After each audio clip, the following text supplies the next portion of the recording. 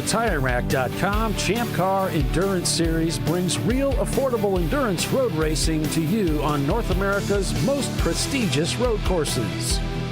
With live flag-to-flag coverage of America's best grassroots motorsports racing, AutoZone presents ChampCar.Live.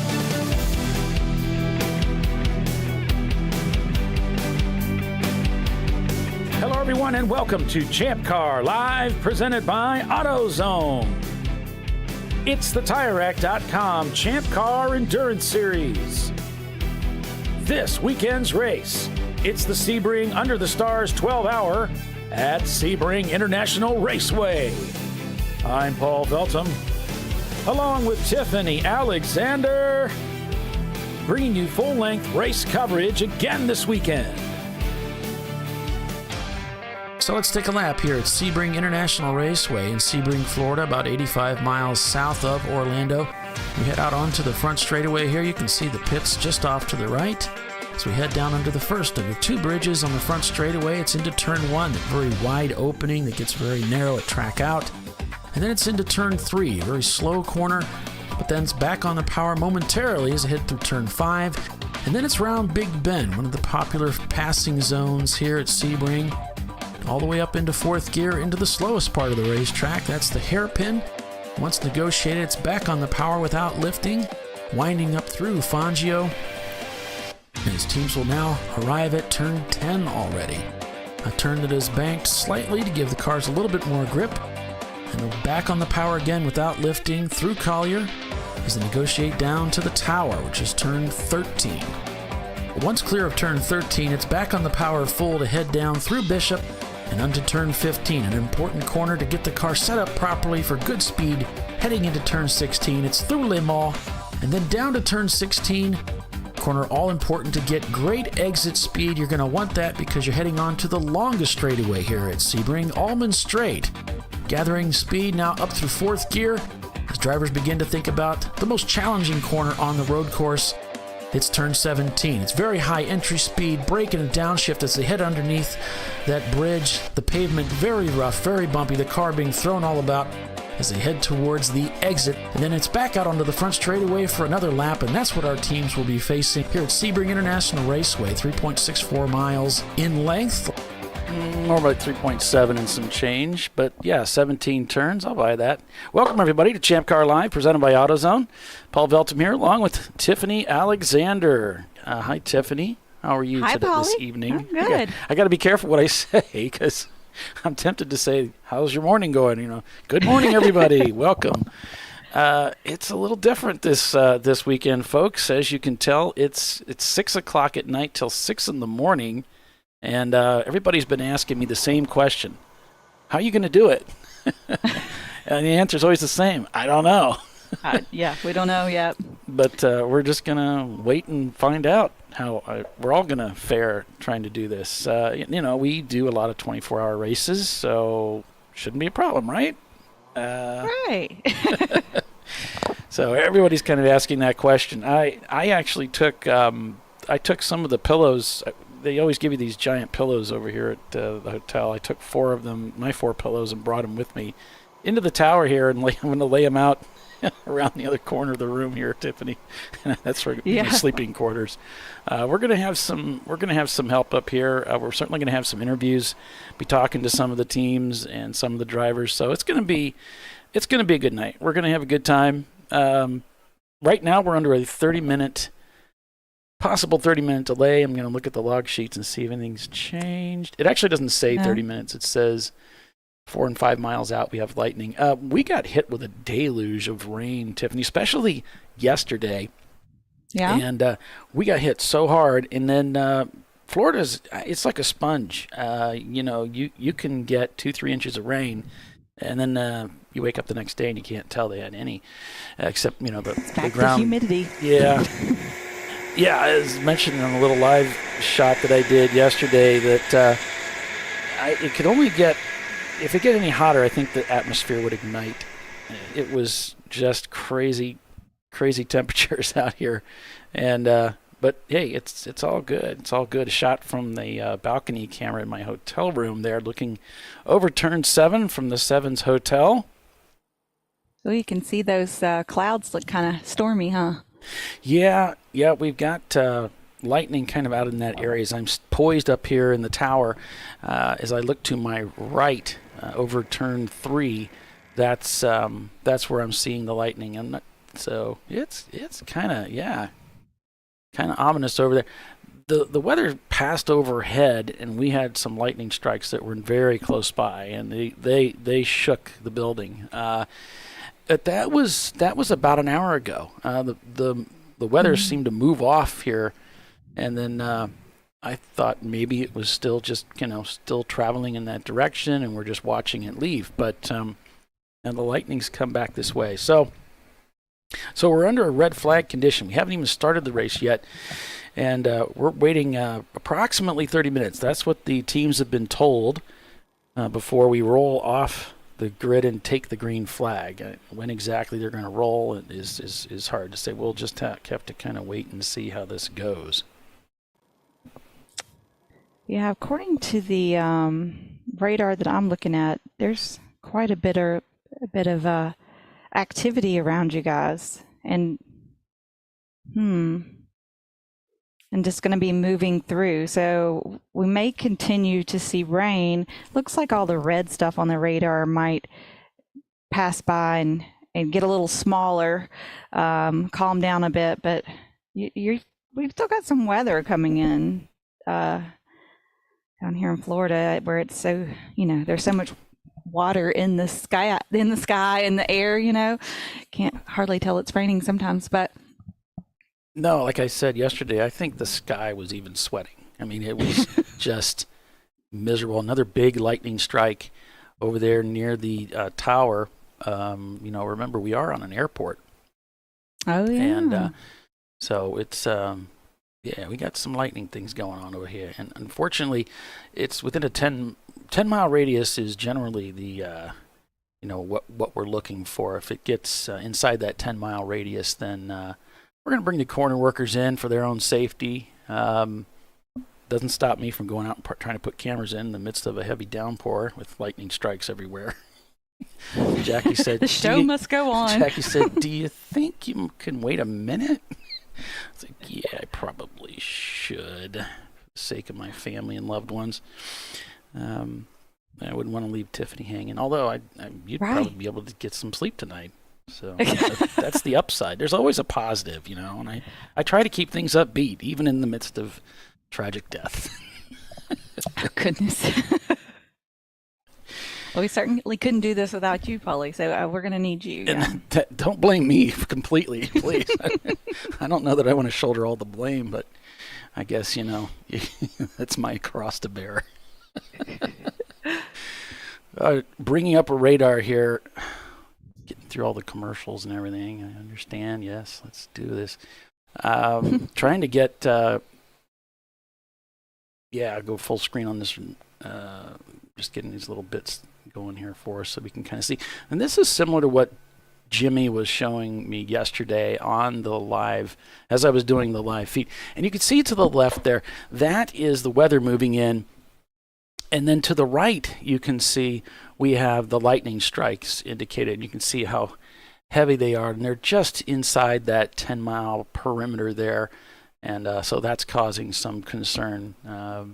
So that's okay. We got a big race on our hands, and we've got plenty of time. So unfortunately, we're going to have to kind of be at station keeping here until this weather moves far enough out that we can get things going here. So yeah, dropped a lot of water on the racetrack.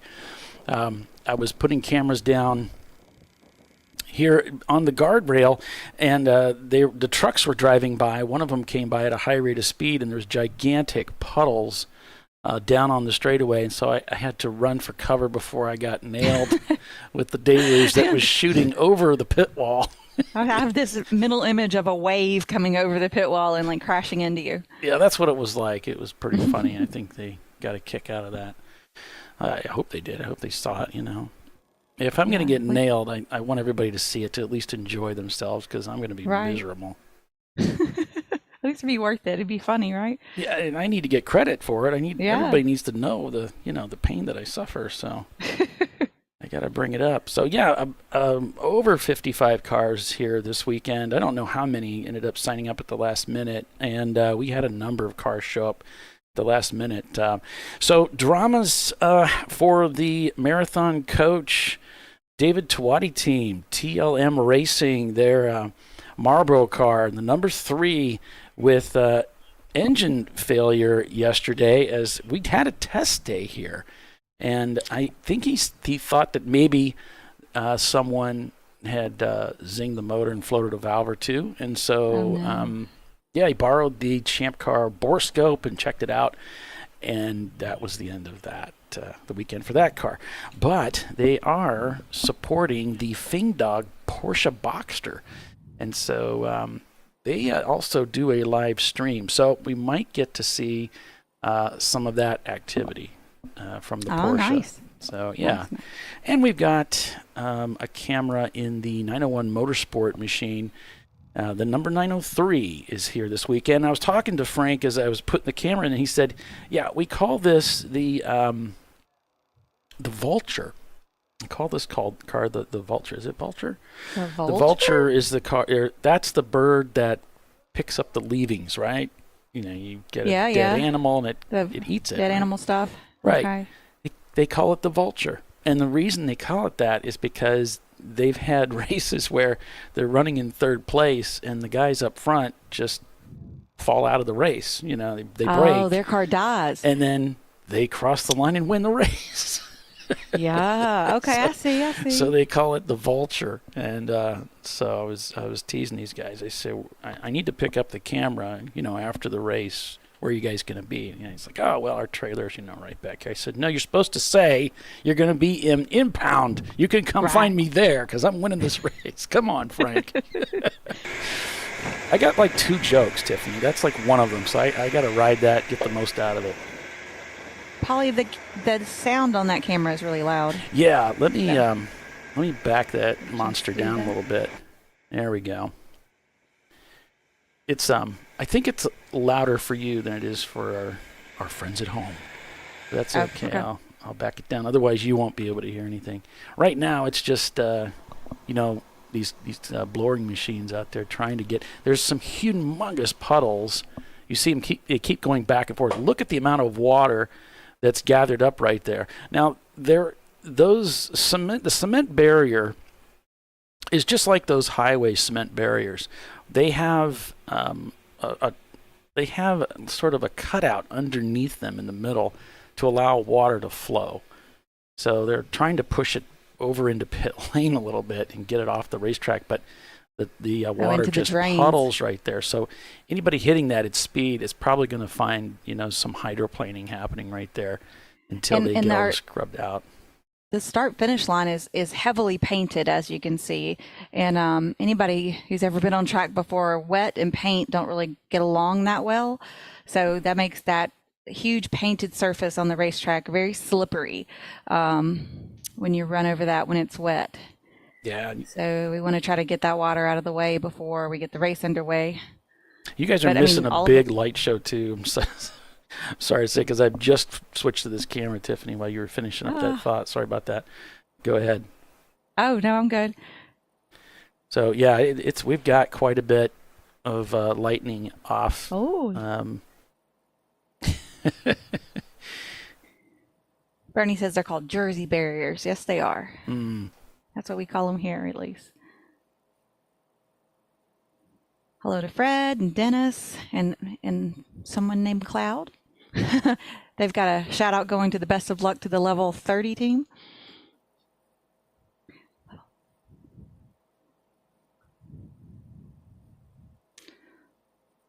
Level 30. Don't we normally have a level 3? Yeah, we've got a level 30 team level here 1 this weekend. I'm thinking of, and a level 30. Yeah, level 1 and level 30. Yep, BMWs, Hondas. We got a Prelude, a CRX, and S2000. I heard from them a little bit earlier. Hera Flight Racing. They're here this weekend. There's a Volkswagen Jetta from MS2 Racing. The Florida Motorsports team, they're here this weekend, and they're broadcasting as well, the camera in their car. Both of the Shark cars are here from Team Infinity. Level 1 Racing has shown up with a Mazda Miata. Avenue Garage is here. We've got Stranger Racing. They've had their Ford Ranger out, running that around, and FN Racing as well, their Ranger. So 2 Ford Rangers here doing laps. We've got Team 901, which is different than 901 Motorsports, 96 BMW 36328, car number 566. 2 Section 8 trying to mess Mustangs. with us. Yeah. It's not hard to do. It really isn't. No, It's not hard to get us confused. So Section 8 brought both of their Ford Mustangs here this weekend, and I know our friend Stephen Cox will be racing with them this weekend. They won EC back at Daytona, so it was a huge win for that team. Winning Daytona is a big deal. Subpar Racing here, Treasure Coast Miata, Whiskey Tango Foxtrot. Tried to put a camera in their car. No, there's really no room to get a camera in there. The way they have that, everything is so buttoned up, there's just no room to get a camera rig in there. Benover Racing and Blue Steel. Benover Racing, they've had a camera in their car in the past. I'll have to keep an eye out on them. So, And I saw Flat Out Nemesis on the list here. Like, that car is wicked quick and well driven, so they rarely show up to a race that they're not a contender for the top spots at the end. Yep, posted a camera here, hoping to catch some of the black flag penalty action, and we'll see how that goes. But most of the time, the pits are some of the most well lit area of the racetrack, and while we do have some lights that we brought to help light some other areas of the track, experience has shown that it's tough to really get the cameras to see much out there. So we've been concentrating. I'm just going to try it. Put some cameras along pit lane, and maybe we can pick up a little bit of a different view of what's going on in the race while we're calling the fun. I can't think of anything better to do on a Saturday night. Let's just go racing. I mean, yeah. I don't know. I think I could think of it. Just kidding. So yeah, my evil plan was to cover the drivers' meeting down there live, and then hop in the car with Andrew, pace the field, watch them start, and all that kind of good stuff. Mm-hmm. Hi, Dylan. And it just didn't. The tech didn't quite come together, and I kind of ran out of time, so it didn't quite happen. But I hear an announcement coming. So she's calling for everybody to take shelter. The concern is obviously that lightning must be coming a little bit closer now. The concern was she's worried about people being in the garages. That's not necessarily, you just don't feel it's safe right there. You know what I mean? Yeah. You're very exposed to the elements, and so she wants people to find some shelter and get out of the garage area there. She being Jackie Sides. Yeah, Jackie Sides is our race director. Yep, thank you. Mm-hmm. Yep, she's the race director this weekend, calling the shots and doing a fantastic job. I really like when she's working those races. Jackie's great, a real level-headed person, and just really handles things expertly. So that's awesome. She used to be our pace car driver. She's moved up in the world. Is our husband driving the pace car now? Yeah. Okay, so I was thinking.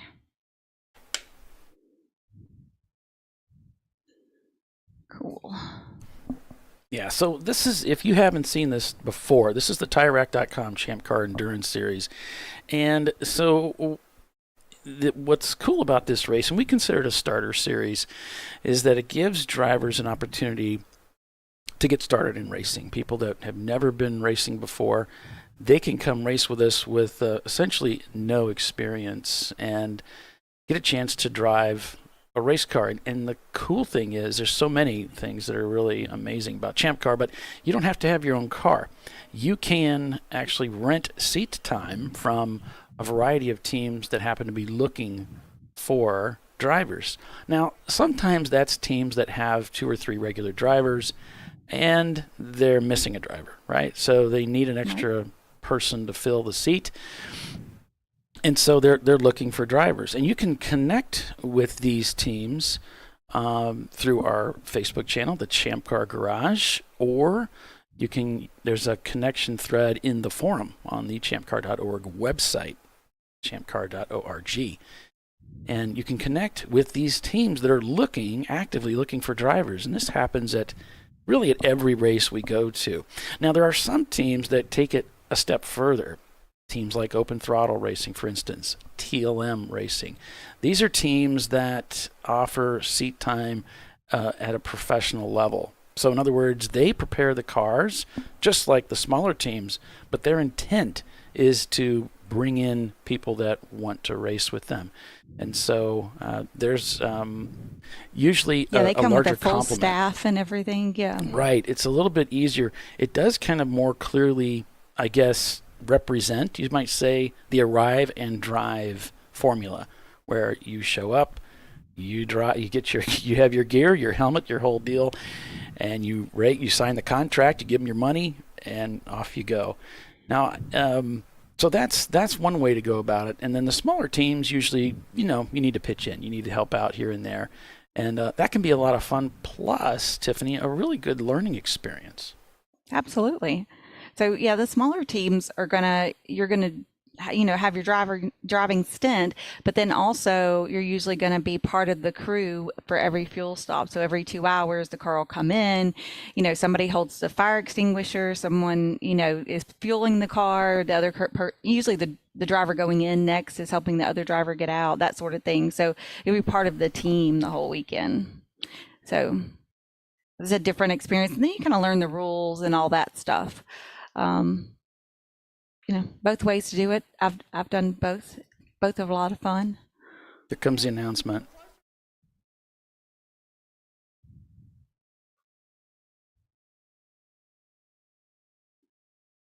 Okay, so they're calling it the Lightning is about 9 miles away, and just reminding people to take cover, seek refuge. So yeah, barely in our window. Yep. Yeah. So the race was scheduled to start at 6 o'clock. We are under a red flag condition, a hold, if you will, until such time that it is safe to go back out. We do race in rainy conditions, so it's not an issue of the rain per se. It's an issue of lightning strikes. So we keep an eye on it. We have several monitors that keep an eye on the lightning situation, and when it falls within a 10-mile radius, that's when we bring in the corner workers, because the corner workers are very vulnerable in a lightning storm. They're standing in these little wooden sheds or metal sheds that are out there at the corners.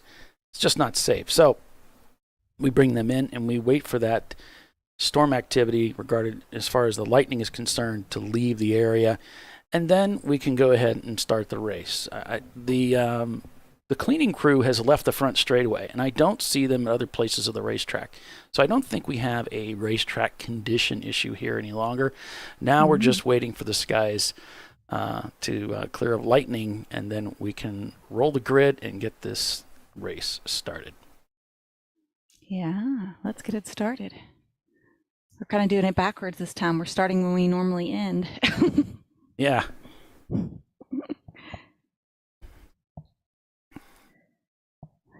I was kind of looking at the radar. It looks like maybe some of the lightning might move away eventually. Yeah, there's a lot of lightning strikes, and you can see that weather right over Sebring. As I said, Tiffany, it seemed like it had moved in from the west and had flown across us here, and it's sort of moving off to the east now, but I guess it looks like it's actually tracking southern, doesn't it? Yeah. We knew we were going to get weather. It was in the forecast. We had about a 44% chance yesterday, and actually it showed that the weather was going to trail off as we got towards the end of the final 2 or 3 hours or so. So, what are you So gonna anybody who has the normal number to send info to, please go ahead and send that. Bent Over Racing is letting me know that they have a live feed ready when the race starts for you. Oh, cool. Ollie. I appreciate it. And Mr. Bill Strong's joined us here in the broadcast booth. Hey guys, it's been a while. How you doing? Yeah. Doing well. Bill, we're here. Everybody's ready for a race. So are we. Yeah. We went green for a millisecond, and then we put it back to red to start this race off. But we didn't roll the cars off. No, they haven't been rolled off grid yet, but it is a 12-hour race, and we end at precisely 6 a.m. tomorrow morning. There will not be an extension, nor will they be an extension. So, yeah, unfortunately, but yeah, it's pretty nasty out there. It just popped up, man. It kind of came from Tampa, kind of going east, and then it kind of swung down towards us, or it came from Tampa. Thanks a lot, guys. Yeah. We really appreciate it, Orlando. Yeah, great shot there, Paul. I like that. But yeah, you can see that storm there. And that actually makes it look worse than it really looks outside. It's dark, but not that dark. But the wind has picked up. We are in our tower here, looking at the start-finish line and the American flag. We are looking north, right? North, yes, north. And the wind is going from east to west. Oh, now it's going south. So, yeah, it's moving all over the place here. So Reeves is really not leading the race. They haven't actually come around yet. No. There was no reconnaissance lap, nothing. We didn't leave the pit lane. That's sort of what happens when we just turn on race monitor. There's another strike. Yeah. Okay.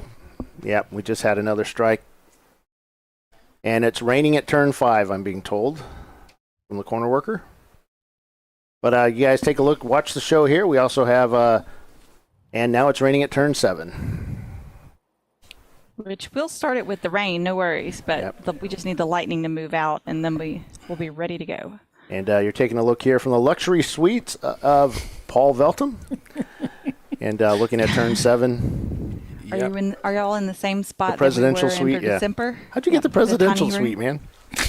Jeez. You got the presidential suite. I don't have the bedroom in the other room. Well, walk into the room. It's like, where's my bed? Oh, it's over there. Yeah, Tiffany, we're in the Sevens Hotel. Just so happens they put me on if you come to the Sevens Hotel, try to get a room with an odd number. That generally puts you on trackside. Yeah. So now they gave me. I won't tell you what the room number is because I know of the fans. The fans. I know. It's. I can't take it, people. I won't even tell you the floor. You have to protect your privacy. Okay, it's 311. Oh wait, why would I say that? But still, that's a good view from the track, and that's a very what do you call it? Very popular corner. Lots of action happens there. So we have the blower, the jet blowers going down the front straightaway here, blowing the water off the track, trying to dry it off as it rains. Did you see those guys that were trying to nail me with the water as they were driving by? Well, they were making fun of you on the radio. You know he's standing against a fence. Should I just keep going? And they're like, yeah, just go. See? That's what I work with, people. That's what it's like. Now I know. Now you know why I am the way I am. See, that goes back to the, hey, Bill, can you go to pit stall 1? Hey, Bill, can you go to pit stall 204 at Indianapolis? Remember that? That was completely an honest thing, Bill. We didn't mean any harm at all. No, you didn't. I couldn't walk for about a week from the chafing, but, that happens. Hey, I want to remind folks that we have Flagtronics marching ants up online as well. Of course, we want you to stick here, but we have the marching ants up. We'll also be doing announcements over this to the teams on pit lane. So if you want to hear the announcements that we make to the teams, go ahead and listen here. And we also have the log system that we have in place, so you can actually watch to see why your significant other got black flagged and how many penalty points they got, things like that. So that will be updated when I'm up there. But yeah, it's fun, man. Now the rain has really picked up a lot. Yep, it's starting to hit the front straightaway again, and again, that's not a big problem, but it won't be much fun as the puddling over there, Bill. Paul, can you reach out there and wipe that off? Yeah. I'll get you a squeegee. I'll get my best man on it. Actually, a squeegee. It's coming down pretty good. Hey, yeah, I like to thank Paul. Normally, Paul has a crew of people helping him out up here, and he has done this show 100% preparation, 100% the whole bit. I'm willing to bet he's going to fall off at about, 1 a.m., maybe 11? In other words, don't blame Bill for one. This Yeah. is for once. We don't have to blame Bill for This is a Paul production. He completely did on everything. me. Yes, I did charge the batteries, so Yeah, you did. I did. Thank you for Yes. doing that, by the way. Yep. So Expertly done. Yep. So, but yeah. Hey, we got Brian Beasley up here. Did you get to talk to them? Hey, let's talk to Brian. I'm going to hand this over to you. I'm going to go back and do my job. Yeah, you probably better go upstairs. Thanks, Bill. Appreciate you coming down. Brian's been hanging out with me here for a little bit. Self-preservation, if anything else. Yeah, trying to dry my feet out. Trying to dry your feet out and not die. We can grab you a chair here, Brian. All right. This is the deluxe show. There's no extra charge for this, by the way. For the bar stool. The use of the chair. Yeah, there you go. All right, thank you. We're high tech. All right, so Can almost see the whole track from up here in this stool. it's crazy, isn't it? So tell us about yourself, Brian. Tell us about your racing and. Yeah, got the bug at a very, very early age. My dad used to do, motocross, trials bikes, circle track, both dirt and asphalt, and road racing. Yeah. And so he had the biggest one I remember is the C Sports Racer that he built out of an NSU Sports Prenz, which was a German two-stroke car. Yeah. And so he built the C Sports Racer out of that. The C Sports racers are crazy. Yeah. Well, this is back when they generally weren't all that crazy. They make so much noise. They're like my old Roadster. They make more noise than horsepower. Oh, yeah. Definitely back in 69, I guess, when he built this thing. Yeah. Those cars are so crazy. They are a little car.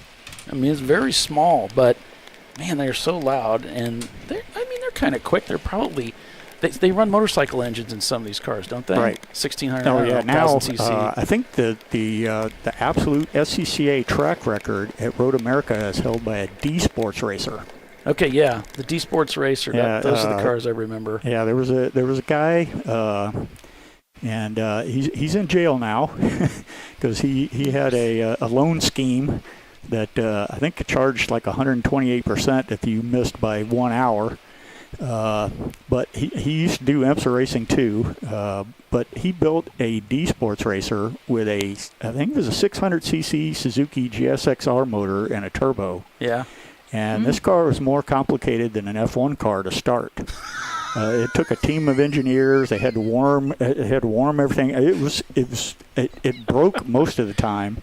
But he set the runoffs. He set the track record for SCCA cars at Road America with that thing. By golly, when it ran, it was. Oh yeah, it was heaven. Screamer. If we can just get it to run. Yeah, I think it ran something like a 159 or so. I remember it was right around the 2-minute mark, which for Road America is flying. Yeah, that's unbelievable. And that's a 4-mile racetrack. Yeah, when you consider, SCCA GT1 cars and Formula Atlantic and all that, and they beat those times. Mostly because it wasn't slowing down for the corners.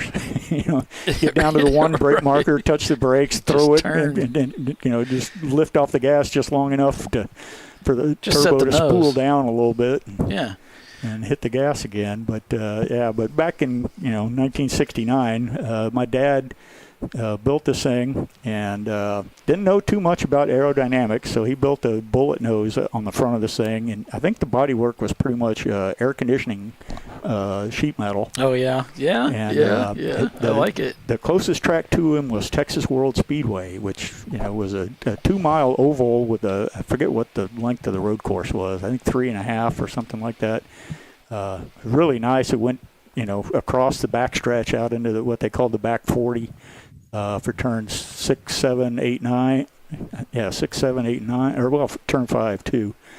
But I remember him telling me at his driver school there were 2 dentists that showed up from Houston, which was a little over an hour away, and they had two Camaros that were built. I don't know if they had Penske build these cars for them or if they bought a couple of old Penske cars, Camaros, for GT1.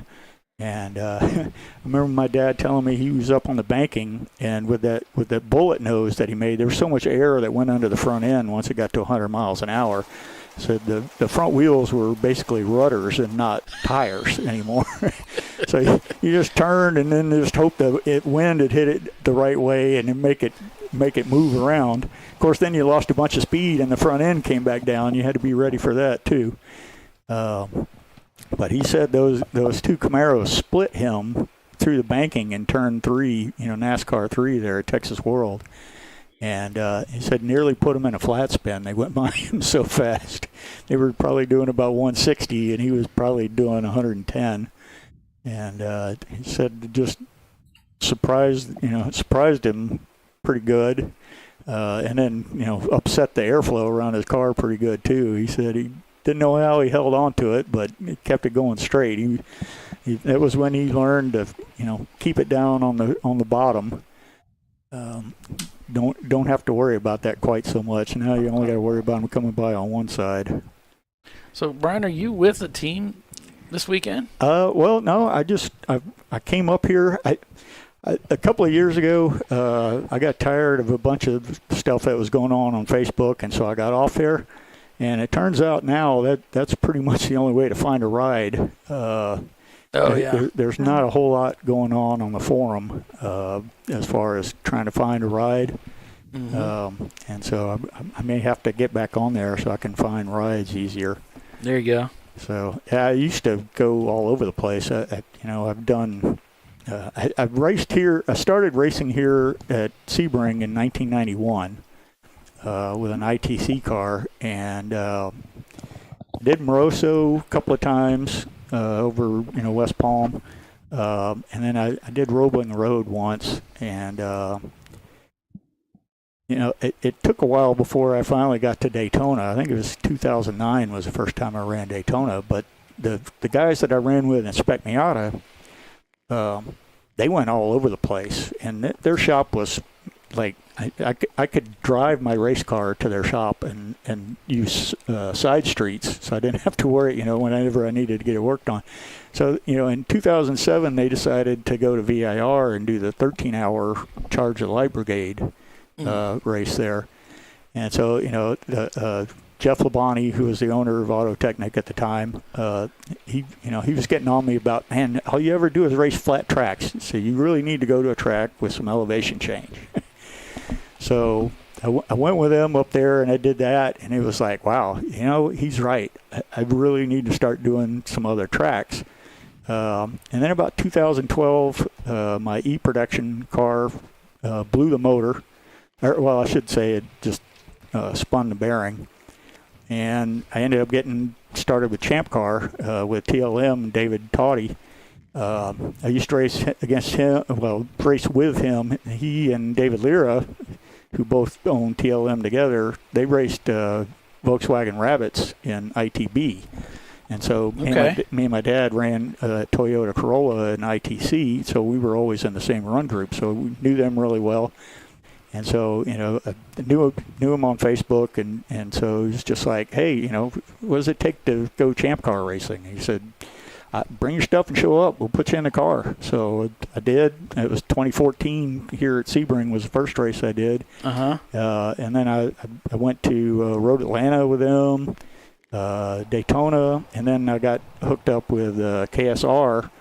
Yeah. And started doing races with them, and then going all over the place with other teams.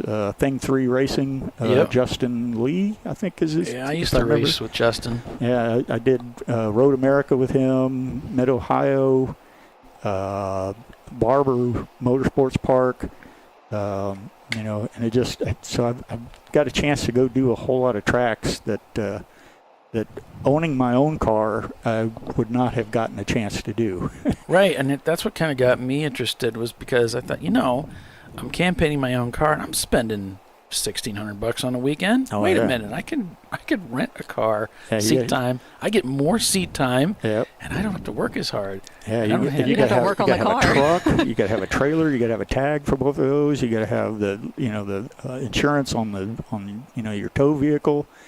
So yeah, and then the space it took up in my garage, and I got to looking at it, and I was like, man, I can go do all these tracks that I've talked about doing for a long time, and and actually go do them. So I got to do Watkins Glen.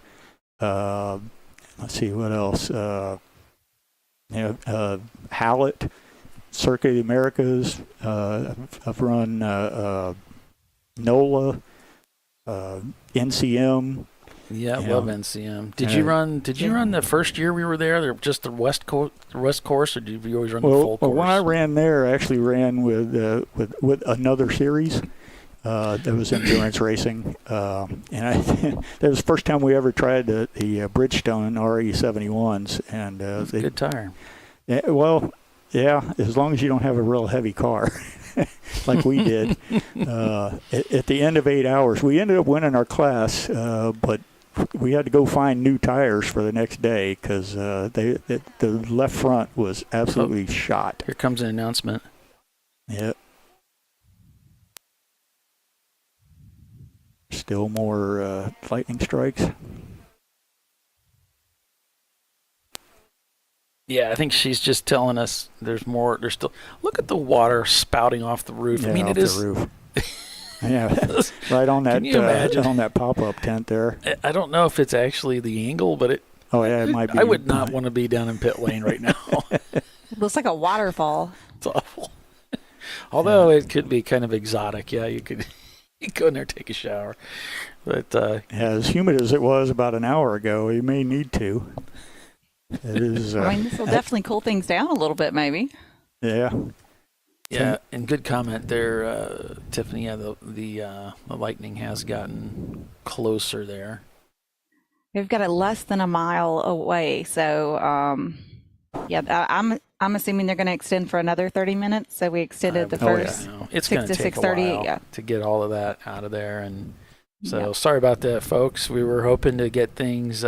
We knew weather was coming. We knew it was coming. If you're looking at the weather apps, you could see that there was a chance of rain coming into the start of the race, and that was unfortunately when it was going to be the heaviest chance. And then I'm pausing to make sure there's not an announcement coming over.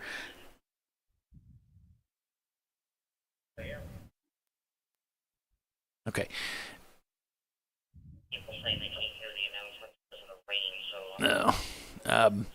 The rain's coming down so hard. Some of the people are having trouble hearing everything. But hitting the roof up there. But we knew the rain was going to come early on here, and it's supposed to taper. So especially the finish of the race, the last couple hours should be pretty good. But you never know how fast a storm's going to move through. If I was good at gauging the weather, I wouldn't be calling races. I'd be doing something with weather. Yikes. You've got a lot of activity north of you, and the weather is moving south. So yeah, it looks like it's coming right down on top of us, Tiffany. Yep, coming right down US 27 there. So Tiffany, I'm still just so impressed with you with this thing with Chin. Is it Chin? What's it called? Chin Motor? Chin Track Days. Chin Track Days. You are. I don't want to misspeak your title, so why don't you say it? Oh, I'm the chief driving instructor, but I'm their first female chief driving instructor in the existence of Chin in the 28 years they've been in business. So you bring in some style to the position then. Yeah. I like it. So they go all over, kind of like Champ Car, but they do track days instead of full wheel-to-wheel racing. So it's more of a driver's education take on what we do in Champ Car. So it's a really good starter place, though, if you kind of want to get on track and do a lot of laps, have an instructor in the car with you, all that stuff, and then move into racing. That's always a great way to start. I'll tell you what, let's talk more about that when we get back from the break. So we're going to take a quick commercial break here. Stay with us, everybody. You're watching ChampCar Live, presented by AutoZone. Brian, I want to thank you for coming up and talking to us. We'll be right back in just a few moments. Stay with us.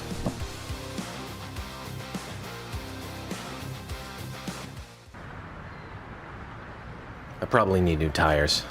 You do. What if I sold tires online? We do. We're TireRack.com. They could offer lots of tires We have so many tires. and help you find the right tire. It's called the Tire Decision Guide. Oh, and they could ship them to a nearby mechanic. We shipped over 7,000 independent recommended installers. This is an amazing idea. Sorry. TireRack.com, the way tire buying should be. Come on, road. Do your worst. We'll be at our best. Stress tested to meet or exceed original equipment performance. Exclusively at AutoZone.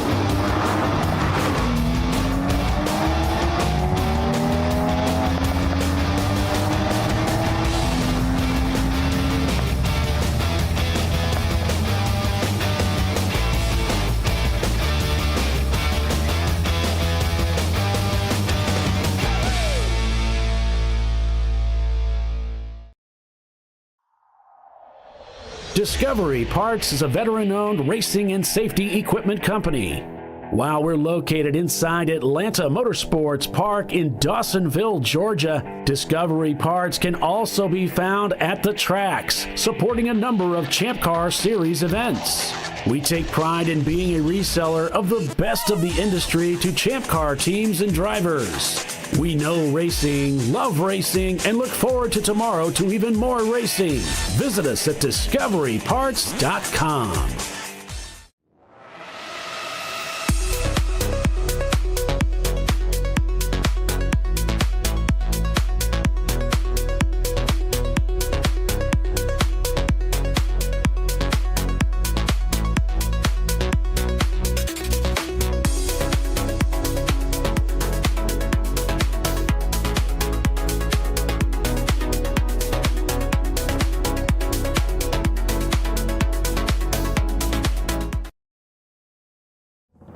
Lifeline's continuous commitment to research and development ensures that we supply the most innovative and cutting-edge products available. Used by the majority of the world's motorsport championship-winning drivers, teams, and constructors, Lifeline has a stringent and proven history of success. Lifeline's continuous commitment to research and development ensures that we supply the most innovative and cutting-edge products available. Lifeline's 0360 systems are the result of over 7 years of intensive research and development using 3M's Novik 1230 environmentally safe gas extinguishant. Lifeline uses only the finest quality components. For more information regarding our fire safety equipment and fire safety systems, please contact us at info@lifeline-fire.com. Located in Northeast Ohio, with 40 years of combined experience, Money Shift Racing knows how to deliver performance and safety, offering everything you need to get your vehicle and drivers ready for race day. From safety equipment to full engine assembly and repair, in-house fabrication, 3D design, and rapid prototyping. Money Shift Racing. Performance done right. Sentinel is a comprehensive motorsports video solution incorporating live streaming, local recording, 3 cameras with picture-in-picture, flag status, and much, much more. Stop playing with multiple solutions. Sentinel handles it all, including timing and scoring, vehicle data, graphic overlays, adaptive bitrate encoding, network bonding, and more. Sentinel is the solution to sharing your motorsports experience with your friends, family, sponsors, and the world. What are you waiting for? Get your Sentinel today and never miss an on-track moment. www.sentinel.racing. Duralast, designed to meet or exceed OE performance, with 2-layer shims and OE-style slots and chamfers to eliminate noise. Backed by a noise-free guarantee when professionally installed. That's the Duralast difference, only at AutoZone.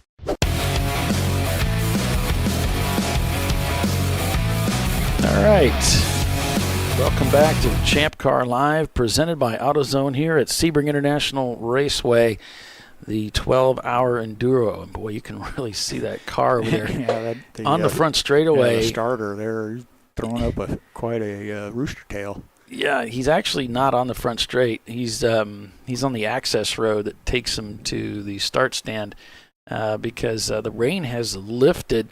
Now we'll take another look at my little lightning strike indicator here, and you can see there's still quite a bit of lightning in the area according to that indicator, but this is just something I use, not necessarily something that the officials are looking at.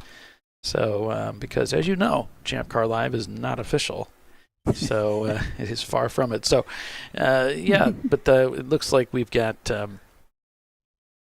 we still have some lightning active, but boy, when he came in there, it was just, I thought the car was going to go underwater. It's so much water over there. Years and years ago, back when they still had the old pit building here, the front stretch used to get like that. Yeah.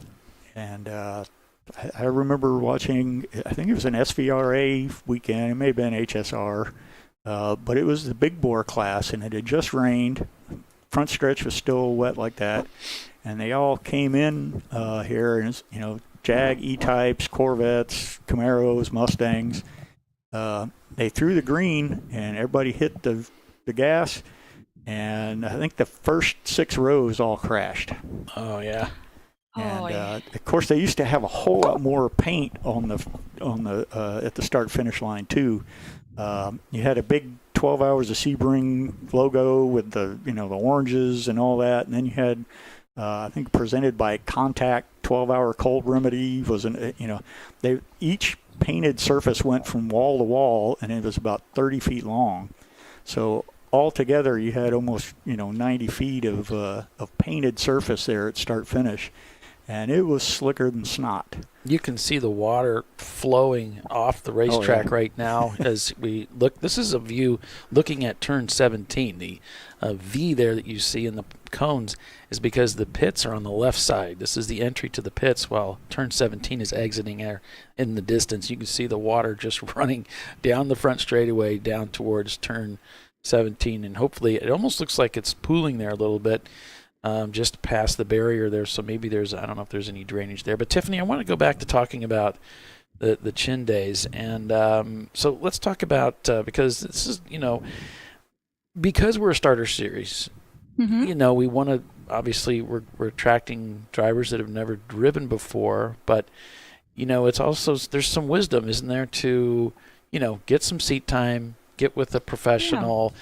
Or volunteer, but someone who can kind of guide you and coach you to help you feel what it's like to drive a car at speed and eventually wheel to wheel. And just because you're a bad A double, dollar signs on the street does not mean you're ready for the track, because it's a completely different kind of driving. We're an amateur racing series, so with a lot of professional series and series that are club based, you have to have a racing license, and you go through that particular club or series to get your license to race. Whereas we're an amateur series, and your license is your driver's license. You have to be a licensed driver, so it can't be you can't have lost the driver's license, but your just standard driver's license is what gets you in this amateur series. But most of our drivers have done a lot of track days before, or raced other types of racing, motorcycles, things like that. So it definitely gets you up to speed. Better to do like a track day and start putting some of those principles and physics together with the car. And it's kind of a different entry point, because that's completely amateur, right? They have multiple groups, and you start by your your experience level. Never before been on track. They're going to put an instructor in the car, and you're just going to use like a daily driver car or your favorite toy car. There's no extra. You just use your regular seat belts. And you don't have to wear a driving suit. You can just wear it, but you have to have a helmet. So like, to start, you just really need a helmet in your car to be serviced, fresh brake fluid, that sort of thing. And you can use any tires you want to.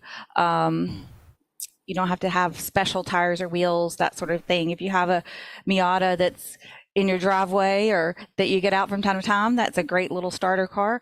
And so you just do a track day, and then you learn your way around the track and how to maximize your momentum and make it through the turns with your speed. You just start learning how all of it goes together, and then you can take it to this amateur series and put that together with wheel-to-wheel racing. The difference is on we call them a HPDE, high performance driving event, or driver's education, depending on the group. It's like flag football, right? So you do all the same things you might do as racing, but when it comes to passing, you're not allowed to pass without a point by. So the car that is in front has to point the car behind them to the left or the right, and then that car has to pass on that side. And that's kind of an agreement between drivers about that pass, and then carry on as quickly as you want to. So we just take that element of forcing a pass out of it in the HPDE. Mm-hmm. And so you get the driving down, and then you move to something like ChampCar and start adding in how to make a pass happen and when, and take that momentum and move it into a passing zone and do it safely. So it kind of all starts melding together. Yeah, it sounds like, it's a great, if it's sort of, this is a sport you're interested in and you want to kind of dip your toe in it and see if it's for you, you can get connected with Chin, which sounds like an organization that is really going to carefully move you, step by step through the process of working up to speed and getting comfortable Absolutely. Driving the car at speed. Because as you said, there's a lot to learn. There's a lot to know to carry a car as fast as it can possibly go through corners, and how to handle a car when it's doing 100 miles an hour, 120 or 140 miles an hour. The car handles very differently than it does at highway speed that you're used to driving. So it sounds like Chin's just really sounds like an ideal organization to connect with because of that. You're going to be... They're a top-notch deal. That's and they great. go to a lot of the tracks that ChampCar goes to. They, Watkins Glen, Pit Race, Sebring. They're at Sebring. Chin has a weekend at Sebring, at least one every weekend, one every month, one weekend every month, minimum. So they're at all the same tracks. So you can go practice and then come out. Actually, a couple of VRs ago, that might have been 2 or 3 years ago now. Golly, how time flies. Chin was on one end of the track and ChampCar was on the other end of the track, both running a short course. Okay.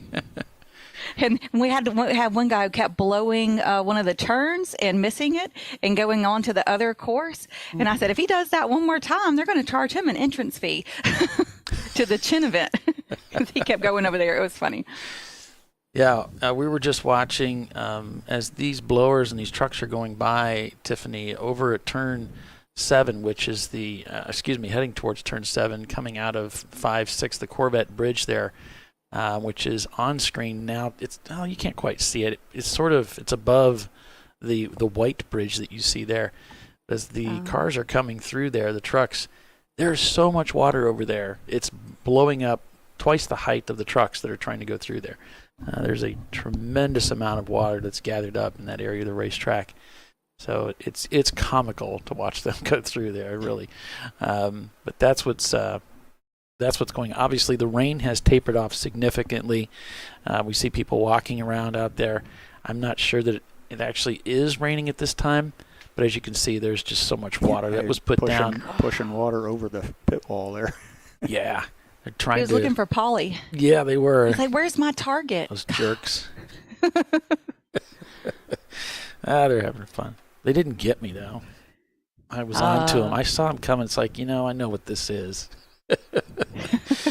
Not your first rodeo, huh? I know what this is. Those jerks. But our camera's been getting the worst of it.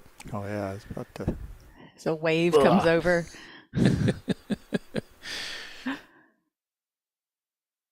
This is such a cool place too. This is one of our oldest tracks in the U.S. So, people have been racing on this course for a very long time. So it's really neat to get out here and do the thing that some of our heroes were doing. Yeah, they have all these banners across the top of the garages there, as you can see, and they go down into the 1960s. It's just a really cool place to into come. Into the 50s. Yeah. The water coming over our camera. We're getting the budget wash here. Yeah. But you can see the windshield sky. wipers on the camera. Yeah. Yeah. So, yeah. But such a cool place. Just a really interesting place to come visit. Brian's here visiting today. He's not with the team. When I was here with my wife last time, I think it was, I took her around the perimeters and access road. You remember that hilarious video of I think it was a Corvette that left turn 7, ran out of brakes, broke through the gate, ended up outside the racetrack on the public road that lines the racetrack. And so I took Jenny down along that public road, and it winds around the perimeter of the racetrack. And so we were able to see the race as it was going on, or practice. I guess it was a practice day. Wouldn't have been a race because I would have been working it. And we could see the cars coming around at the various places of the racetrack, and that was really cool. Yeah, there's a pretty nice little deli back there in the at the airport. So go over there for lunch quite a bit. The Track Shack. No, it's there in the airport itself. Oh, okay. There's a little. I forget the airport is right there too. I mean, you think I would never forget that after the last time or time before that I was there. They were doing competition dives right above the hotel while I was trying to sleep. Like just dropping the plane and doing a free fall and then catching it back. Yeah, there's crazy. There used to be quite a few guys that had stunt planes out here, and so sometimes you'd be out here racing on the weekend and you'd get a stunt show. As well as the guy was practicing for wherever he was going off to, in the next couple of weeks. There we can see the weather still coming in, Tiffany, and the lightning strike indicator that we have there for Sebring, the Sebring area. Looks like they send the safety trucks out there to check it out. Yeah, they're circulating the track, and they're working to try to get some of that water pushed off the racetrack before they bring the blowers out, because there's just so much out there right now. They got to work on that. So quite a few trucks out there on track right now. It does look like we're going to start the race under wet conditions, though. I'm going to gamble on that. Yeah, and that's really no problem for Champ Car drivers. We race in the wet and the dry, and unfortunately, we even sometimes have to race in the snow. But yeah. This is okay. Looks like we need another pass from the truck there to wash the water droplets off this camera. But trucks, several of them circling the racetrack. Those are track official cars. Those are the trucks that are provided by the track, and they maintain the track and help us out. If some damage occurs to an area of the racetrack, they'll go out there and work that area. If we have a car that gets stranded, they'll come out and pick up that car and pull them back into the paddock area. So there's essentially two teams at work upstairs. I'm on the 3rd floor, they're on the 4th floor, and it's what we call race control, which is people that work for the racetrack, and they work here regularly, and they make a lot of the decisions as to what they want to see happen. And then of course we have the race directors from Champ Car, and they have their policies and things that they want to see from our drivers, and to keep everything I don't want to say legal necessarily, although that is part of it for the rules, but it's also keeping things fair in the spirit of competition. And so race control and between, which is a combination of the Champ Car officials and the track officials, work together to put on a race. It's quite an effort, and they work in the same room together. And there's a number of people. There's timing and scoring, which is Chris is here this weekend, as well as Troy Trulio. They're working timing and scoring. We've also got Bill, of course, and we've got our race director, which this weekend is Jackie Sides. And then there's probably 3 or 4 track officials up there as well. And they all are working in concert between the crew that's out on the track, servicing the track, and the decisions that Champ Car is going to make as well. And so I'm not in that room. I'm down. Oftentimes we're just in a separate room or some closet. There has been times, usually very small. This is a pretty small room. This is kind of average. It's probably about 15 feet wide, if that. Maybe a 10-footer, something like that. It is a little bit deep, but we've had smaller rooms. Like some of the rooms we work at Barber are even smaller. But that's, the media room's typically separate because of all the chatter. We're talking and we're shouting and we're getting excited and all of that. And they're trying to focus and concentrate and make decisions too. And so usually they keep us separated. Now, when I worked at Laguna Seca, we were actually all in the same room. Yeah, I've called a few races that way too, yeah. But they usually don't like our shenanigans for sure while they're trying to be serious and run the race. No, because, when we would work at Laguna Seca, because we are in the same room, which is, at the time, it was essentially a trailer that had been put there years and years and years ago. It's kind of like what's at Mid-Ohio. On the other side of the racetrack there, and so Bill would get excited and boo, boo, and yelling, and that whole team turns and looks at him like, "What are you doing? We're trying to run a race over here." So typically we're separated, and it's not a bad idea. So Doc GTO is asking, do we have a new start time yet? We have not received a start time yet. The Lightning has to move outside of that 10-mile radius. Usually we get at least a 15, 20-minute warning, though, when we're going to go green. So I would say hang in there. We might be looking pretty good here. I noticed the Osprey has come out, and he's landed on the fence over there across from the front stretch. So if he's out and about right now, that's probably a pretty good sign that we may be done with the Lightning here soon. Cool. It's like the non-lightning spirit animal. Or he could just be fishing on the front straightaway. Well, that's true too. There's a couple of puddles out there now that you might be able to find something in. The crawdads come out. Mm-hmm. Well, speaking of puddles, I was heading over to the local Walmart to pick up some silicone to seal up my camera so that it didn't get damaged with all the rain. I expected rain today. And I got a new camera that I was putting on the tripod there for us and over in the balcony. And so I'm in there, I'm walking around, and I came across this toy that was on an end cap. It's called a Pudgy Penguin. Pudgy Penguin, yeah, okay. I had to buy it. It's about the size of a Funko Pop, and you can interchange. They have hats and sunglasses and monocles and all this kind of stuff. They're pretty cool. So I picked one up. I think it's pretty cool, but I don't know what happened to him. I thought I brought him in here, but I thought, no, I don't want to have to carry him out. So yeah, I'll put a picture up on Facebook. But I think that's kind of cool.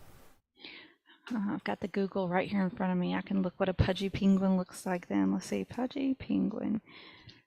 Oh, now there's... Oh, it's really cute, isn't it? Two of those Osprey running around out there now. I mean, it's kind of what you expect, right? A little fat baby penguin. Yeah. Like it. No updates on the logs yet regarding the race start time.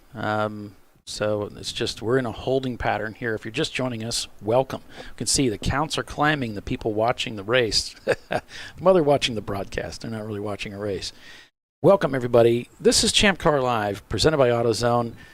It's the TireRack.com Champ Car Endurance Series, 12 Hours Under the Stars. It's a 12-hour event that started at 6 o'clock in the evening here, Eastern Time, and will checker at 6 a.m. tomorrow morning. We haven't actually started the race, but the clock is running because, the contract. So yeah, we had just as we were getting ready to roll the cars out of the pits, and I mean just as we were about ready to roll, like it was Jackie saying, "Hey, let's get into the cars. We're going to go ahead and send you out." That's when the lightning started hitting, and I even called it over the radio. I said, "Hey guys, I am seeing some lightning over around turn number 1 area." And he said, "Don't worry, we're watching it. We got our monitors. We're on top of it." And I said, I'm not worried. I'm just reporting it. I had him. I was putting cameras you were out. Inside. I was putting cameras out. Oh. I was walking back to the tower here, to my post, and I saw it in the distance. And I've got a radio, and I said, "Well, I'm going to call it in so they know and just make sure they see." Well, by the time I got back up here, it was happening more and more frequently as the weather was moving in. So it got quite a bit worse there, as most of you saw. So we're under a red flag condition. The cars never left the grid. We never started the race, not yet. And so once that lightning moves off, we'll go ahead and roll. Now I'm not a Floridian, so I don't know. I'm not that familiar with how long it takes. If it's different in Florida than it is in Indiana, but what it looks like is there's quite a bit of weather there to be dealt with. Now it looks like we've got, I don't know, it does look like we got a nice gap there. So I don't know if that weather that's to the north of us there outside the 30-mile radius might drift off to the east and give us that clearing. I don't know. Yeah, But, then we could get this party started. Like I say, it looks like it's just going right down US 27. Yeah. Now that the image you see to the left, the radar that's on play, that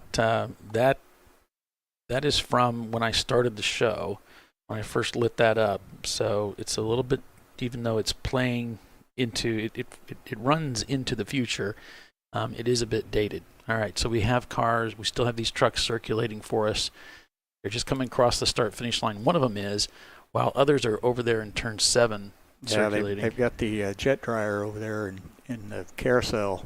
I noticed he was pushing a whole bunch of water off there on the driver's right. Yeah, they were getting really serious over there. That's that area of the racetrack.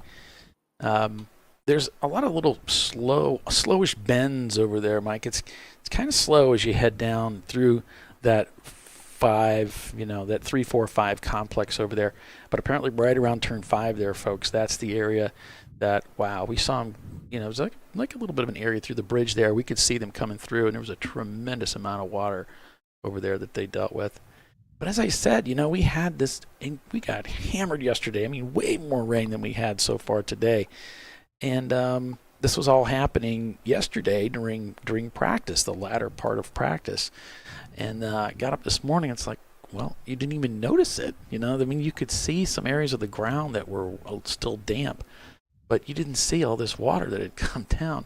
So although we are getting a lot of water, it seems like Florida's like a sponge. It just soaks it right up. Once they push the water off, it's going on. In Indiana, no, it's staying. You're not getting rid of that. That runoff has to go somewhere. But this I guess it's just a giant beach. You just throw it over on the sand and you keep on going. Carry on.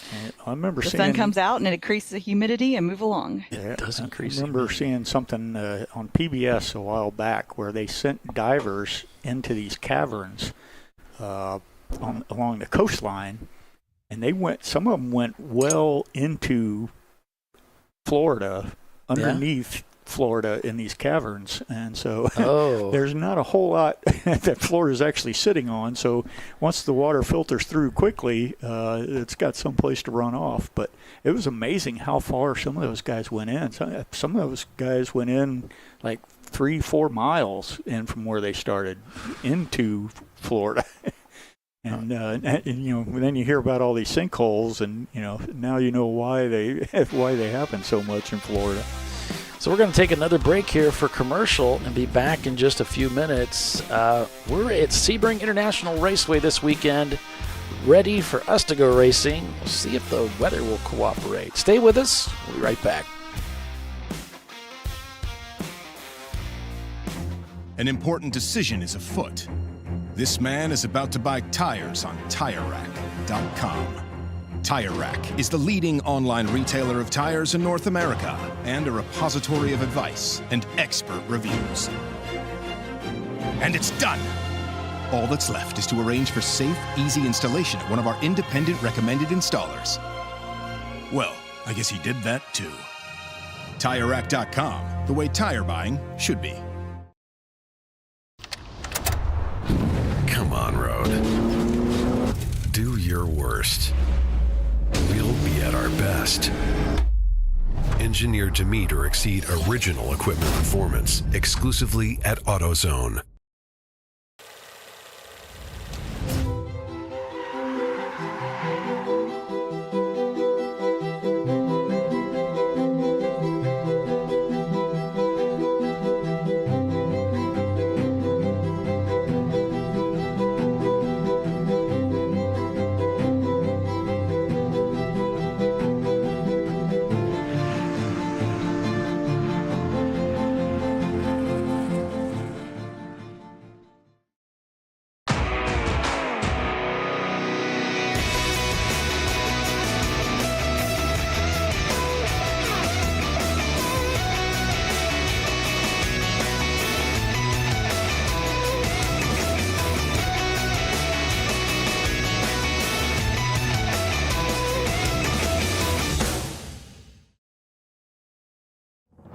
Lifeline's continuous commitment to research and development ensures that we supply the most innovative and cutting-edge products available. Used by the majority of the world's motorsport championship-winning drivers, teams, and constructors, Lifeline has a stringent and proven history of success. Lifeline's continuous commitment to research and development ensures that we supply the most innovative and cutting-edge products available. Lifeline's 0360 systems are the result of over 7 years of intensive research and development using 3M's Novik 1230 environmentally safe gas extinguishant. Lifeline uses only the finest quality components. For more information regarding our fire safety equipment and fire safety systems, please contact us at info@lifeline-fire.com. RVA Graphics and Wraps is a full-service design, signage, digital graphics, and wraps company located in Richmond, Virginia. With over 20 years of experience, RVA Graphics and Wraps offers premium signage options for your business. We are dedicated to offering our clients best-in-class service in all aspects of graphic design and application. For more information, visit us on the web at rvagfx.com.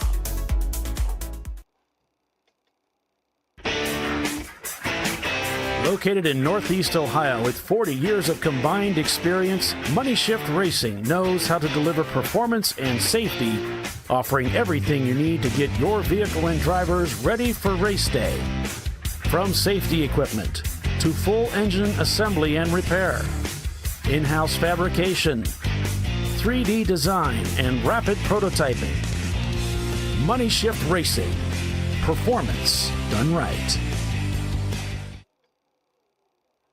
Sentinel is a comprehensive motorsports video solution incorporating live streaming, local recording, 3 cameras with picture-in-picture, flag status, and much, much more.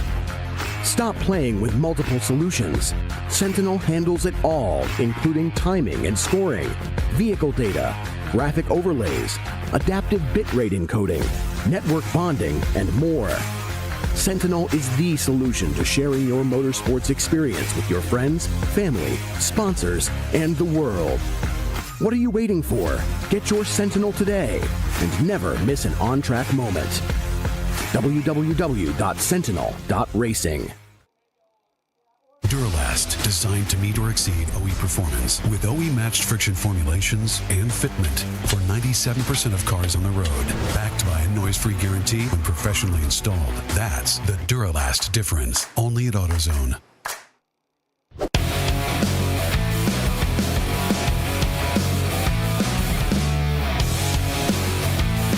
Welcome back to ChampCar.Live, presented by AutoZone. Looks like drivers are being called to the race cars here soon. So we see the activity here as the cars are being untarped, and they're finally preparing to put some drivers in. Look at that sweet-looking Z car out there from the 1970s, huh? Come on now. Let's get a little bit of Datsun love going. Yeah, the Datsun out here this weekend. What a beautiful-sounding race car. Definitely has the Datsun Inline 6 in there. Just a beautiful sound. So we'll see how they do this weekend in that machine. But, yeah, the drivers been called to their cars just as we were heading off to commercial there. And so they're now preparing to get this party started, right? Get these cars to roll off the grid and get started here.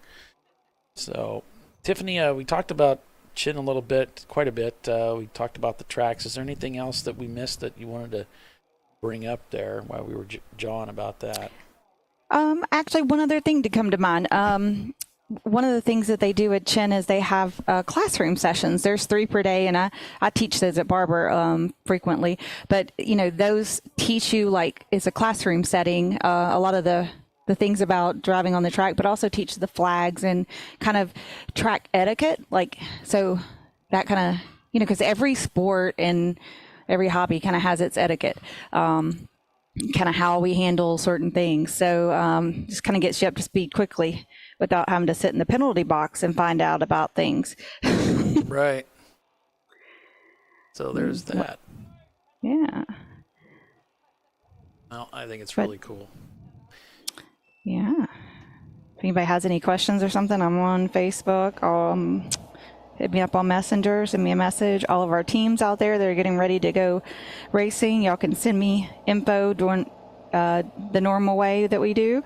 So I'll be looking forward to hearing from everybody. I've had several already message me. So now everybody was antsy for the race to start, because you have that antsiness about a race, right? Especially when it didn't start till 6 p.m., right? You have all day to think about it. And then it was delayed for an hour. So, everybody's ready to race, I think.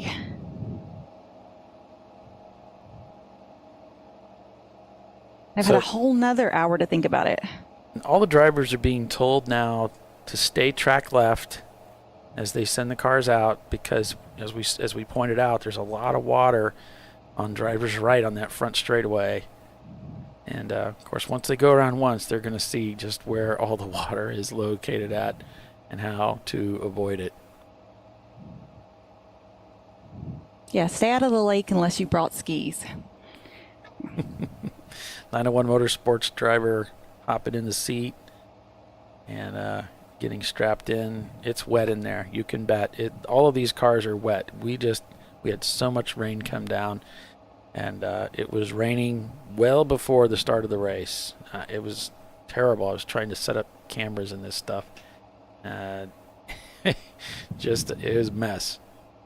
And if people don't know, there's not windows in race cars, so these are open on the driver's side and the passenger side.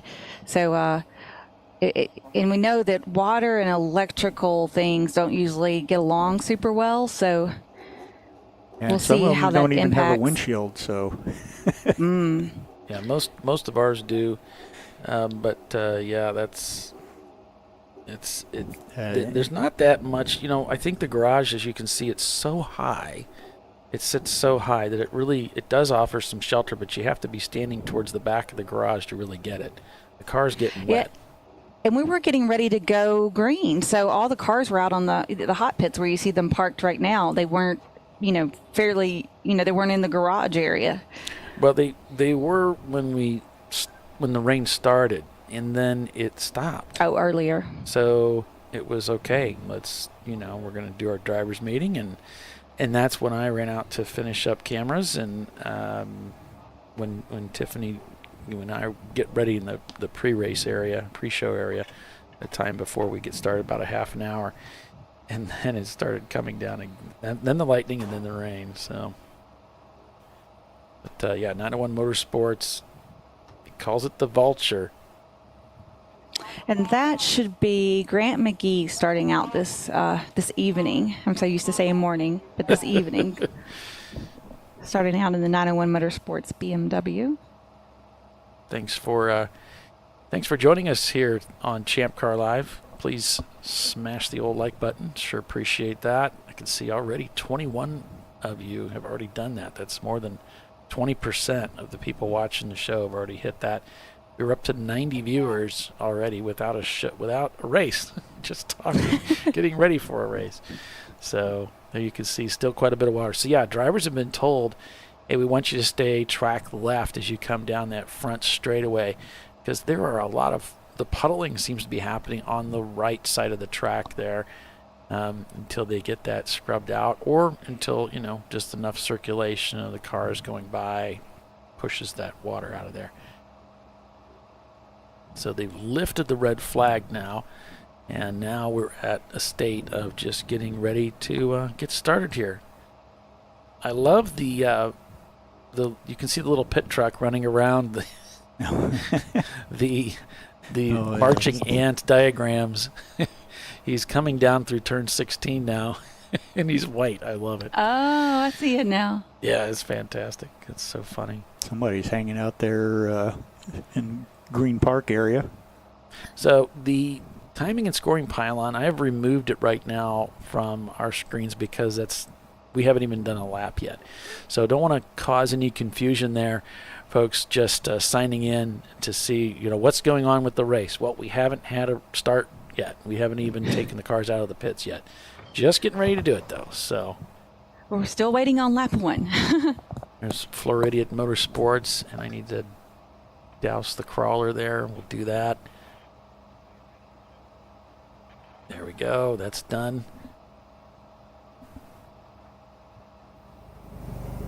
We got the audio running here inside the Porsche 944. This is kind of an odd duck. This Porsche is turbocharged, and we don't really see that in Champ Car, although we do have some cars that have raced with turbochargers. Of course, Arbank Racing, very successful racing in the Saab 9.3 with that turbocharger, but most turbochargers just don't hold up well. And so for them to have this Porsche with a turbocharger on it and have it reliable, that's really something. So it's always great to see them racing with us, and of course they're from Florida, so they're here for this Sebring race under the stars. You might be wondering, how did this whole thing get started? Why are we racing in the dark instead of during the day? And it turns out it was the brainchild of Ray Frank. We were riding back from dinner a couple nights ago, and we just got to talking, and he said, yeah, I am standing in the pits and I'm throughout the day, and I'm watching these guys over in the paddock in the blazing sun, changing engines, replacing wheel bearings, working on their cars, and they're just getting fried out there in the sun. So after the race was all over, I stood up and said to everybody, hey, what do you think about us doing this at night instead? And there was a rousing approval from everybody. Yeah, let's do that instead. And that's how this whole thing came to be. And so here we are, racing 12 hours instead of in the daytime. We're going to do it at night, and we'll see how this goes. But we got a pretty good turnout, so yeah, we'll see how things go this weekend. Yeah, it definitely is warm at Sebring in the middle of summer. So yeah, you really can't escape it. What you can do to avoid that, the better. So, and I don't want to upset anybody from Florida or people that live in Florida, because Florida is a fantastic state. I love being in Florida, but as of this weekend, I'm pretty sure that this area we're in is pretty much Hades. It's pretty much Hades. And let me explain. I came in here. You come in here, and it is so hot. It is so humid and hot. I stepped out of the hotel, and it was 74 degrees, and it felt like it was in the 90s. That's before it even got hot out. Well, let me send you to South Texas. And then the temperature got hotter, and it said it feels like it's 107. And then after all day goes by, I go back to the hotel to take a shower, right? I'm just looking forward to just getting cleaned up and feeling refreshed. I turn on the water, and it smells like sulfur. Now, that's biblical, friends. That is biblical. So it smells like sulfur, and then I'm thinking, okay, this can't be a coincidence, right? But the kicker was this morning. I'm going through my phone. And I found out the nearest Starbucks is 71 miles from here. Now, that cannot be a place that loves Jesus. Wow. So that's my logic for whatever it's worth. But no, it's You know, it's not that That doesn't seem bad. impossible. Yeah. 71 miles, huh? Yeah, that's what it said. It's like, how can that be? How do they survive? Usually you can't swing a dead cat without hitting one, right? Absolutely. Well, this stinks. But I am a delicate flower, so, you know. That's why I live in Indiana. Florida Motorsports rolling off the pit lane here onto the racetrack for the first time. So you see the cars leaving the grid area here, and still safety trucks out there. Pretty good amount of water there on the right-hand side. You see 901 Motorsport, they're not having trouble with their car. We have kind of an interesting way of starting the field. They draw a random number, and that number ends up being associated with your pit stall location, and that is the first car that will roll off the pits. And everything behind that car on the grid will roll off with them. And then once all of those cars leave, then the next, how's it go? The next car in line picks it up, and then they roll off that way. So they often invert all of that for the second day. And so it sort of makes it even. We don't do qualifying in Champ Car. We just send them out. Just race. Go racing. So there you can see them peeling TLM out. Boxster. That may be the only Boxster out here. Fing Dog is, that's the Fing Dog TLM car, yeah. I think you're right. I don't think I've seen any other. There's the Stranger Racing 2000 Ford Ranger going through. There's the Shark Infinity and the Infinity Shark car, as we call it. Looks like Average Joe's heading out. They might have a camera in their car this weekend. We'll be looking for that. So the final cars rolling off the grid. Those might be cars that weren't quite ready, and now they've made it out onto the racetrack. So finally, cars circulating here at Sebring International Raceway. The cars now heading down the back stretch towards turn number 7, and I can see the open throttle cars cycling through as well. There's a lot of water there at the apex of the carousel, watching 901 Motorsport go through there. We've got a lot of delay. We can see the cars cycling through here as they're heading with the pace car leading the field at a low speed. I would say they're probably around 30 miles an hour right now. They are crawling around this racetrack through this area as they've caught up with the pace car.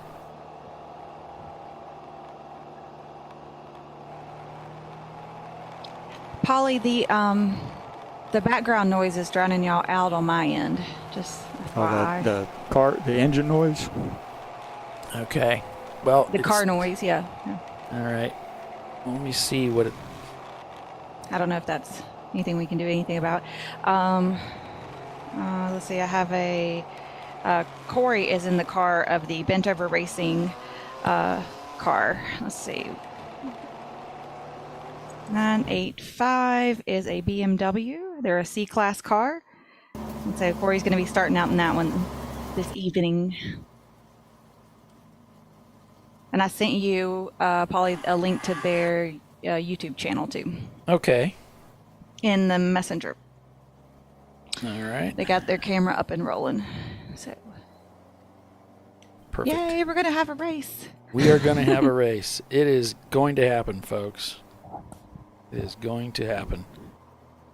Yeah, I think it's probably just a mix thing. I don't think that's actually hitting the feed that loud, and it has to do with the mix between the two of us, which is a problem.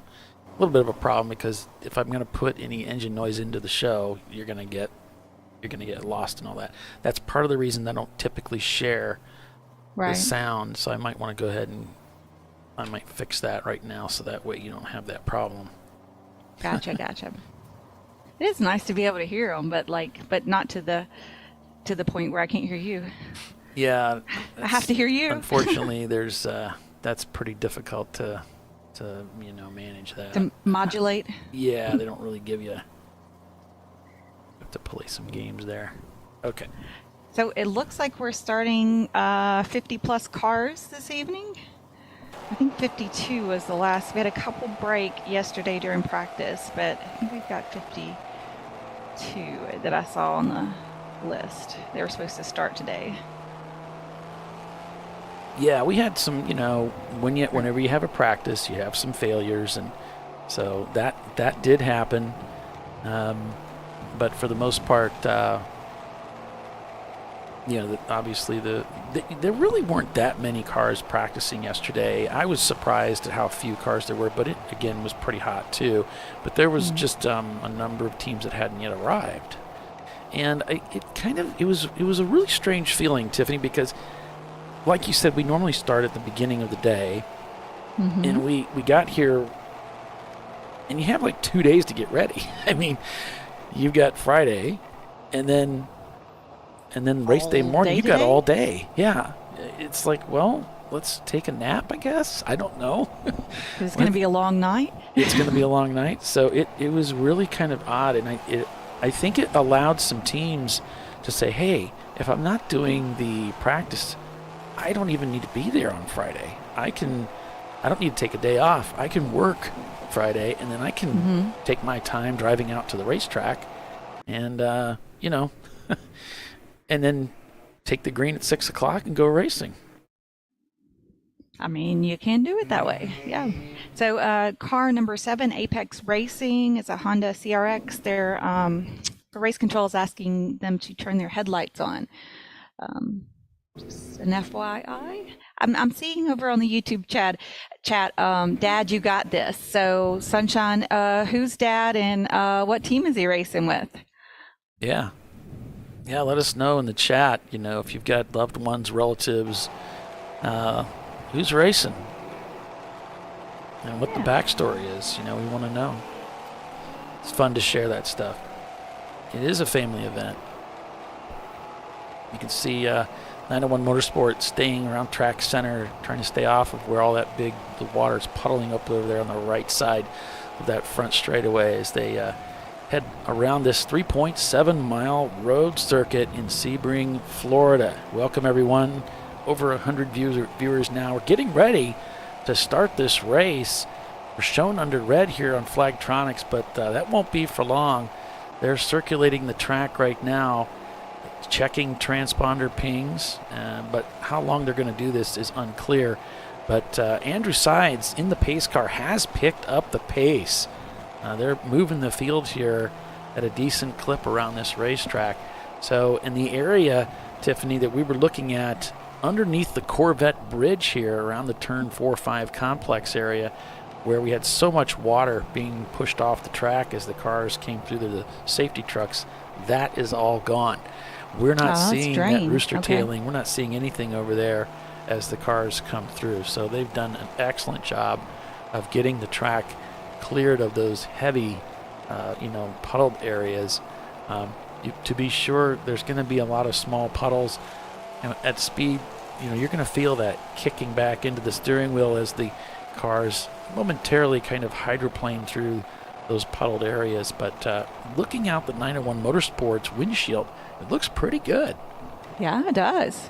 No, I'm not in the car. Just in a couple of laps and see if all the transponders ping, but also this gives the drivers a chance to see where the water is puddling, get the lay of the land, so to speak.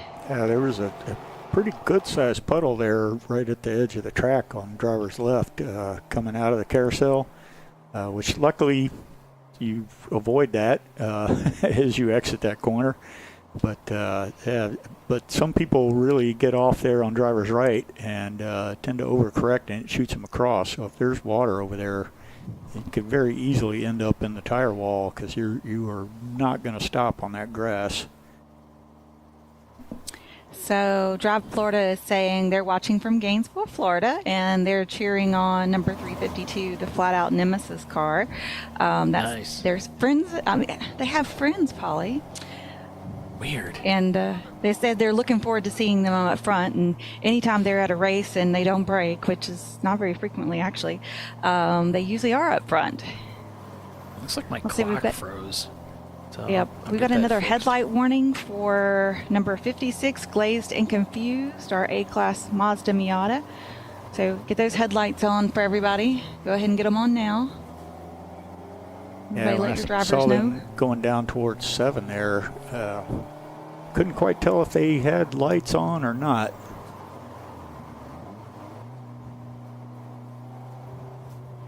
Yeah, you're definitely going to need headlights for this race. Yeah, they trying to remember, they won the race at the end of the year last year. I have a whole like folder of Sebring stuff of all the races we call here. Let's see. That's not right. I know, right? No, I mean my timer's not right. Sebring. There's my folder.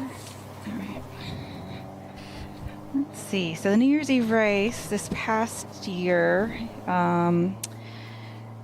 Salen's catch-up car was first place on Saturday. Pinky's Out, Danger Racing, WTF, and Bing Dog were your top 5 on Saturday. And then looks like I was... Oh, because on Sunday I started driving back. I didn't write the Sunday race wins down because I was already in the car. I drove all the way back to Birmingham when I left the track on Sunday. Here we go. Yep, green flag. We are green. We are racing here at Sebring International Raceway for the first time today. Ooh, cars come down that front straightaway. Still some puddles there. Yeah, a few of them on that right-hand side, kind of taking the iffy line. Yeah, 901 Motorsport getting stormed out there. Yeah, Average Joe's going right on by them. Yeah, they're pushing down into this corner, this fast right-hander. This looks like the last turn here, heading through 17 onto that front straightaway to come across the start-finish line for the first time today. Yeah, when I talked to the guys from Average Joe's a couple of months ago, they were telling me they were running 229s here last time, which is getting around pretty good for Champ Car. Yeah.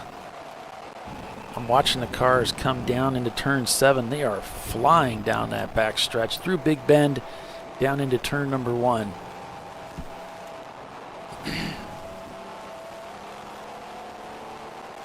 So hey, Fred. Fred's over on our Fred. on our chat there. Yeah, Fred's the track manager over at Nelson Ledges, and he always shows up for our broadcast of our races. Thank you, Fred. It's always great to see you. Of course, we'll be at Nelson Ledges, Tiffany, a little bit later this year. I think, is it next month? Yeah, it's next month. No, well, we're finishing up this month, aren't we? So it's July, middle of July.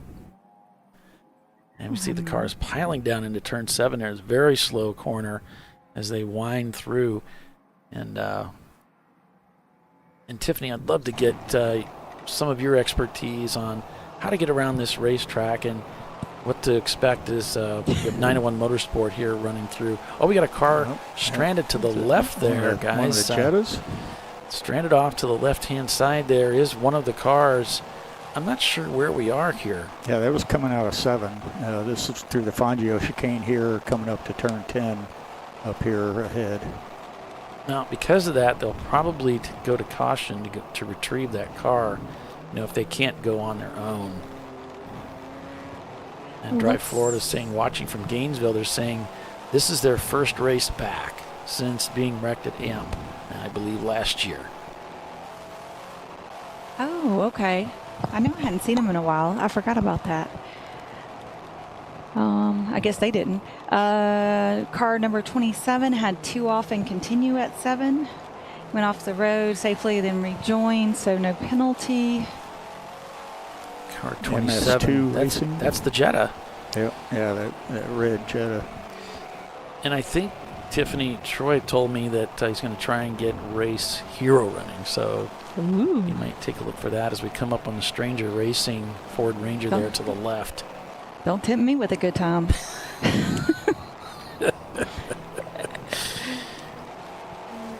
Troy's the man. All right.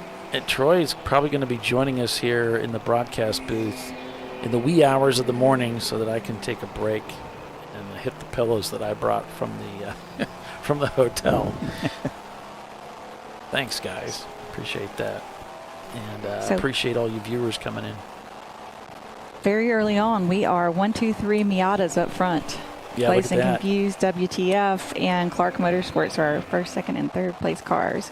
We see the Miatas be pretty dominant here. It must be all the twisties, and they just work so well around this racetrack, and that's why I tried to get a camera in that WTF car, but we couldn't get our rig in there. Yeah, with the Miatas, there's not a lot of really heavy braking zones here, and so you just kind of spot the brake, turn in, and get right back on the power with the Miatas. Turn 7's the only one that you really have to go down into second gear for, and that's in traffic. You can even take that in third gear if you're by yourself, and you can carry speed pretty well. It sure beats ham-fist in the 2-3 upshift and going into fifth if you can get through there in third. Let's say Chris Rallo was saying that Glazed and Confused dominated this race a year ago. I've got the July 23 results. It looks like Treasure Coast Miata won, and then Atlanta Speedworks, and then Glazed and Confused. That was last year's race. Then RVA, DVM, and Team Infinity, Kobe Racing, and TLM were on the top end. And I've got, let's see, it would have been helpful if I wrote the year down for this one. Oh, Glazed and Confused was the winner of this one. 14 Hours of Sebring. Is that year before last? Let's see. Usually make a little folder at the end of the race. I take all my notes and my roster and all and write the dates on them and I know show them one in a coming folder. up on the Betty White car there. Yeah, that's a crowd favorite for sure. That is one of my favorite cars to see on track. I just love it. All right, folks. So with that, we are green here at Sebring International Raceway. Starting off what looks like about 10.5 hours of racing. Looking for that checker at 6 a.m. It begins, folks. Oh, looks like we're under caution as we go off to commercial. Maybe it's just that particular area of the track. We'll be right back. Stay with us. You're watching Champ Car Live, presented by AutoZone. Stay with us.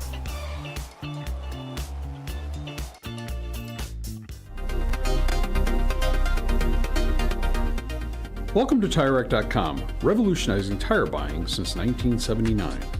With our unmatched selection of branded products, finding what fits your vehicle and is right for you and how and where you drive has never been easier. Through helpful online shopping tools that include our professional hands-on reviews done at the introduction of a tire and consumer reviews that give real-world feedback over the life of the tire, you can make the right tire choice and find exactly what you need. And if you prefer to talk to someone, our tire testers, our sales team, are available on the phone. And that's how we get you the right tire for you and your vehicle for where and how you drive.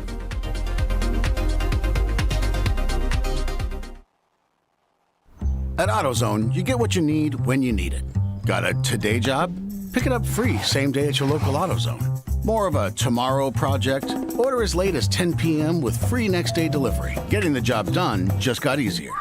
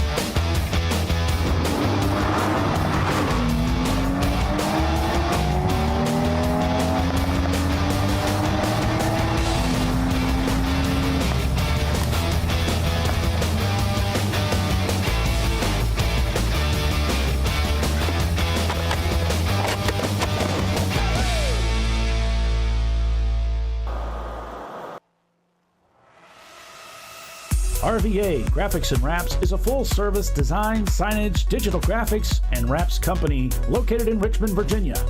With over 20 years of experience, RVA Graphics and Wraps offers premium signage options for your business. We are dedicated to offering our clients best-in-class service in all aspects of graphic design and application. For more information, visit us on the web at rvagfx.com.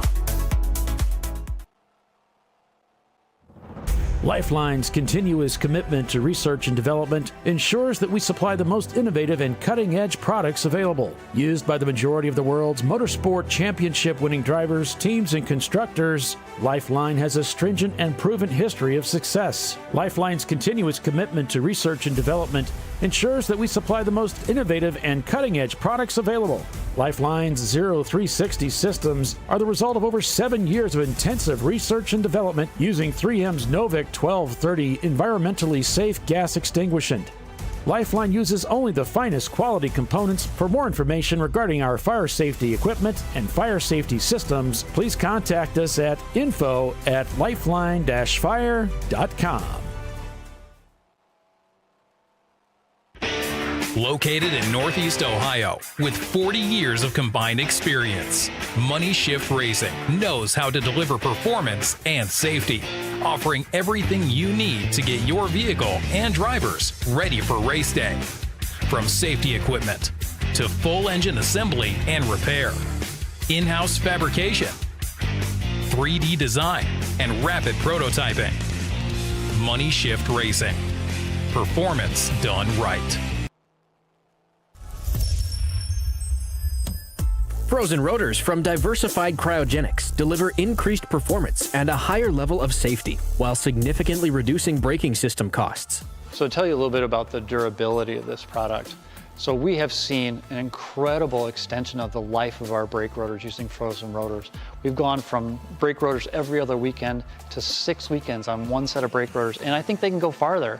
The durability has been amazing. And it's been a fantastic season, and man, a lot of that is due to the way our car can brake on those frozen rotors. For more information, go to frozenrotors.com. Sentinel is a comprehensive motorsports video solution incorporating live streaming, local recording, 3 cameras with picture-in-picture, flag status, and much, much more. Stop playing with multiple solutions. Sentinel handles it all, including timing and scoring, vehicle data, graphic overlays, adaptive bitrate encoding, network bonding, and more. Sentinel is the solution to sharing your motorsports experience with your friends, family, sponsors, and the world. What are you waiting for? Get your Sentinel today and never miss an on-track moment. www.sentinel.racing. Bring on the frozen tundra. The grinding gravel, the cratered concrete, the rain-soaked streets. Come on, road. Do your worst. We'll be at our best. Reliable performance in unreliable conditions. Designed to meet or exceed original equipment performance. That's why more auto technicians choose Duralast parts. Exclusively at AutoZone.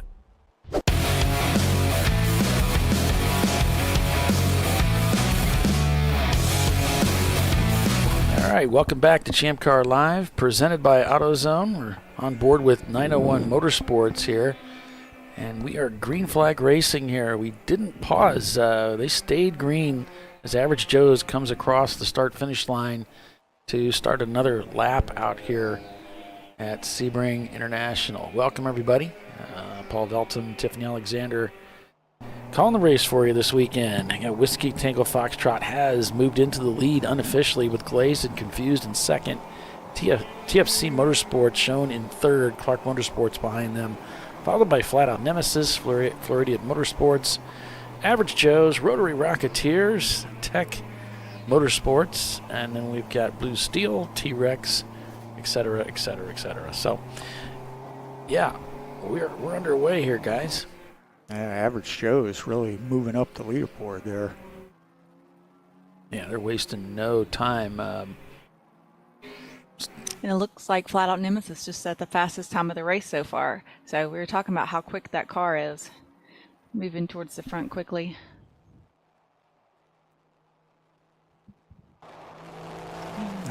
And a B-class car at that. Usually B-class cars get the work cut out for them here. And it's Flying Wrench Motorsports, our latest sponsor here for the TireRack.com Champ Car Endurance Series. So the folks at Flying Wrench Motorsports, we say thank you. Yeah, flat out Nemesis already down to a 250. They Checked wasted out no that time doing that. link. It bent over, but the stream broke, so. Oh no, okay. If I get another one, I'll let you know. Yeah. Ah, race monitor is up. All right. And Tiffany, if you can check your microphone or maybe just turn it up a little bit, I don't know, so we can hear you better. Okay, how about now? Yeah. Better? Oh, okay. Yeah. Yep. All right. So race monitor is working. If anybody at home wants to follow along or at the track for live timing and scoring, it's a third-party app, so it's not official, but you can go to Race Monitor or Race Hero. Yeah. Oh wait, Race Hero is one I was going to look at, not Race Monitor. Racehero.io. It's kind of an odd website, but URL. But yeah, it's great. Wow, flat out's already moved into fourth. They are on the charge there. Floridic Motorsports in tow, trying to work their way up around the field as well. There's a quick point by, it looks like. Now I have Race Hero up. Yay. All the things.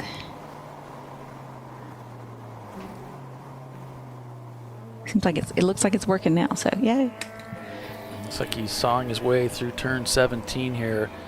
Perhaps the most challenging turn in all of motorsports. Turn 17 at Sebring International. A couple cars come by around the inside as he takes back to the front straightaway here. Probably the bumpiest turn in all of motorsports. Yeah, I don't know. Harris Hill might be able to challenge that now. Oh, I've not driven that track. Okay. So Tiffany, how do you suggest drivers when you coach them to get through 17? You definitely the kind of turn that you want to work up to.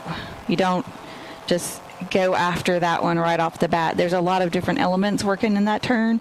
It's got when you get it, when you start getting it close to right, it's a very fast entry. And then the exit, if you're maximizing the turn, you're usually all the way very close to the wall. So you really want to get your points down here and make sure you're not into the wall.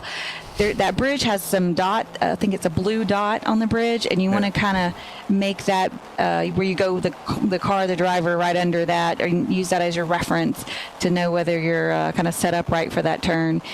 Going through there with traffic, there's as much room as you could ever want, plus more. But there's definitely a preferred line and no man's land when you really don't want to get stuck out there. It seems like turn 1 is gigantic, like a parking lot, and there's so many ways to go through there. Same kind of thing. There's like a unique ideal line. There's a I think it's an O or a circle. I think it's an O though that's hanging on the inside of the turn on the up on the fence. On the fence, yeah, and that's kind of your apex. And so you're kind of like trying to almost drag the driver's mirror right there against the wall. You want to be kind of as close as you can get on that. And it's a little bumpy too. The exit of that turn is real bumpy. And narrows quite a bit. And narrow, too. yes. You're like, I'm good. Oh. Yeah, that's kind of how it goes. As you exit that turn. Coming down into 7, up through Fangio here. Should see an upshift. I didn't see a downshift, so maybe he's just riding third gear all the way through all of this. Yeah, when I first started racing here, this Fangio chicane used to be much tighter. You actually had to brake for that right-hander upon the entry to Fangio. But then when they put in that access road for all the warehouse people, because they started working on weekends, they had to change up the track right there, which kind of took away some of the advantage that we had with our cars. With the, didn't make it quite such a dyno pull everywhere on the track. It was nice to have one more spot where you actually had to kind of brake and make a corner. But now it's pretty much, it doesn't matter what you're driving, it's flat out through there. This track has seen so many iterations, too, over the years from the 1950s when this track first opened. You watch some of the vintage racing out here, and you're kind of lost, really, like, where are they on the racetrack? It's changed quite a bit. Oh, yeah, when I first started racing here, this backstretch used to be 100 feet wide. It's just gigantic. Yeah, we have some of those old photos, those black and whites. There isn't grass. It's just gigantic. You're on the airport, Yeah, they're one way. Now where all those trailers are parked in the paddock area there on the right-hand side, that used to be a racetrack over there. And for some of the driver schools, instead of blasting down this back straightaway, they would set up a cone chicane, basically, so where you wound around going down the backstretch, so that you weren't going into 17 at whatever speed. Triple digits. Yeah. Yeah. Yeah.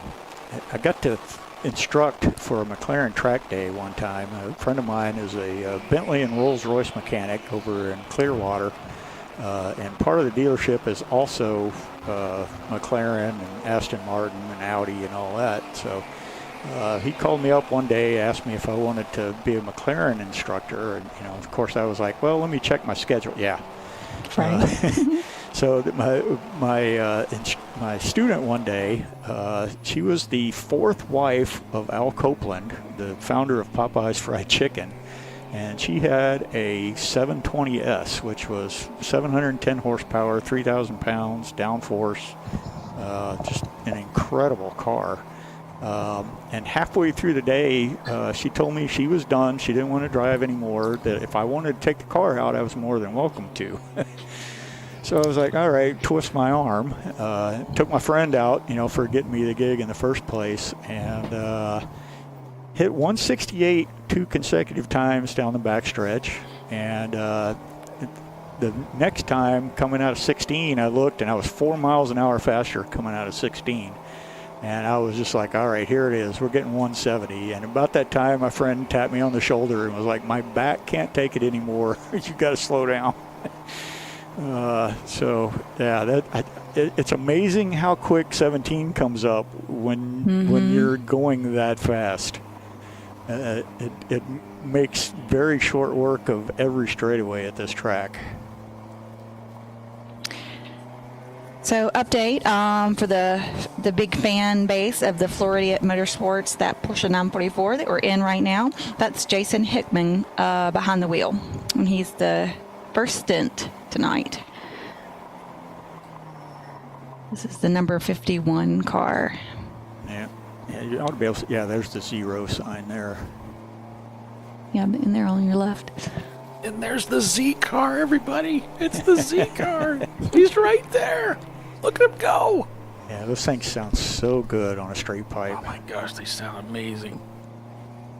I remember there was a school that I went to called Brands Hatch America, and it was set up on the Hollywood Motorsports Park drag strip, and used the return roads. It wasn't much. It had 4, box chicanes set up, 2 on going up the drag strip, and then 2 as you were coming back down the return road. And there was a guy that showed up one day when I was there, and he had a Z, but it had a 250 GTO body on it.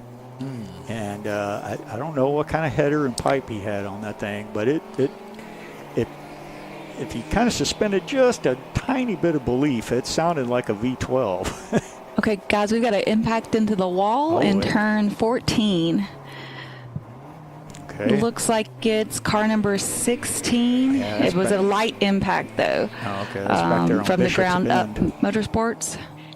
Well, That's a Honda Prelude. What was the name of the team? From the ground up Motorsports. Oh, okay. Yeah, it ought to be coming. Yeah, the Porsche here ought to be coming up. They're coming through 13 right now. Is it still there, or has it gone on? Let's see. Because it'll probably be on driver's right if it was turn 14. Well, they didn't yellow the corner. I'm looking at marching ants, and so I'm assuming that they kept going. Yeah, the Flagtronics is green all the way through there, so they must have.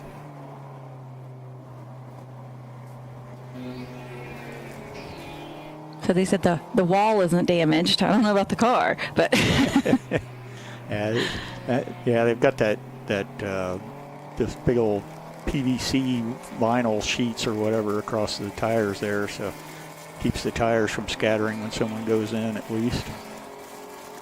So in the 241 Brick City Racing Miata, that's Doc Martin starting out this first stint today. This evening. Their number is 241, like 241.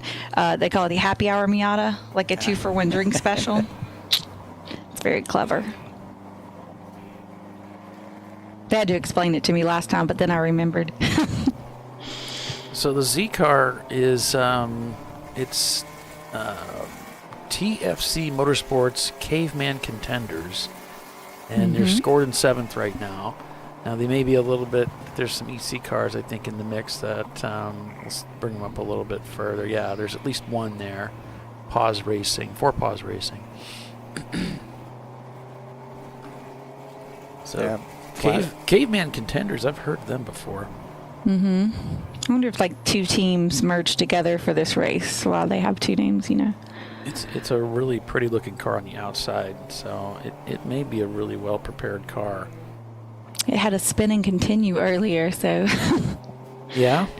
Yeah. He's been able to stay ahead of Floridian here for a while, for at least 3 laps.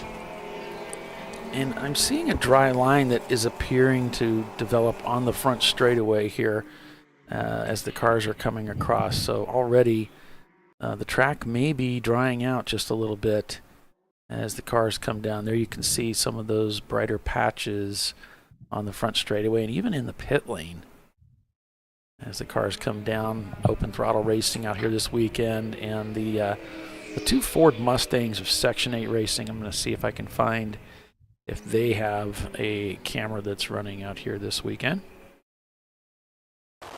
Yeah, there was a pretty good breeze earlier, which would have helped dry off the track, but now that flag isn't not standing up very much. So this is going to be a tight one here. Oof, yeah. Nice adjustment by 901 there. That RX-7 really made a late apex there in turn 1.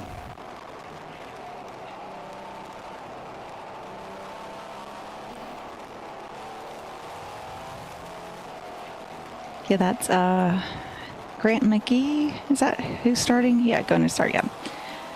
That's who behind the wheel of this machine.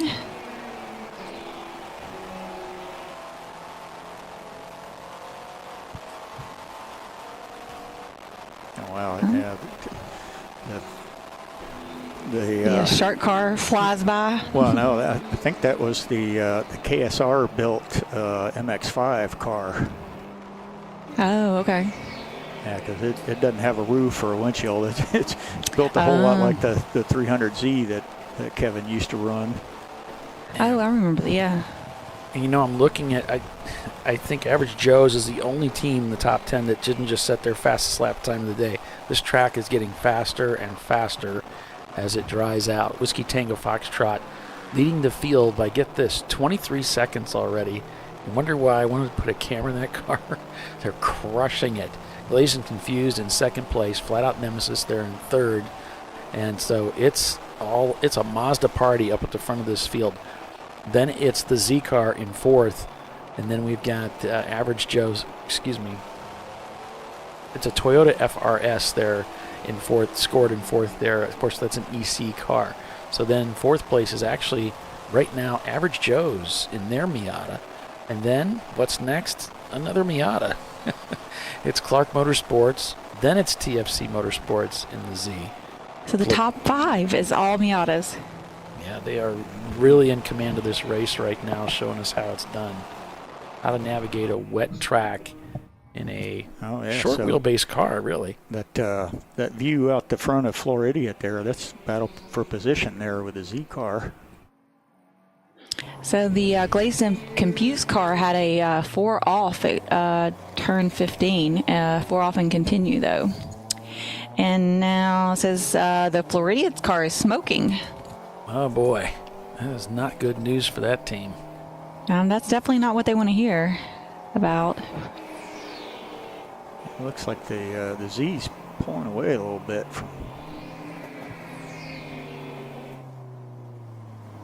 Yeah, he's about 3 cars up in front of Floridian now.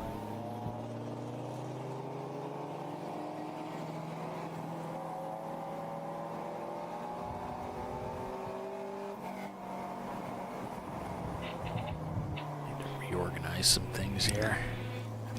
There's They must have. I don't know if they brought the Ranger in. No, the way he's.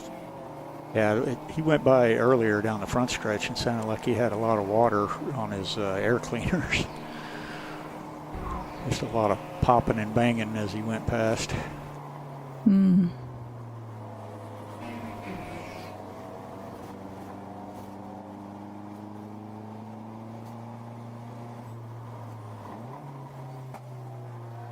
Yeah, it looks like the Z and the 944 are turning pretty similar lap times, both in the 257 range.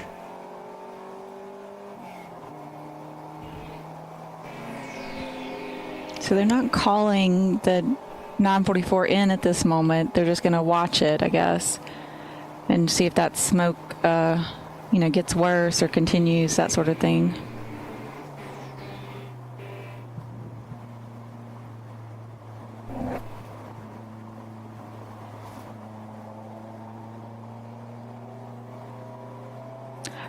Flat Out Nemesis has set the fastest time of the day so far with a 2:46.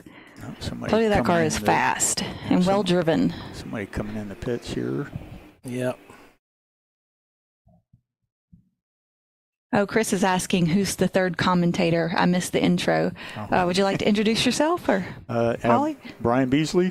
So been racing at Sebring since '91. So been coming here since '88 when I went to work for Joe Vardy's Firestone Firehawk team. Had pretty much just graduated high school and moved to Florida, and was living in Tampa at the time, and got hooked up with him.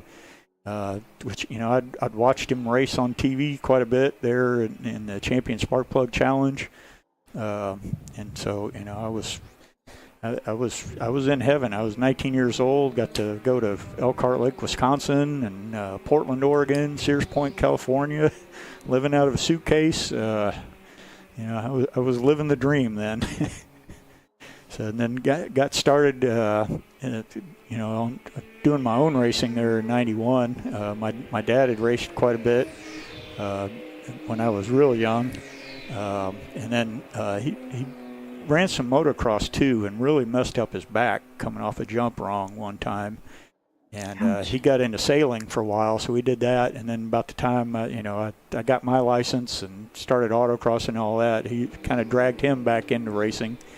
So we ran a lot of ITC. I had ITB car for a while, GT4, Spec Miata, E-Production, ITS,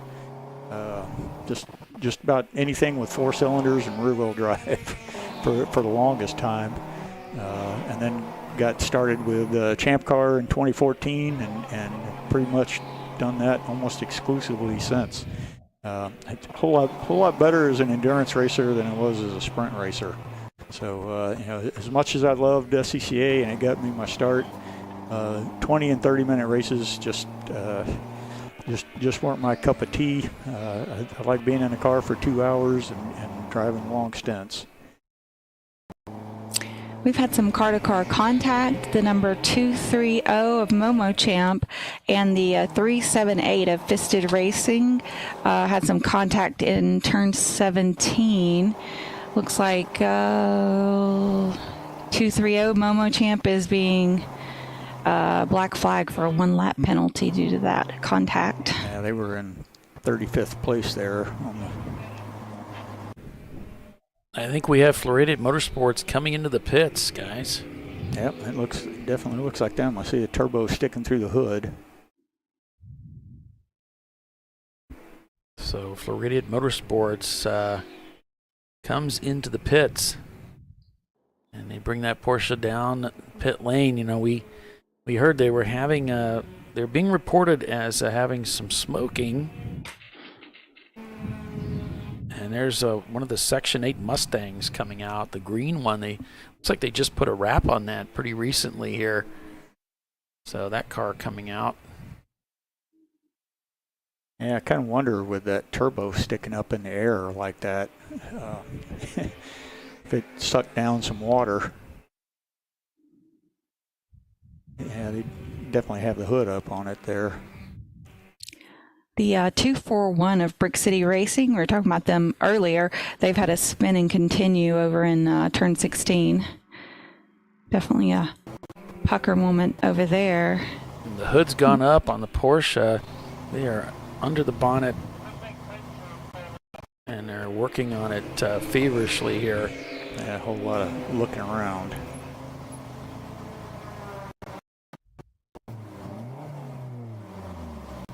Can hear him revving the engine, saying, "I don't see anything."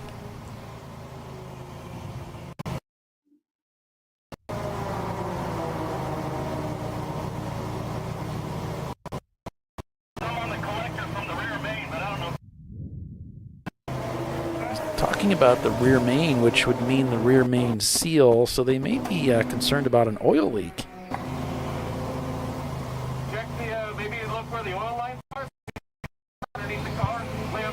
So he's talking to the crew through his comms, saying, maybe check the oil line, check underneath the car, look for anything that might be leaking oil.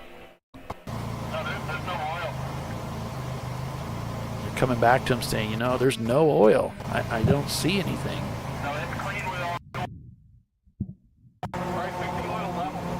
It's got to be hard to really see well with all the water we've had. When you're looking underneath a car and that's, it's dark down there, they've got lights, you're not seeing oil, but it can be tough to pick it out. Clean oil can look a lot like water.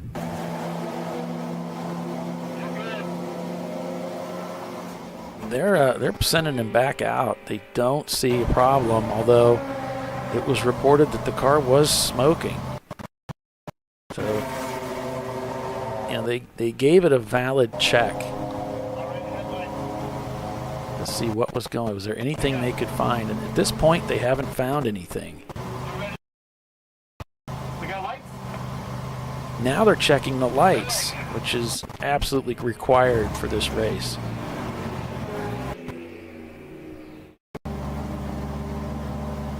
And you gotta wonder if all that searching around under the hood, if they'd knocked a wire loose. So they're looking at that. Meanwhile, back at the ranch, 901 Motorsport is after it, and I'm seeing race monitors lit up like a Christmas tree. All of the top 10 cars have turned their fastest lap times, with the exception of Flat Out. I mean, this Flat Out's moved into second place. They just moved into second, as I said that. That's right. And these cars are just getting faster and faster, and the skies are getting darker and darker. That's right. We're almost out of daylight already. Team Infinity's moved up into the top 10 there. Yeah, about another 20 minutes is the official sundown, I think. And Fingdog Racing working their way up through the field too. They're into 12th, maybe higher with any other EC cars. I know there's at least one somewhere up there. Yep, official sunset 8:25.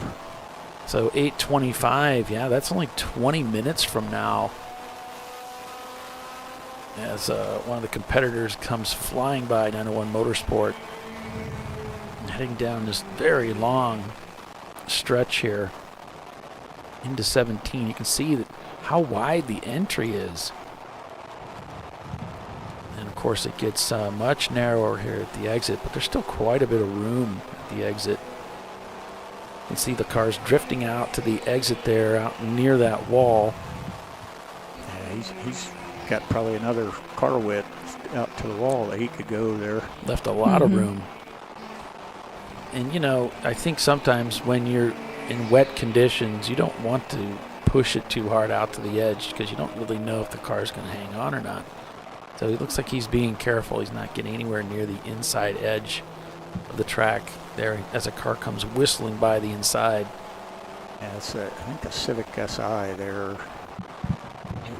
Probably an EC car, I think. But he is clipping those apexes as he goes through this 4-5 exchange, or complex, I should say, and then up into Big Bend, and here we go. Gonna grab a gear, there's fourth. And comes sweeping around towards the hotel here to the right, up to fifth gear. And now it's a straight shot into the braking zone here for turn 7 as another competitor comes whistling by the other side of him. And now we're under caution. We're under caution, at least in this corner. We'll see if we see a car that maybe is off track. And you can see kicks up some water right there, it looks like. Now we're back to, well, no, we're still under caution in the Flagtronics. There we are. There on the right. Yeah, car moving slowly there, and let's see what we see in the marching ants. We're seeing a lot of cars under yellow there. 137 maybe? No, Yeah, it looks like a 137's local, moving. maybe. Yeah, there does appear to be a car stopped at turn 7, though, doesn't there? And 645 is another one that's not, and a safety truck's already out there. Maybe it's 645 that's the car. 645 is an open throttle car. They're F-Class Miata. Oh, now it appears as though they've left the area, so I'm not sure how to read this yet. Looks like they're still assessing things. And another safety truck going through down towards 7. So it looks like we're going to go.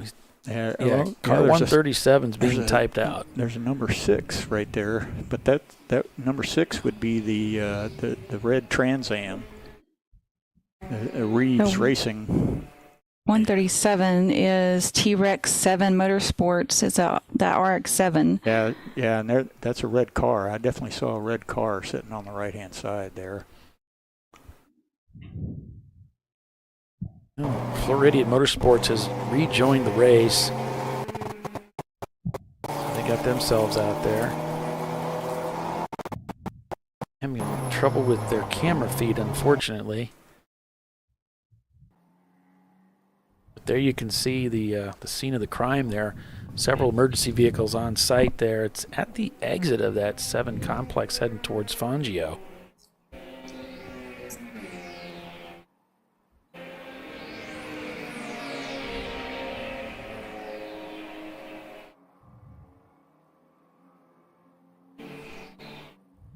Looks like they're on the driver's right. Oh,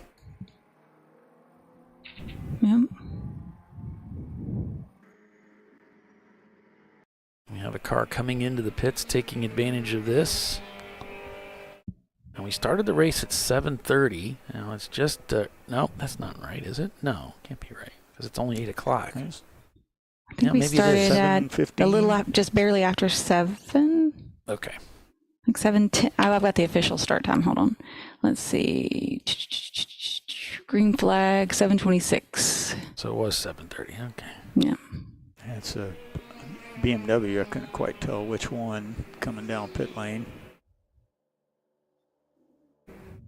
Yeah, this is the one that put the big pass on on the 903 car, and I think that might be an EC car, but I'm not 100% sure.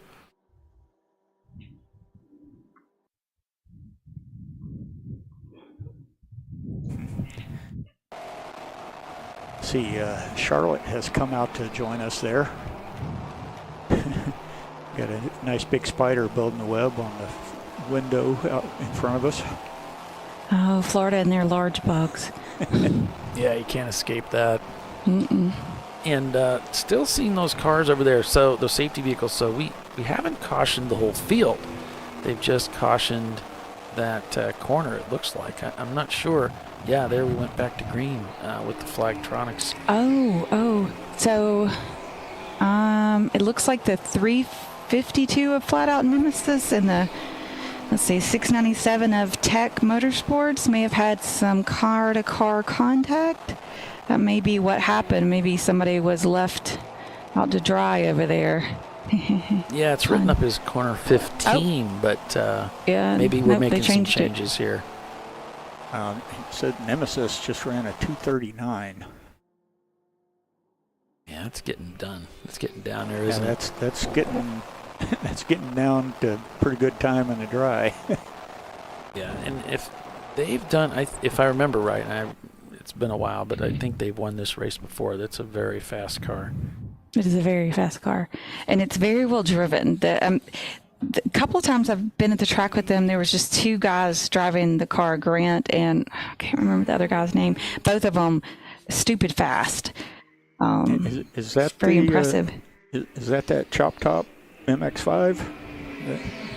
Now that I think about it, could be. The Nemesis car is. I think it's chopped off on the top, isn't it? Yeah. And I'm seeing Floridian, although difficult to catch them on the camera with their camera acting up. But boy, they are at full song out there on the racetrack. So they did that check on oil burning or what have you, and got back out there, and they are back after it again. Well, actually getting a little bit of sunshine there towards the west. Yep, it's really pretty here sitting. It's always fun going down into turn 17 and down into turn gorgeous. 7 as the sun sets. So you get a nice bright view right through the windshield. Very bright. Yeah, TRX or T-Rex, the RX-7 that came into the pits, looking like they've got something going on with the left rear there. Looks like they've got that corner of the car up in the air and the wheel off. Yeah, you can begin to see the sunlight in your face right there, and that's about what it looks like. So, correction, the car-to-car contact was 864 of Clark Motorsports. Let's see, and they were up in the top earlier. I don't see them right at the moment. And 985 of Bent Over Racing, they had some car-to-car, and that was the penalty. So they switched numbers. And 352, Flat Out Nemesis, had a passing under yellow. So we got the numbers straight here. So they're going to get a black flag drive-through penalty for that. So that'll shake up that top three again, because your second place car is going to receive a drive-through penalty. And it's a decently long pit lane. Yeah. And so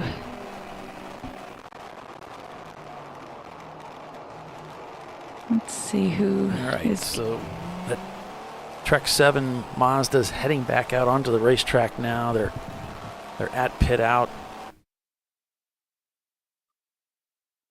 And that's what this camera was supposed to help us with, but it's not working out.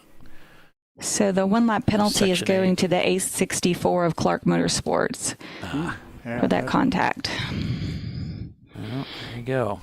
There you have it, folks. That was the Z car? Oh, no, it's a Miata. Oh. They switched up the numbers, so not the ones I originally announced.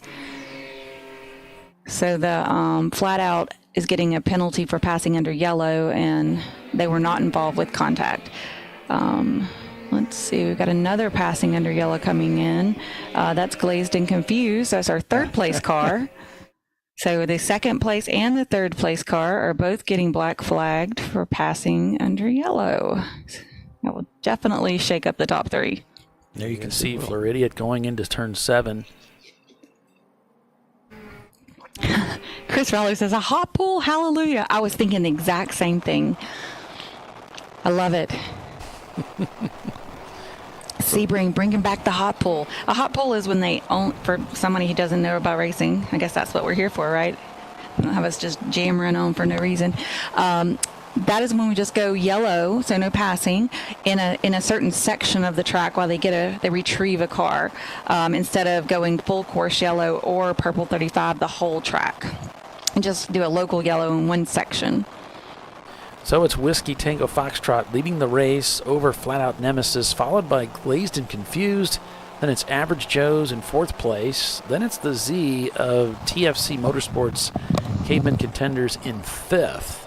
Then we have Rotary Rocketeers at very fast Mazda RX, was it 7? I believe it is. Yeah, RX-7. Blue Steel's behind them, followed by Team Infinity Level 1 Racing and Fing Dog Racing. I believe that rounds out your top 10, folks. So the Boxster beginning to peer around the corner, lurking there in the shadows of the top 10. So we'll see what they Only bring the to this shadow race. knows, right? Well, So we're showing Flat Out Nemesis in the pits, probably to serve their penalty. well, they're going to have to do more than be a shadow to win this race. Right now, the Miatas are in charge of this race. We'll see what they can do. It looks like There's Glazed and Flat Out. Confused has been called in as well, so they're in the pits serving their penalty as well. Yeah, both shark cars are moving up nicely.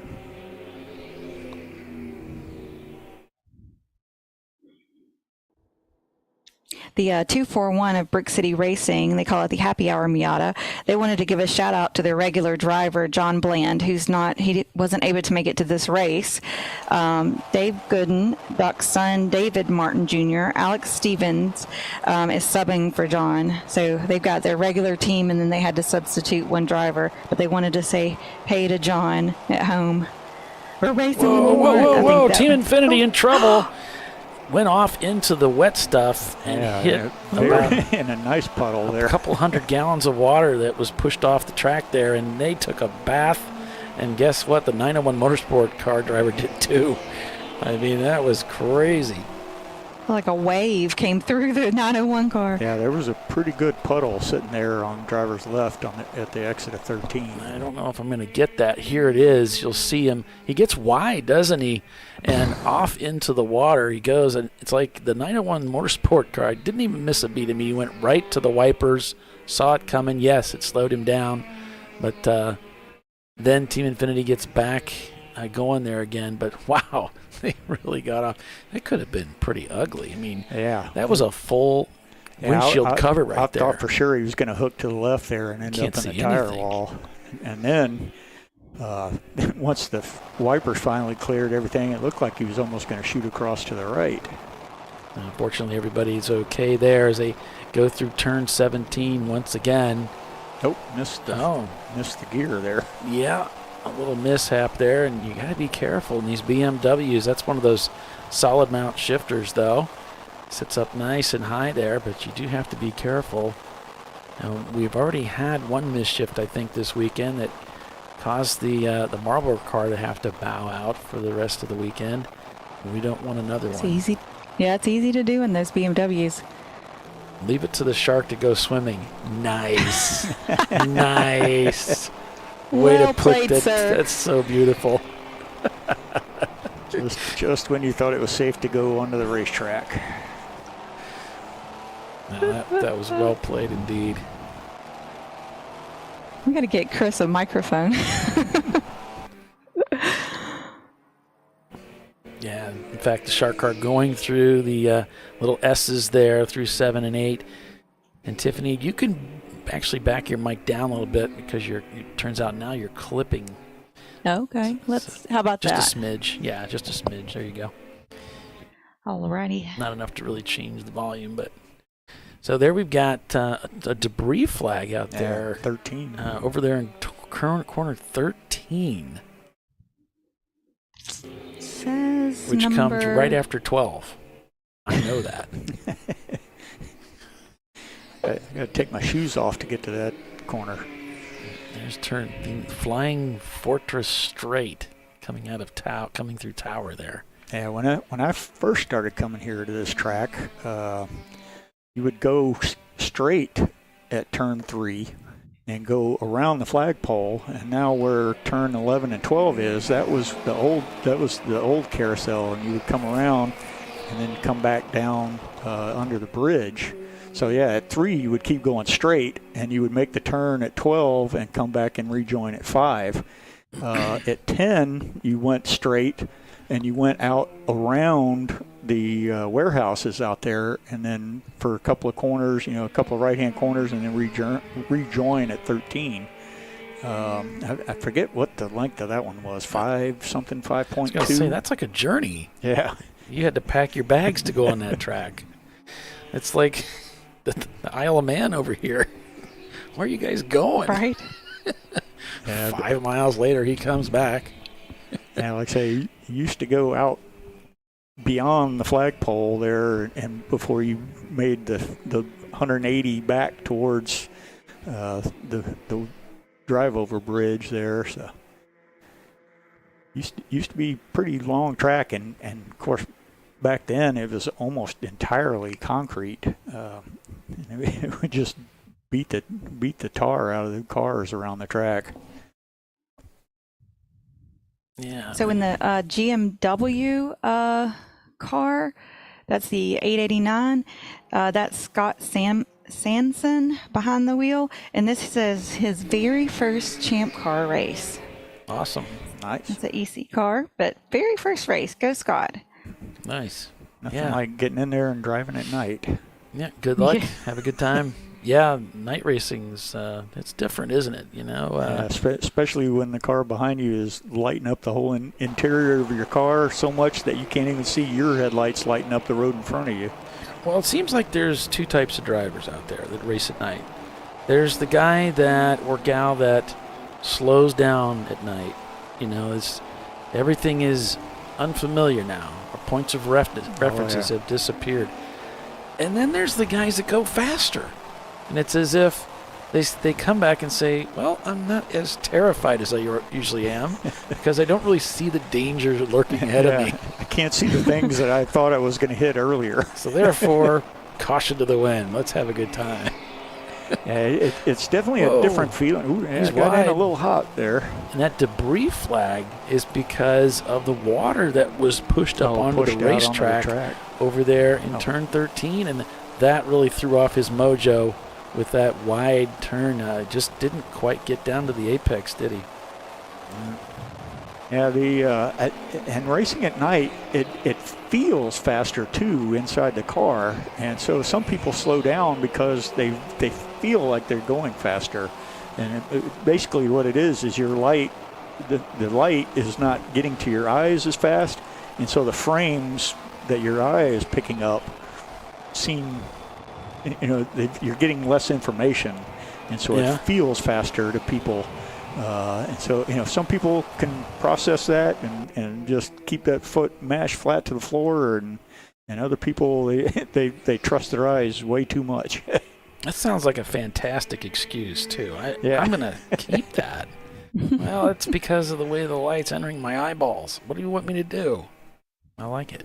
My frame rate is too slow. My frame rate, dude. Exactly. My frame rate. So the Floridians car, we saw them bring that into the pits. They thought they had smoke coming in the cabin. So I guess the driver was reporting smoke in the cabin. But we saw them look everywhere. They didn't see anything when they checked the car out. So they just sent it back out. Yeah, and I think it's Eric Reed from Reed Racing, that's be my guess, reporting that the driver, Kevin Reed, in the Team 901 car. Now, this is not 901 Motorsports. This is Team 901, which is car number 566, that the track is drying up and that the times are getting faster. So there's another Ranger coming through the pit lane. We got 2 of these 2000 Ford Rangers here this weekend. Looks like the 901 Motorsports car coming down the front straightaway to begin another lap here at the Sebring 12 Hours Under the Stars. We kind of got gypped, though, didn't we? We lost some race time due to the weather, specifically the lightning. If you're just tuning in to join us, the race was, I guess you'd say, is preempted. It was waiting for the weather to clear. Not so much, well, I was going to say not so much the rain, but the rain, it was so heavy. I mean, we couldn't race with the gigantic amount of water that was on the track. They cleared that up pretty quickly, though, didn't they? Did an expert job of that. And as reported by Eric here, we're seeing the same thing, too, Eric. We're seeing these lap times come down continually, almost lap for lap. If you look at Race Monitor, there's a 2:35 from Flat Out Nemesis. You see these, every team in the top 10, in the top 9 have set their fastest lap time of the day. This is just an ongoing thing as this track continues to get drier and drier as we head down to the hotel here into turn 7 again with 901 Motorsport. So I've got an update on the 901 Motorsports car, the one that we're in right now. With it, as wet as we started this race, they kind of gambled and went with a wetter setup, a tire that they prefer to use in the wet. And they obviously it's drying out now, so that car is not behaving as they would like. So I asked them, are you going to swap to a different tire at your next stop? And, I guess that's a decision they'll have to make because Frank's telling me that he sees rain coming on the forecast. So do you swap? Do you, my luck would be I'd put the regular tires back on and then the rain would come and then I'd suffer in that. So, it's definitely a gamble. You don't want to have to stop when it's not your scheduled pit stop and make an extra stop out of it, but then you don't want to slow down a whole 2-hour stint by driving a much less advantageous tire. So I guess that'll be a decision for the teams that brought 2 different compounds to deal with. That'll be a decision each team owner or teammates will decide. I wonder if they soften the car up too, like maybe undoing the sway bar link on one side. They may have. I'm not sure. They don't tell me all their secrets. Boy, there's Floridian just looking so fast as they come by 901 Motorsport there. Yeah, this is one of their home tracks. They know their way around this place for sure, the Floridians. Yeah, the 944 is a very strong car in a straight line.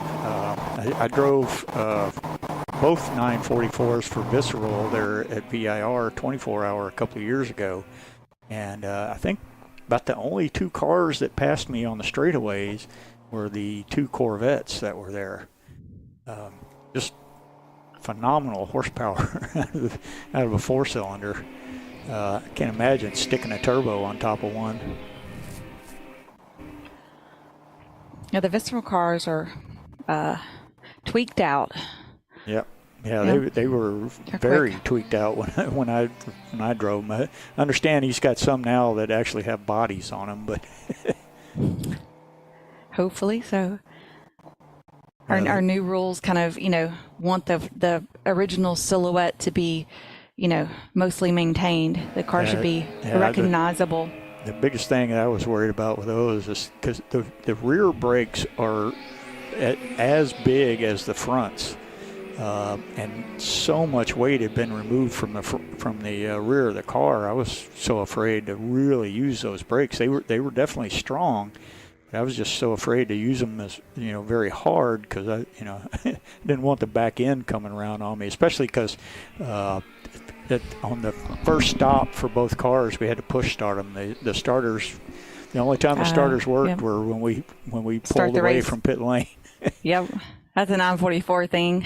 Yeah, so, just definitely didn't want to, stall the car out by spinning it somewhere and having to wait 4 or 5 laps for somebody to come pull start me. Yeah, that's a big thing. Yeah, our first car we ever campaigned in Champ Car was a 944. I got really good at push starting the car. Oh, yeah. Get to be an expert at that, huh? Mm-hmm. Who needs to go to the gym when you have that workout? The Miata I could do, that was a one-person job.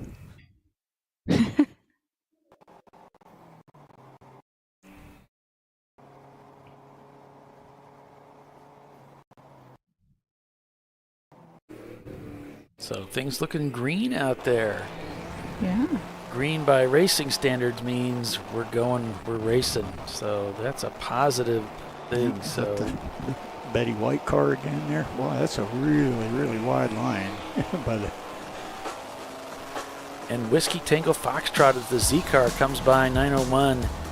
Whiskey Tango leads this race with Average Joe's in second and Flat Out Nemesis up to third.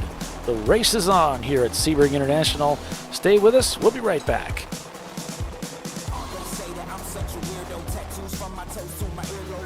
You know, I'd buy tires online, but then what? We've thought about it. We're TireRack.com. They should let you ship directly to a mechanic. Actually, we call them independent recommended installers. They should have like 1,000 mechanics. Try over 7,000 installers. Then you just make an appointment. At a time that's convenient for you. This could change tire buying forever. TireRack.com, the way tire buying should be. Come on, Road. Do your worst. We'll be at our best. Engineered to meet or exceed original equipment performance exclusively at AutoZone.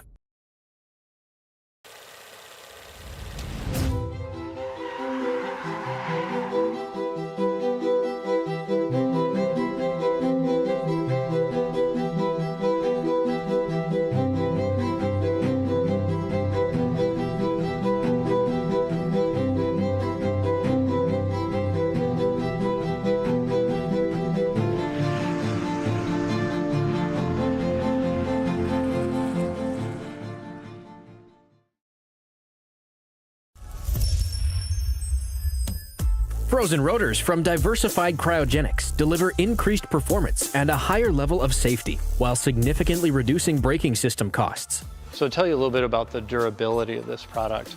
So we have seen an incredible extension of the life of our brake rotors using frozen rotors. We've gone from brake rotors every other weekend to 6 weekends on one set of brake rotors, and I think they can go farther. The durability has been amazing.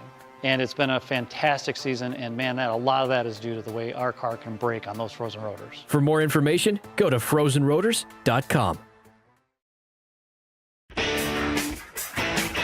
Located in Northeast Ohio with 40 years of combined experience, Money Shift Racing knows how to deliver performance and safety, offering everything you need to get your vehicle and drivers ready for race day. From safety equipment to full engine assembly and repair, in-house fabrication, 3D design, and rapid prototyping. Money Shift Racing. Performance done right. Discovery Parts is a veteran-owned racing and safety equipment company. While we're located inside Atlanta Motorsports Park in Dawsonville, Georgia, Discovery Parts can also be found at the tracks, supporting a number of Champ Car Series events. We take pride in being a reseller of the best of the industry to Champ Car teams and drivers. We know racing, love racing, and look forward to tomorrow to even more racing. Visit us at discoveryparts.com.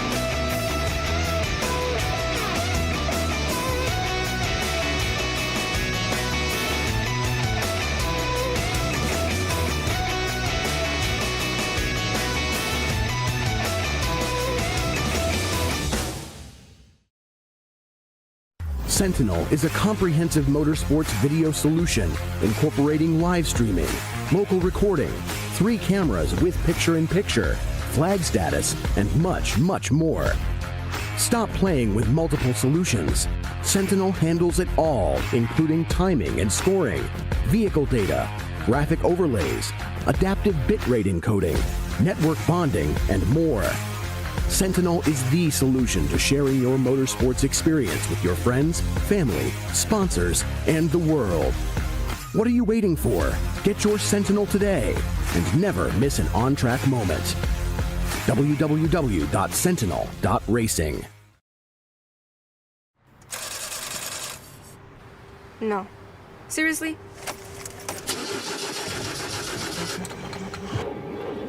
Come on. Oh, no. You for real? Dale. Really? Wow. So maybe just a cable? We can help you. Welcome to America's #1 battery destination, AutoZone, your battery solution.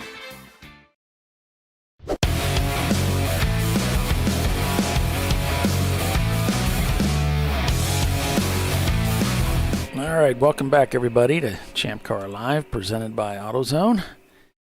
It is the TireRack.com Champ Car Endurance Series race at Sebring International Raceway.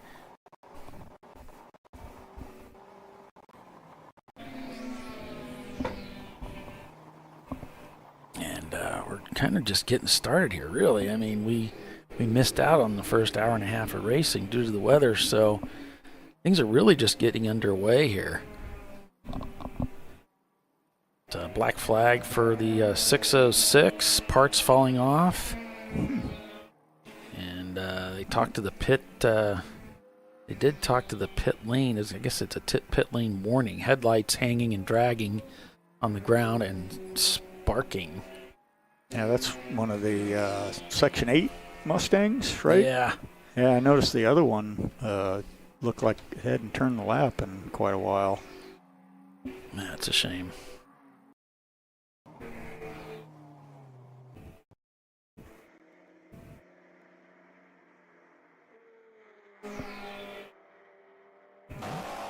Getting the last little bit of sunset.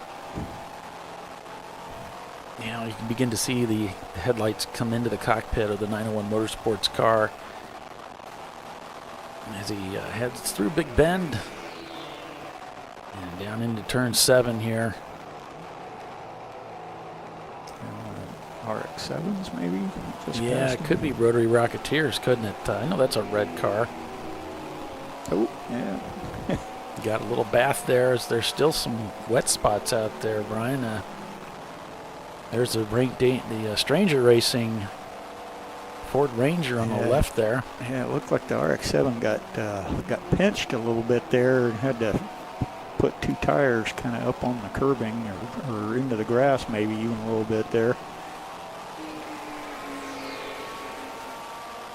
It might be WTF there on the right. So Whiskey Tango leading the race over Average Joe's now by 49.9. Okay, 50 seconds. Flat Out Nemesis behind them another minute. So watch out. 2:34.3 by Average Joe's. They were down about 1:10 a couple of laps ago. So it's not another minute. It's just a couple more seconds. They're very close together. Definitely making inroads. Did y'all already mention that Section 8 had parts falling off? Yeah. Okay. The headlights dragging the ground. That's not the way it was designed. No. That's not how they planned it. That may be them right there. I remember they had a real huge light running down both sides of the car. Oh, okay. And here they're ducking into their pit lane, looks like. Yeah, they had like an LED light that started at one headlight, ran down the side of the car, around the trunk lid, and back up the other side to the other headlight. Oh, gotcha. Those little neon rope kind of lights. Yep. I wonder if I can call the hotel and ask them to send a maid to come up and clean the window for us. Give us a wave, give us a smile. If we knew who that was in the van down there. You can always ask. You can always ask.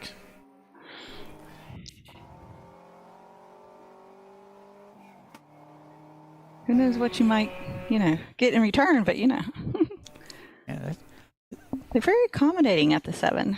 There's a surprising amount of light out there on the racetrack for definitely not like VIR at 3 a.m. No. Very few things are like VR at 3 a.m. The pits are well lit, and we've got some lighting we're putting out there, but yeah, Texas World was another one. They ran a 24-hour at one time, and it's, that thing, I can't imagine what that was like out on the back 40 part of that track with no lights.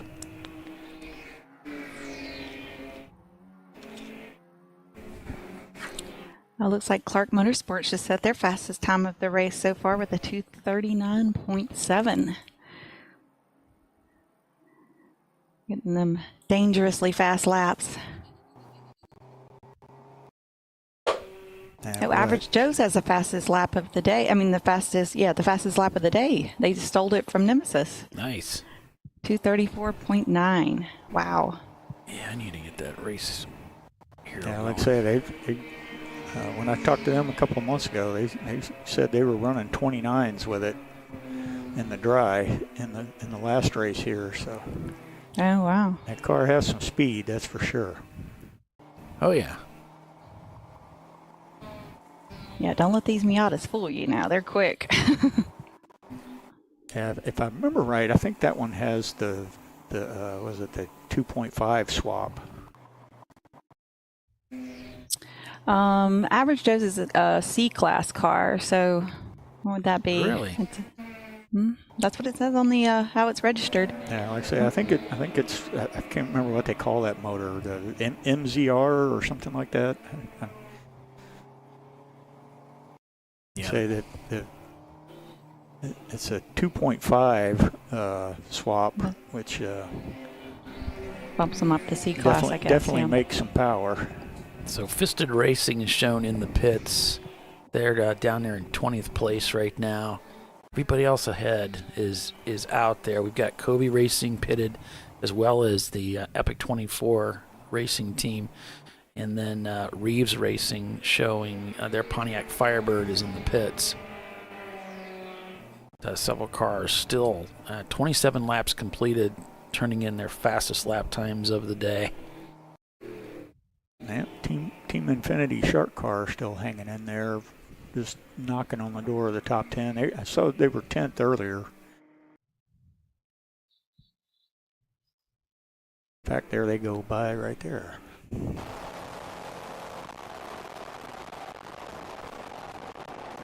Yeah, Flat Out just set their fastest lap time of the day again, leading B class and third overall with a 2:35.361.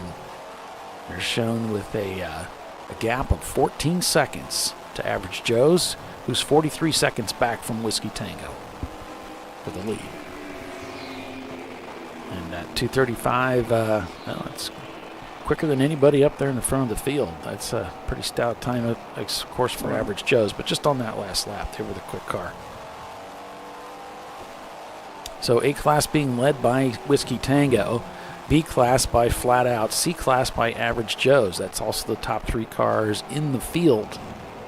D class being led by Team Infinity.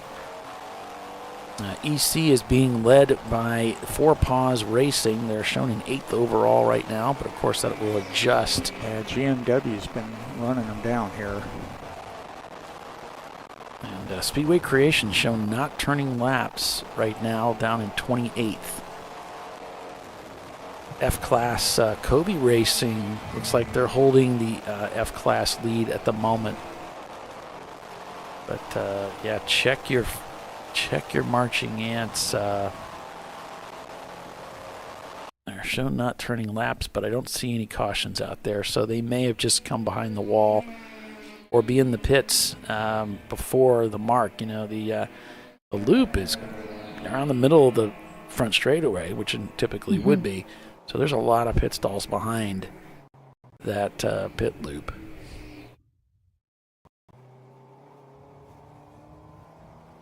Yeah, coming up on one of the Section 8 cars there, you can see that that lighting there. How it runs around the whole, down one side, around the back, and up the other. It's a cool little effect they got going on. Yeah, you guys can't see it, but there are several cars that they've outlined the door line with LED. So some really cool lighting effects. Cars, some of them green, some red and blue. So there's some pretty neat looking colors. There's a green coming down, which we could probably pick from that balcony camera as it comes down. Some pretty nice colors out there rolling around the racetrack here as we head into that 4th of July weekend. Hope you folks are having a great beginning to your weekend. Hope you have a good time as we head down to the 4th.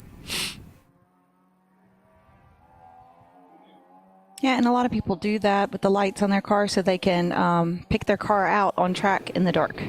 Yeah. Because otherwise it seems to be very difficult without something to make it look different, you know, to find your car on track sometimes. And it looks cool. Yeah. Surely it makes it faster too, right?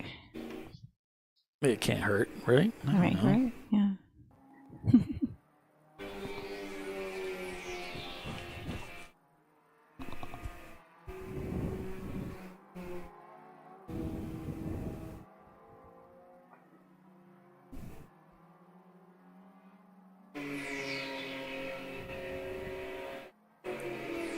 So it looks like 901 Motorsports has done a stop, and they've swapped drivers and tires, got fuel, and sent out Mark Yoshida, one of their regular drivers. And Frank's telling me they're already 15 seconds faster on the dry tires, so that'll let them be a little more competitive like they're used to being. And we crossed over 1,000 views of this stream so far since it went live. Appreciate everybody signing in to take a look, see what's going on. A little short on the likes there, so if you could hit that like button for us, I'd appreciate it. Thank you. But if you don't like it, then I understand why you wouldn't do that, you know. What's not to love? Yeah, what's not to love? There's a car coming into the pits right now. Another customer for us here. If you don't like it, call Bill Strong. Right? So what they're doing this weekend is a little bit different. They're not using the egg timers. But they are telling the teams they have to come to a complete stop at pit in. And then they send them on their way. So they're using Flagtronics this weekend. That at least was the plan. That's the first time we're doing that. Yep. And so the whole directive was, hey, make sure that as you come in, as you come to the race, that you've got that Flagtronics mounted up on the dash center so that everybody can see it. The pit crew, the pit out people can see, because it's going to be giving a countdown. How much time you've been in the pit. So if you take fuel, Champ Car, we have that rule. It's a minimum mandatory 5-minute stop. And so the people at pit out, namely Jimmy, needs to be able to see that. Yeah. So if you tuck it underneath the cowling of your dashboard, well, it's going to be hard for him to see, and he can't release you until he sees where it's at. So yeah, it's a little bit different. They're using the egg timers as a backup. I mean, they have them, but I was told they weren't going to be using them. So this is the first time to try without the egg timers. Yeah, even in the dark here, you can see there's quite a dry line going. Yeah, it looks really good, doesn't it? And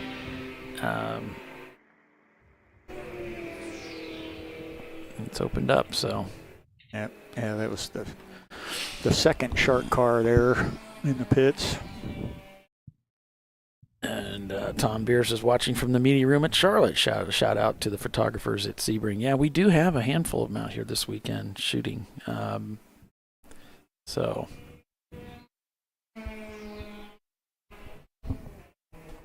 Yeah, we did a show at Charlotte. I did one with Doc, and I think Tiffany, you were there, weren't you? Mm-hmm. I've raced Charlotte a couple of times, yeah. And that 3 times. That morning sun comes into the tower there and just blasts you. Yeah. Pretty bright. So I haven't run Charlotte. So what's that like? NASCAR Turn 3 is like the most intense thing. Like it's kind of crazy because it's super fast. It's kind of tight for like a NASCAR turn, but it's super bumpy. So everybody says you can go into it flat out, but it's a brave soul who does. I mean, almost everybody wants to lift, and it as you go over the bumps, the car kind of jumps up the track, which is a little disconcerting. It's definitely something to get used to. Yeah. Every time I ran Charlotte, we did a different infield configuration. Although the last one was can't have you getting the home field advantage there, right? Right. Not you getting used to anything. I didn't care for the last time we ran it. The infield, the infield was really slow. So I mean, you had to get second gear a lot. I didn't love that, but yeah, whatever. How'd that go in Days of Thunder? We don't want you getting spoiled. Right. So handful of cars here that are not turning laps right now. Level 30 down in last place.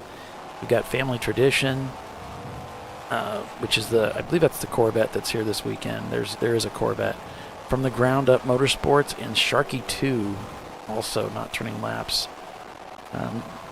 The Kobe car is returned to the track, and it's open throttle, actually, the lead F-Class car now, as they've taken that position. Whiskey Tango leads over Average Joe's, Flat Out Nemesis. 30 laps turned so far here at Sebring as night is falling upon us.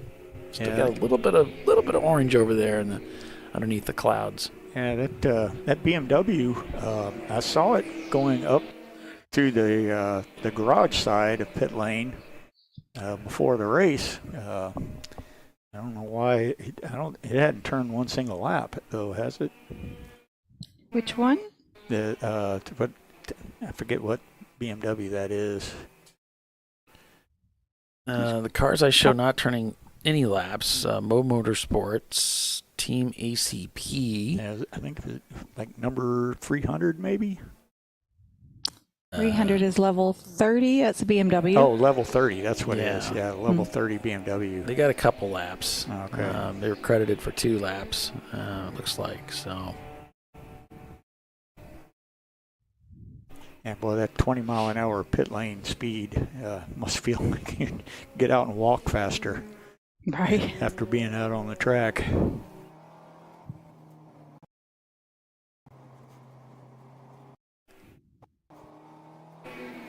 It's definitely an effort and patience to get to your pit stop. Just had a flyover by a blue heron. That was interesting. It's lit up on the underside by all the lights here on pit lane. Nice. One of the shacks that's across from the tower here, they're lighting up with, got a little bit of a light show going on. Maybe the Officers Club over there. Kind of looks like a dance hall or something going on. Yeah, it was when I was here for the 12-hour. That was a very exclusive little beer garden, and I think they had food over there too. I'm not sure.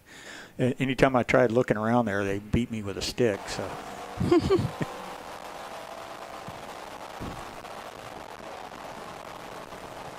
It does look like is that Stranger Racing that's sitting there? Yes, it does. They're looking at that car.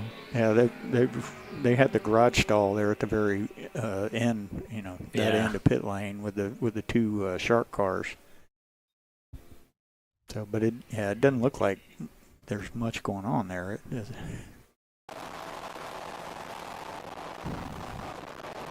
I've had a number of people that approached me about putting a camera in their car this weekend, and I'll tell you what I look for are cars that put our cameras up at the front of the field. So if you find yourself doing that consistently, I'd be very interested. But our cameras took a beating this weekend from all the rain, and apparently so did the cameras brought by competitors. The Section 8 camera's not working very well.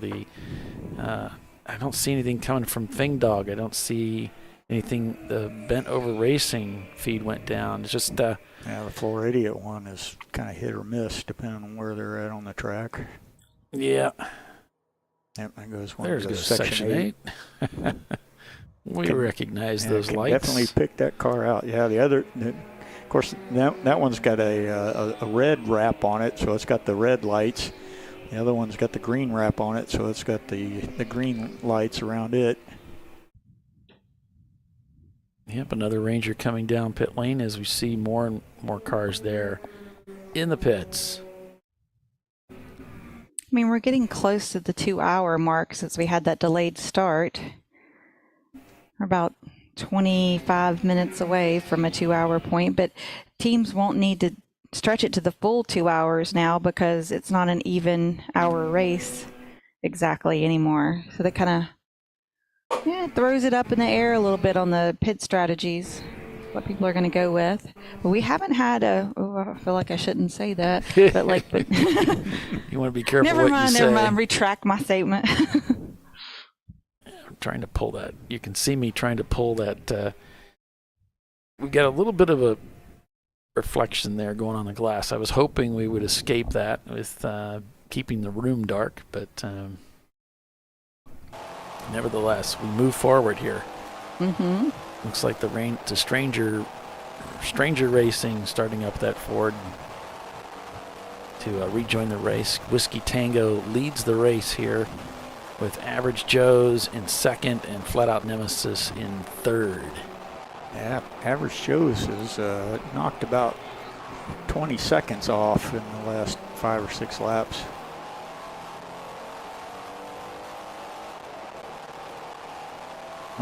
Real close between Average Joe's and Flat Out Nemesis there for, I think it was 2:34.1 and a 2:34.0, I think was their fastest laps.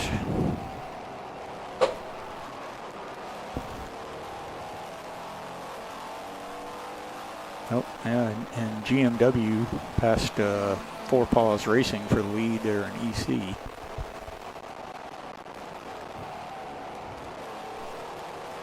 So Section 8 had some trouble with lights, and we saw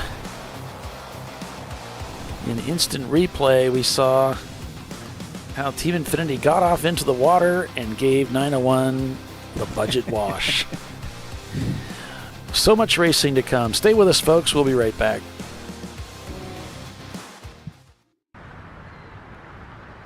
I probably need new tires. You do. What if they sold tires online? We do. We're TireRack.com. They could offer lots of tires We have so many tires. and help you find the right tire. It's called the Tire Decision Guide. Oh, and they could ship them to a nearby mechanic. We shipped to over 7,000 independent recommended installers. This is an amazing idea. Sorry. TireRack.com, the way tire buying should be. Come on, Road. Do your worst. We'll be at our best. Stress tested to meet or exceed original equipment performance. Exclusively at AutoZone.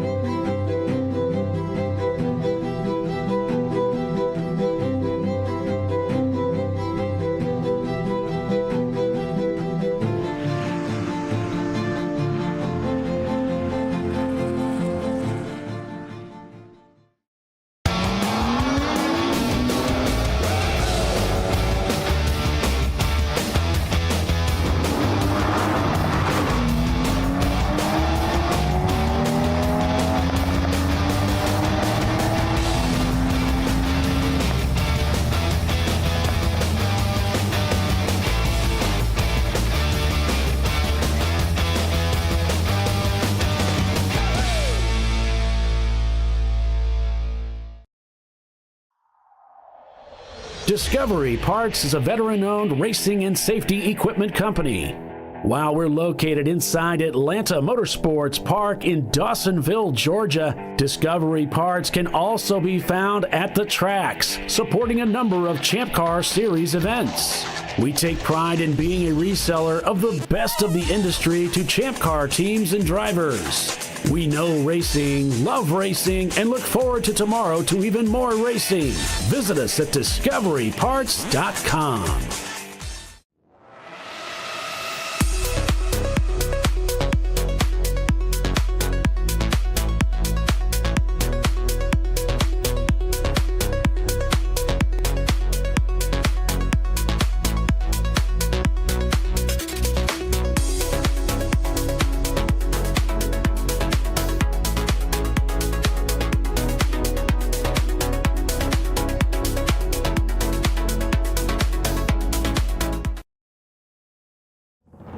Lifeline's continuous commitment to research and development ensures that we supply the most innovative and cutting-edge products available. Used by the majority of the world's motorsport championship-winning drivers, teams, and constructors, Lifeline has a stringent and proven history of success. Lifeline's continuous commitment to research and development ensures that we supply the most innovative and cutting-edge products available. Lifeline's 0360 systems are the result of over 7 years of intensive research and development using 3M's Novik 1230 environmentally safe gas extinguishant. Lifeline uses only the finest quality components. For more information regarding our fire safety equipment and fire safety systems, please contact us at info@lifeline-fire.com.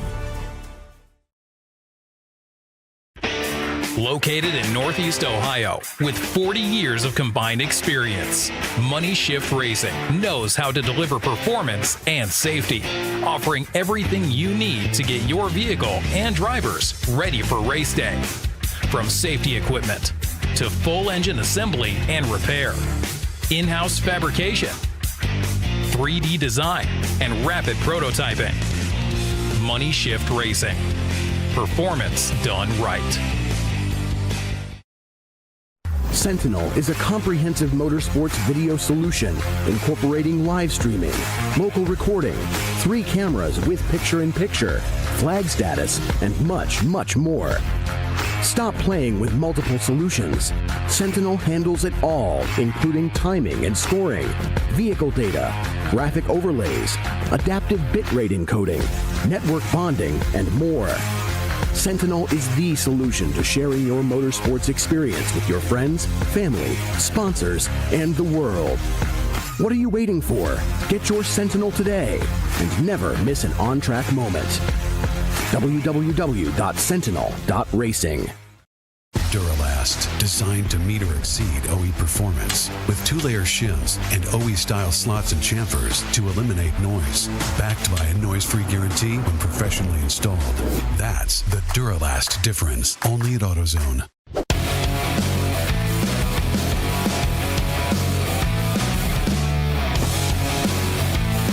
All right, welcome back to ChampCar.Live, presented by AutoZone. We're back here. Still under green. We haven't had a full course caution yet. No, that's been, or even a purple 35. No, we've had a few local cautions. For as wet as the track was to start, that's very surprising. Wow, 232.7 by average Joe's. Cranking it out. I mean, they just turned a 33.5 the lap before. So I take it Whiskey Tango must have pitted. I'm showing about 5 seconds now the gap, so go back to race monitor. It's a 7-second difference in lap time, and they were only 23 seconds behind. I think they're about 5 right before we went to commercial. How long does it take, right? Yeah, you're chopping big time off of that. So 5.9 seconds now the gap, and they have reset the fastest lap time of the day for the entire field with that 2:32.7. Yeah, flat outs right there, 33. Flat out shown they've crossed the pit loop, so B-class leader in the pits is Sharky as the Shark car, the Infinity car, heads out. Wow, flat. It just shows last lap time by flat out, a 3-minute lap. Are they in the pits? Yeah. Okay. And the other Ranger is in the pits as well. They're working on the back of that car around the differential area there. down in the pits. In the car 352, another Miata in the pits right now. That might be them. I don't have that on my sheet. Yeah, that's Flat Out Nemesis. They're in the pits right now. They're right below the window here, and they're working on tire changes. I wonder if they had some full treads on as well to start. Could be, because they're pulling all four out over the wall. So they've got the left side of the car jacked up. There's no driver in the car at this time. It's all hands on deck to get these tires changed.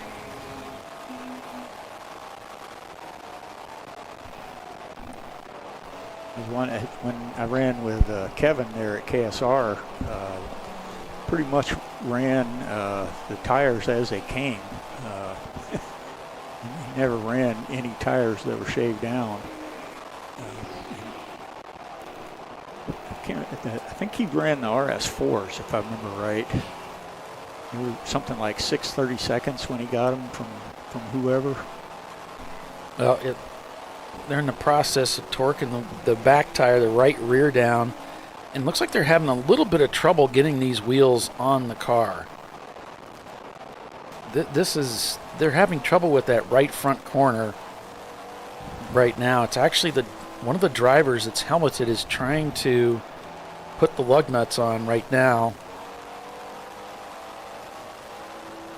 This is not going nearly as smoothly as they probably had planned. As the number 27 rolls down pit lane here, they're headed out onto the racetrack. That's the Jetta of MS2 Racing.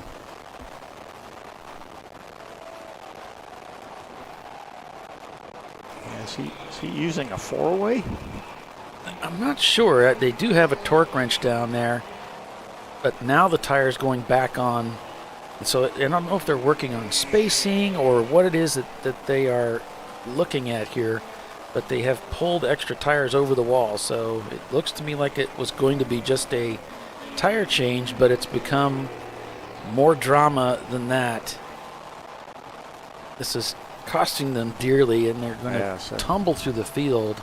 Your average Joe's now shown not turning laps, so they too must be in the pits right now. Yeah, I think if I remember right, they were back towards the left here. They just set a 232.7. Average Joe's is on the move. Well, they were until they stopped. Yeah. Glazed and Confused and Whiskey Tango carrying on here as the leader, working lap 37 here at Sebring International Raceway for the 12 Under the Stars. Not a lot of stars right now, a lot of cloud cover making the sky just pitch black out there. Wow, they're still going at that right front tire there. This is costing them dearly, and Eric Reed has chimed back in that they did a driver change. So it's Kevin Reed out and Mark Reed in the car. Yep, yeah. Just brought the car down off the jack. Of course, now they got to do the left side.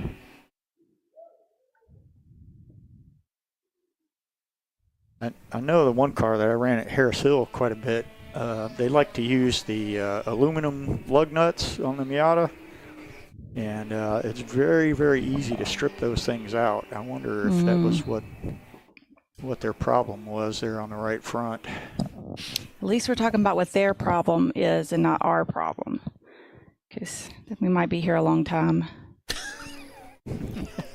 No.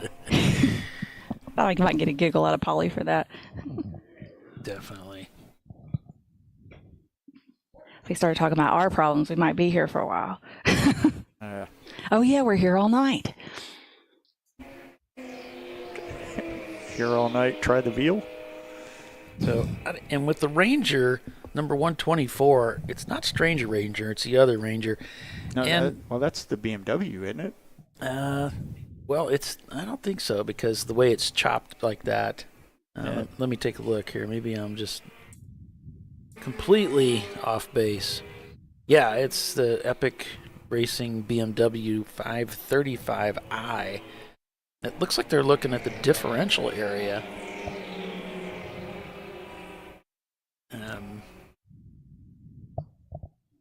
Yeah, they've got a floor jack underneath there, so yeah, somebody. They've got lights under there. Yeah, at least one person under the back end. Yeah, this tire change for the Miata there is taking forever. Yeah, level 1. They're still working on that car. So they've tumbled down to 8th spot now.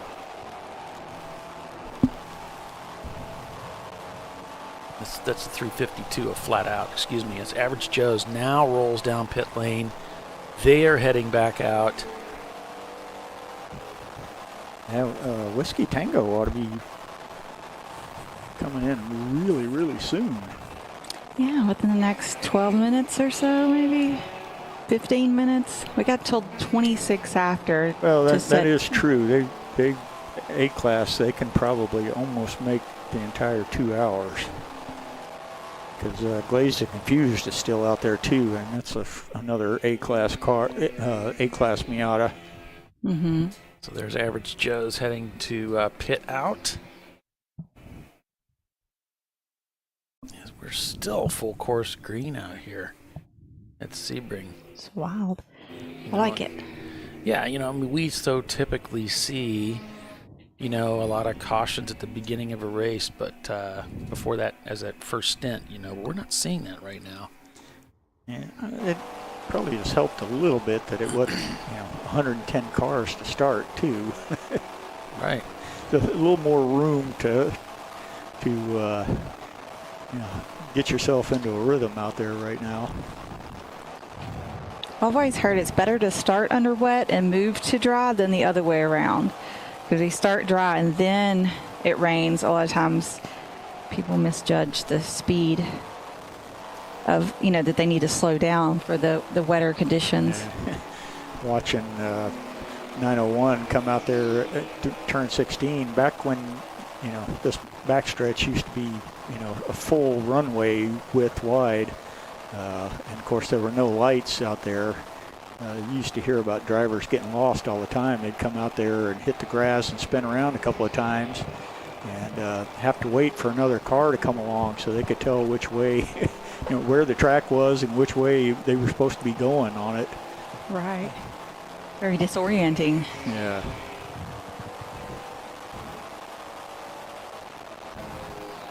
Alex, it used to come out, a 15B there, and pretty much you were on the backstretch.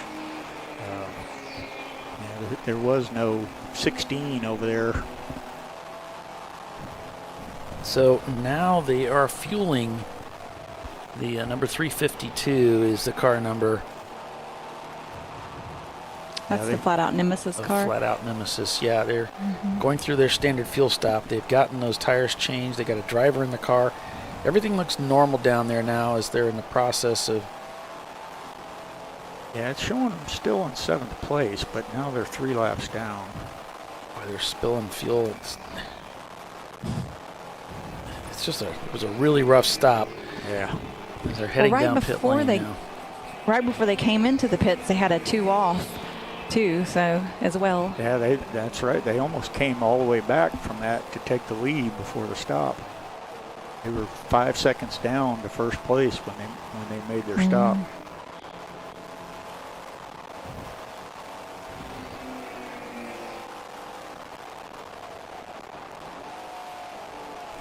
Yeah, 901 seems to have some better speed out there now. Yeah, they swapped tires, and that seems to have put a little magic on the car, and poof. Yep, they're moving up the field. Set their fastest lap time. Open Throttle set their fastest lap time.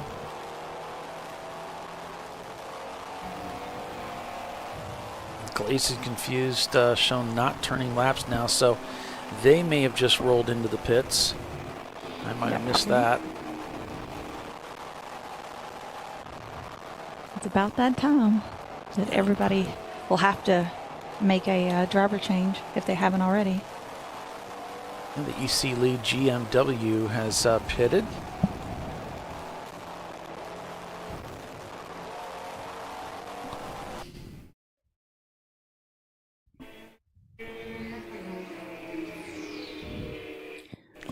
It always gets me somewhat that EC cars show up with just about basically anything and getting outrun by supposedly low buck race cars. Mm-hmm.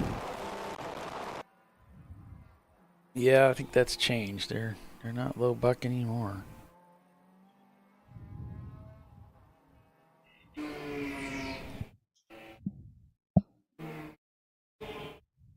Still a good bit of wet patch there on the driver's right coming up the front stretch.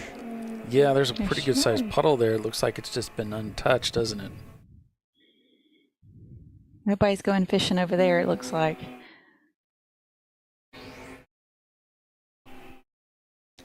Yeah, it's good to see that the painted logo there. Of course, they may just put down a big, huge sticker now. Because, like I say, before those big, huge painted areas there at start finish were just, it was like going across ice. So my Spec Miata made 112.8 horsepower to the ground, and it would spin the tires there in fourth gear.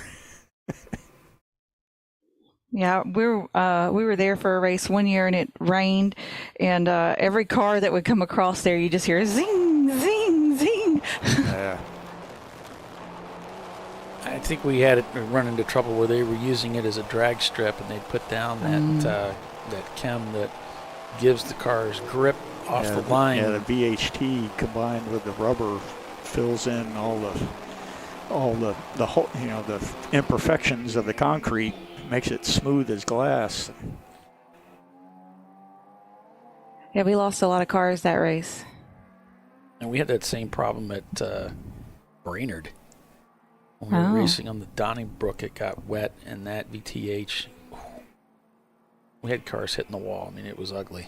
Yeah, a couple of years ago, I ran with Triple R when they were running BMWs, and I was one of the last cars to come around, and a guy in front of me was probably at least 100 yards off the cars in front of him as we were coming down the backstretch, and Randy was 2 cars behind. Randy Popst was 2 cars behind me, and so I kind of told him before the start, hey, so I'm going to kind of take it easy going down into turn 1, let you slip down the inside, and then I'm going to try to follow you for as long as I can. But the huge gaps kind of put the kibosh on that. So we go down to 17, and they had already thrown the green, so I took off, and I already made up the gap coming out of 17 to the 3 cars in front of us, and 2 of them were hanging out on the left-hand side, and 1 was hanging out on the right-hand side. So I figured, all right, I'll just go up the middle. And right about the time I got to them, at about a 30 to 35 mile an hour difference, the Miata on the left decided he needed to be in the middle. Oh no! And I touched that drag strip area there where the VHT was down with the right rear tire, and that was it. So I was on a merry-go-round ride after that, and hit the Miata as well as after I trying to save it. And ended up sliding to a stop 20 feet short of crossing the start-finish line to take the green to start the race. Oh no! Yeah, that was not one of my finer moments, that's for sure. I think Whiskey Tango may have pitted. I'm not 100% sure. It's so hard to see in the lights. Yeah, that's 690 Miata. That's a different car, yeah. And the one that, there they are right there coming in. Yeah, just coming in through pit in. That looks like it to me. Wanted to catch them coming in. They are the leader of the race. Yeah, they're 983. That's their number.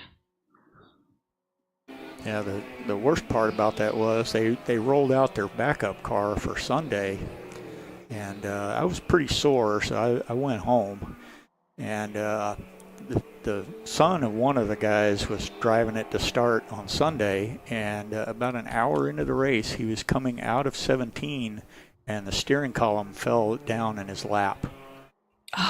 And he hit the bridge abutment and destroyed that car. So they did not have a good weekend that weekend for sure. Tiffany knows what it's like to have a steering wheel come off in your hand. Don't you, Tiff? Yeah, the whole steering wheel. The corner worker's looking at me, and I'm doing all I can, and I just held the steering wheel up and showed them as I'm going through the hairpin and barber. Here is my story. You're trying to figure out what's going on, but I'll just show you. I will show you, and then there will be no question in your mind what's going on. The corner worker's eyes got like as big as, plates. They were like, oh. I know they're over there going, what is she doing? And then they're like, oh.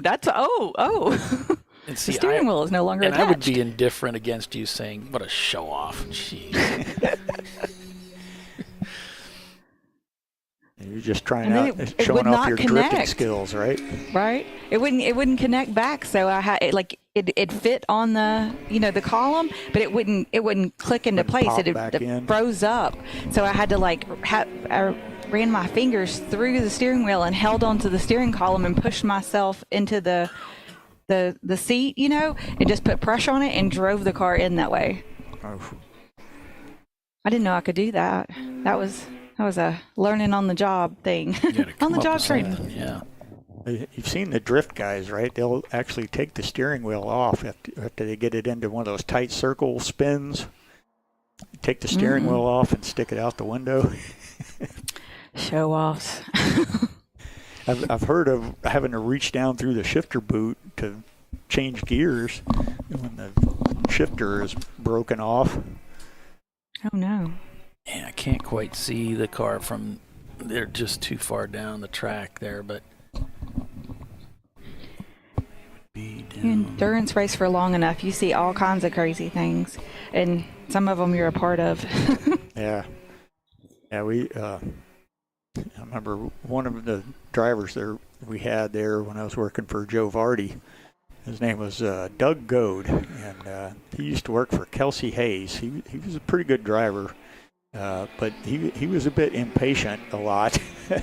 And whenever it was combined with the Grand Sport cars, because we ran Pontiac Trans Ams in Grand Sport, and then they had Sport and Touring, and like Taurus, the SHO Taurus, Ford Probe, stuff like that ran in Sport, and then Touring was like the normally aspirated MR2, like Randy and his wife that he had then ran one there in Touring. But there were the Alfa Romeos that ran in Sport, and they had an exhaust pipe that stuck out about, a good 6 or 7 inches beyond the rear bumper. And Doug would get extremely impatient with those guys in the middle of the corner. And so one time he came in, and we're like, why in the world are all these holes in the front bumper of the car? Like little punch outs? Yeah, the hot exhaust was just punching holes right in the front bumper of the car. He's like, get out of the way. Yeah. Get out of the way. That's funny. Yeah, we used to. I learned quite a bit with Joe, a lot of which I can talk about now because the statute of limitations is up on him. I can remember I think it was a 4-hour race here on the 12-hour weekend. We ran on Friday, and we ended up on track. We were 3rd and 6th, and we ended up 1st and 3rd after tech was over, which they held in the big, huge blue hangar that used to be down in turn 1. But it was interesting there because Joe had this friend of his. Because they made us tear the cars down completely. I mean, pull the bolt-in roll cage out, take the diff cover off. Just about almost totally strip the entire car down. So it was supposed to be a 305 V8 in there. So they pulled the motor out. Well, Joe had some different rockers in there than what were supposed to be in there than Oh, the yeah? stock ones. You know, get a little bit more ratio. And I can remember his friend was taking the motor apart, and as he's pulling off, you know, one of the rockers, he looks up at the ceiling because the tech guy is standing right there. And he goes, oh, look at that. I guess those bats are getting in through the hole up there. So when the guy looks up at the hole in the ceiling, he swaps out the rocker that he's got in his pocket with the rocker he just took off the motor, which is illegal. Oh, wow. And hands him the good rocker before he can look back down. He's like, not only am I a mechanic, I'm a magician. Yeah. So Floridian is in the pits, and I don't know, Tiffany, if you saw this in the race logs. Whiskey Tango is being black flagged for speeding in the pits. Ooh. Oh, yeah. There they come now. Yeah, 20 mile an hour speed. It takes a. Could they split the cones? They were hot coming in. Ooh. And so that's going to hurt. Oh, so they're getting a black flag for that. Yeah, because driver counseling. The marching ants will show the speed there too, right? Well, I know they can see it in the tower. Do we see speed limits there? Or speed? I don't know. Yeah, there's some of them have speeds over the top. Oh, okay, yeah. Yeah, boy, but 110 this was getting down there to the hairpin. This was at the entry. I don't think we would have seen it there, but yeah, it would have been hard to notice where they crossed over, how fast they were going when they entered. But yeah, kind of hard to hide from that. I wonder if he just didn't see the pit. Like last minute decided, or. Well, I guess too, it depends. Where are you supposed to? Does he know exactly where he's supposed to hit that 20 mile an hour? Yeah. Or is it just you can come in as hot as you want, just you have to come to a stop at pit in, and then you're at 20 mile an hour? Did they feel like, no, you got to be at 20 at the first cone, or you need to be at a reasonable speed? You can't come in there blazing fast, like, Formula One or something, and then lock them up at the last second. I don't know.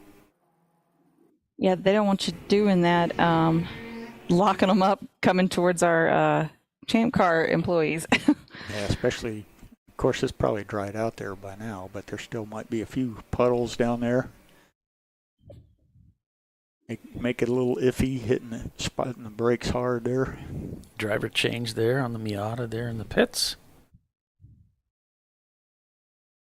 So it looks like Flat Out Nemesis had a 4 off and continue. They've gotten a warning for that. That happened over in turn 2. All right.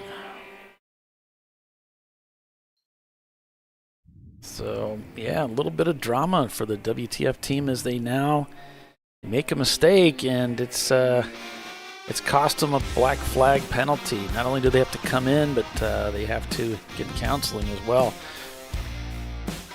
I wonder if they'll get charged. I don't know. What's the going rate? We'll find out. We'll see if we can find out. We'll get back to you on that. Stay with us. You're watching Champ Car Live, presented by AutoZone. Average Joe's is your leader. We'll be right back.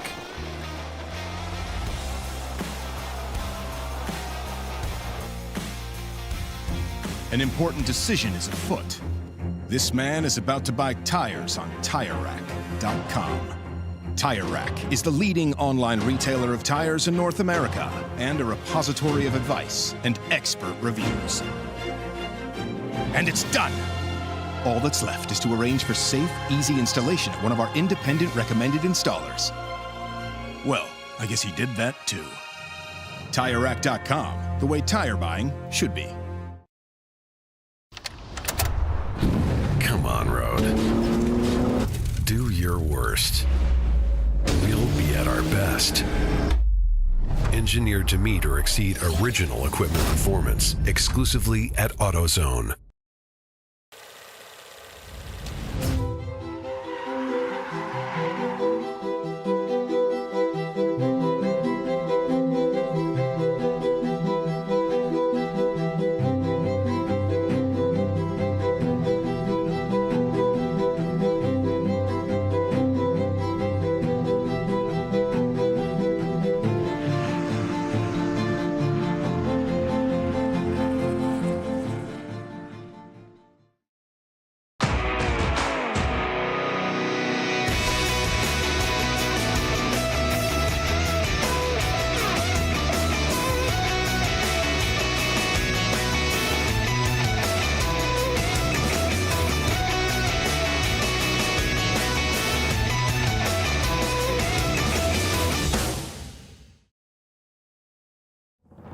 Lifeline's continuous commitment to research and development ensures that we supply the most innovative and cutting-edge products available. Used by the majority of the world's motorsport championship-winning drivers, teams, and constructors, Lifeline has a stringent and proven history of success. Lifeline's continuous commitment to research and development ensures that we supply the most innovative and cutting-edge products available.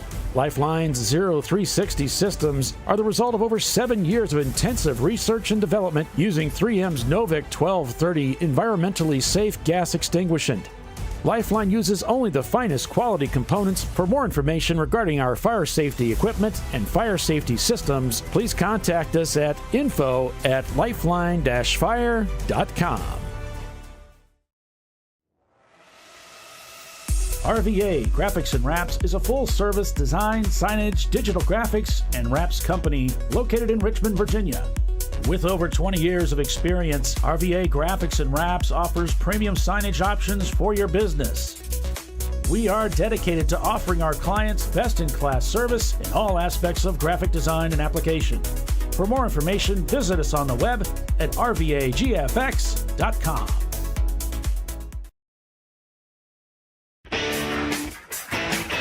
Located in Northeast Ohio with 40 years of combined experience, Money Shift Racing knows how to deliver performance and safety, offering everything you need to get your vehicle and drivers ready for race day. From safety equipment to full engine assembly and repair, in-house fabrication, 3D design, and rapid prototyping. Money Shift Racing. Performance done right. Sentinel is a comprehensive motorsports video solution incorporating live streaming, local recording, 3 cameras with picture-in-picture, flag status, and much, much more. Stop playing with multiple solutions. Sentinel handles it all, including timing and scoring, vehicle data, graphic overlays, adaptive bitrate encoding, network bonding, and more. Sentinel is the solution to sharing your motorsports experience with your friends, family, sponsors, and the world. What are you waiting for? Get your Sentinel today and never miss an on-track moment. www.sentinel.racing. Duralast, designed to meet or exceed OE performance with OE matched friction formulations and fitment for 97% of cars on the road. Backed by a noise-free guarantee when professionally installed. That's the Duralast difference. Only at AutoZone.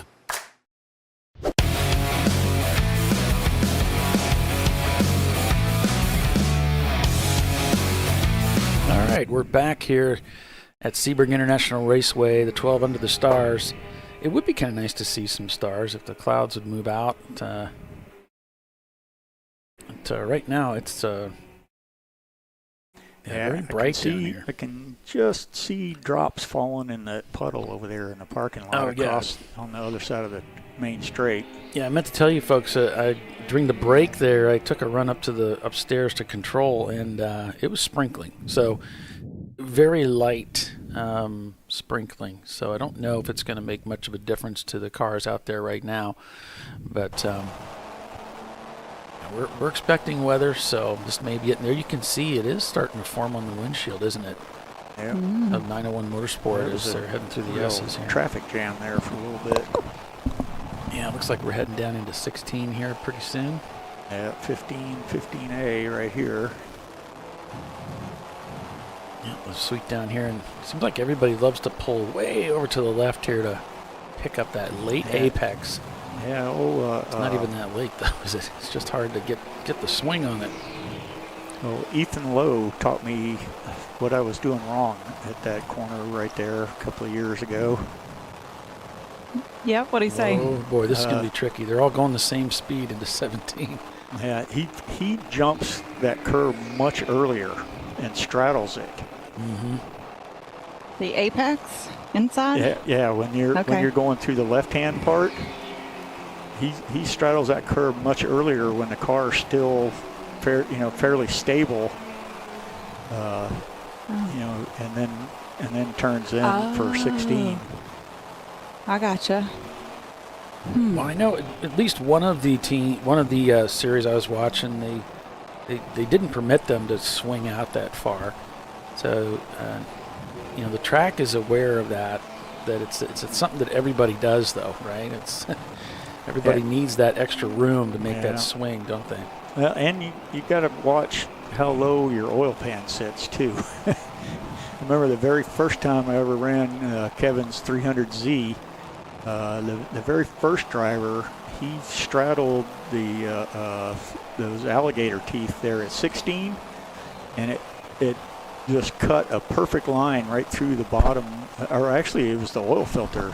He just, it looked like somebody just took a knife and cut right through the bottom of the oil filter, just a nice perfect straight line right through the center of it. And luckily wasn't that far away from the pits, so come in, threw a new oil filter on it.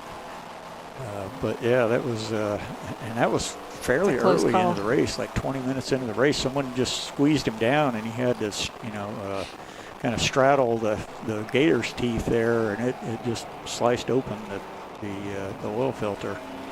And Timothy's saying, hello, Champ Car friends and family. Home now. Great to be watching Champ Car Live. Be sure to smash the like button. And I just want to say thanks to the 49 of you that did hit the like button. Appreciate that. I know there's most of you have already done that. The rest are probably bots, and they're not going to be able to hit the like button, so that's understandable. But thanks for that, guys. Thanks for Timothy always reminding him to get on the air. Oh, what's that? Nothing. I said they're going to be waiting. No, I'm just kidding. Also, the 241 of Brick City Racing, the Happy Hour Miata, Dave Gooden is behind the wheel of that machine now. The last 20 minutes or so, probably 20, 30 minutes. Gotcha.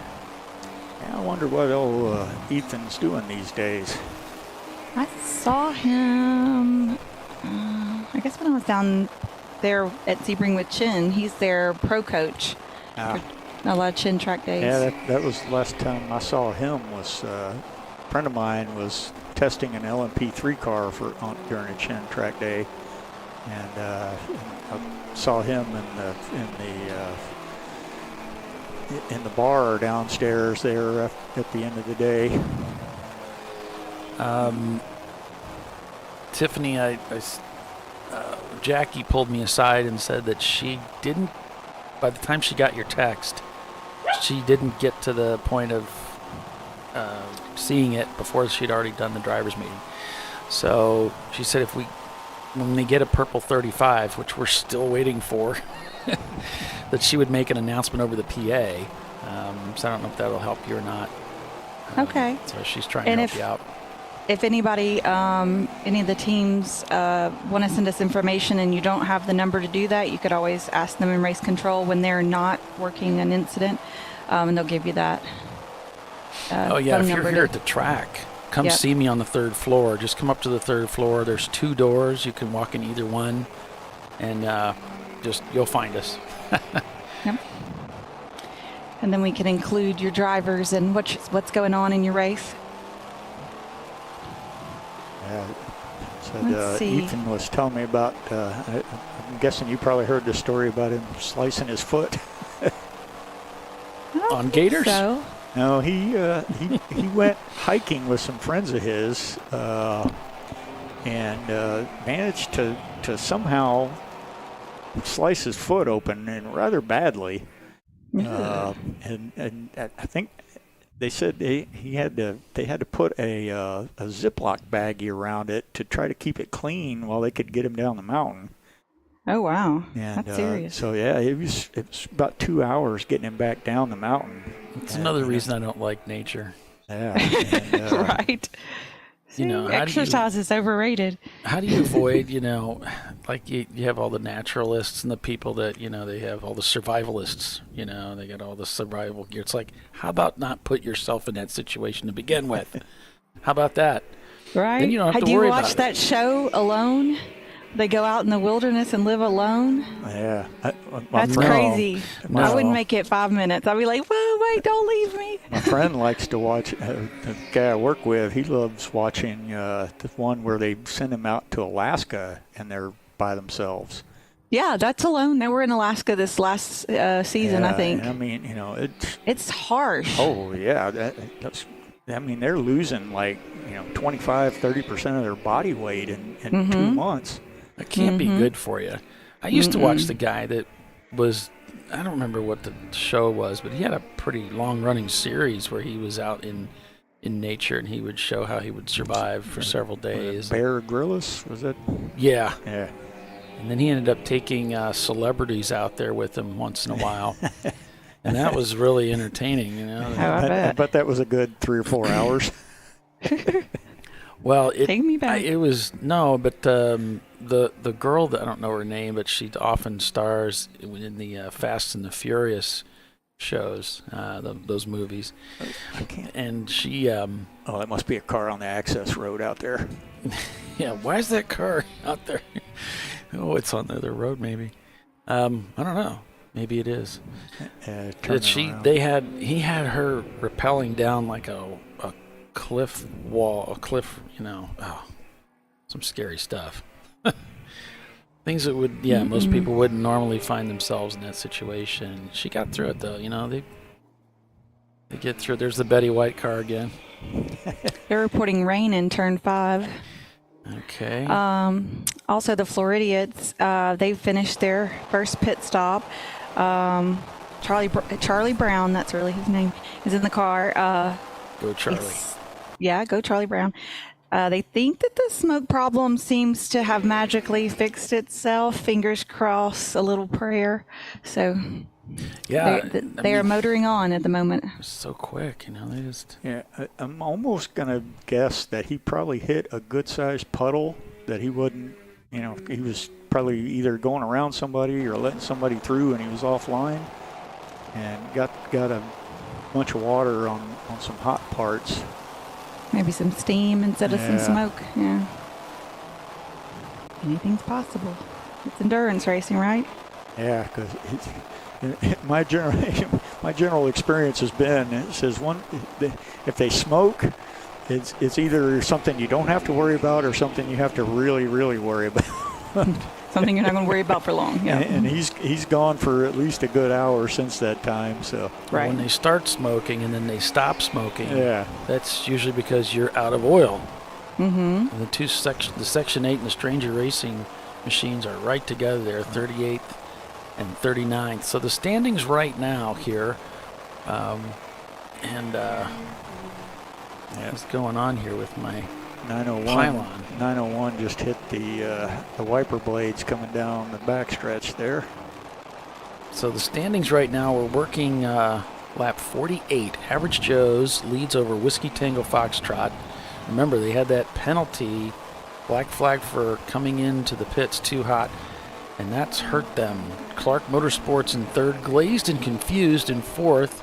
The TFC Motorsports Caravan Contender Z car there is in fifth place because there's an EC car up there, currently scored in second. Rotary Rocketeers is behind them, followed by Flat Out Nemesis, Blue Steel, Fing Dog Racing in the Porsche Boxster, and then it's Team Infinity now working their way up into the top 10.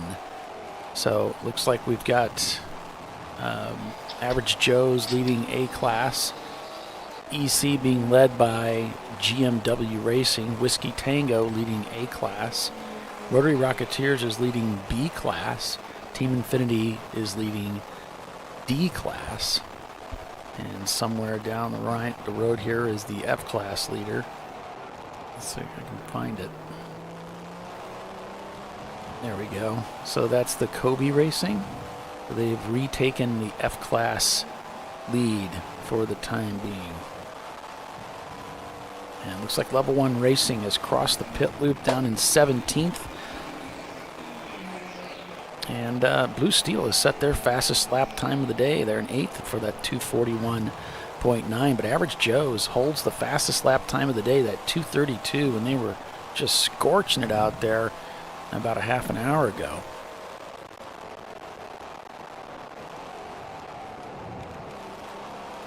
And I gotta tell you, it just looks kind of strange with these cars with these huge arching LED strips. as they over the door frame as they head down the stretch here through Big Bend and down into turn 7. It's kind of strange looking. And that, you know, the green Section 8 machine, there's so much green LED on it, it's almost a little too much. Maybe for some of the drivers as we were watching them on board with 901 Motorsport. Setting up for a pass here, looking for a way around, but that looks like it's Whiskey Tango Foxtrot right there. Getting hung up, held up a little bit by some of the back markers. Wow, Four Paws Racing really tumbled down the order there after their stop. So for the Bent Over Racing BMW, they said Matt's in the car now. They switched back to dry tires just in time for the rain to get here. Yeah. There's a car coming into the pits there as Whiskey Tango makes the pass down the front straightaway with 901 in tow. Making that 4-5 upshift. Now back down to 4th for the entry into turn 1. And he's now following that inside. We're really getting close to apexing that wall through turn 1.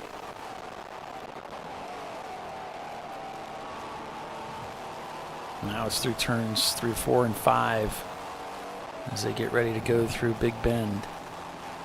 This will take them down to the hotel. It's a fast part of the racetrack here, bending over to the right, making the upshift there. You can see the headlights reflecting off the interior of the 901 Motorsport BMW from behind as that Miata comes by and brakes going down into 7. Switches back across the front of them to go all the way down on the inside instead of lining up for the corner. Yeah, I think that was the flat out Nemesis. Mm-hmm. Trying to whistle around the outside is the flat out machine, it looks like, as they head through Fangio here.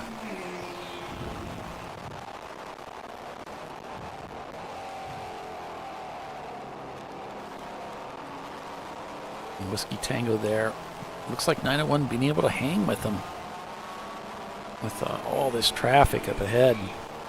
And I think that's the Camaro, right, with the 2 sticks of green up in the air.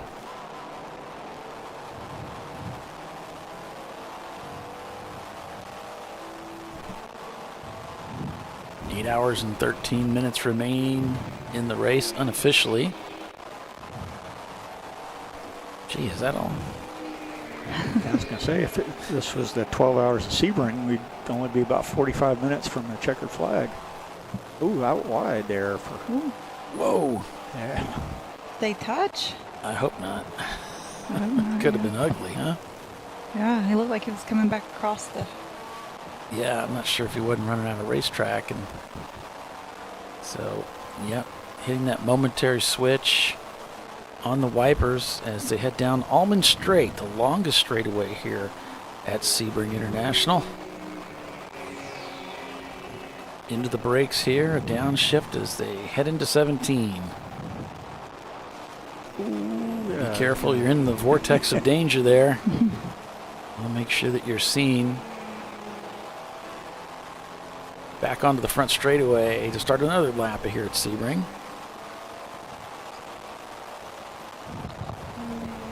So Bent Over Racing says their feed is back up again if you guys want to watch us suck. Yeah. He said if you guys want to watch us suck. That's funny. Timothy we all asking, have our days. Why don't we have the nylon all I see? Why don't we have the nylon? The pylon. Oh, the pylon. I think that's what, yeah. All I see on my TV is the live feed, although my phone shows it all. Weird. I don't. Maybe you've got it on Zoom. I don't know.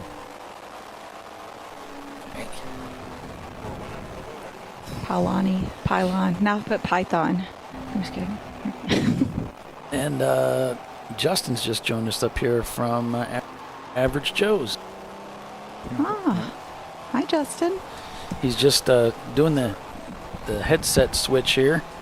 Okay. And So you're winning the race. This is Yeah. a good time to stop the race, right? Yeah, race over. Stop the race now, please. Lightning, where are you at? Come on, Lightning, come back.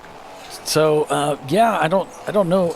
You guys were just rocketing up through the field, passing people left and right, and so I guess that means everything's going great. You're not having any problems at all. Exactly. Well, we Everybody thought we were going thinks to that. The guys that are up at the front, they think, they're not having any problems. There's no concern whatsoever. Yeah. We thought we were going to have more help, but I've been helping Gus, the team Gus, get their car together, and unfortunately they got no practice time yesterday, so they just didn't feel comfortable trying to make the race because they've never been here. Then of course the rain and then at night and all that stuff. So they went home, so there went our extra help, right? And so then on top of that, this tune for this new motor, luckily I got it from Fab 9 a couple of years ago before I even ran a 2.5, and it's running great, but the problem is it's running like 0.82 lambda, and it needs to be run 0.90, so it's running way rich. And so we just had to come in at 1 hour and 39 minutes, and now it's going to be like 1 hour and 33 minutes at best. So it's really going to hurt us, and especially with no cautions. I mean, this is crazy. I mean, they're doing hot pulls, or they did hot pulls so far. It's crazy, isn't so, it? Yeah, so no code 35s. You're not getting any breaks. Yeah, exactly. So it's going to be an interesting night for sure, taking that extra fuel stop and trying to just hopefully get it in under some kind of caution or something, Yeah. Justin, have you been in the car yet? Well, I didn't think I was going to actually drive because being this is a 12-hour race, I've got 3 other drivers, and so it seemed like I wasn't going to get to drive at all because the race got shorted. But now with the car using too much fuel and only going 1 hour and 30 minutes or 33 minutes, it looks like I might actually drive that last stint. So we'll see. Okay. Yeah, Well, good luck to you. Thank you. I appreciate it. I always get my drivers in first, and I drive last. That way, at least I know they get their money's worth and stuff. Well, whoever was driving first was killing it. Yeah, John, he is the man. He is the man for sure. Him and I, we swap back and forth between having the fastest times. I had the 2 fastest times here last year. He had the fastest time at Atlanta, and then him and I duked it out for the fastest time at NCM. So, yeah, he's a really good driver, and I tell you what, I mean, he slayed it out there. I couldn't believe it. I did not anticipate us catching Whiskey Tango Foxtrot and catching Nemesis. Of course, they had that drive-through penalty, which really hurt them. But yeah, needless to say, my guy actually going faster than them. I was like, wow, okay, Right? Yeah. Yeah, here's 901 Motorsport hanging with Whiskey Tango, which I'm surprised to see that too. But yeah, Whiskey Tango penalized for coming in too hot into the pits. Oh, okay. And so they took a black flag, and not just a drive-through, but a consultation also. Oh, shoot. So that stung a little bit. And we saw it was it Level 1 that was in the pits had trouble with the tire change? Who was that? I don't remember, but I know that Glazed and Confused and Nemesis got that black flag for passing under yellow. I think it was the 2 of them. Yeah. So that was definitely painful for a top 3 team. So there's dramas for every team. I don't care. Even if here you guys are leading this race, you're looking good. You had the fastest lap time of the day till that EC car just stole it from you. You got the fastest lap time of the day for the classed cars. You're 24 seconds ahead of everybody, and you're like, I don't know, because I got an extra pit stop. I'm having problems, and everybody does. And on top of that, the guy there now, Brian, he ran with me at NOLA a couple of years ago, and that was his first race at NOLA. And this is his second race now, and this is the first time ever here. He lives out in Texas, so I think he's doing great for the fact that you can't really see it up here, but it's actually raining down there. It's drizzling, so he's probably got that in the back of his head. So. Sorry, I don't mean to keep stealing the time from you. No, it's. I'm glad you came up. I had invited you to come up, and so I'm glad you did. Looks like we got a corner that is under yellow right now. Yeah, we got a local 8, 9, and 10, and it says the 973 of Map Green Fuel Tech is stopped on track.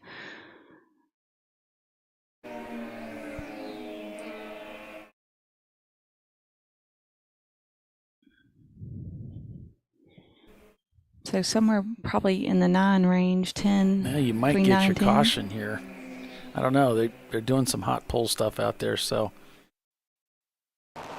Oh, Dan Tilley says, "Hey Justin, looking good out there," from Eddie Vedder, fellas. Oh, cool. Yeah, I love those guys. They always make fresh food for us. So it's like at Atlanta after the race. They're like, yeah, you want some tacos? They're a little spicy. They're like, heck yeah, man. Heck yeah. Who turns down spicy tacos? Yeah, for sure. So I didn't know the Average Joe's thing until I was looking to see if you had a live feed. Uh-huh. So I'm out and I hit it in Google and I saw the yellow shirts. And I'm like, wait a minute, this is the movie, and what is it? Is it like the dodgeball? Yeah. So, yeah, I mean, this is great. Yeah, back in 2005, we had an RV, and the first time out in the RV, we brought the whole book of DVDs, because back then you had DVDs, right? You couldn't stream back then. And so we watched Average Joe's, and then we left it in the DVD player, and then we never brought the DVDs again after that. So we always had Dodgeball, sorry. We always had Dodgeball, so we watched it over and over and over again. And we loved the movie, me and my son. Great. And so yeah, it's just a fitting name because, if you see my tow rig and all that stuff, we are truly Average Joe's. We don't have any stackers. I mean, I got a double axle trailer with it's got wood falling off of it and stuff like that. So, Yeah. So you can't see Justin right now. I have a camera on him, but he's wearing. I knew you were going to say that. He's wearing one of the Average Joe. Now, if you Google it right now, you'll see they're all wearing this yellow like tank top type jerseys and stuff. That's what he's wearing underneath his racing suit. So it's just too perfect. Nice. Well, that's great, man.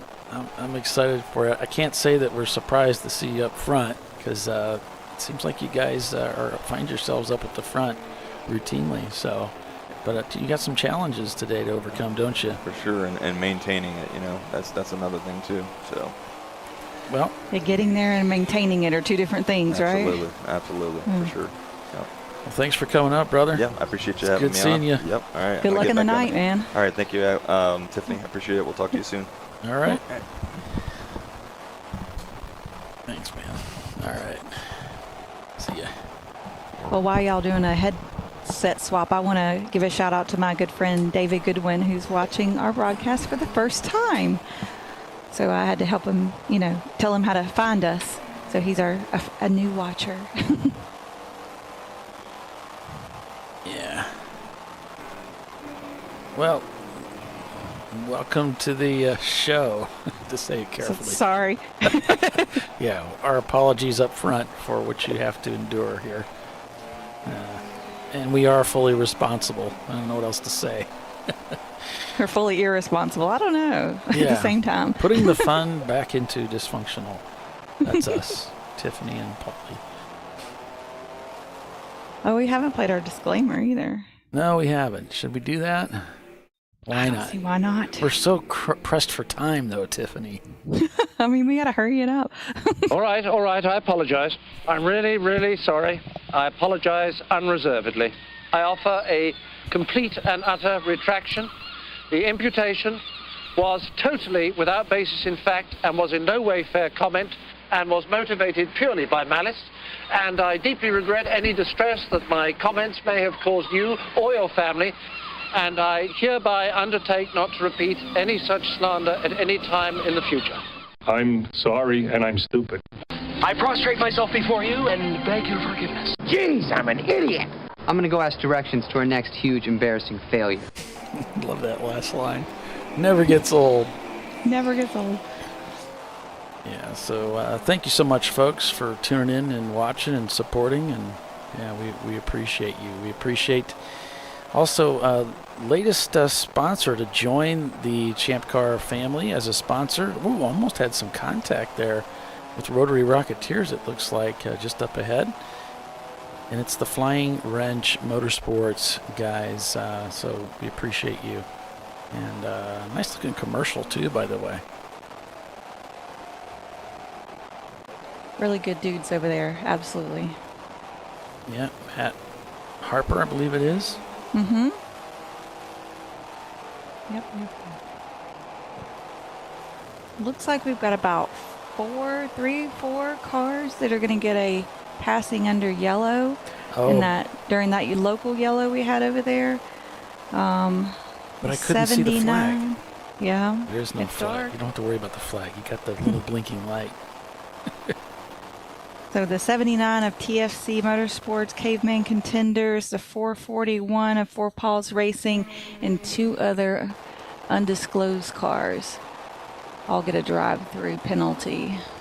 All right. Well, with that, I think we'll go ahead and take a break here, Tiffany. Thanks for that update. You're watching Champ Car Live, folks, presented by AutoZone. It's the TireRack.com Champ Car Endurance Series race at Sebring International. Average Joe's is your leader. We'll be right back.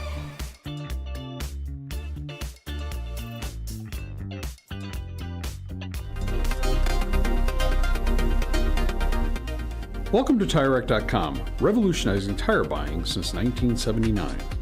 With our unmatched selection of branded products, finding what fits your vehicle and is right for you and how and where you drive has never been easier. Through helpful online shopping tools that include our professional hands-on reviews done at the introduction of a tire and consumer reviews that give real-world feedback over the life of the tire, you can make the right tire choice and find exactly what you need. And if you prefer to talk to someone, our tire testers, our sales team, are available on the phone. And that's how we get you the right tire for you and your vehicle for where and how you drive.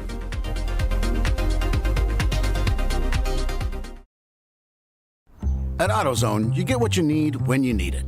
Got a today job? Pick it up free same day at your local AutoZone. More of a tomorrow project? Order as late as 10 p.m. with free next day delivery. Getting the job done just got easier.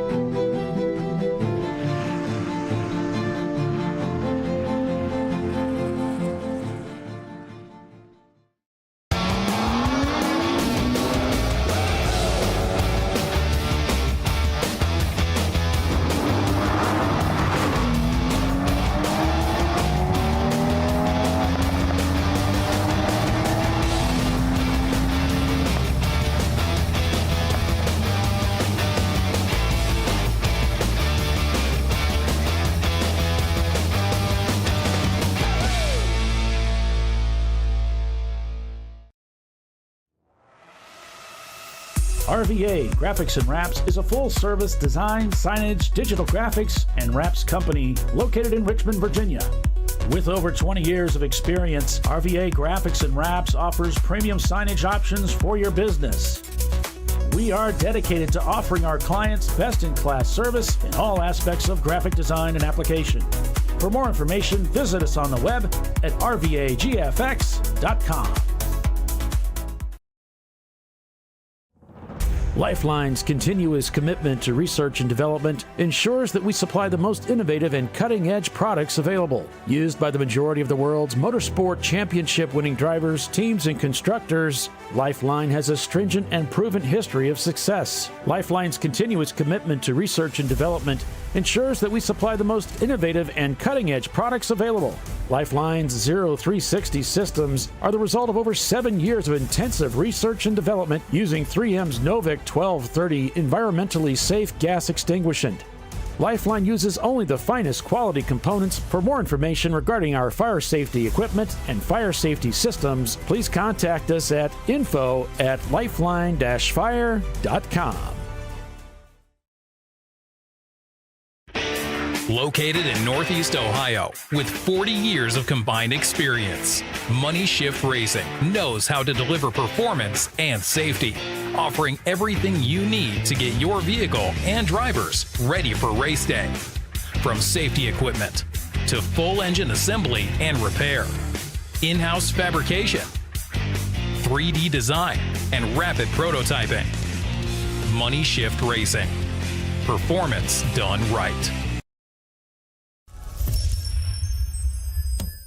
Frozen rotors from Diversified Cryogenics deliver increased performance and a higher level of safety while significantly reducing braking system costs. So to tell you a little bit about the durability of this product. So we have seen an incredible extension of the life of our brake rotors using frozen rotors.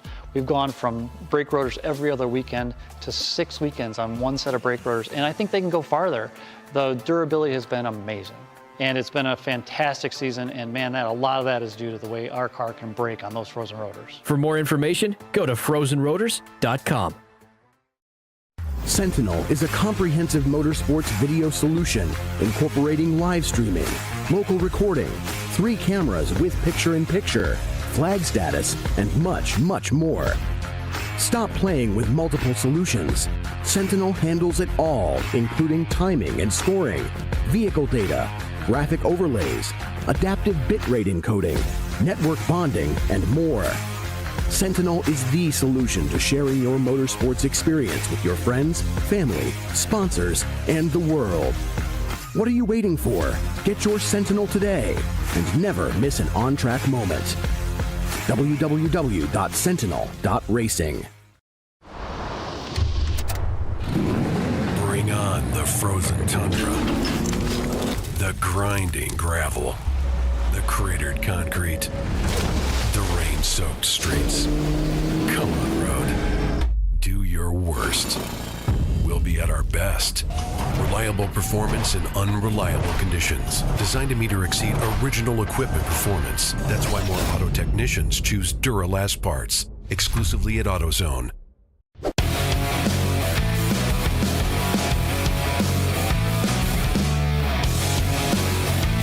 All right, welcome back, folks. Welcome back out here live at Sebring International Raceway, the 12 under the stars. So, 901 Motorsport in the pit here, going through their driver change. No doubt going to add fuel to it. Interesting conversation we had with Justin of Average Joe's, the team owner. Just kind of highlighted something that we brought up before. Everybody's having at least concerns about their race. Most people are having trouble as they have a new fuel mapping that they're using, and it's using a lot more fuel than they expected, and so this is going to add a pit stop for them. Even with the hour and 15-minute shortened race? Yeah. Yeah, the EC class CRX was just coming back out on out of the paddock area right before I walked back up here. So they were obviously back in the back working on something.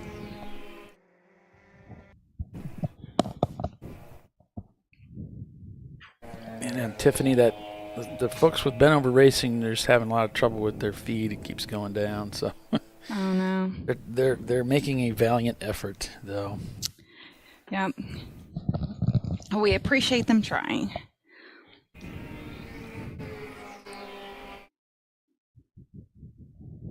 Yeah, Timothy, I don't know what to tell you about the sizing on your TV. Half size on your TV.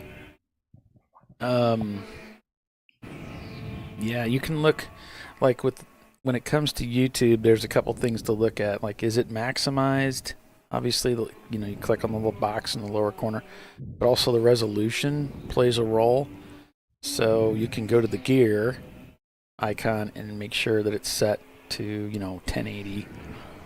And if that matches up with your TV, it should fill the screen for you. But if it's running in a reduced mode, you can change it, right? You can move it up to 1080 and then see if that helps. Yeah, the pixel size too. Doesn't it have you can change between 1240 by 820, and you can change the letterbox size basically? Well, on your TV, yeah. Yeah, I think on the YouTube channel, you're just picking, you're picking whatever resolutions that they'll give you to ride with, and So they don't give you the X, this by that. It's more like, okay, you can run it in 360 or 480 or 720 or 1080 or 4K if they're, giving it to you in 4K.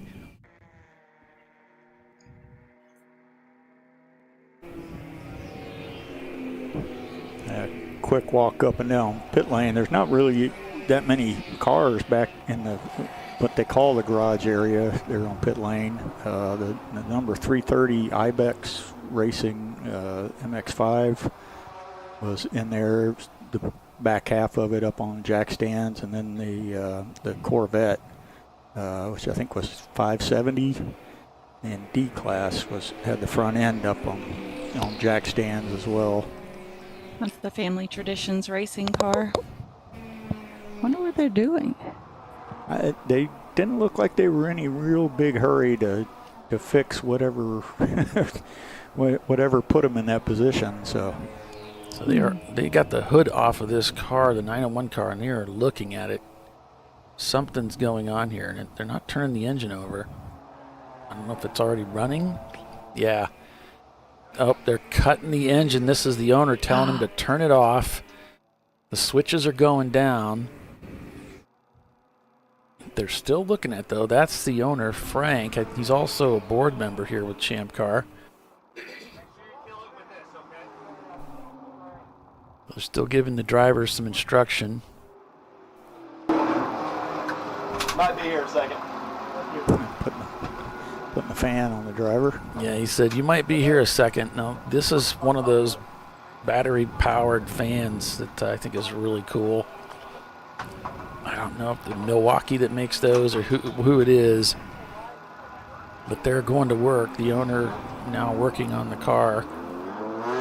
And, it's one of those things where it's 78 degrees, but the humidity is so high.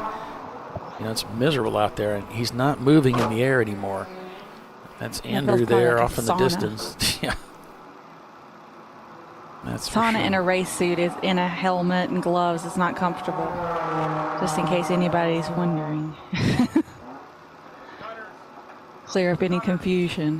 That little Milwaukee spotlight that they've got there set up by the right front fender is a pretty nice little piece too. Yeah, I use I have a lot of Milwaukee stuff. I got the pack out too. I really like their stuff. Maybe just because it's red. I'm kind of shallow. It's red, so I'll buy it. Racing red, right? Yeah. So it must mean you have a lot of Ferraris at home, right? Yeah, I've got them all in my Matchbox kit. Oh, okay. The Ferrari.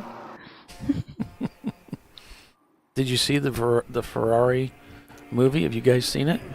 Mm-hmm. No, have not yet. The Ford versus Ferrari one? No, the one that's just the new it's one. just Ferrari. Yeah. Oh. The guy from Star Wars. Yeah, see it. It's good. It doesn't go as deep as I wish it would have, but it was good. Okay, so 901 has a broken rocker. Oh, here we go again. They're changing it though. Yep. They, like Doc used to say, put a hole in the firewall, and they can get this done fairly quickly. I don't know how long it takes them, but I know Doc said they had it down to a science. They could get it done in less than half an hour. I think they had a lot of practice. Yeah. Doc's team. He said he had a whole necklace full of them.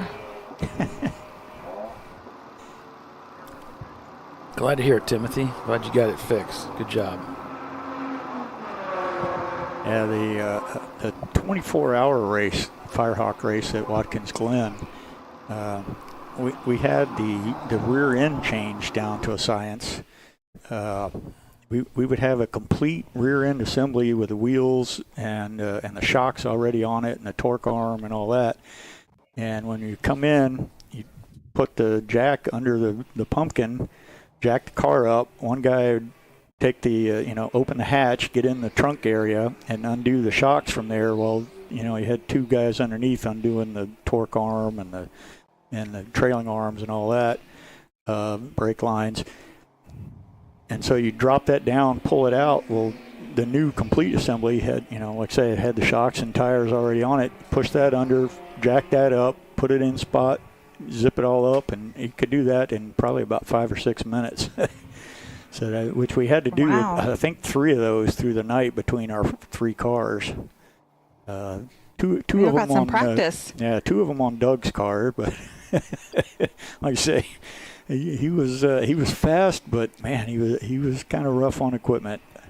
So how were you bleeding the brakes? Traditional, or was there some trick? We had that was the 1LE package had just come out for the Camaros and Firebirds, and we were using dry brake couplers, and so Okay. we had that was how we could swap out brakes. We would just come in, pop the dry brake, and had 2 pins, pull those out, pull the whole caliper off, throw a brand new caliper on that had already been bled with new pads on it, throw it on there, couple them back up, drop the car, and go. So yeah, it was it was called showroom stock, but That wasn't the stock. Yeah, there wasn't a whole. Yeah, like say, one of the other things that we did, we went out to Sears Point, and they decided to put the top 5 on the Sun machine, and I forget what it was. I think it was 5 degrees before top dead center was the stock setting, and they allowed us 2 degrees more. So they stuck it on the Sun machine, and the guy was like, I don't know, something's not right. But I don't have enough information to be able to tell you what isn't right about your car. Well, what Joe had done was he had actually pulled the dampener off the end of the crank and turned it back a half degree and stuck it back on. So when it was on the machine, it was reading the 7 that we were allowed, but we were actually at 7.5. So, yeah. He pulled it off and changed it half a degree? Yeah. Okay. Wow, that seems like that would be difficult. I remember Scott Legacy was running in the Corvette Challenge, and he came there. Their opening event was at St. Pete, and he came by to see Joe, and he and Joe went out to lunch while we were prepping Scott's car, and when they came back, Joe had 3 cans of green paint because the engines in the Corvette Challenge were sealed with green paint. Joe had 3 cans of green paint when he came back. The very first one he tried, it was a perfect match. And to Scott's credit, Scott was like, "No, I don't." Said, "Let me see how I do with the first couple of races first before we go into that motor." So Scott did pretty well in the Corvette series without having to go into the motor. But yeah, I remember taking a motor apart there in the shop with Joe, and him telling me about the RX-3 that he built for the Champion Spark Plug Challenge race at Daytona.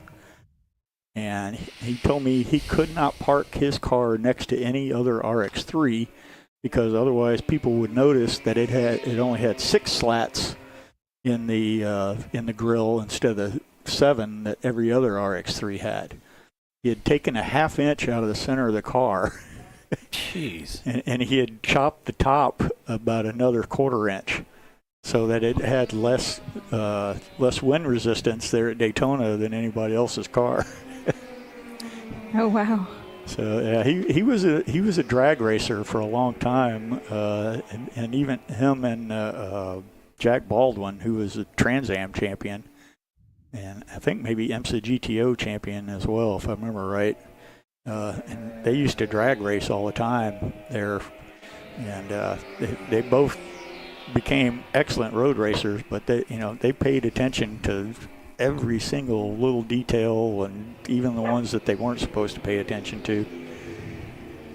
Just any advantage they can get, huh? Yep. All right, so 10:19 here. About 20 minutes after 10 o'clock at night. We're going all the way till 6 a.m. here, folks. Average Joe's leads this race. We heard from Justin just moments ago about how things are progressing for that team. So some challenges there for them, even though they are leading this race by a minute and 13 seconds. Leading A and leading C class. A class being led by Clark Motorsports. They're in second place there in their Miata. Another Miata, Whiskey Tango Foxtrot, there in third place. Flat Out Nemesis is in fourth place. And that was the team that spent over 13 minutes in the pits making that tire change. So then we have Glazed and Confused, Rotary Rocketeers in sixth. Then it's Blue Steel, Fing Dog Racing, Team Infinity, and Floridian Motorsports now moves into the top 10. So after a lengthy pit stop for them, when they were concerned about smoke coming out from behind the car, it turned out they didn't find anything, so they sent the car back out there. 901 Motorsport now in the pits trying to fix a broken rocker arm. And they left the driver in the car because confident they can get it done just that fast.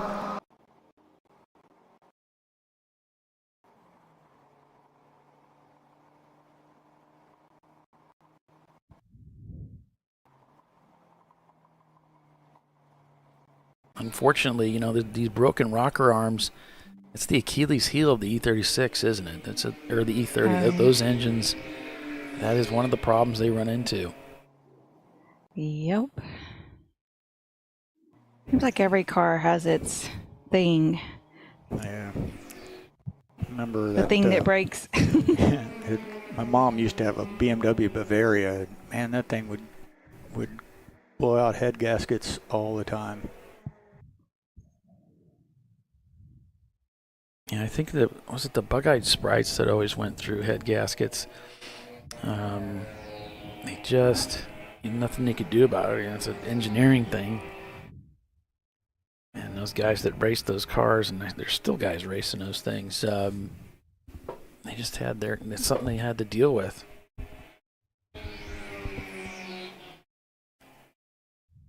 Nope, there's our spider in the camera.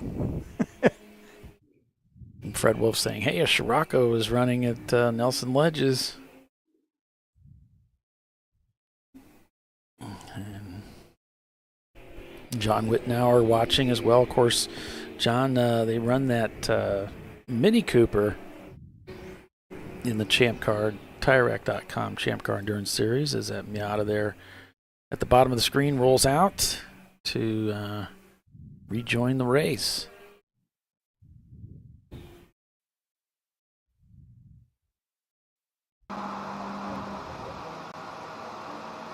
Teams are still setting their fastest time of the race. Clark Motorsports just did a 2:37.7. That's our second place car. And Flat Out Nemesis just improved their time, a 2:32.059. Well, and they made those tire changes, so you wonder, you know, is it? Nope, sounds like they may have fired it back up, or that they were going to the better tire. You know, they were using the rain tire. Throwing the wheel back on here. Yeah, Tiffany, I know you can't hear, but they fired up the engine on the 901 Motorsport machine after that rocker arm change. Yay!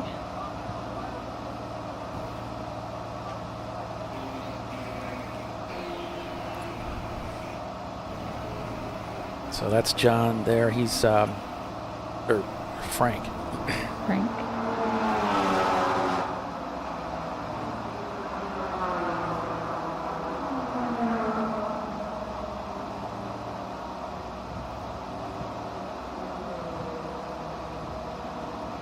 And I'm guessing Mark Yoshida is still in the car, so I guess they're just going to leave him in the car to finish out his stint. No, that's kind of what it's looking like. I don't think they get another change. Getting ready to send him out there, though. Looks like they're going to let him roll like the way that it is. I'm assuming it doesn't have a hood on it. Well, but they were standing there with the hood. They're parked right there at pit out. Get those lights on. Cut them loose.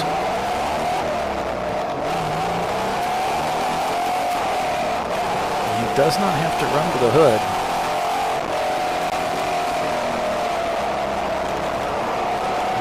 He was putting the wheel back on, there were two guys standing behind the two guys that were in the engine compartment that were holding the hood there. Maybe did they slap it on there? Maybe.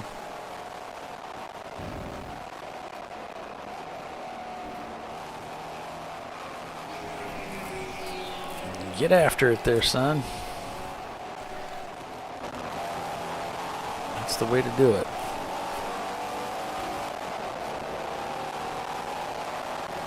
He's going to have to hit those wipers. They're still getting some rain back there as he heads through Big Bend towards turn 7. He's leaving them on, isn't he?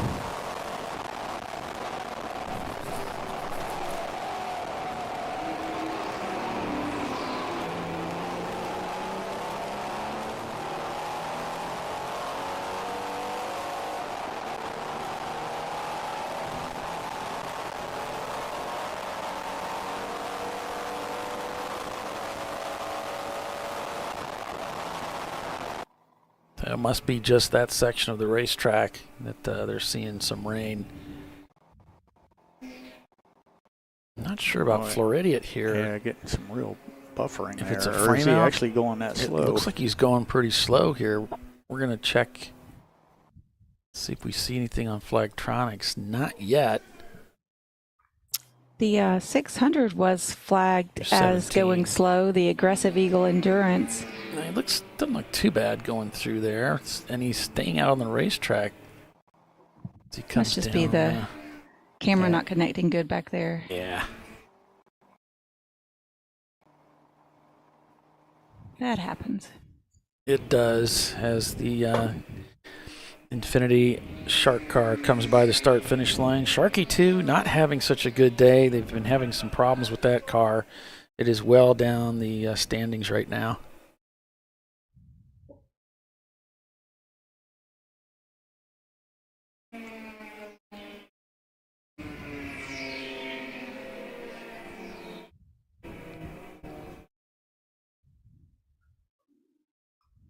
Information other.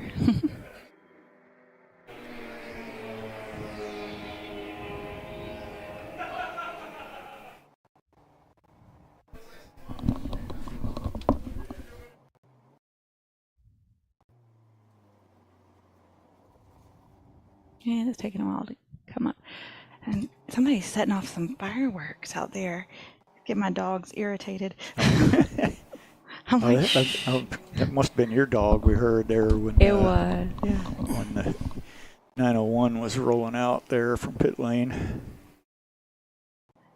Yeah, she has these little barks she just lets go from time to time. It kind of sounds like you stepped on her, like Oh, there was a skunk hit at turn 15. Oh my gosh, no, not in Florida. What? Oh, just like humidity and skunk stink. Ooh. Yeah, that's not a winning combo. No. Who was it? Who was it that sung that song? Was it? I can't remember if it was Jerry Jeff Walker. Dead skunk in the middle of the road. Oh no. That's outside of my expertise.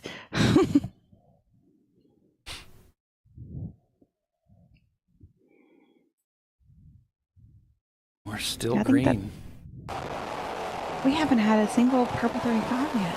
I think there was a race. Wasn't there a race that Chelsea did at VIR? They never had a yellow. They never had a full course caution. I think there was one or two races like that. That, I mean, is recently recorded, you know. Mm-hmm. I'm sure it's happened, but. And then we have some of those races, it just seems like one after the other. Oh, yeah, it's relentless. But, I think there was a race that Chelsea did at VIR. They never had a full course caution. Wow. It was the South course, I think. Be interesting once we start getting around 4:30, 5 a.m. what the concentration's going to be like. See, I can remember garbage like that, but do you think I can find my car keys in the morning? No. Useless information, but I guess it's not useless when you're doing a show, but it comes in handy that I still can't find my keys.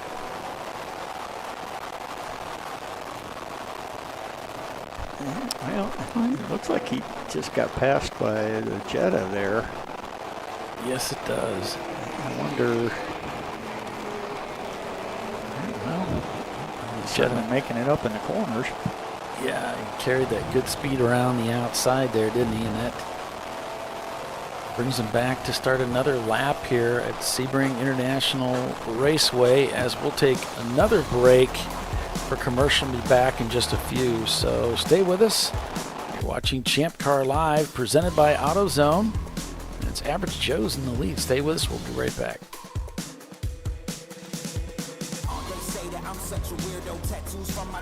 You know, I'd buy tires online, but then what? We've thought about it. We're TireRack.com. They should let you ship directly to a mechanic. Actually, we call them independent recommended installers. They should have like 1,000 mechanics. Try over 7,000 installers. Then you just make an appointment. At a time that's convenient for you. This could change tire buying forever. TireRack.com, the way tire buying should be. Come on, Road. Do your worst. We'll be at our best. Engineered to meet or exceed original equipment performance, exclusively at AutoZone.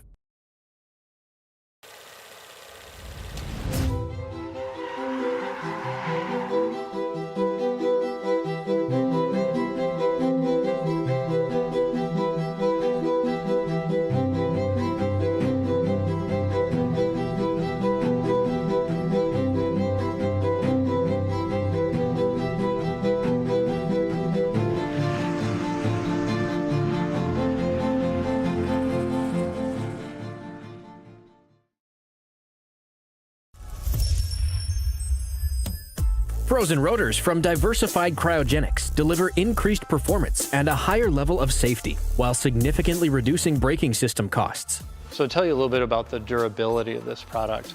So we have seen an incredible extension of the life of our brake rotors using frozen rotors. We've gone from brake rotors every other weekend to 6 weekends on one set of brake rotors, and I think they can go farther. The durability has been amazing. And it's been a fantastic season, and man, a lot of that is due to the way our car can brake on those frozen rotors. For more information, go to frozenrotors.com. Located in Northeast Ohio with 40 years of combined experience, Money Shift Racing knows how to deliver performance and safety, offering everything you need to get your vehicle and drivers ready for race day. From safety equipment to full engine assembly and repair, in-house fabrication, 3D design, and rapid prototyping. Money Shift Racing. Performance done right. Discovery Parts is a veteran-owned racing and safety equipment company. While we're located inside Atlanta Motorsports Park in Dawsonville, Georgia, Discovery Parts can also be found at the tracks, supporting a number of Champ Car Series events. We take pride in being a reseller of the best of the industry to Champ Car teams and drivers. We know racing, love racing, and look forward to tomorrow to even more racing. Visit us at discoveryparts.com.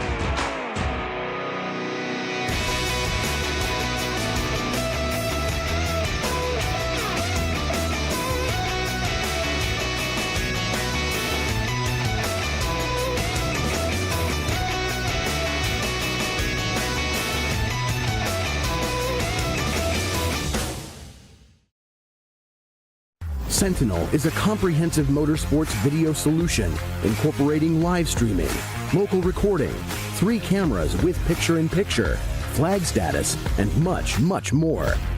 Stop playing with multiple solutions. Sentinel handles it all, including timing and scoring, vehicle data, graphic overlays, adaptive bitrate encoding, network bonding, and more. Sentinel is the solution to sharing your motorsports experience with your friends, family, sponsors, and the world. What are you waiting for? Get your Sentinel today and never miss an on-track moment. www.sentinel.racing. No. Seriously?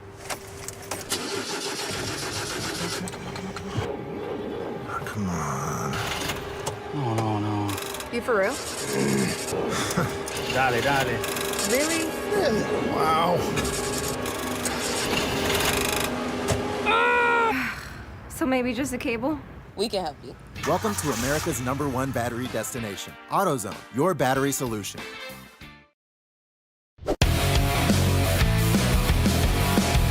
Let's get with it. Let's do it.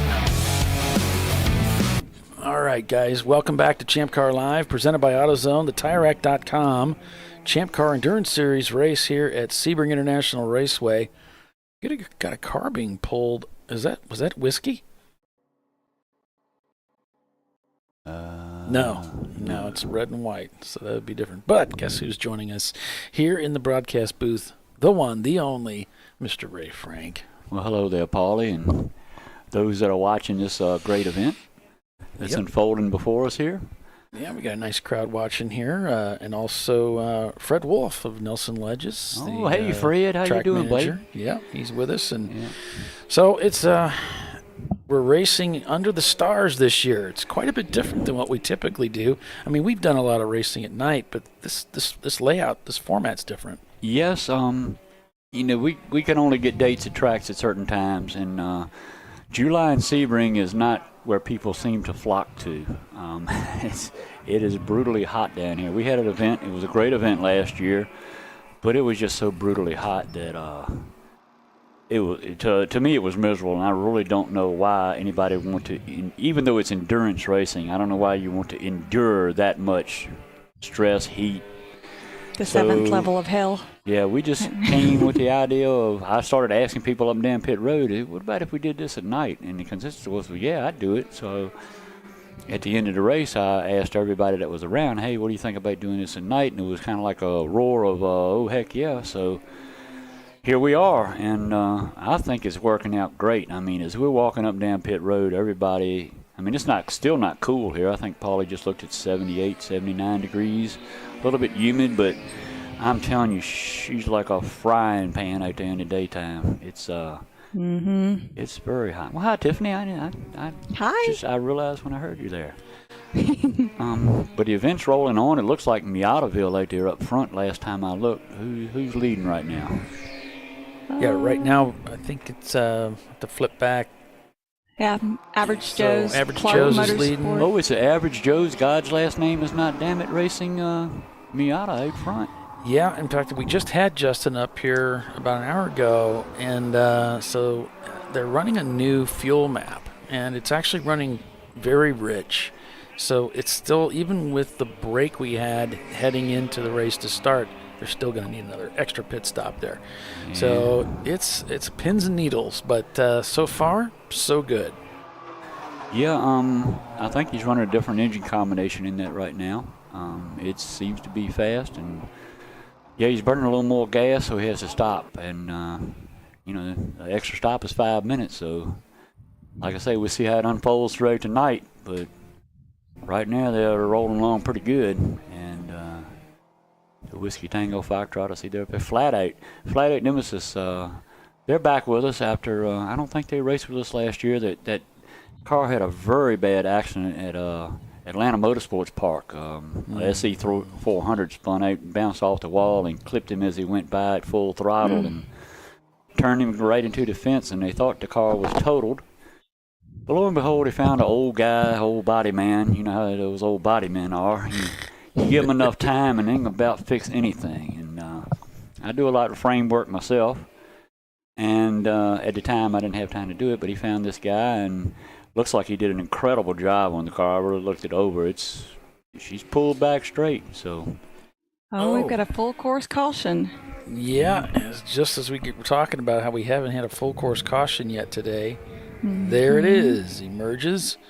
So full course caution here at Sebring, and we just had a local yellow 1 minute ago over in corner 3 for car number 934. So what we may be heading to full course is to get that car. I don't know. 934 is the Volkswagen Golf again. This is the Subpar Racing Team. And that's actually the name of the car, the name of the team. It's not. I'm not throwing. Not that I'm being rude. Not that I'm above, throwing insults at people. You know me, but no, it's that's actually the name of the team. Well, as you bring up team names, yes, you can go down the list, and some are quite comical and quite thoughtful sometimes. I mean, it's just, there's a lot of creativity here. Yeah, as well, not looking at, the cars too, so it's known as a builder series, and there's a lot of different ways to go at this and several different combinations that are successful, like many. I can't tell you who's going to win this race or what kind of car is going to win this race.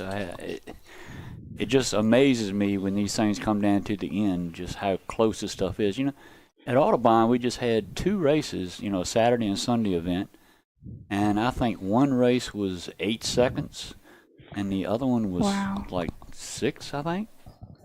And one car was leading. It had a bit of an advantage, but he ran out of fuel coming to the checker flag on the last corner right as you enter the pits. And the top cars came back by him, and he ended up 5th. Oh, wow. Who could forget the Daytona race we had? Like I say, just right. I mean, the racing has just been so competitive and so close. I mean, we've had a couple of them that, some guys have gotten on a good combination and really put a hurting on some folks, but mostly I am just amazed at how close this stuff is. Especially with so many brands of cars, and this flat-out Nemesis just came in the pit. They're going to jump in on this caution. So they're saying that the 606 Section 8 Racing had an impact with a wall. Oh, boy. That was the reason. That's a brand new build. That's a shame. So, and we have whole different things going on. We have some guys that are super competitive. And then they're only like a couple, 2 or 3 drivers, and then we have full families like this Reeves Racing.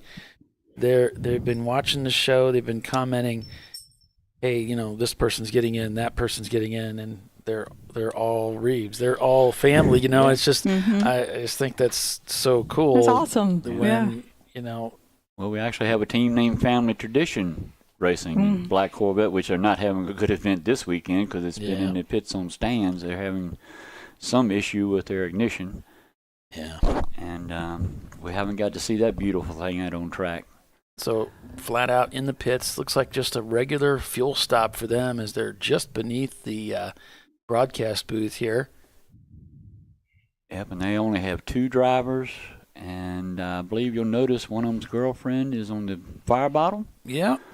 And that's kind of a small group, but they're on it. I mean, I watch a lot of drivers, and one of the guys in this car, I mean, he's phenomenal. I mean, he's one of the best I've ever witnessed in my life. Fast, consistent, and just a freak of nature, in my opinion. Grant? No, actually, Chuck. Yeah, it's okay. Chuck. I mean, Grant's good. Oh, he's way above good, but I mean, Chuck is just another level. I mean, it's just both of them drivers are just. Oh yeah, it's no weakness there at all. It's just. And what they can do with 2 people and a girlfriend is. Yeah. It's embarrassing to some of us.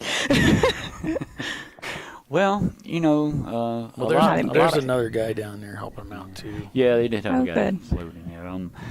It's just a lot of effort in building that car too. I mean, we have a couple of guys that they just spend so much time working on these things and whittling on them and doing this and doing that. And the knowledge they have is, like I say, it's very, very impressive. There's some awfully smart people in this club doing stuff. Oh, yeah. They sound like an encyclopedia when they start talking. Yeah. And, I mean, some of the way they strategies. I mean, there was a team last year that, you know, they did a stint and a half during a race where it had a break in the middle of the day and jumped a fuel stop by running 10 seconds a lap slower for the entire stint. You know, how do you drive a car 10 seconds off pace and never go under it? I mean, I think predicted like lap hit that timer mark helps. every time. Yeah, I mean, of course I think I'm good, but, you know, I'm running a 141 and you call up and say, hey, take 10 seconds off that, and I'm going to drive a 151 and never go under it. I mean, that's kind of something. And then they get back in the car and full tank of gas. Like I said, they jumped a fuel stop throughout the middle of the day. And then when they refilled and took off again, 141s again, 10 seconds a lap faster than they did the whole stint and a half. And they won the race by 8 seconds. And, you know, everybody's saying, oh, well, they had a big tank. Look at that big. I watched them fill. They did not overfill the car. They took the exact amount. And, you know, just that's smarts. Yeah, just better strategy. Yeah, to another level than what I thought of. So, yeah, it's super impressive. I thoroughly enjoy it, and like I said, we got a good race unfolding right here. You know, This is a good race, yeah. Yeah, it's a lot of really good teams here. Which everywhere we go, like I say, it just amazes me the competition level. And like I say, you do have some people like they just dreamed of racing. You know, they really, you know, don't have aspirations of winning. I mean, they want to do the best they can, but you know, it's just the experience of getting out here and doing this. Yeah, I just saw the Family Tradition Corvette is coming out, so we're good to see what that looks like going around here. And with let me see, one of the D-class cars just went in the wall, so we got a lot of time left. The old Corvette might still make it up into the top there of the D-class. Mm-hmm. Never know. Sorry about that commercial run. I gotta do something about that. Commercial run? What? Well, we've got monetization on these, and depending on how it's set, it can interrupt the broadcast and put a commercial in and miss everything we're doing. So there was a commercial run that just went while we were talking. Well, I don't know if I can repeat that. Well, nobody wants to hear it anyway. So. We were just in the last 30 seconds, you know, we were just talking about, you know, just the basics of what's been going on and how the competition's been really good. And it's a good race. It's been a good developing race here. And like I say, anybody out there that has any questions, wants to know anything about the club, we're easy to contact. You know, you can get on our website. You know, I have an email. All our staff has personal emails. We have a tech desk where you can ask technical questions on or just about anything. My phone number is pretty readily available around, and I do like to talk. So if you have any questions about this or, you know, think you might want to give a shot at doing it, and we had I think we had 2 different groups of people here yesterday hanging around tech, just trying to learn all they could about the builds and just how to get into this. They've been autocrossing, they've been doing other things, and I mean they were just so excited and ready to go. They've been you know, track daying Miatas and stuff, and they really want to get into doing it. And I think we're going to see a couple of new teams coming in, which, I mean, we do have a lot of new teams coming. That's what we're about. That's what this club is. Let's get people on track. So, yep, that's how when we were thinking about going, you know, doing Champ Car back then. Our first thing we did, me and my husband, was we went to the Road Atlanta race and just hung out in the paddock and talked to people and looked at people's cars and builds and, you know, just kind of got a lay of the land. Yeah. We do have one new team here this week. Well, we got, I think, 2 or 3, but one new team here. They built an E30, but they built it along the lines of spec E30. And they got adjustable shocks. And they bought all this stuff to put on it. And they were like, well, we thought all C-class cars would have this stuff on it. And they're starting with like 7 laps. And I'm like, nah, you're going to have a hard time catching C-class with 7, you know, starting 7 laps down. Well, right. I'll put it past hard. I would go impossible. So they learned that they spent some money that they really didn't need to. Because that is one thing about our rule set. In the initial build, when you're building a car, it costs less money than going to other series and putting all those fancy shocks and a lot of the doodads and racy bits that cost them money. And we're trying to control costs as much as we can. And you don't need to do all that to be competitive here. Because a lot of that stuff, every little bit is an advantage, but sometimes the juice ain't worth the squeezing, and you need to stick to the basics. Just nicely put. So, anyhow, I think I'm gonna have to get back on pit road. I believe we got another round of stops going to be coming before long, and I got to go ahead and keep all these guys from slinging gas cans over the wall 6 at a time. And I all would the stuff never they do that. Visors up, and it's Sure appreciate you coming up. Well, I thank you so much, and Mr. Frank.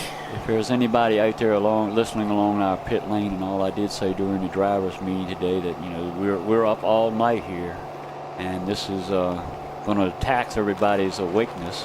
Yeah. But we've got to realize as we're driving home tomorrow,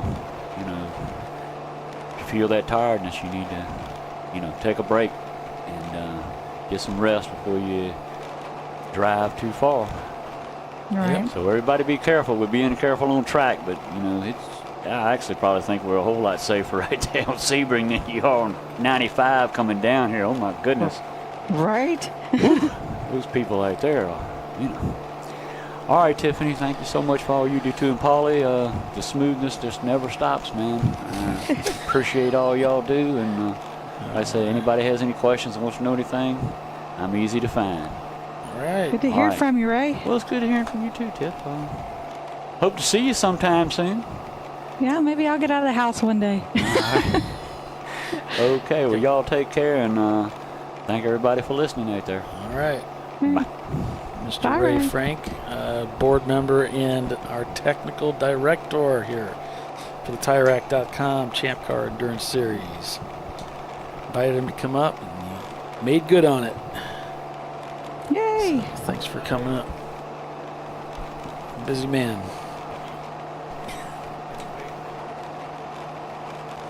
So in the 241 of the Happy Hour Miata, the what's the name? Brick City Racing.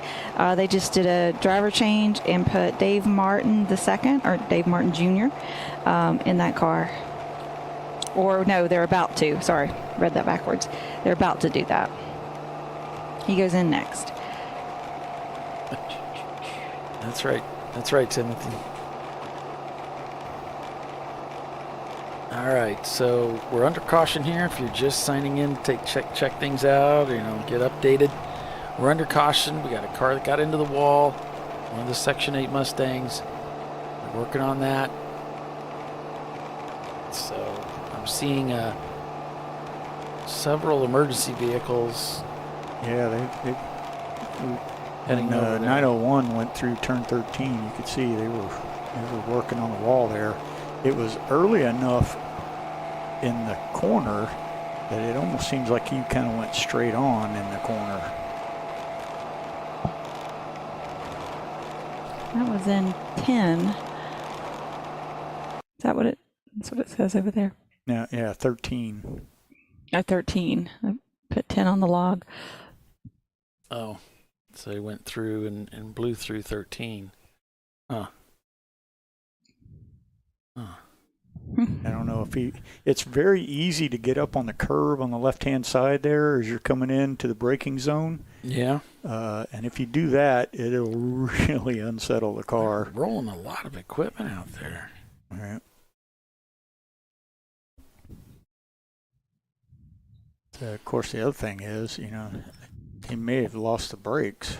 Right. That's what I was wondering. Yeah, I was kind of thinking.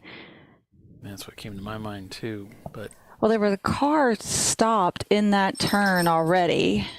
I think. Yeah, the 934 was stopped in somewhere in turn 10, and then I don't know if maybe that had something to do with it, But they didn't make impact into each other, but maybe it surprised him, or maybe totally unrelated. Who knows? And well, like I say, all the work's going on there at the tire wall in 13 on driver's left.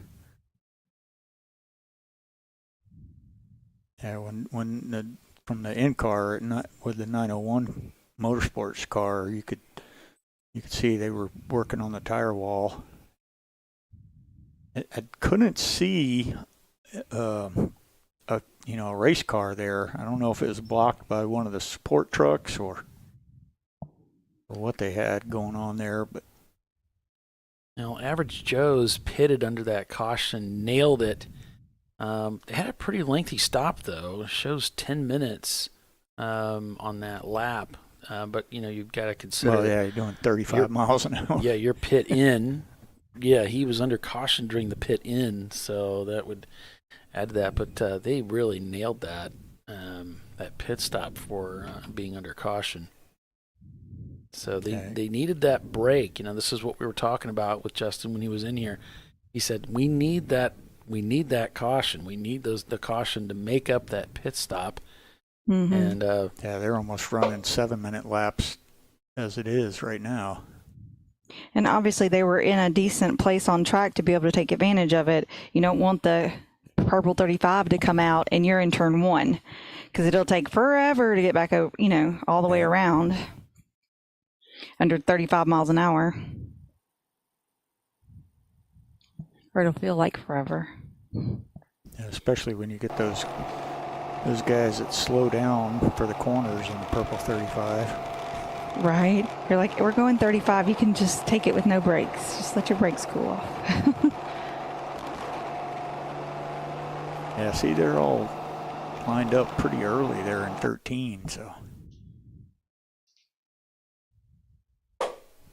So we got a number of cars taking advantage of this by jumping into the pits. Average Joe's, Blue Steel, Flat Out Nemesis, Team Infinity, the North Sport team, one of the EC cars, another EC car, Four Paws Racing, and Fisted Racing. Just in the top 17, you've got 6 cars that have ducked into the pits to take advantage of this caution. And I think most of the teams were looking forward to this, because they haven't been getting it. This is the first caution of this is the first full course caution of the event. Yep, there goes Average Shoes right there down the front stretch.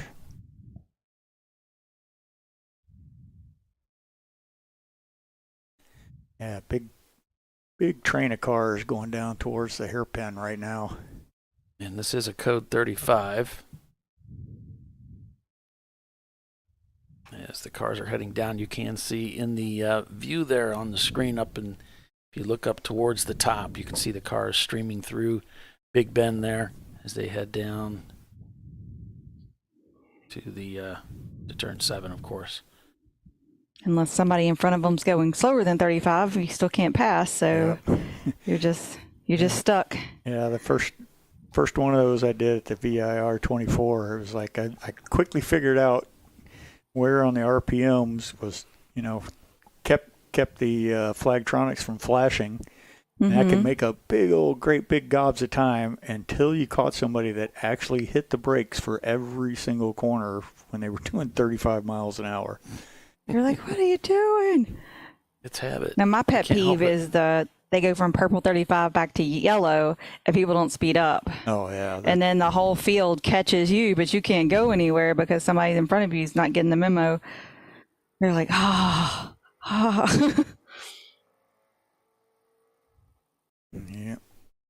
Yeah, Ray was talking a little bit about the pit stops there earlier. That was another thing I remember about Joe Vardy. In the pit box, he had a yellow legal pad, and it was almost completely full. I think it was like 50 pages, and it was just almost completely full of when to pit under what scenario. Whether you were leading, whether you were midfield, whether it was a yellow flag, whether, it was just this.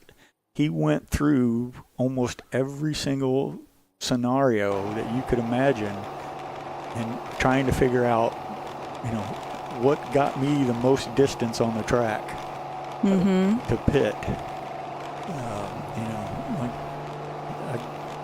At West Palm one year, it was 88. He ended up winning in our rental car, which was, it was, the car almost got absolutely no attention compared to the car that he drove regularly. And he ended up winning because they was able to make the whole race on one stop, whereas everybody else that was running faster, like basically about 2 seconds a lap faster, and all the other cars had to make 2 stops. And he made 1 stop in that car, finished on fumes, and won the race in the rental car because his co-driver got wrecked because it was a street course race there around the fairgrounds in West Palm, and his co-driver was running second, and they came up to a lap car, and the lap car saw the first place car, which was Doug Goad, and didn't see Don in the second car, and stuffed him in the wall when he tried pulling in behind Doug. So Joe had to jump into the rental car when the rental driver got out, and like I say, ended up winning the race. Wow. Strategy is everything. Oh, yeah. Yes, Timothy. You trying to get my attention? It looks like we're back to. Are we going back to green here? Yeah, Maybe it's a up to caution yellow now. Speed the field back up. I'm watching I'm watching the chat, Timothy. So. Back to green.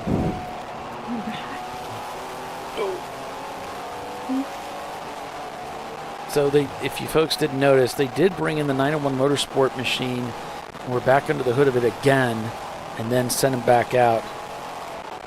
Who is this unknown announcer?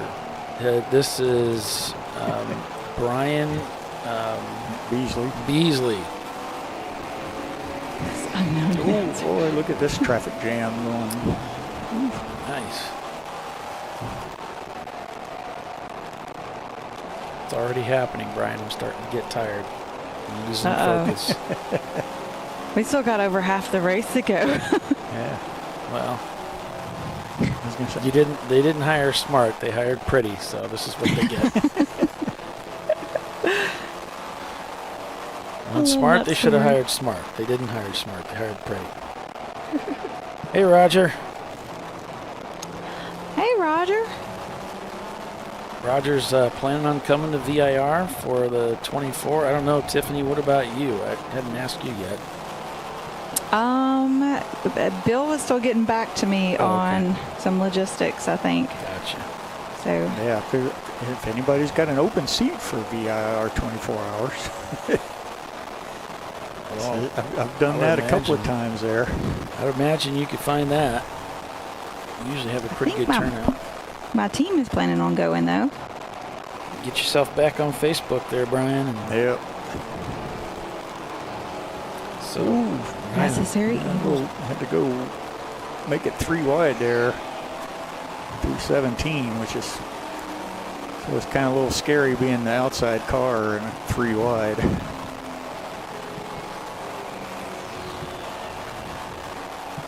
Down to turn 1 we go. Makes a downshift, grabs 4th gear, in we go. Zoom in. Didn't cut it as tight as he has in the past. Down into 3, 4, 5.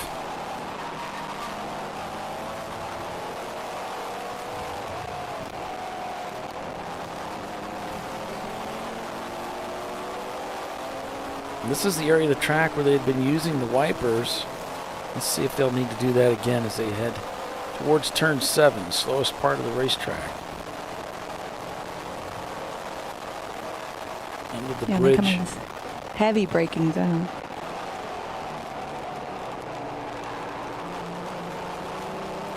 Nails that apex nicely. Looking to set up the pass and try to swing around the outside here. And just didn't quite. Well, that's weird. I think that guy let up. Yeah, decided to let him go, it looks like. See if we can give them the room around the inside as they're catching up with the Camaro, I believe that is. Sometimes when you have a mirror full of headlights and you can't quite tell where they are. Yeah, I can imagine. Depth perception kind of goes out the window, doesn't it? Not really sure where they are. Let them go to get them out of your eyesight, you know? You're like, it's blinding me. That was another thing with driving the visceral cars. With them having absolutely no sheet metal there on the back half of the car, you definitely, the interior of the car definitely got lit up by any car that was behind you. So there was nothing to block the lights of whoever was following you. Yeah, Ron probably just told you to go faster, right? Yeah. Well, it was easy, you know. Like I said, the only two cars that passed me during my stints were the Corvettes. You know, going down the straightaways.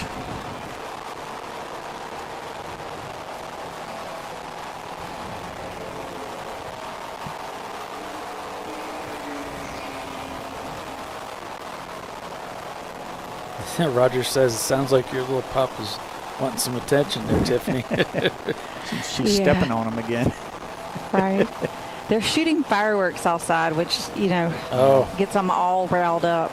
Yeah. Well, I hope they're not doing that on my street. My cats will tear the house down. Yeah, the 4th of July holidays are rough on the pets. Yep. I have a 2-year-old Anatolian Shepherd she doesn't quite know what's going on. She tries to bark at the window, and then, of course, once she barks, everybody barks. And see, all 4 of my cats are ones that I've rescued from there at work. So yeah, they don't know anything about human interaction other than me. So any noises outside, and it's just like, what in the world is that? And then they disappear for about 2 hours. Oh, yeah, a little correction there coming through 10.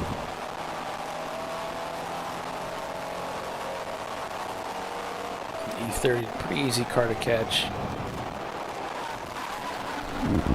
Oh yeah, I got way wide there. Here we go. Now we're cutting the yard. Oh, okay. Cutting the grass out there. All right. Yeah. Got it back under control. Must have been enough cars go out there that they knocked all the water out of there. I didn't see any water go flying. No waves back on the track. I agree with you, Timothy. Wholeheartedly.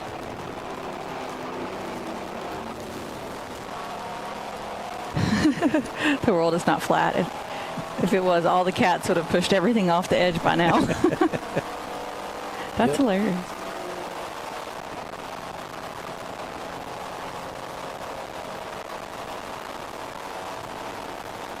So 901 had, they were down on power. They brought it in. They thought it was a rocker.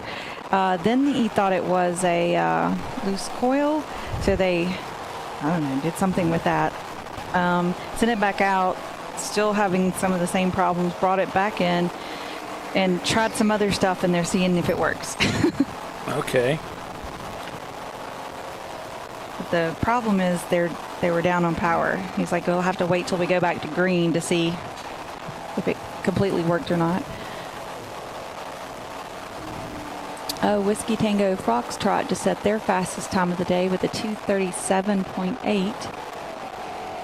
So finding more time in that car. BMW must be in the pits.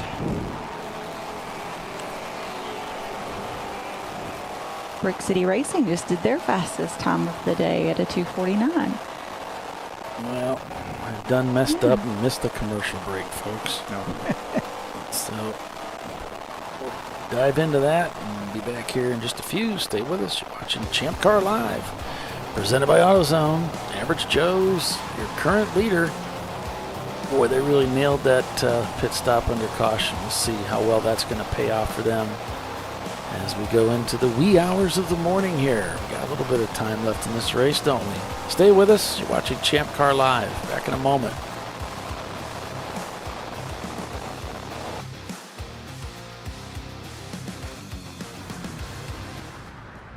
I probably need new tires. You do. What if they sold tires online? We do. We're TireRack.com. They could offer lots of tires We have so many tires. and help you find the right tire. It's called the Tire Decision Guide. Oh, and they could ship them to a nearby mechanic. We shipped over 7,000 independent recommended installers. This is an amazing idea. Sorry. TireRack.com, the way tire buying should be. Come on, Road. Do your worst. We'll be at our best. Stress tested to meet or exceed original equipment performance. Exclusively at AutoZone.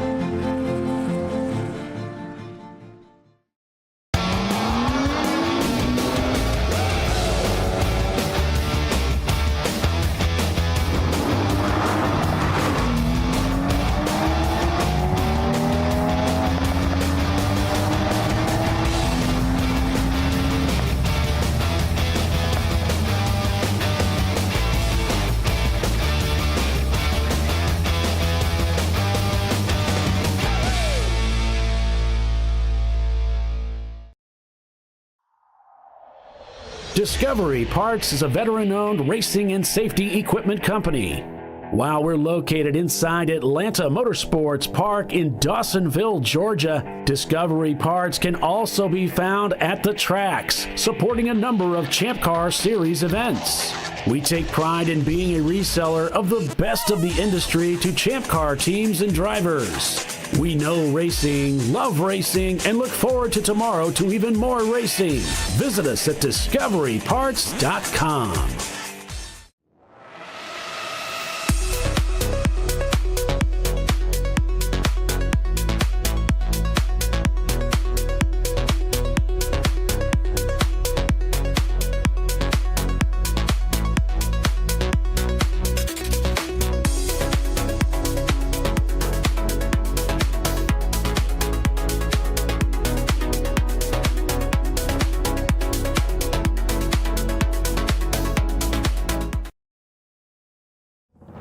Lifeline's continuous commitment to research and development ensures that we supply the most innovative and cutting-edge products available. Used by the majority of the world's motorsport championship-winning drivers, teams, and constructors, Lifeline has a stringent and proven history of success. Lifeline's continuous commitment to research and development ensures that we supply the most innovative and cutting-edge products available.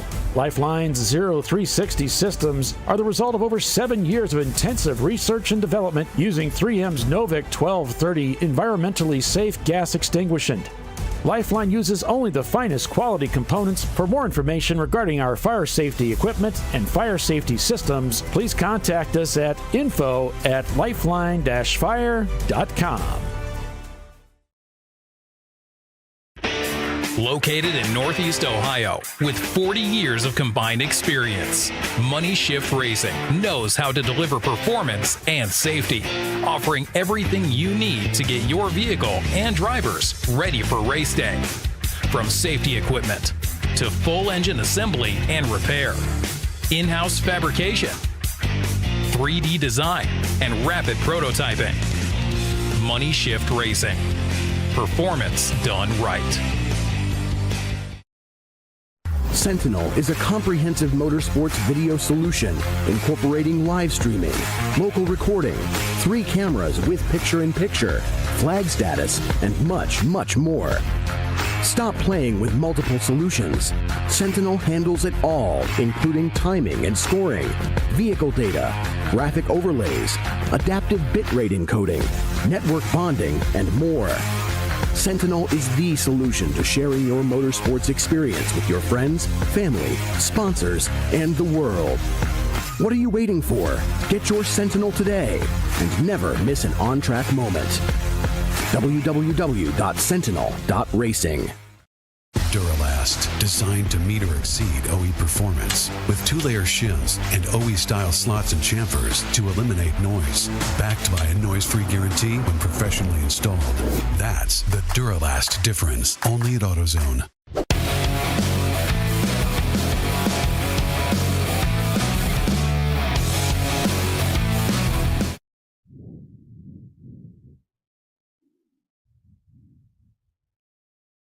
All right, folks. Welcome back here to the live coverage of the 12 Hours Under the Stars at Sebring International for the TireRack.com Champ Car Endurance Series. Paul Veltum, Tiffany Alexander, and Brian Beasley calling the race for you. And I've got an update on the 901 Motorsports car. So, we said they sent it back. They sent it back out. They've been doing things, trying to figure it out because they were low on power. And so I checked in with them. I'm like, so how is it? And, because they had to wait till it goes back green to see if it was, fixed-ish. And yes, back to full power. So it turns out it was the fuel injector harness plug was loose on number 6 cylinder. That's a lot of words. But anyway, so Aaron Shenanaman is in the car, and we all know he's a wheeler, and the car is at full power, and they're going to go have some fun. So there you go. Nothing like Sebring to shake something loose. This is true. We forgot to talk about that, didn't we? Or I did. This place, it's a true test of car and man, that's for sure. Or woman, person. It is hard on the equipment. Somebody's being flat-toed in, it looks like.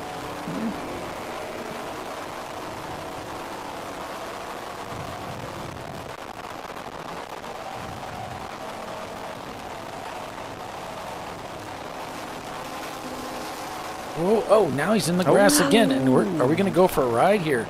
Yeah, turn 1. Oh. It's a scary place to end up in the wet grass. Yeah, and that one just looked like, I think he might have gotten a little bit spooked from the traffic that was to his left. As he's coming in here, he's just wide. And yeah, you can see he's right on the quarter panel of that car, and that puts him into the grass. And he just runs out of track when the track narrows up at the exit of 1. Well, and we know if you put 4 off once, you get a warning, but you do it again and again, they're going to pull you in, And even if it's not, you're thinking it's not your fault, they're going to have to be careful here. They've already been warned. Yeah, he went off at 13. Earlier, so yeah, that's going to be the second one if it gets called in. Yeah, if it gets called in, it's late and it's pitch black in some of these parts of the racetrack. Sometimes they have trouble seeing the car numbers. I think he's been off more than once. This is the 3rd time we've seen him off. So they said earlier that he hit a curb and the car died. Oh, well, that might have been the loose harness. And then it came and it cranked back up. It died for a second and then came back. Oh boy. That's exactly what I said to Frank. I was like, oh boy. Timothy can't wait to see the Scirocco commercial. I actually been talking to Mark Link about doing a new commercial. Yeah. So there's something new that's in the works, but it's been moving very slowly. So I don't know how long it's going to take to get that done. Kind of like us.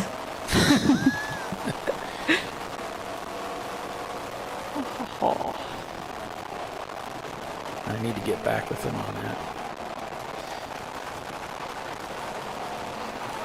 Open throttle racing out here this weekend. As 901 Motorsports comes by.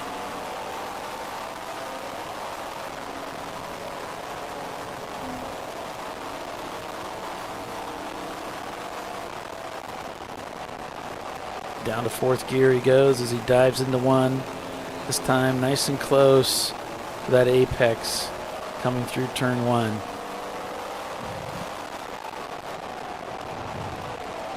Yeah, you don't want to try to pass on the outside of one because then you have no track out. It's all good until you completely run out of track. Yeah, and that was a close moment. I mean, the car got a little twisted up there in the grass. Could have gone very badly had it gotten any worse. Both times I saw him go off, and he handled it really well. It's just gradually bring the car back. He didn't try to whip it back on the track right away. Probably wouldn't do it anyway, but that's how you lose control of the car. He went off both times really at high speed. That's a high speed area there. And it's a very dangerous situation.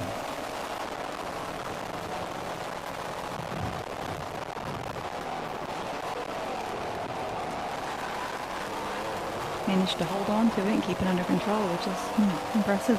Just let it ride. Yeah, you certainly don't want to do anything like come off the throttle abruptly. Turn the wheel.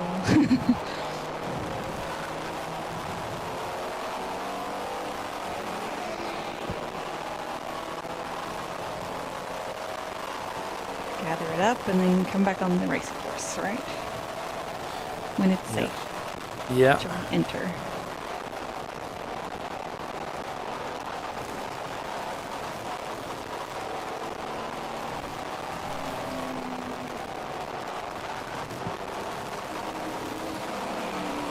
Whiskey Tango sets their fastest lap time of the day at 2:36, and they are leading this race over Clark Motorsports, followed by Glazed Confused, Flat Out Nemesis, Blue Steel, Floridian Motorsports, and Rotary Rocketeers, who's just crossed the pit loop, by the way, and their Mazda RX-7. Team Infinity, they're in 10th place. I'm looking for the... Yep, that puts them in 10th place. Then it's Fing Dog, Momo Champ. We've got two EC cars in the top 10. Oh, okay. So that pushes them up then, doesn't it, to 9th for Team Infinity. Fing Dog in 10th. And 11th is Momo Champ. And then it's the Z for TFC Motorsports Caveman Contenders. See Fisted Racing there, shown in 17th. We know they're up higher than that. They've just set their fastest lap time of the day. So A class, it's Whiskey Tango Foxtrot. B class, it's Flat Out Nemesis. C class, I have to go down a ways. It's Fing Dog in the Porsche. D class, it's Floridian Motorsports. EC, it's Triple R Motorsports now. And F class, it's Open Throttle Racing. So quite a shift in the leaderboard there. For the classes. Yeah, usually we see C class be so dominant, and then now it's, well, I mean, some of those Miatas are in different classes, so I guess that's a little different, but all these Miatas at the front. Exactly. They're always strong here at Sebring.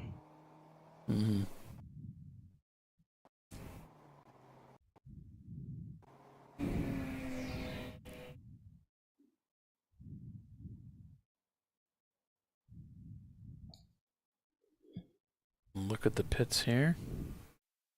See, very well lit.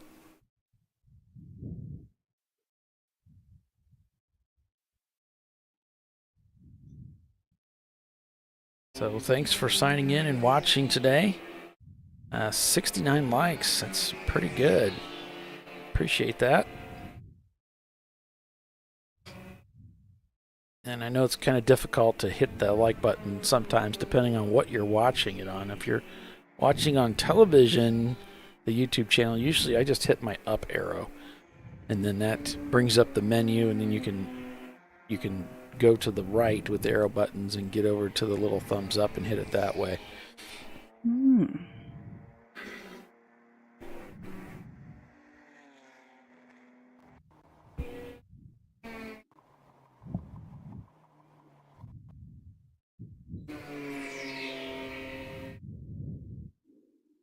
So yeah, the idea this year was, or this race was to try to not use the egg timers and just allow Flagtronics to handle the pit stop time. I mean, we've been saying that for a while, so I mean, I guess it's time to do it. Rip off the Band-Aid. Right? Got to be done at some point in time, right? Might as well. Why not now? Yep. Yeah, hotel window's almost dried out now. What happened to the level 1 Miata? I wish I knew. I don't have communication with that team, sorry.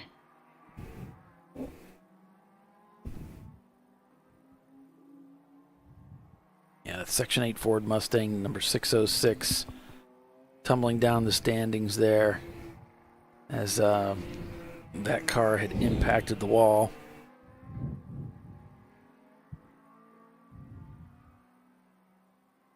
They've had a tough year, haven't they, of major crash damage.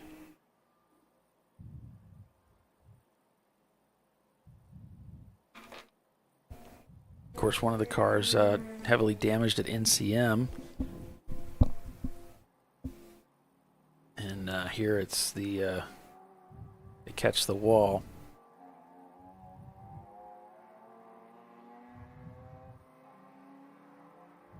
And Roger commenting, yeah, Mark had texted him on his Twitch feed and checked it. They had just pulled into the paddock.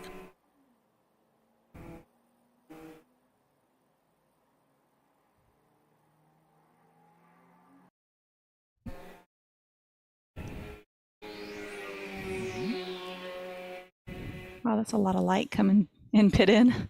Yeah. How'd you like to be standing there seeing all that coming at you? And there's Floridian Motorsports lined up trying to get into the pits.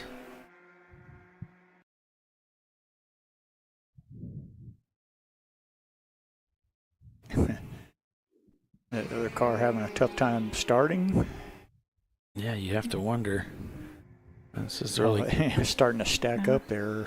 Yeah, it's costing Floridian quite a bit of time. Yeah, they're pushing that car out of the way.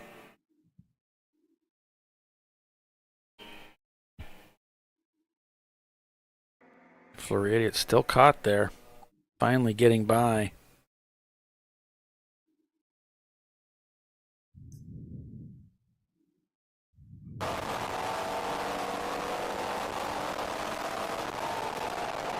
Maybe eventually we'll see what car that is.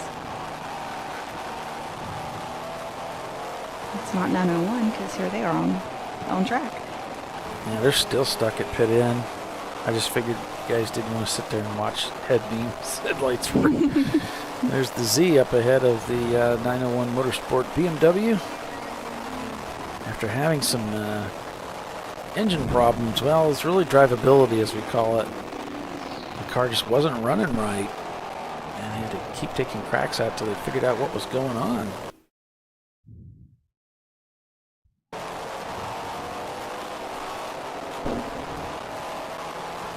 Looks like maybe they figured it out. Well, at least for the moment. Z certainly handles the straightaway as well. Yeah, that thing's got some legs. Of course, the Datsun Z has an incredible lineage of racing back in the day.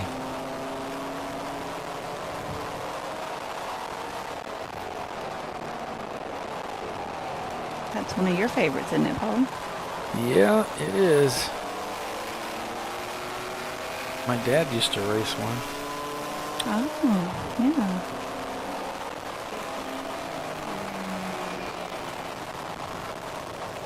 We grew up seeing that going around the track with your dad in it, huh? I was older by the time he started racing that. I grew up watching him race the 510. Okay. Yep. remember, probably I was about 7 or 8 years old. My dad bought me it was a Cox 1/32 scale slot car set. Had the Peter Gregg Porsche and the Bob Sharp Nissan. Yeah. So it was a really nice set. Pancake motors and nice, sponge rubber tires on the back. Lasted a good long while. It was good times. About 15 years ago, I tried looking for a set. Cheapest one I could find was, I think, about $1,200. I'm like, well, it was a nice childhood, but not that nice. Yeah. You're like, that was a cool idea. Not that cool. Yeah. I'll get another one. No, I won't. Yeah, I kind of thought it was one of the open throttle cars. It is the BMW that we saw earlier that's stranded right now out there. So this was the car that they were having so much trouble with once they came into the pits and stopped, which is, I don't want to go into it. And there's Floridian. They are cleaning up that windshield, servicing that Porsche. Yep, Miata's getting ready to stop right in front of them, too. All right. This time I'm going to get it. Taking that break. We got a lot of racing ahead, folks, so might as well stick with us. You're watching Champ Car Live, presented by AutoZone. We're at Sebring International Raceway, and it's Average Joe's, your leader. We'll be right back.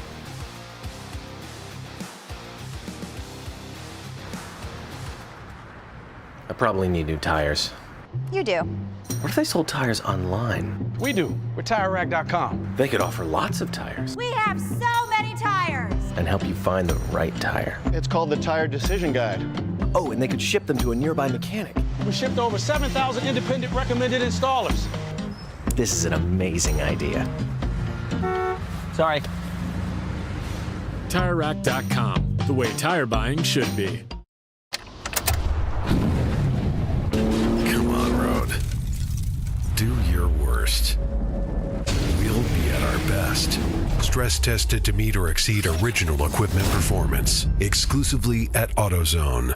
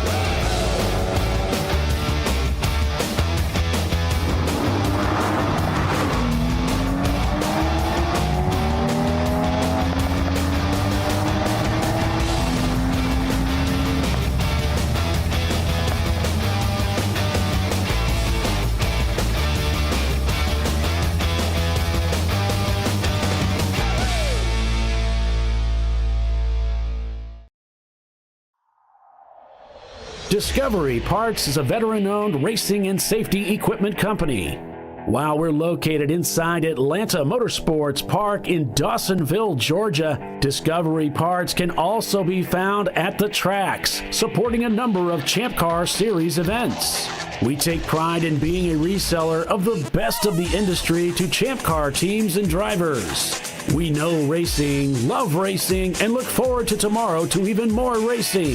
Visit us at discoveryparts.com.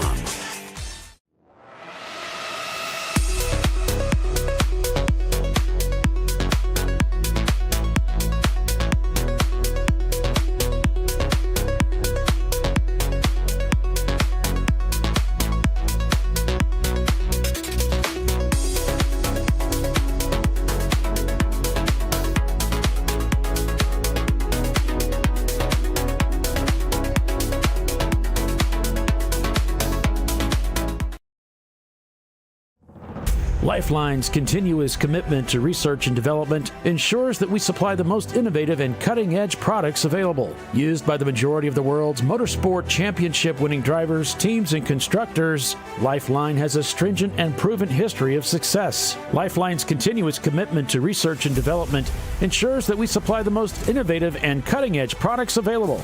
Lifeline's 0360 systems are the result of over 7 years of intensive research and development using 3M's Novik 1230 environmentally safe gas extinguishant.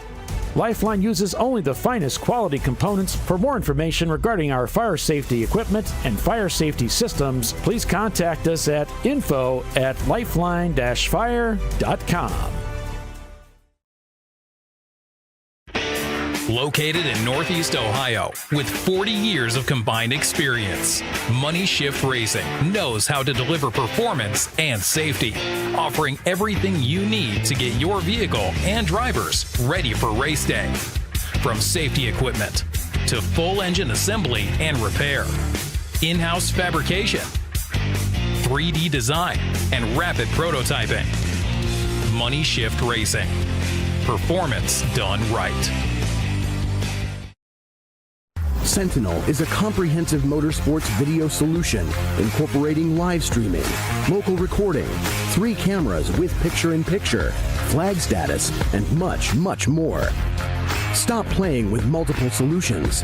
Sentinel handles it all, including timing and scoring, vehicle data, graphic overlays, adaptive bitrate encoding, network bonding, and more.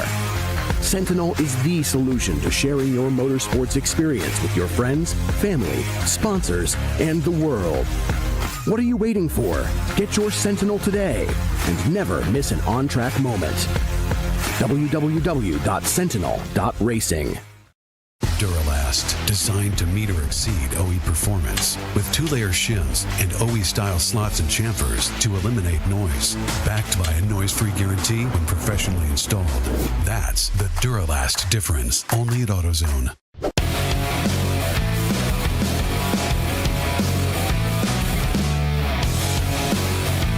We're back. We're back here at Sebring International.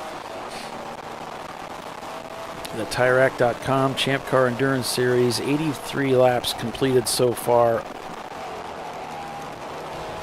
And looking at the standings here, it's Average Joe's leading the race by about 24 seconds over Whiskey Tango Foxtrot. And they just turned a 238 to Whiskey Tango's 236. Clark Motorsports turns in. Well, it just came through the pits, so it's... wait a minute, nope. I take that back. A 243 on that last lap. And the B-Class flat-out Nemesis, a 232 on that last lap. So, flat-out getting those really stout lap times in. Let's take a look and see how consistent they are. And my browser's not bringing it in, so I can't tell. I'm really surprised there. 901 ran that Mustang and the Trans Am down there down the backstretch.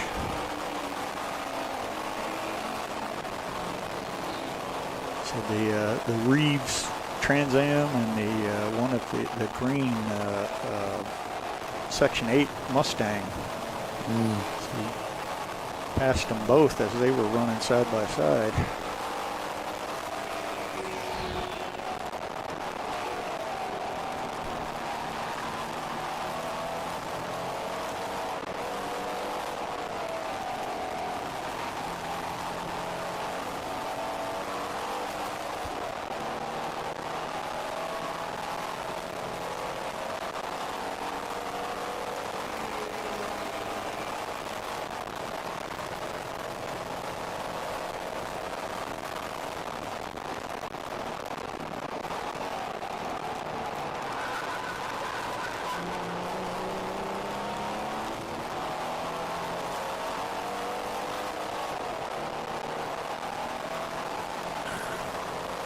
I can't quite tell if that's tire squeal I hear, or if that's something else.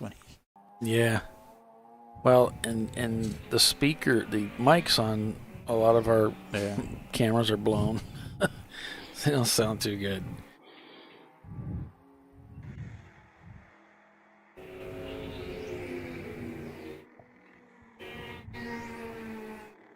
I'll just rely on you guys for the sound. Yeah.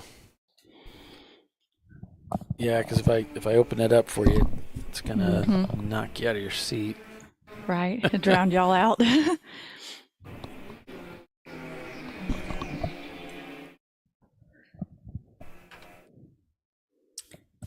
Shout out to my friend Mikey with Chin. We were talking about Chin earlier.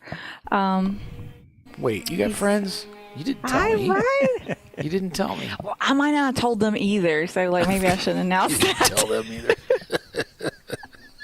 You're just claiming them. Right? Then we rescind the invitation. I didn't accept that. What are you talking about? But he's watching the show.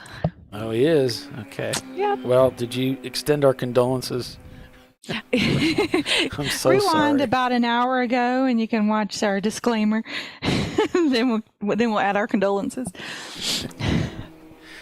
All right. We're gonna be punch drunk by the time the AM gets here. Yeah, I was just looking there at the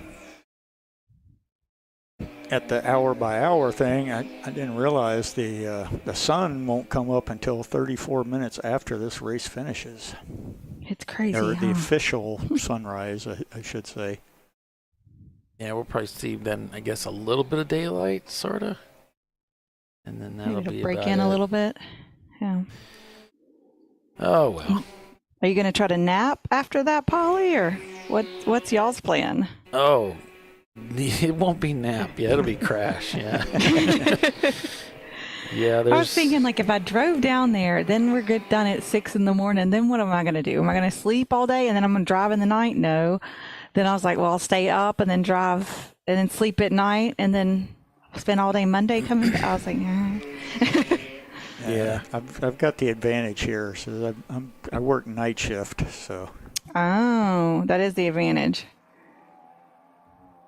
Yeah, which this race was tailor-made for me. I just wish I could have found a ride. Right? No, I'll sleep and then sleep again, and then I've got an extra night, so I'll have the Monday or the Sunday night, and then I'll leave Monday morning and start my journey back to northern Indiana. That is a long journey. Yeah. What is it total to get there, you think? Honest, like if you were to drive it straight, which would be kind of crazy. I don't think I would ever arrive if I tried to drive it straight. I'd be in the hospital somewhere. Right. It's, I say about around 18, somewhere around there. Wow, yeah. Yeah. Because, well, it'd be more than that, I guess. Yeah. 19-ish. Yeah, I can remember when I was a much younger man. So the trip from Florida to Texas didn't bother me a bit. And now I don't think I'd ever want to drive that. You know, I don't really. I've actually gotten the stamina's increased. I don't mind it. Yeah. I'm not like driving terribly, long distances, or yeah, like these trips I make down here. You know, these are 2-day trips. I don't really mind it.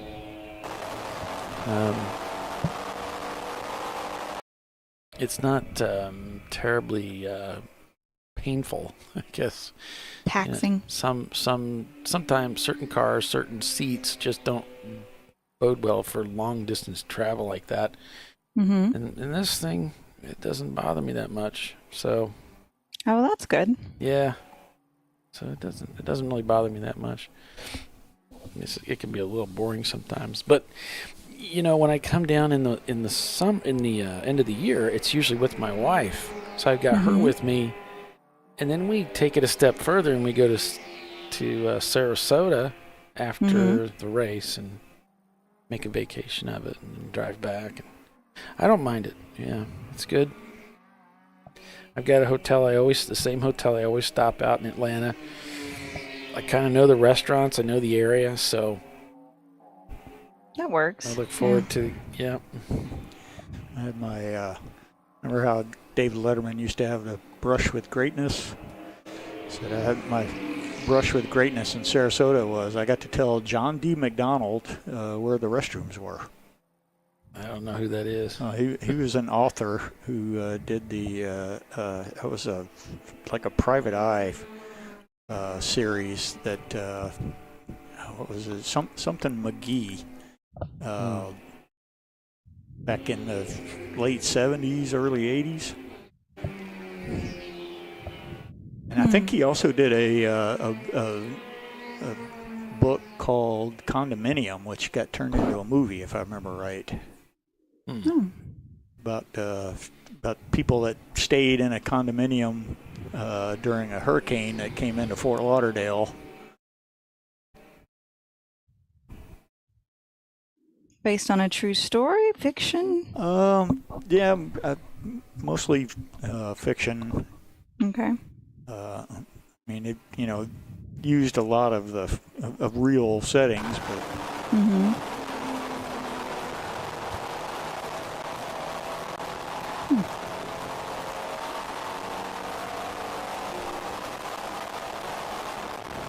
So, Polly, are you planning on trekking to VIR and doing that one there live? Okay. Yeah. I'd like to invest in some new studio equipment to lighten the load. Yeah. Easier to travel kind of stuff. Gotcha. Yeah, the situation where I'm at right now, we've had problems with the elevator here. And no. Yeah, that was a little scary when I tried using it earlier. Yeah, it has a tendency, you tend to get stuck in it. And I've got a lot of heavy equipment up here. It would not be fun trying to hand carry this 3 flights. All up the stairs? Down 3 flights of stairs. I would have to have help, but even for 2 people, it wouldn't be fun. The stairs are kind of wet, and it's going to be late. It's just, it's not fun. So I just want to get rid of all the weight that I carry around and go into something that's, it'll be expensive to do what I want to do, but hey, it's only money. All right. It's like you're going to make more. So what? Yeah, plus when that TV deal kicks in next year. The TV deal. Yeah, I've actually already done TV. It didn't really pay off very well. I did a commercial for TV. Yeah. Yeah, that when I got on the elevator earlier today, I got in there on the first floor and came in, hit the button for the 3rd floor, and the door closed. And sat there for a good 30 seconds. I was like, this thing didn't feel like it's moving. No. And then the door opened up, and I was you're like, fortunate. hey. So I went to step off, and then I noticed, hey, wait a minute, this is still the 1st floor. So I looked back at the button. It's still lit up for the 3rd floor. It's lit for 3, right? But you're on 1. Yeah. So the door closed again, and then I was like, well, did I make a mistake? Should I have gotten off? The answer is yes, by the way. Yeah, well, it did go up to the 3rd floor after the doors closed the 2nd time. But yeah, I was starting to wonder if. You had to convince it, huh? Yeah. If you get off it and let the door shut, and then push the button again, it opens back up, and the 3rd floor light is still lit on the button. It never does go up. It's like, what is this? I got in it. It was today when I got in it. I hit the button and it just sat there. It just didn't move. I was like, do you know the password? Then I pushed floor 1 because I knew I'm still on the 1st floor, and nothing happened. And I'll tell you what, it's hot. It's hotter inside that elevator than it is outside. So then I just hit the open button and it opened the doors. I was grateful. Went to to Texas for Mother's Day and got a condo and had my mom come down to Padre Island. And I used the elevator to go down to the office at one point, and it was barely big enough for 2 people. It was the tiniest elevator I've ever been in my life. But it was one of those deals. We were on the 3rd floor, and I hit the ground floor button, and I think every light but the 2nd floor light lit up. Oh. And so then I started wondering, all right, what floor am I going to get here? But no, it went exactly where, to the floor that I wanted it to go to. So I took the stairs on the way back, though. I wasn't going to tempt fate. Not again. I mean, that's some people's phobia is getting trapped in an elevator. Oh yeah. Well, my mom's claustrophobic. I know there's no way in the world she would have gotten on that elevator. It was that small inside. Jimmy got stuck in that elevator last year, so we were suspicious about it working super well this year, and yeah, it's still kind of flaky. The trick seems to be that when you step into it, wait a little bit and then press the 3rd. Don't walk in and immediately press the button, to the floor you want to go to. You got to give it a second. And then it usually works for me, but not always. You got to be patient with it. I guess. I don't know. Yeah, our brand new building there at work says, I think the elevator's been broken in that thing 3 times. We've only been in that building 8 months. Oh, wow. It's always something, isn't it? Yeah. It's always something. It makes me feel real good about being on hurricane duty. Oh, no. I guess on hurricane duty, you use the stairs. Do what? On hurricane duty, you use the stairs instead? Well, I mean, it just, as far as the whole entire building, we've had one window that's leaked the entire time, every time it rains. They've been out and said they fixed it twice, but it still leaks. Wow, 901 just sweeped around. He's flying out there. Just the way he passed the shark car around the outside like that, just very little trouble. And his frame rate must be high. Yeah. He's young. He's got good eyes.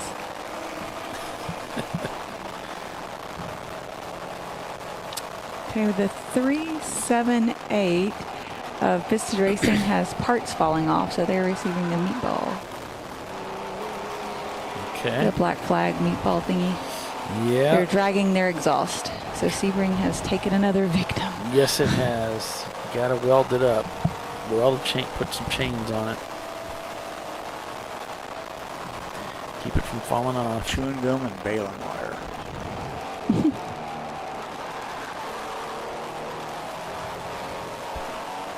It can be shook apart. It will be shook apart at Sebring.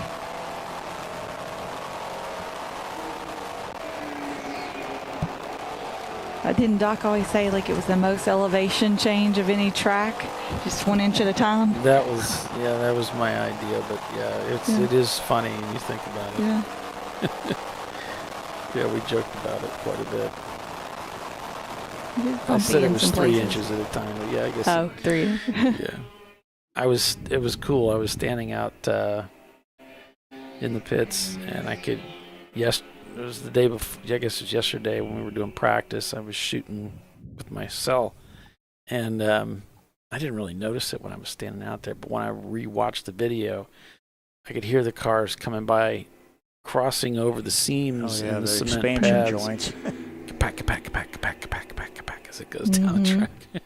Yeah, That's cool. My dad and stepmom had some vintage Formula Vs for a while, and I got to drive them once here. And back straight and front straight is just like thwack, thwack, thwack, thwack, thwack, thwack. And you just feel it through the whole car.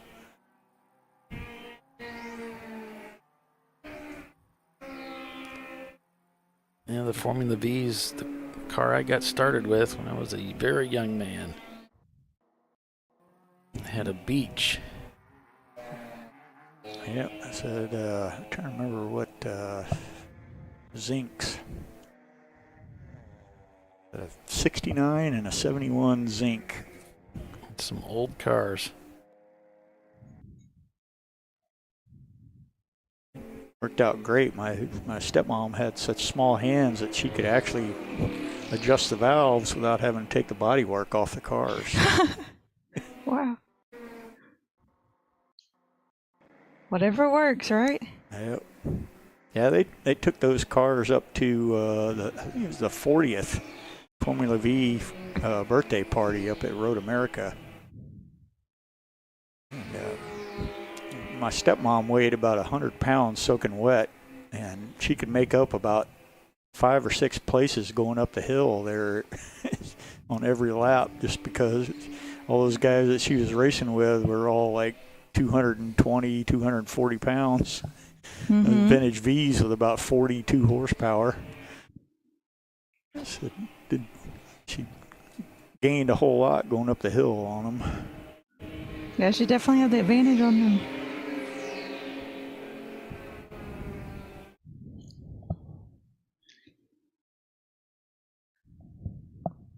Yeah, her first ever track day event. It was a Miata Performance Driving School on the short course here at Sebring, and she had a 93 M edition at the time. Oh, I used to have one of those too. Yeah, and Lance Stewart was her instructor, and she ended up kind of liking going around the track that fast. She never knew her car would do that. Mm-hmm. And like I said, got a V herself. My dad had a TR4 at the time, and they got kind of tired of lugging around 2 entirely different cars and spare parts for 2 entirely different cars. And so he sold that Triumph and got himself a V as well. So they did that for a while.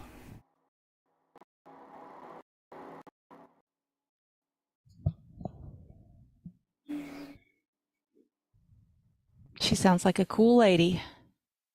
Yeah, she kind of got tired of just working the stopwatch on the other side of the fence, I think. Mm-hmm. You want to be part of the action? Yeah.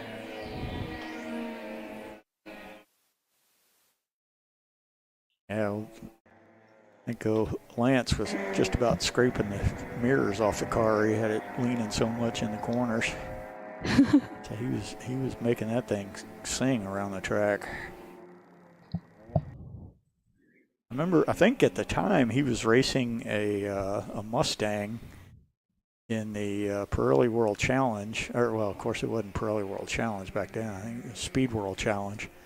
And if I remember right, it had an Ernie Elliott built NASCAR motor in it, so it was making like 850 horsepower, on those Toyo street tires that they used to run back then. So I think he knew a thing or two about car control. All right.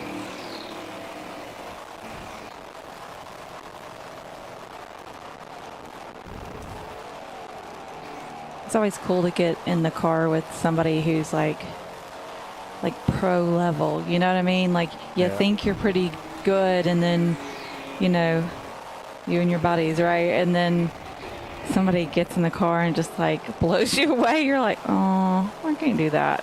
Yeah. It was the Corvette museum. When they had their big anniversary there in 2014. The Florida group started from here at Sebring, so they did a track day here before they took off and went up there to Kentucky. And so I got to be a track, an instructor for that. But they had Andy Pilgrim and John Heinrichsey come in, and people could pay like $20, and he would, either one of those two would take them around the track in their Corvette, and So, but Andy was still racing for the Cadillac team then, and so his company car was a CTS V Sport, which was a single turbo V6, and I think they made like 420 horsepower or something like that, if I remember right. And so I was asking him a little bit about the car, and so he told me, he said, well, just pull it around on the pit lane, and said, when I get done for these people, we'll take you for a ride around. So that car had 800 miles on it, and it was bone stock. I mean, it was still like it rolled off the showroom floor, and he ran a 2:35.2 with it. By me keeping the time on my phone. But yeah, 2:35.2 on street tires, stock brakes, fluid, everything. Wow. And that was pretty impressive for a car like that. Which it didn't have. I think it just had Brembos in the front. And it weren't exactly the best tires in the world either. They were probably 300 tread wear rating or something like that. But yeah, he just had that thing up and going. All right, guys. So we've reached the halfway point here. 6 hours remain in this race. It's midnight at Sebring. We're going to take another commercial break and be back in a few. Stay with us.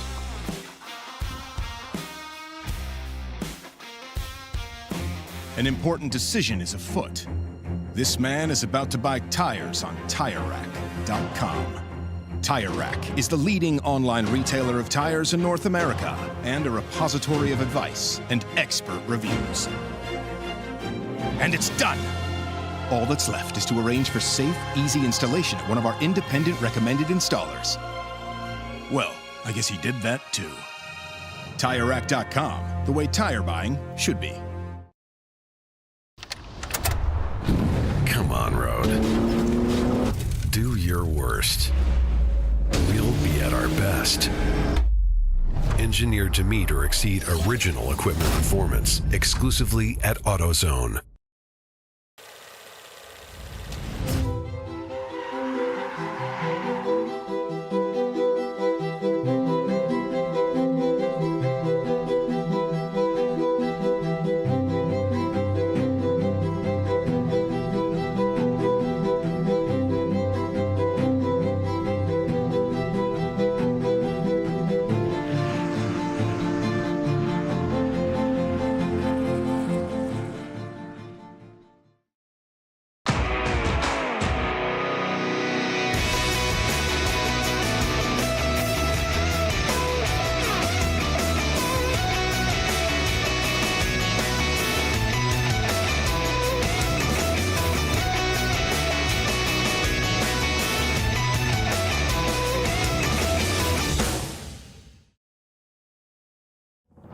Lifeline's continuous commitment to research and development ensures that we supply the most innovative and cutting-edge products available. Used by the majority of the world's motorsport championship-winning drivers, teams, and constructors, Lifeline has a stringent and proven history of success. Lifeline's continuous commitment to research and development ensures that we supply the most innovative and cutting-edge products available.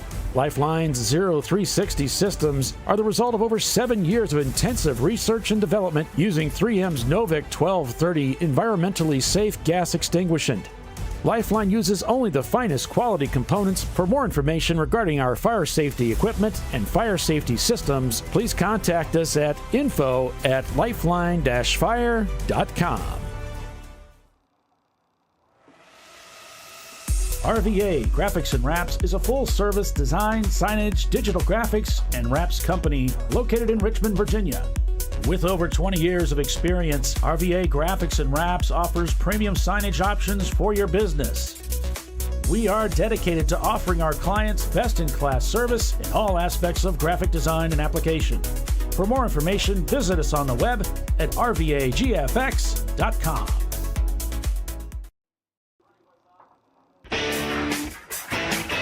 Located in Northeast Ohio with 40 years of combined experience, Money Shift Racing knows how to deliver performance and safety, offering everything you need to get your vehicle and drivers ready for race day.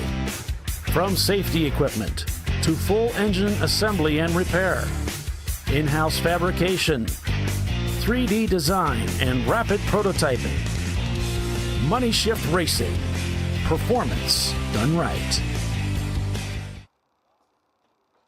Sentinel is a comprehensive motorsports video solution incorporating live streaming, local recording, 3 cameras with picture-in-picture, flag status, and much, much more. Stop playing with multiple solutions. Sentinel handles it all, including timing and scoring, vehicle data, graphic overlays, adaptive bitrate encoding, network bonding, and more. Sentinel is the solution to sharing your motorsports experience with your friends, family, sponsors, and the world. What are you waiting for? Get your Sentinel today and never miss an on-track moment. www.sentinel.racing. Duralast, designed to meet or exceed OE performance with OE-matched friction formulations and fitment for 97% of cars on the road. Backed by a noise-free guarantee when professionally installed. That's the Duralast difference. Only at AutoZone.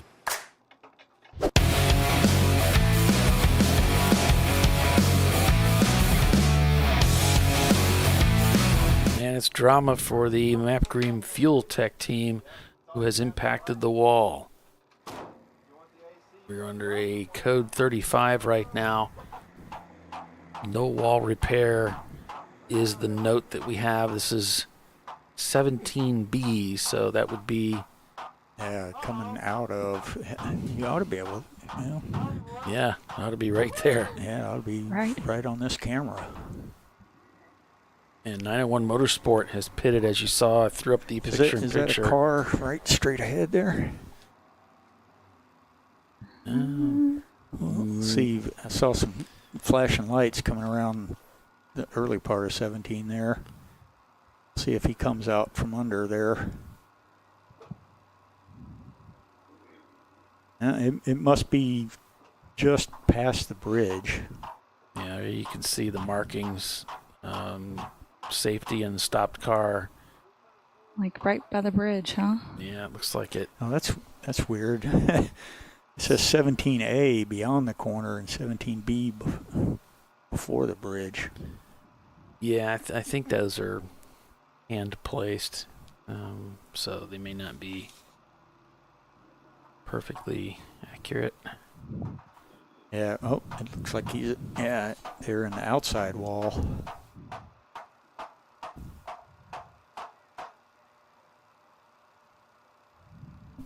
It looked as though at one point that the folks here with the 903 machine are working on the headlights. They were up at the very front of the car working. I'm hearing some rattling noise going on, so hammering. What they're banging on, I don't know.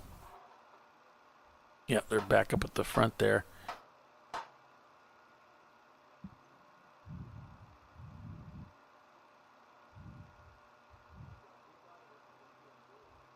Here we have a car coming out.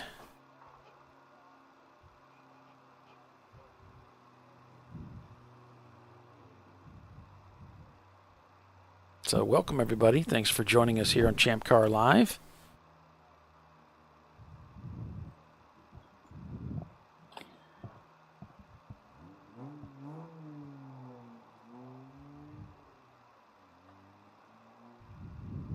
We've reached the night shift. Mm-hmm. Yep, the Sharky 2 there in the pits. The Ranger.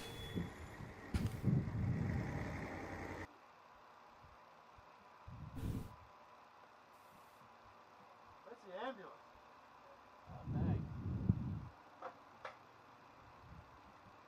You don't see that very often.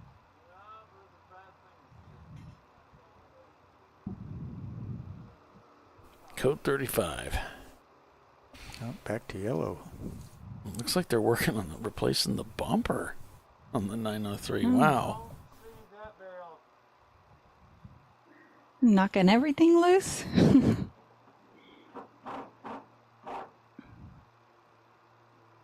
Maybe the thing have a chin spoiler?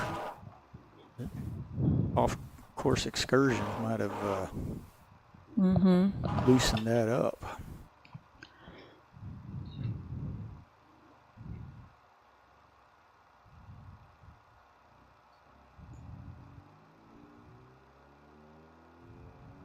Yeah, it's interesting as they're working on that. They have to change the steering wheel position too, like change where the tires are pointed. Now the hood's coming back off of the 903 car, and they're going to look at that.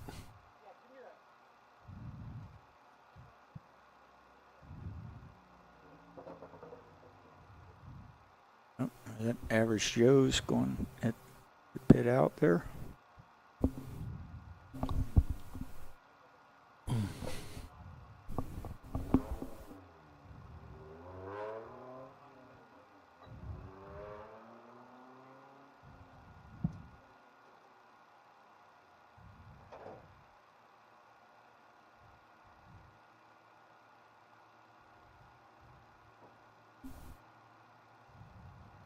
Yeah, we can see that emergency vehicle moving over to turn 7 now.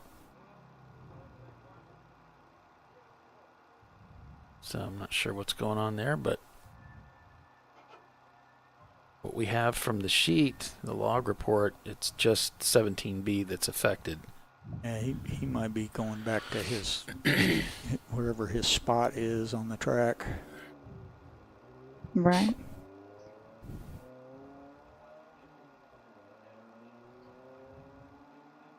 Thank you, Timothy. Appreciate that.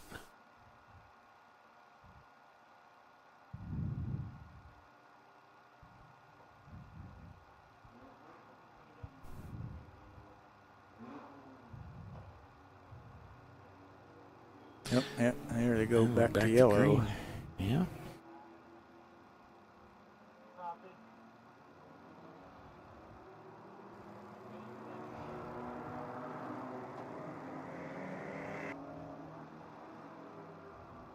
Oh, There back it to goes green already. That was quick. So Whiskey Tango takes over the lead of the race from Average Joe's as Clark Motorsports moved into second. Flat Out Nemesis in third. And then Average Joe's in fourth with Glazed and Confused in fifth.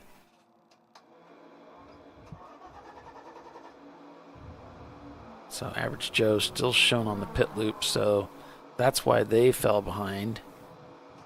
Yeah, like I say, I thought I could see them at pit out there, out the windshield of 901 Motorsports. And for some reason, on my browser, some of the laps are marked out and some are not for Race Hero, so I'm not sure what's going on there. 901 back into the fight. That's good.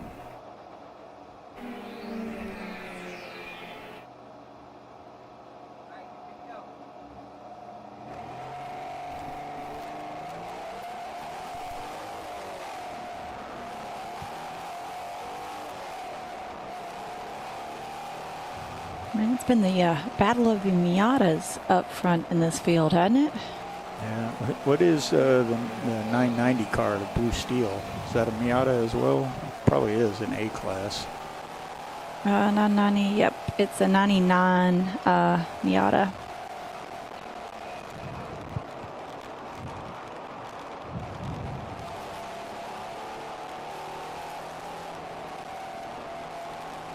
Looks like there was some car-to-car contact with the 241 of Brick City Racing and the 300 of Level 30.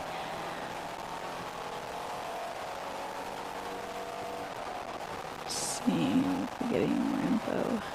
It's under review.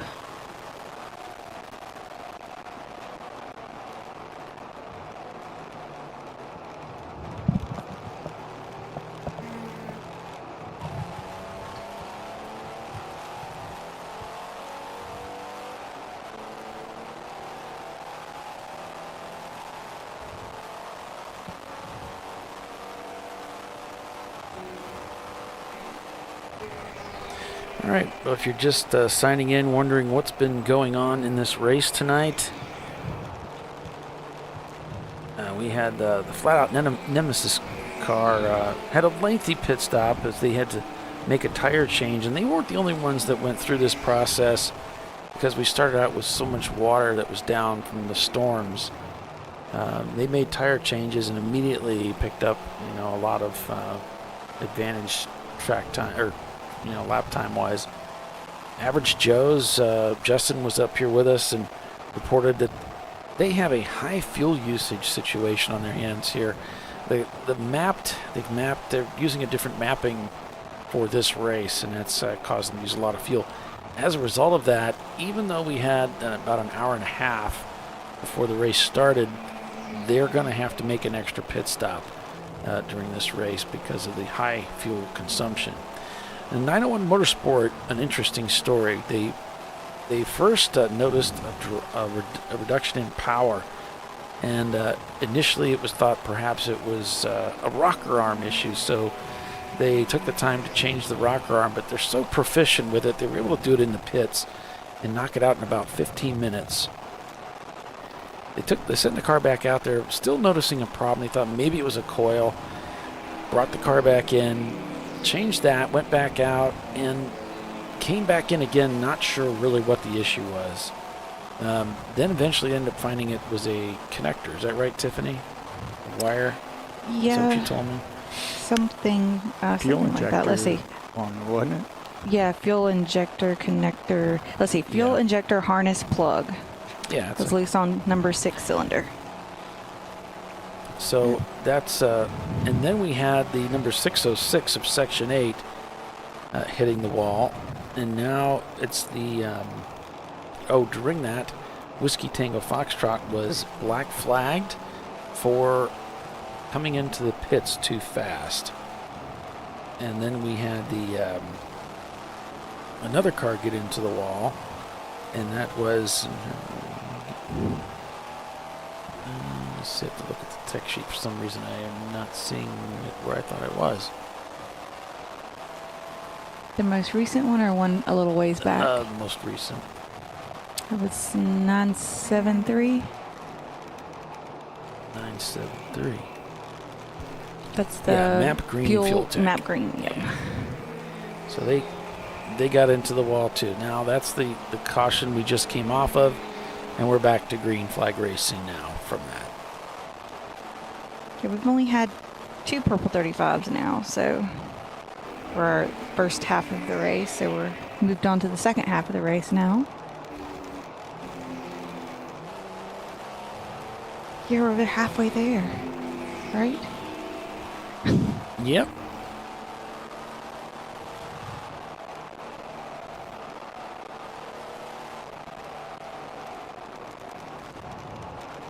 I think I can.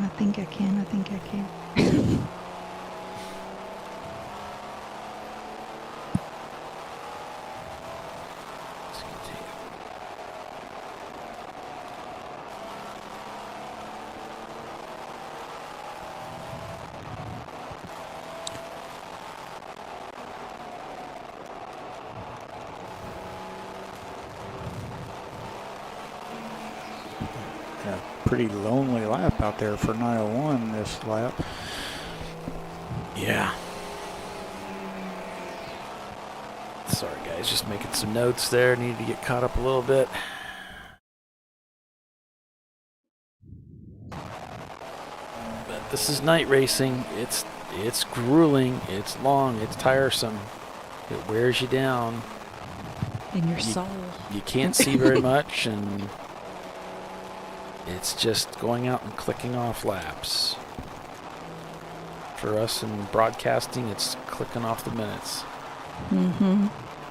Boy, that's about the 5th or 6th car that I've seen that has gone by 901 Motorsports rather quickly. I wonder if they're having a power problem again. Oh, goodness.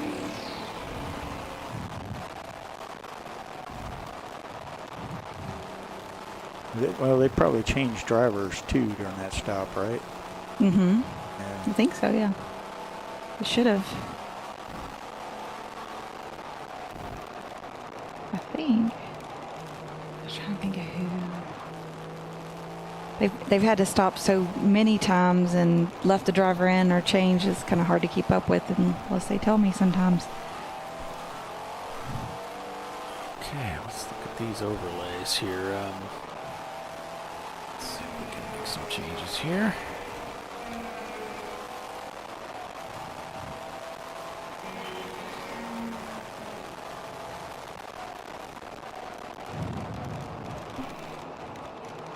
Yeah, there's the adjustment to Class A. There's your standings right there with Whiskey Tango leading A class, followed by Clark Motorsports, and then it's Glazed and Confused.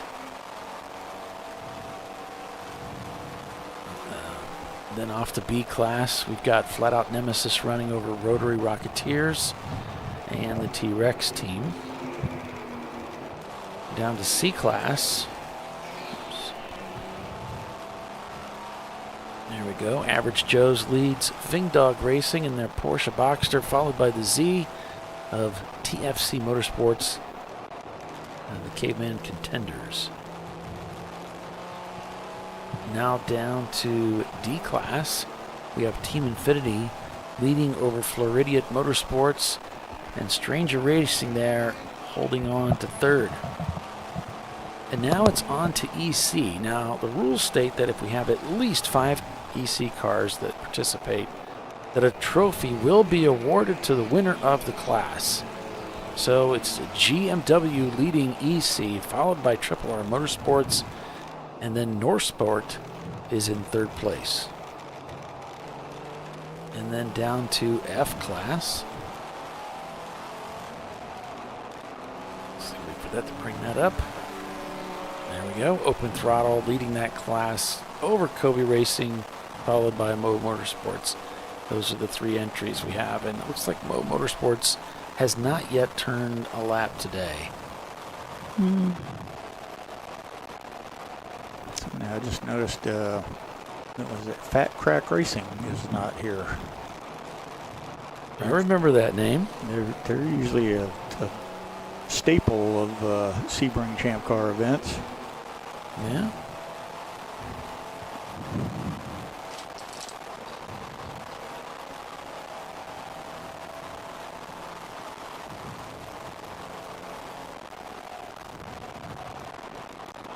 So we got a message here, contact car to car between number 300 of level 30. Is this an old? Yeah, This is an old, a few minutes ago. Yeah. Okay, yeah, you guys already reported it. Yep.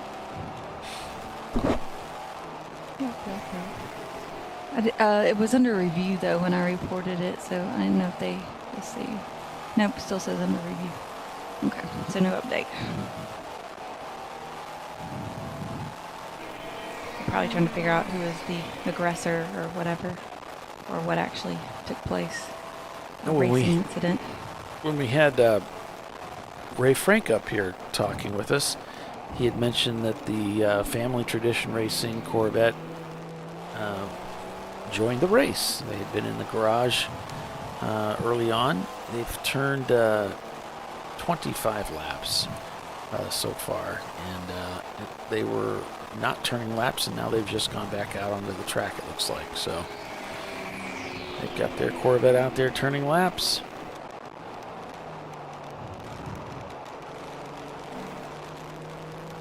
That's a funny name. What's that? That's a funny name for a team, yeah. It's cute. How's the chickens doing? They're good. Yeah, my little babies that I hatched out in the spring are doing good. I got somebody looped it there coming out of turn 7. Get it turned back around. Yeah. There you go. I got a little rooster in training. Do you? He's funny. Yeah, he goes, "Arr!" It's hilarious. He's trying.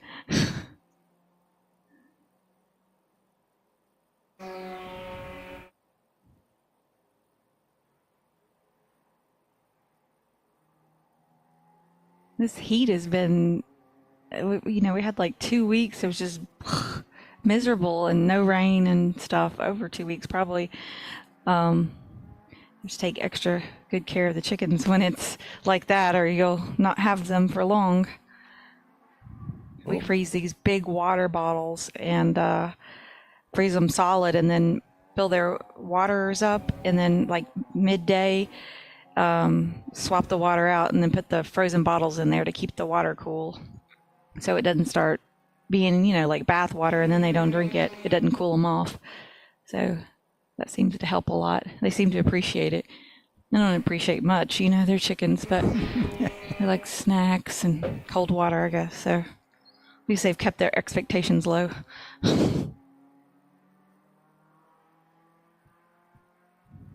Yeah, just keep the snakes and the raccoons away, right? Yeah. Well, yeah, most of the time. Sometimes it attracts the snakes. They like the eggs. Stupid things.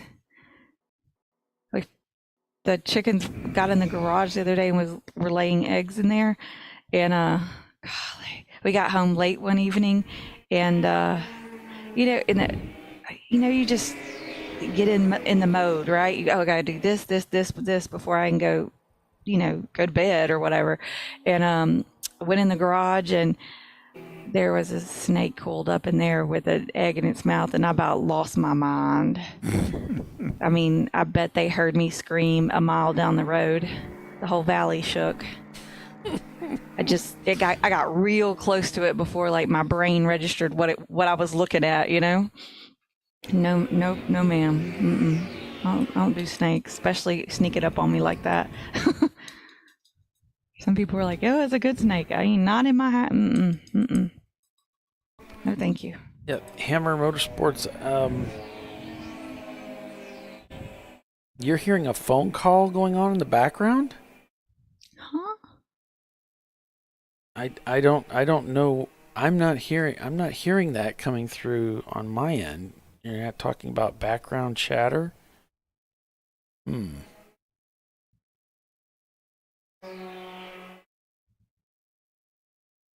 It's yeah, I'm not sure. I don't have that on the broadcast.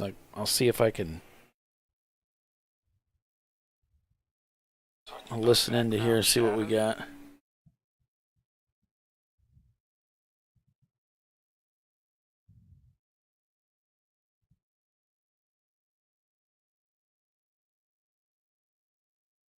Oh.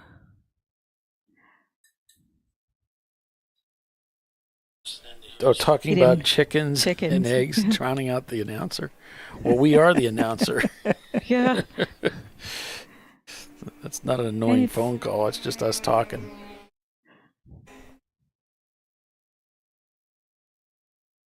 It does get a little bit... somebody was coming into pit lane there.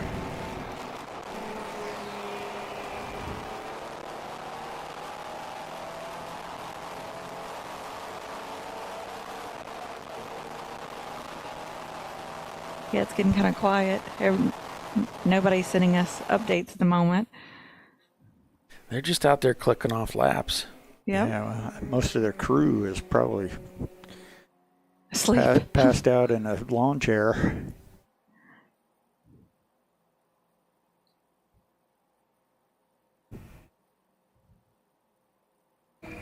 As they should be, especially if the car's running, right?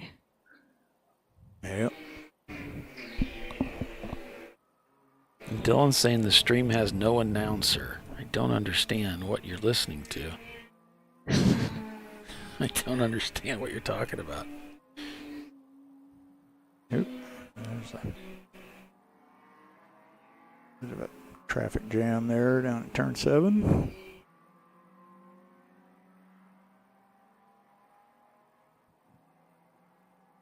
And we get, how many cars we got left running right now?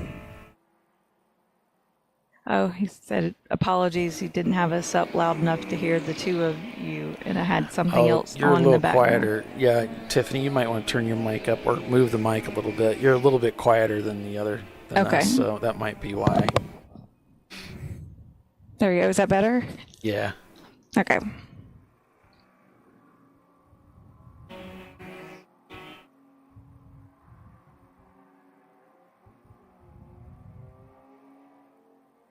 I have to get re-woke back up. Normally I'm an evening person, so thank you. And Polly's the morning person, so like Polly gets us through the morning broadcast while I'm still trying to figure out why I'm awake and what I'm supposed to do with the awakeness. And then when Polly starts running out of energy in the late afternoon, I'm starting to get woke up by then. So yeah, I've been fully caffeinated. This morning, I woke up at 5 a.m. for no good reason and could not go back to sleep. It's just not like me. I was planning to sleep till like 10 or something. Yeah. So you didn't get a nap in or anything? I tried, but I'm not really a napper, so. Gotcha. I kind of I did what I call pretend sleeping, which I think is like restful to the mind and body. You lay there and you pretend to sleep, you know. Yeah, that's probably as good as it gets. Yeah, that helps. That's helpful, I think. I mean, maybe better than nothing. So as long as you're not doing it behind the wheel, right? Right. Oh, so I mean, we have nothing else to do. I'll tell you a funny story. So the first time that me and Doc drove up to VIR together, we had both been to the 24, but we didn't go together, and I think that was pre-broadcast. So the first broadcast that we're going up to VIR. So I drive, he lived on the other side of Atlanta, so I drove up there, got him, and then we hammered on to VIR.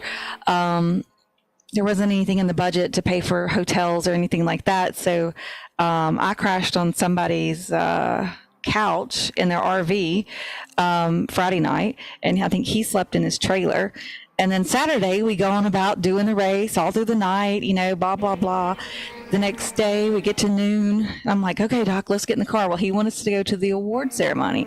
I'm like, we've been up for 2 days. You know, I don't know how he slept in the trailer, but I didn't sleep very good on the little couch, right? And so then, because we were the intelligent people that we are, we also did not have a hotel room for Sunday.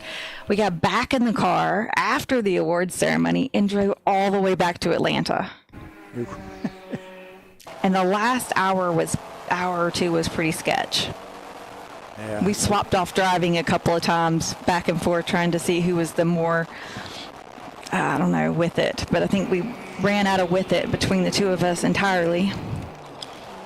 Yeah, that one that I did there with Visceral, Ron was up the entire 24 hours making sure the cars, you know, we had a few problems, but, you know, so Ron was there.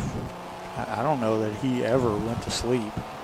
And then when loaded the last car up on the trailer with about 2 hours left in the race, he drove home. Oh, wow. Yeah, I was like, wow, that's really hardcore right there. Yeah, me and Doc made the best of it, right? And then we looked at each other and we're like, we're never doing that again. Yeah. Never. Yeah, those times when you drive home and you park the car and you're like, well, I don't remember anything about how I got here. Right? Looks like we've had several spinning continues while we were filling some time. Let's see, the 121 of Average Joe's had a spinning continue in turn 7, as well as the 79 of TFC Motorsports, also in turn 7. And then in 13, the 56 of Glazed and Confused. So some of our top cars here also had a spinning continue. So they're pushing it out there. Oh, there's a yellow starting in 13 and running all the way until turn 15. Oh, stopped car there. It looks like at 14. Well, that's where Glazed and Confused spun. So I wonder if the two have anything to do with each other. Looks like it's maybe number 6, which would be the Reeves Trans Am.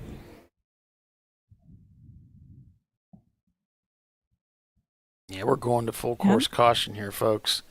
So with that, we're going to take a quick break and be back in just a few minutes. So stay with us. You're watching Champ Car Live, presented by AutoZone. We'll be right back.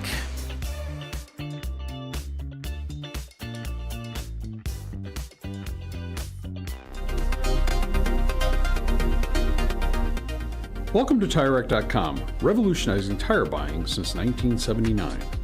With our unmatched selection of branded products, finding what fits your vehicle and is right for you and how and where you drive has never been easier. Through helpful online shopping tools that include our professional hands-on reviews done at the introduction of a tire and consumer reviews that give real-world feedback over the life of the tire, you can make the right tire choice and find exactly what you need.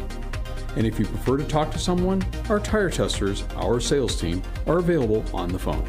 And that's how we get you the right tire for you and your vehicle for where and how you drive.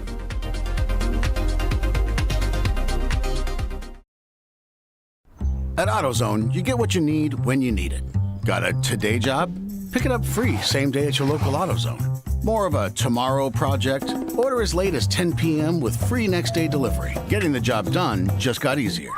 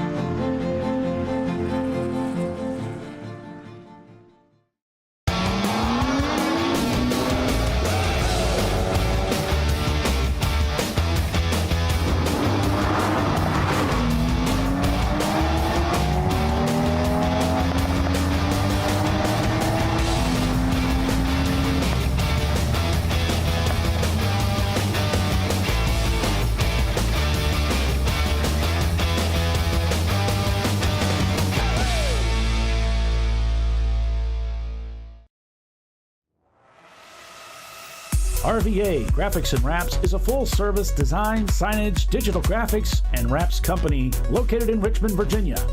With over 20 years of experience, RVA Graphics and Wraps offers premium signage options for your business. We are dedicated to offering our clients best-in-class service in all aspects of graphic design and application. For more information, visit us on the web at rvagfx.com.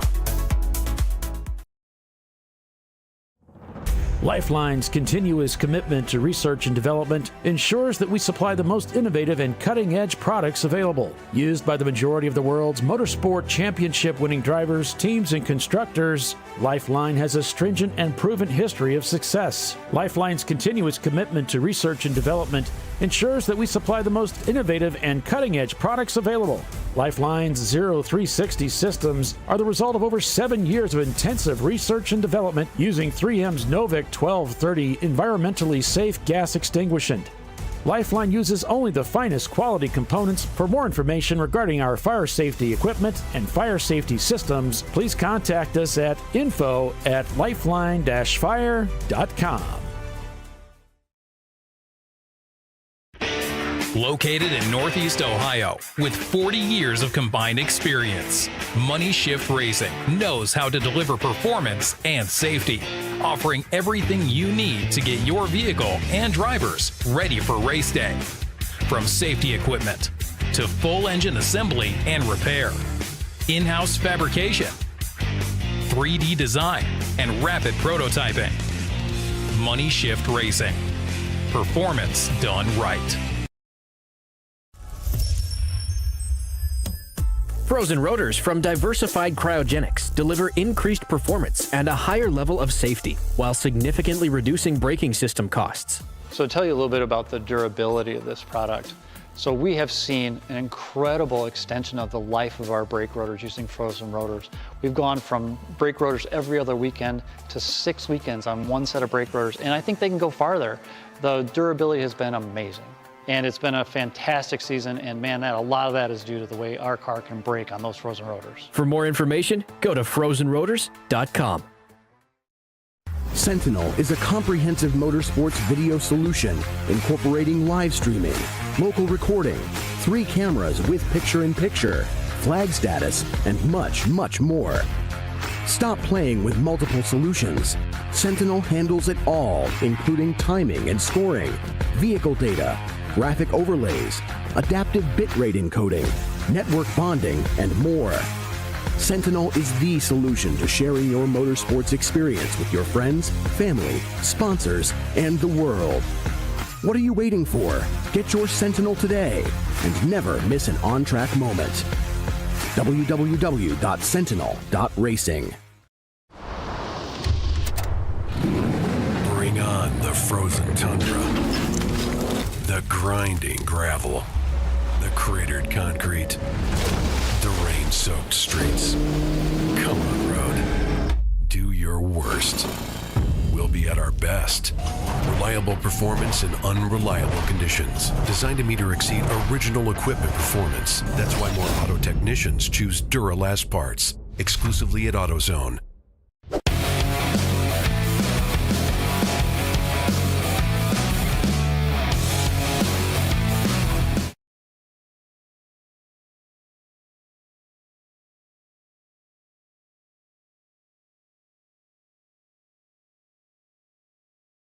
All right, well, we're back. Guess we went to caution there for just a brief moment, and they've already got it taken care of here. Looks like, well, we're still under caution, aren't we? So Yeah. they, it seems that they got the issue resolved. So currently under code 35. Yeah, safety vehicle is about ready to move into 16 there. Or they're probably going through the FIA pit lane.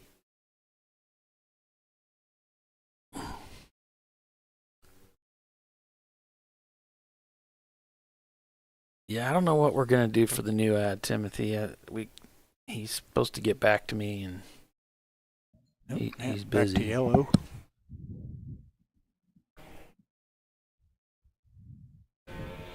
There's the green flag. Wow, that was In unison. Get him up to speed and get him out of here. There's the Corvette coming through.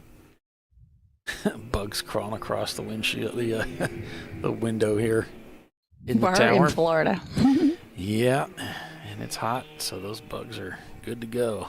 They're having a good old time.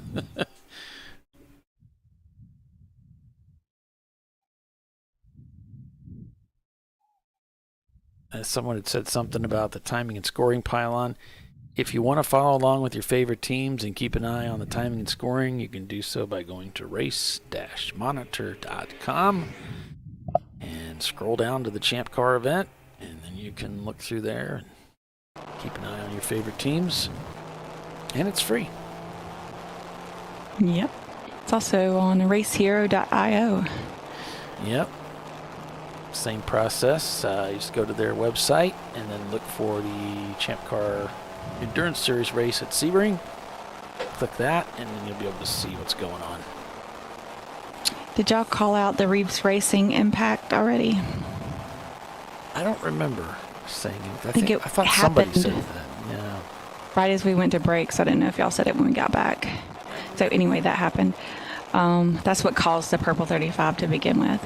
And then we've got the 697 of Tech Motorsports and the 495 of Triple R Motorsports, both for code 35 speeding. So that's the drive-through penalty. Maybe they pulled one back. It's no longer in violation of speed limit for 4 cruise. Highest car speed recorded was 50 miles an hour. Track zone 2. Oh, yeah, that was a. Okay. I think the Porsche had to lock them up there.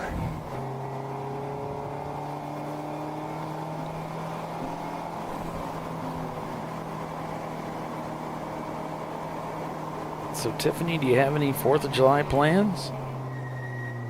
Not really. The next day I'm going out with Chin at Barber. Oh, nice. So we're out there Saturday and Sunday. So Friday we check and all that stuff. So I have this little kiddie pool that I had from my duck. I mean, my hub's made her a better pool. So I thought about just putting water in that and sitting in that and having me a frozen drink, and because I'm not going outside without water. Maybe throw some ice cubes in there. Just kind of have a. Have they replaced what's her name there in the walkover bridge? Yes. Yeah. She has a red dress on new now, dress. I believe. Is it a new one, or did they just repair the arm? Of the No. She's done up. Yep, I've been there a time or two since it fell at Indy, because we did Porsche Parade. I don't know if y'all are familiar with that. It's like the Porsche Club goes to a different city every year, and it's called Parade, and they do like a week, like solid worth of events, dinners and drives and all kinds of stuff. It is crazy the amount of stuff that goes on in one of these weeks. Just tons of stuff, like overlapping stuff. So, you know, you can only do so much anyway. So we did one of the drives, led one of the drives for the people coming in from out of town. But they had it in Birmingham this year for the first time in ever. So it was kind of cool. But we went and did, they paraded all the cars up to Barber, and then we did a lap, and then I think they had 300 Porsches in the parade. Wow. So it looked kind of cool. But we got, you know, in slow motion with the top down, got to see the new chica that's hanging from the bridge. I was like, because yellow wasn't good enough, now it's red. Just what you want to see as a driver, right? Yeah, I can still remember the first time I went to race there, and Ethan Lowe was there on pit lane when I pulled in, and so I went over there to go talk to him. Well, he was talking to one of the track workers there, and the guy was telling Ethan about, you know, all the stuff to look for when you're out on track. And then he started talking about, oh yeah, no, you know, make sure you see the hanging woman from the bridge. And, you know, in my mind, my version of hanging and his version of hanging were different. And I remember thinking, man, that's really morbid. But then I got out on track and went by it the first time, and I was like, oh, that kind of hanging. She's hanging by her fingers. That was debuted at a Lemons race, and we had no earthly idea that thing was there. And so you come out of the hairpin and you're headed towards, you know, the museum turn, and all of a sudden you see a lady, and it looked real.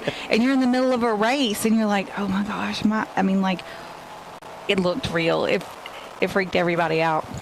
It was funny. And then they added these kids over in Pit Inn, right when you come in, like, but you can see it from the track, you know, it's right there where you first take the exit for Pit Inn. And there's these two little kids sitting on the barrier there, like they're sitting there watching the race or whatever. That'll freak you out a little bit too. You're like, what? Children inside the track? Oh my gosh. And we didn't get a warning about that one either. You just came around the turn, and there they were, life size, and sitting there like licking a lollipop kind of thing or whatever. Yeah. Watching the video of is it the Isle of Man, and all those kids sitting on the wall watching those bikes go by at 200 miles an hour. Yeah, isn't that the thing where they have like several people die every year? That's crazy. Maybe not every year, but it's, yeah. And I forget what it was. It was like in 103 years of the race, 212 deaths. Wow. So there was only 1 year where there had been no deaths. Yeah, I didn't know it was that frequent. Wow. But yeah, they threw caution to the wind a little bit with that one. It's intense. Survival of the fittest for the competitors and the spectators. my other favorite one is show people the Group B videos on YouTube. Group B? Yeah. The World Rally Championship, Group B cars from the early 80s. Mm-hmm. Said I remember watching, there was a Netflix video, and it was, I don't know, probably about an hour and 20 minutes long, or hour and 30. But one of the interviews was they were talking with somebody, and the mechanics would find fingers inside the scoops, because almost every single one of those cars by then was mid-engine or rear engine, all-wheel drive, and they had these humongous scoops for the intercoolers, hanging off the back of the car. Well, it was considered a rite of passage if you were out on the course to touch the car as it would go by. Really? Yeah. And so, like I say, the mechanics, especially the Lancia guys, because the Lancias, the Delta S4 had these humongous scoops, on the back haunch there on both sides that would just, like I said, the mechanics said they would find fingers in there. Ew. Wow, there's quite a few sparks coming from that car just in front of Floridian there. Yeah, the glazed and confused car, they're saying parts are falling off and something is sparking under the car. I would imagine he's dragging the probably exhaust. The exhaust. Yeah. So that's going to bring out a black flag, a meatball. I could go for some meatballs right now. Oh, doesn't that sound good? Like a meatball sub? Yeah. That's worth staying up for. That would really hit the spot. Glazed and confused is our 5th place. Okay, we don't have any ECs in there anymore. Okay, 5th place car. It's too bad the Snack Shack is closed. They've got a really, really good barbecue pulled pork sandwich. Stop, Brian. You're killing me over it. Have like a chicken salad helping. too that's delicious. You neither. Neither one of you helping. It's a fried chicken salad with honey mustard dressing. That's the combo for the win. Well, they have a Caesar salad that they throw chicken on. Mm-hmm. And then instead of the Caesar dressing, get the honey mustard. Well, they don't. I was hoping for Italian seasoning, but they didn't have the Italian. They have Caesar, Mm-hmm. Yeah. Anyway, Caesar's not bad. Caesar's not bad. And a lot of places, thank goodness the Track Shack's not fancy. They want to pre-toss your lettuce and put all the dressing in there, and they always put too much dressing for me. I'm like, ugh, the lettuce is wet. Eesh.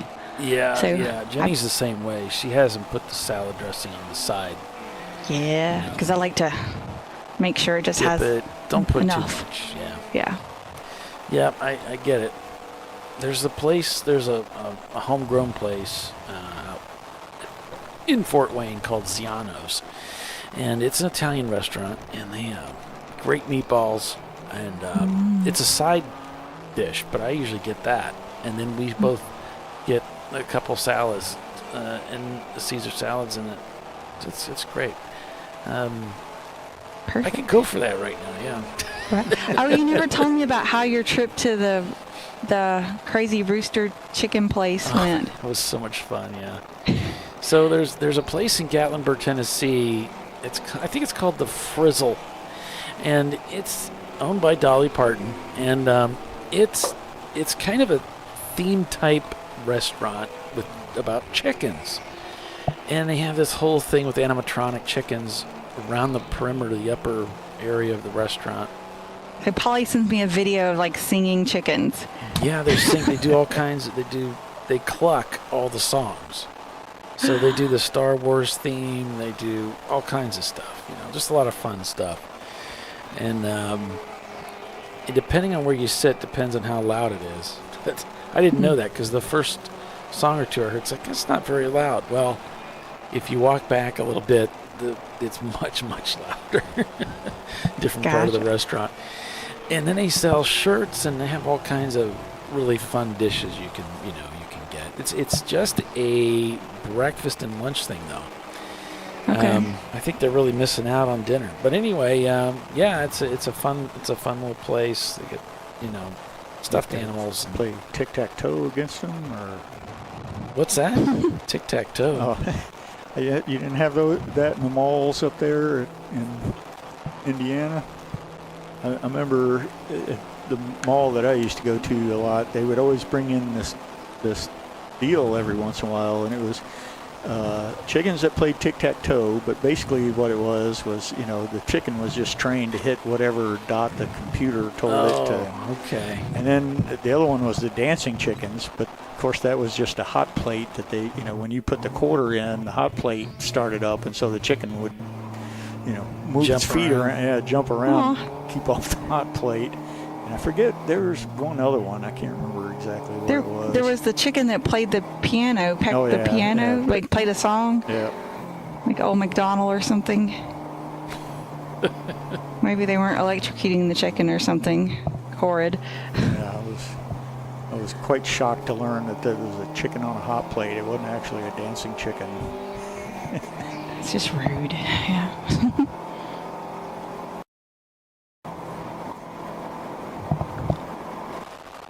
Yep, we got Nelson Ledges coming up in July, and then we won't be covering that race, but then we will be covering VIR in August. So that's the long one. Yep, that's the 24-hour race. I'll make the trip for that one. We need to hook something up. If I get a ride for that, we need to do something where we've got in-car communication. Yeah, we've tried that. It doesn't work. Yeah. Yeah, we've tried that multiple times. It doesn't work. It always works when we practice it, and then it doesn't work when it actually try it. I mean, we've established the connection, but nobody can hear anything, and it just doesn't work. We had it. The closest we had it was when I was at Road America, and I was driving a Porsche, and I was talking to Bill a little bit, and then they couldn't hear me, and yeah, it just. It's not really. I was going to say they were doing that with Derek Bell there in 2002. Yeah, but I mean they weren't working with Oh well, that's true. $100 cameras, and the technology we have is just junk. Yeah, compared to what they're using. I remember one of the races that Joe did. We had a deal with GTE cell phones, and so that was what. They had some deal set up where we used cell phones for the car-to-pit communication system. Yeah. So no telling what the bill was for that because it was 1988, but probably close to $1,000. But like I say, GTE was sponsoring. Mm-hmm.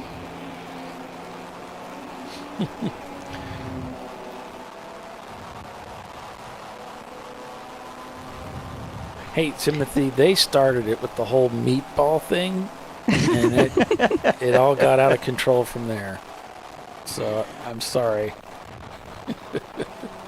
That's funny. It was them. Blame them.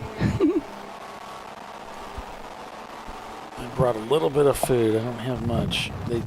I guess they got a little bit of munchy stuff upstairs. They got bananas and granola bars. Nothing you really are going to go excited about, but it fills the void. Yeah, you need junk food for these middle of the night races. Yeah. I suppose. I mean, I don't know. I guess if I had a real meal, it would only make it worse. Yeah, it'd probably make Yeah. get You'd be full really ready to belly. go to You'd sleep. be like, all right, that's it. I'm done. Yep. Is that the Sharky 2 car up ahead? I think it is. Yep, I believe so. Because it's a black one.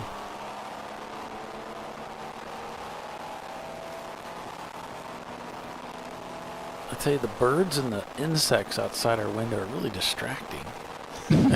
There's something about it that's kind of terrifying. I guess it's because we're up so high, but Something you catch it out of the corner of your eye. Anyway, back to the race here. We'll go ahead and take another break here. We're 5 hours remain in the race, so we're getting it down there, folks. We are getting it done. Lots of green flag racing out here at Sebring today, so happy Sunday. Stay with us. We'll be right back.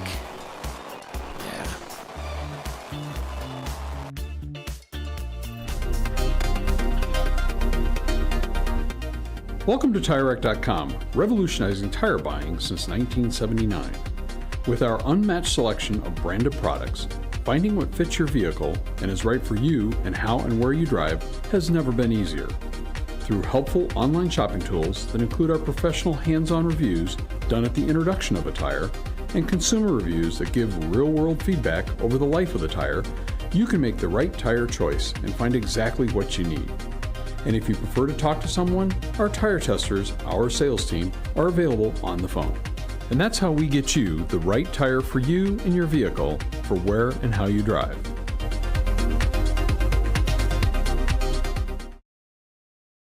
At AutoZone, you get what you need when you need it.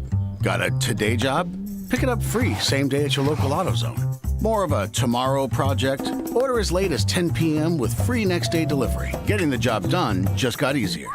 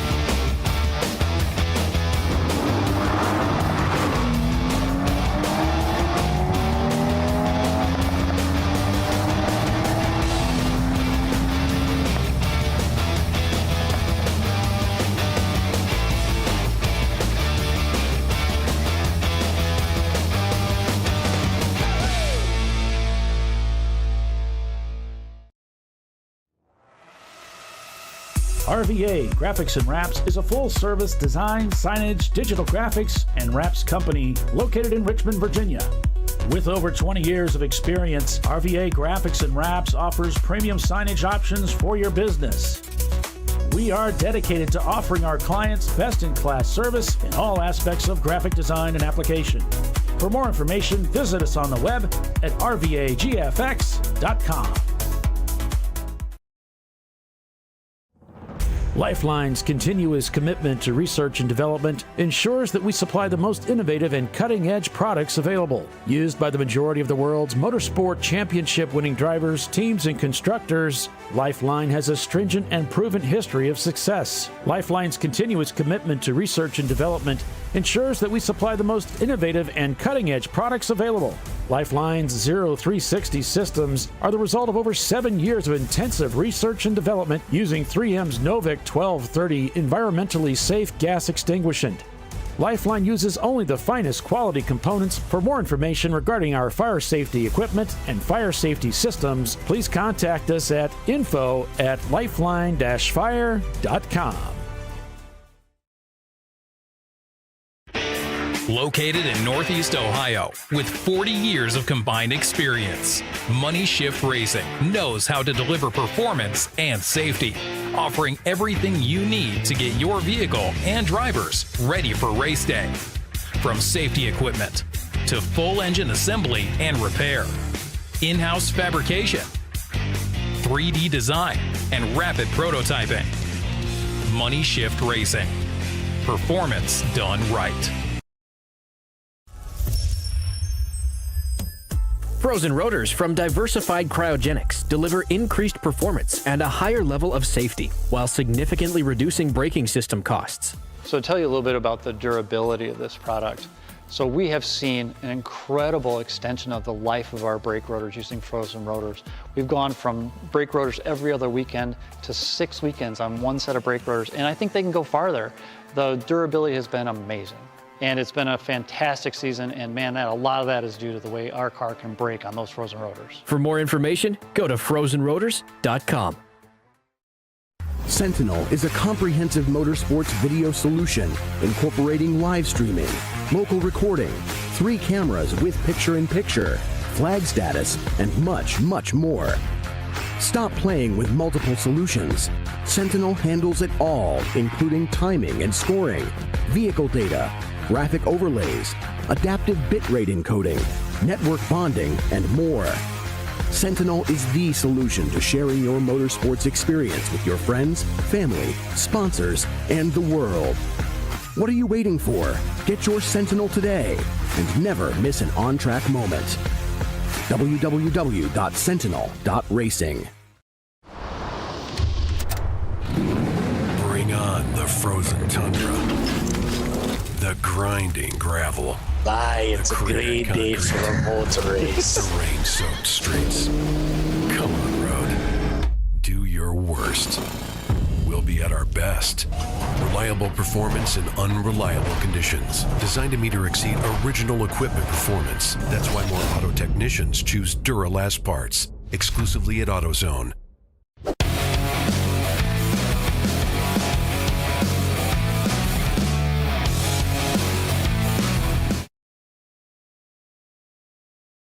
All right, welcome back, folks. Welcome back. Still green out here at Sebring. Things looking good.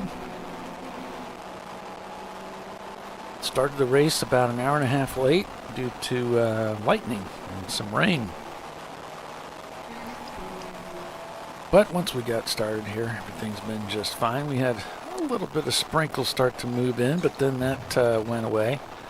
And as we get closer and closer to the finish of the race, we're expecting that less and less chance of rain. We'll see how it goes. We'll see how it goes. You never know about these things. Average Joe's, though, leading the race, concerned about fuel economy.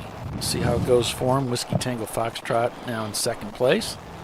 Flat Nemesis in third. Clark Motorsports in fourth. Blue Steel now in fifth place. Got some shuffling going on there in the standings a little bit.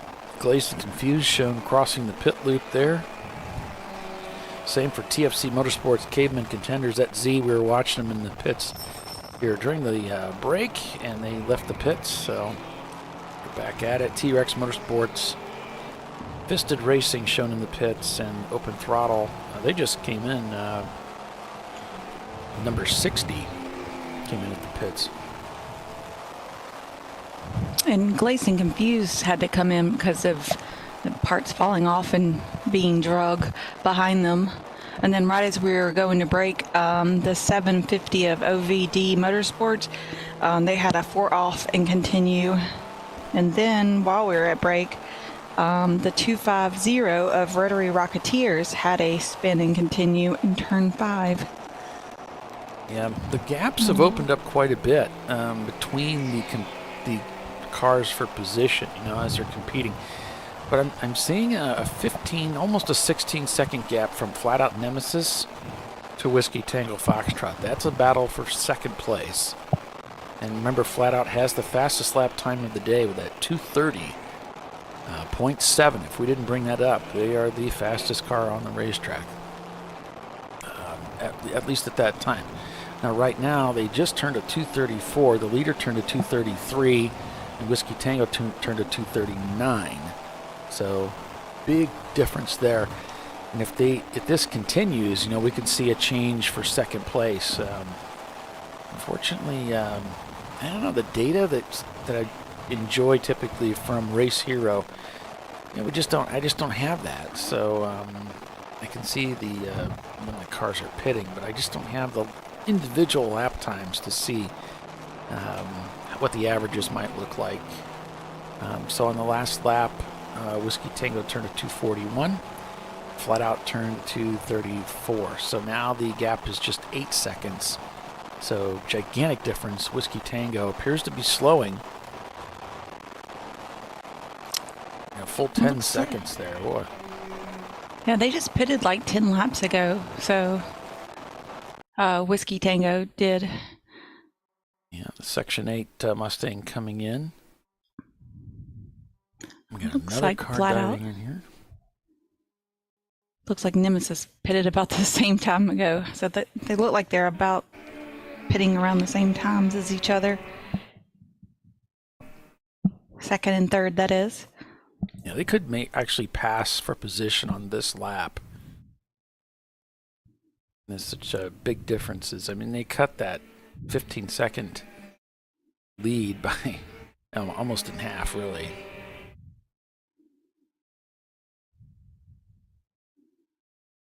Yeah, the Nemesis car is so fast.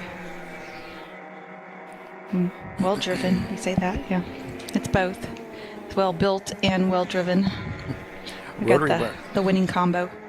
The Rotary Rocketeers car that's inside the top 10. It's the second place B-class car, as shown crossing the pit loop.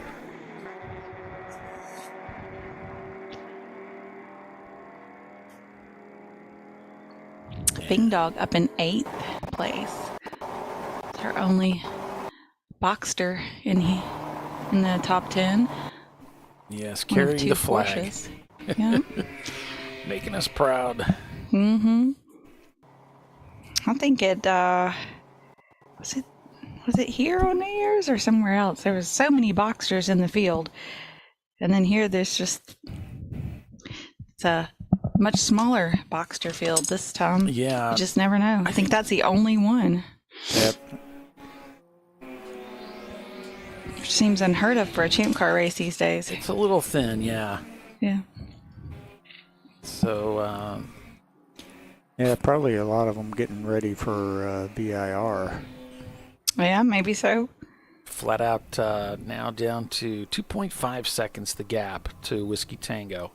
So this may be it on this lap for change of position between first and second place. Yeah, as far as how close the competitors are to each other, I think that's the closest we have right now. I do see Kobe Racing with an 11-second gap to Open Throttle Racing, the Specs car, number 645, and that car is in the pits. And that's position. That's F class to F class. So that's an important position there, because those two cars are battling for the lead of F class.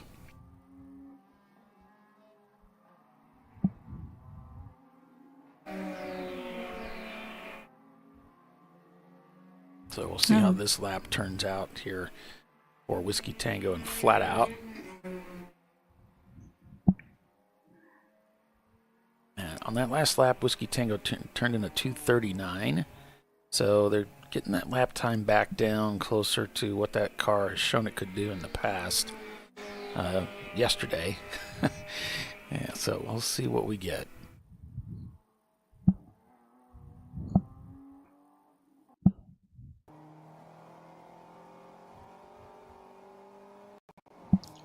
I just don't think they have anything to fend off the Flat Out Nemesis car if they can keep that one rolling at the current pace and stay out of trouble. Well, and the lap times that I'm seeing coming from the Flat Out Nemesis car are about the same as what Average Joe's is turning. So I don't see them chasing them down immediately the way they are Whiskey Tango. They would have quite a bit of work on their hands. I'm seeing about a lap difference between the Flat Out car and the leader Average Joe's. But, if they will have to make another pit stop and it's not going to be under caution, that could do it. That could definitely do it for Average Joe's and put them on the back foot. But if they can keep catching these yellows, certainly if they can get out of sequence with Flat Out to where they do get an advantage that way, that might be what they need to carry them through. Here they come. Whiskey Tango and Flat Out, no change. They both turned 238s on that last lap. Wow. So is Whiskey Tango, they've been going the full 2 hours on fuel? Well, let's see here if we can figure out what they got here. They both stopped about the same time last time, second and third. Yeah, they've had 3 pit stops. It looks like they're pretty well spaced out. Yeah. Yeah, they really are looking good. It looks like Flat Out had that extra pit stop, and remember they're trying to recover from that lengthy tire change that they did. I think they probably noticed we're losing too much time due to these tires. We have got to change them, and we'll make it up on track. And I think that's what they ended up doing. Although, yeah, they did have some issues there, and we're not sure exactly what was going on there.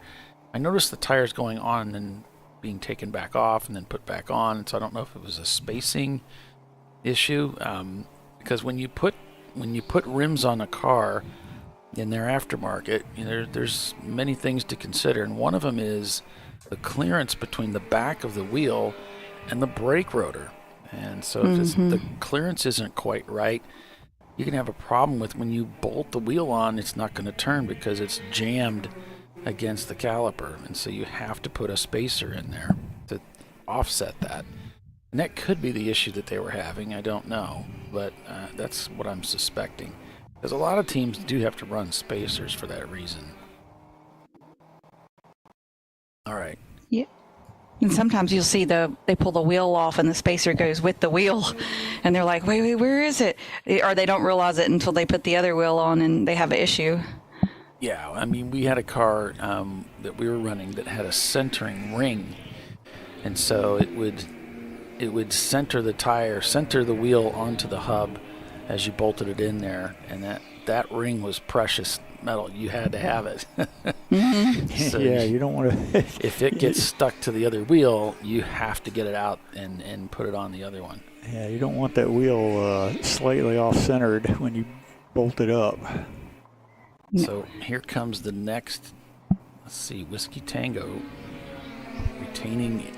Oh, there's the flip. Swipped. And now Whiskey Tango is just half a second back as they come across the start-finish line that time. So Flat Out Nemesis now moves into second place behind Average Joe's, and now it's up to them to try to chase down the Miata of Average Joe's. Unfortunately, they're turning a lot of 238s and 237s. Joe's just turned in a 234. So they are gapping the field lap for lap. And as I'm just scanning down here, Tiffany, I'm not seeing anybody turning lap times like Average Joe's right now. Isn't that incredible? Let's see. I see there is the Heraflight Honda, the S2000, down in 17th B-Class car, turned to 235. Oh, that's quick. Yeah. Average Joe's just clicked off a 233. They're pushing. They are pushing this field. And, they're going to be tough to deal with. But they really do need to kind of keep that pace up since they're using more fuel. They're going to have to make that pit stop or come up with some other brilliant strategy to cope with that deficiency. And then we'll see what happens. There's quite a few hours left in this race. Yeah, we've got about 4.5 plus. Yeah, about 4:42 roughly. Yeah. So that's a lot of time for anything to change. Yes. Everything to change. As Rocky would say, everyone can change. Because if I can change, and you can change, everybody can change.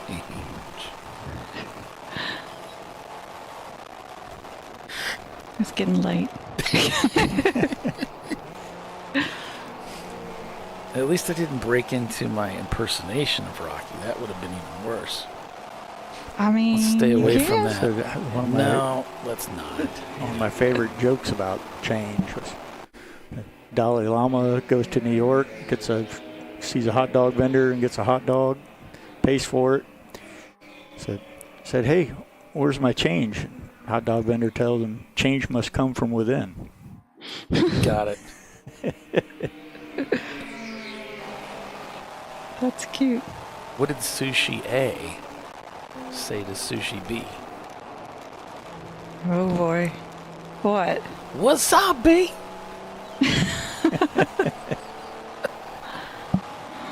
Goodness. Oh, I forgot the first part of that joke. Can't believe that. It's supposed to be that the Dalai Lama walks up to him and asks him to make him one with everything.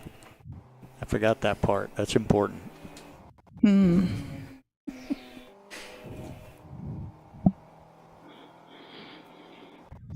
Floridian Motorsports moving through Big Bend here. I'll come down to the hotel on the left. And people are probably sleeping right now. It would like to be, except for us, making all this racket. Well, they should come over here and hang out with us at the racetrack. Right? It's just over the little bridge. I don't know. Out for a nice swim right now.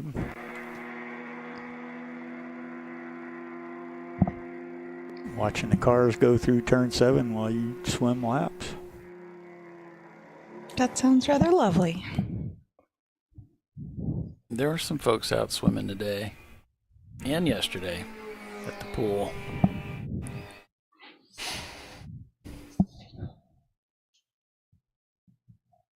Yeah, Florida in the summertime, you kind of have to have water to be outside, especially in the day, I would think. Yeah.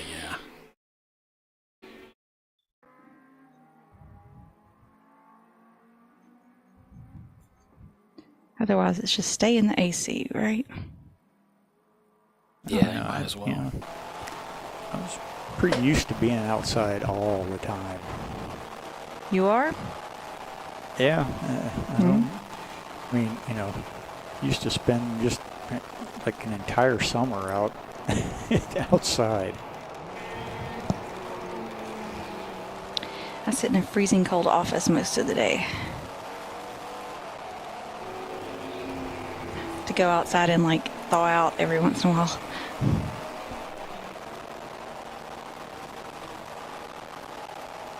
So any of you folks that like Formula One the way I do, I want to encourage you to consider watching Speed City with Bob Varsha.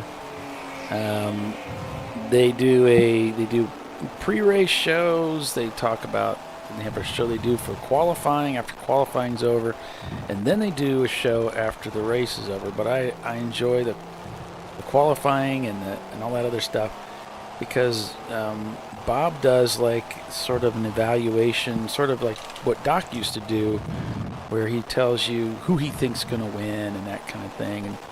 But he also does a really great job, as Doc did, where he just kind of goes through and talks about, where every driver is right now and where the team is, as far as, the problems they've been having, the successes they've been having, and just kind of sets the stage very nicely for the race. Yeah. On YouTube or on the It's website? on Sirius. It's on Sirius, but it's also on YouTube. Okay. So you can go out to YouTube and subscribe to it. It's called Speed City. Speed City something. But you just look it up as Speed City. You'll find it. Yeah, I did a Cadillac V-Lab at Circuit of the Americas in 2012, like a week after the Formula One race there for the very first time. And Matt Varsha was my instructor for that.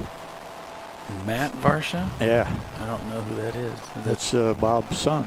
Oh, okay. Said he was a pretty good Formula car racer, and I think over in Europe for a while. I don't know that he really did much racing in the States at all.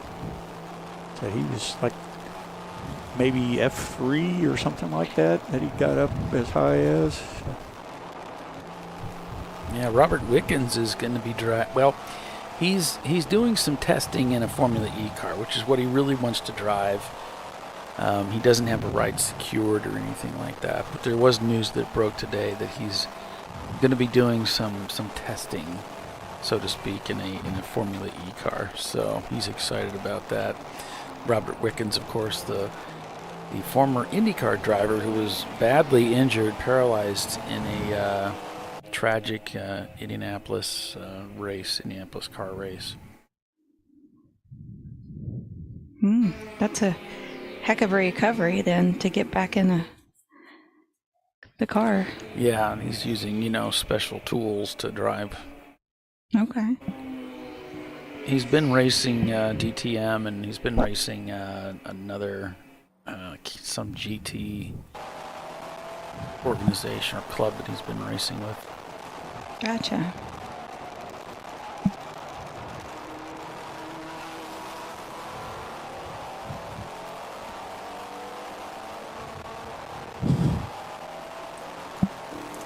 I was looking at Timothy's things back and forth. Oh, he was writing, and then he spells something and then redoes it, and he's like, "I hate texting." Yeah, he was having a hard time texting today. You just see the struggle going on. It's funny.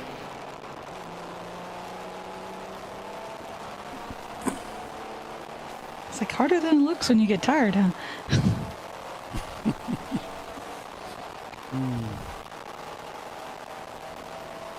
Now, make those keys so tiny too. That's.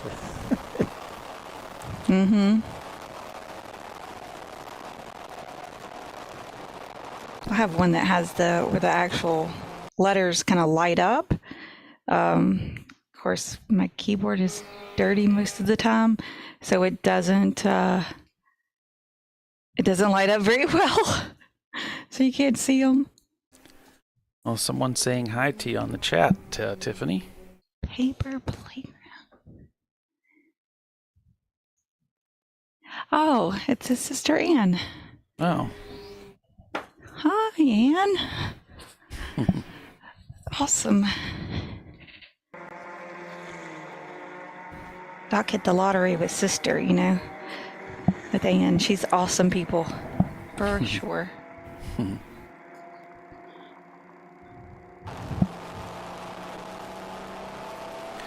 Yeah, Ann, I've got a really good picture. I don't know if you're still watching, but I want to show you this this picture.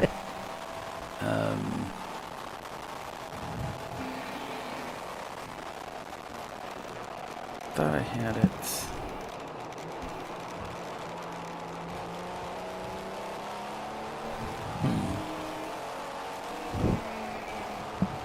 Here we go.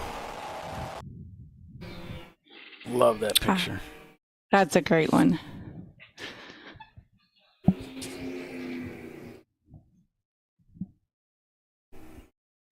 He's quite photogenic, so we have a lot of good pictures of him. VIR? I don't know. I don't know. Those giant poles. I don't know what that is. The pit road. He's not facing the right way for VIR, is he? Daytona, maybe? Yeah, Daytona. Now that I see, because I think that's a Sprint sign back there, just about over his head. Oh yeah, it could be. Just reversed. Yeah. And then right behind that is maybe the support for that giant TV there in the food court area.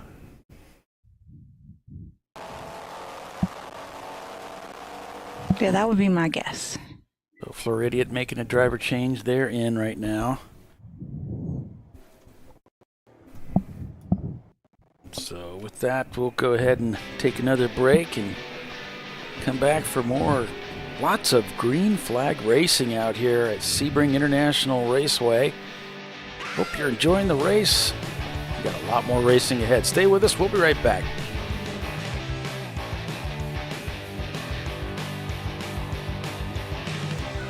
You know, I'd buy tires online, but then what? We've thought about it. We're TireRack.com. They should let you ship directly to a mechanic. Actually, we call them independent recommended installers. They should have like 1,000 mechanics. Try over 7,000 installers. Then you just make an appointment. At a time that's convenient for you. This could change tire buying forever. TireRack.com, the way tire buying should be. Come on, Road. Do your worst. We'll be at our best. Engineered to meet or exceed original equipment performance, exclusively at AutoZone.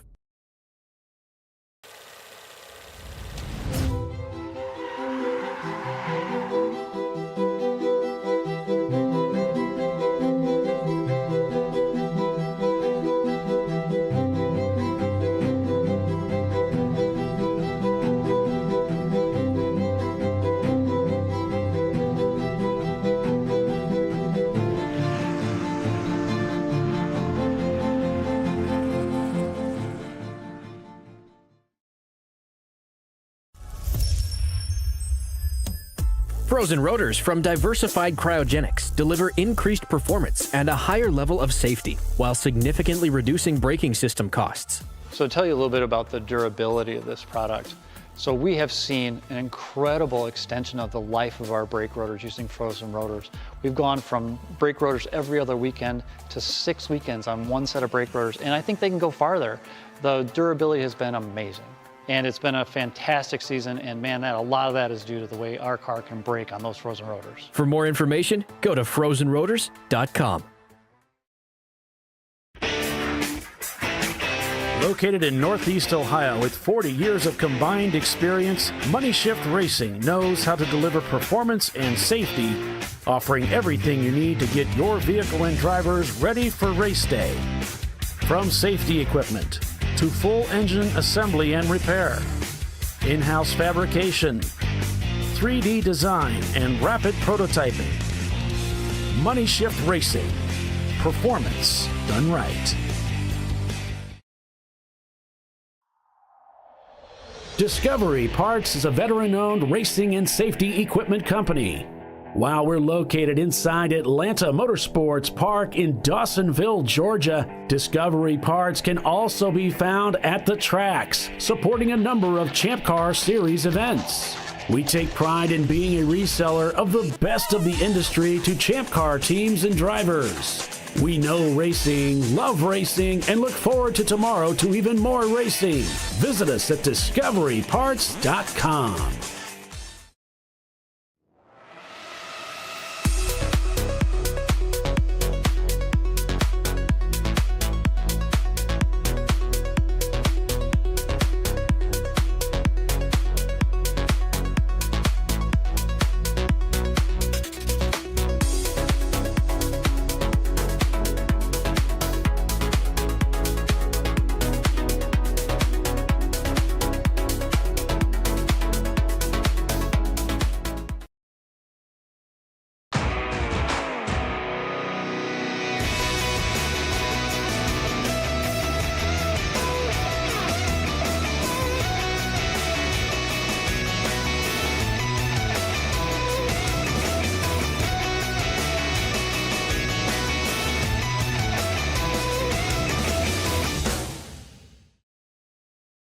Sentinel is a comprehensive motorsports video solution incorporating live streaming, local recording, 3 cameras with picture-in-picture, flag status, and much, much more. Stop playing with multiple solutions. Sentinel handles it all, including timing and scoring, vehicle data, graphic overlays, adaptive bitrate encoding, network bonding, and more. Sentinel is the solution to sharing your motorsports experience with your friends, family, sponsors, and the world. What are you waiting for? Get your Sentinel today and never miss an on-track moment. www.sentinel.racing. No. Seriously?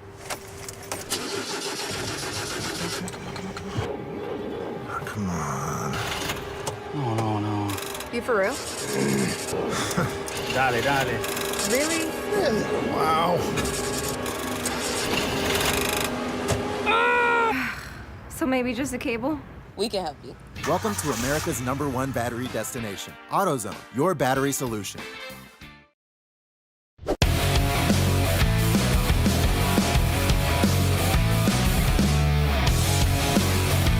All right, welcome back, everybody. Welcome back.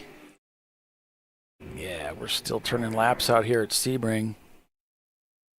Average Joe's leads over Flat Out Nemesis. I'm waiting for them to come across the start-finish line to get more than just one lap. There it is. 1 minute and 35 seconds is the gap.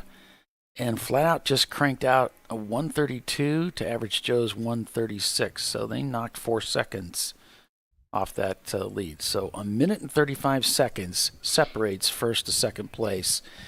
They got plenty of time. And Average Joe's kind of on the back foot. We don't know what's going on with Flat Out Nemesis. They might be perfectly fine.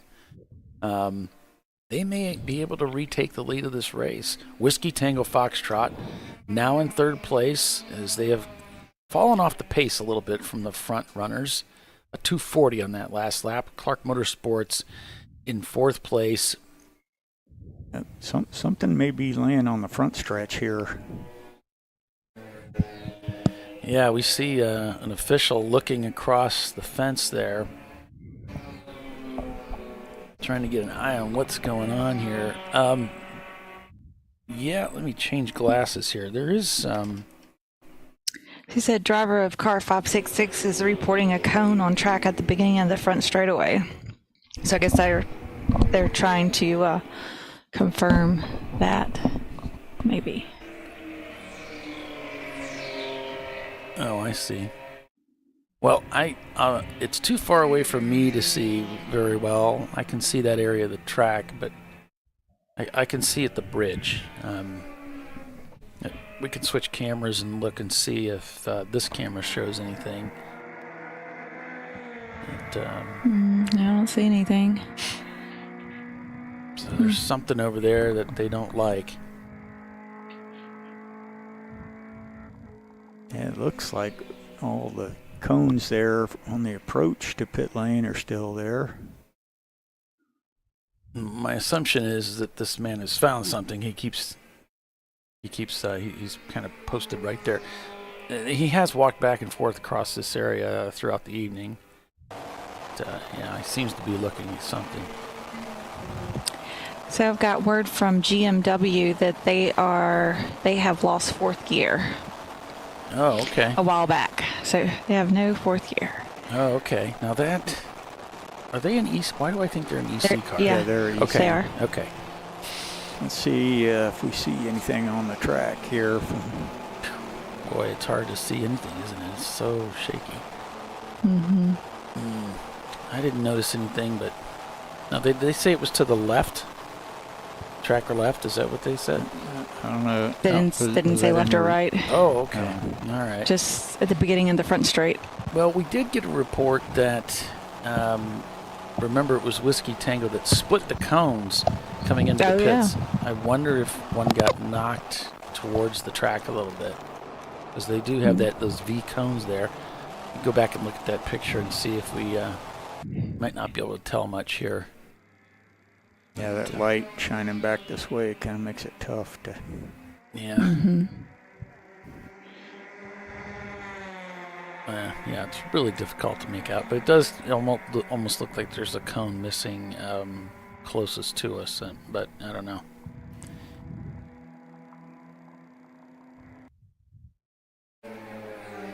So in the 241 of Brick City Racing, the Happy Hour Miata, Doc Martin is back in that car until about 2 a.m. And Eric Reed reporting driver of car 566. Yeah, that's the report you gave. Okay. I see. Mm-hmm. Mm-hmm.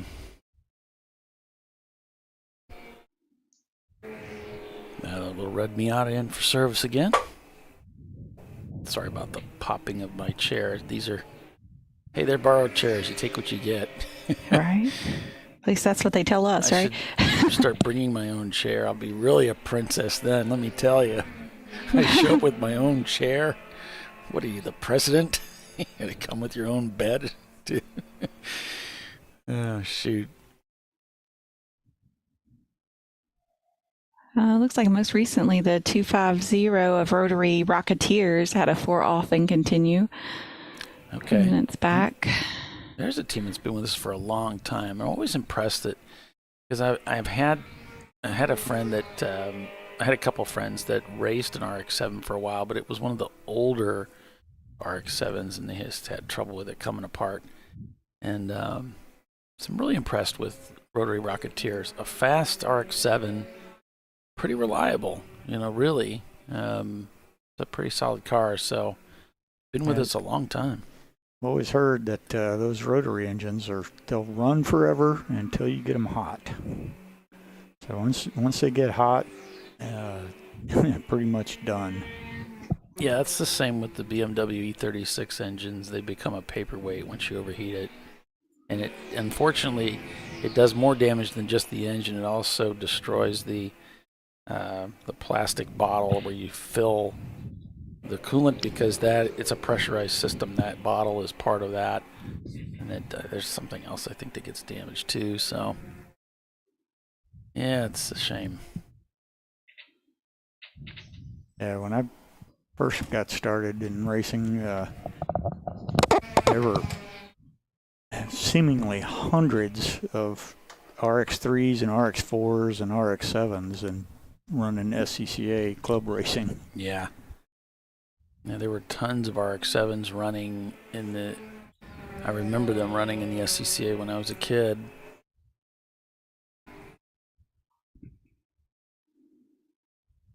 Yeah, especially all those ones running ITA and ITS, and they're supposed to be fairly stock, and you'd hear them pull up there to the grid and just be rup rup rup rup rup rup rup. Yeah, I don't think the ports are stock on that one.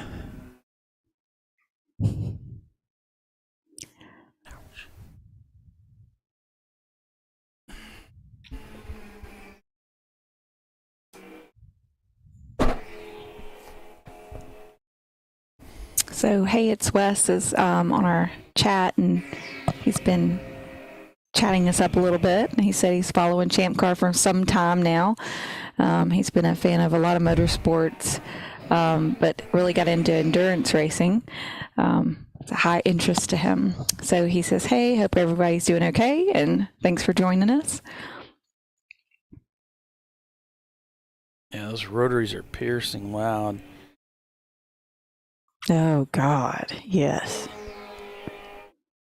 I have a friend that has a rotary race car. That is the most god-awful thing. You can put earplugs in, and it's still like, and he'll be on the second tier of the paddock when he cranks it up, and just, it still shakes your eardrums. Yeah, I got a racing buddy that... I was racing with him at Barber, and he said, I really want to build a rotary Miata. And he did it. I thought, he's not going to do it. No, he actually did it. And he did a YouTube build on it. Yeah. One of those funny people who actually do what they say they're going to do. Yeah. Okay, Bill. Paul's awake. How can this be? Remember the CRXs, CRX SIs there, and Firehawk would just about split your eardrum when they dropped the clutch to leave the pit lane. I don't know how in the world those things were that loud, but they hurt.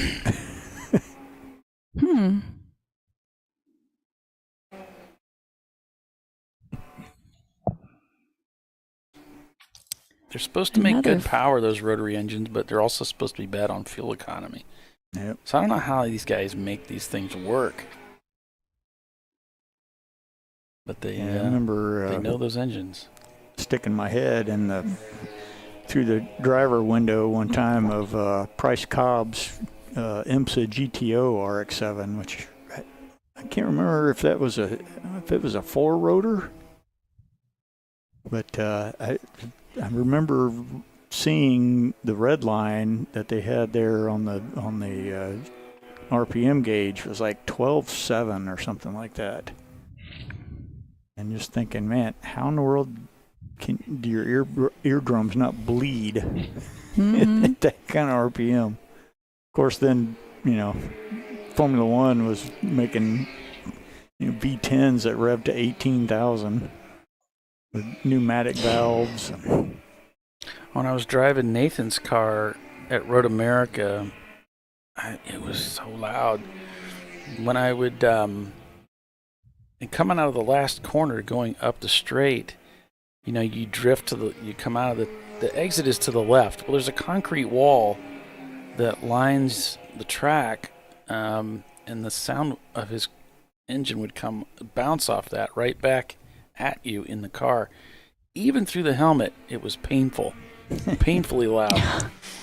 And I got to the point where when I would make the exit, Tiffany, I would then go back to the right to get away from the wall because it was so bad. It started to really bother me. Oh, the sound bouncing off the wall back in your head. Yeah, until I switched to the Stilo.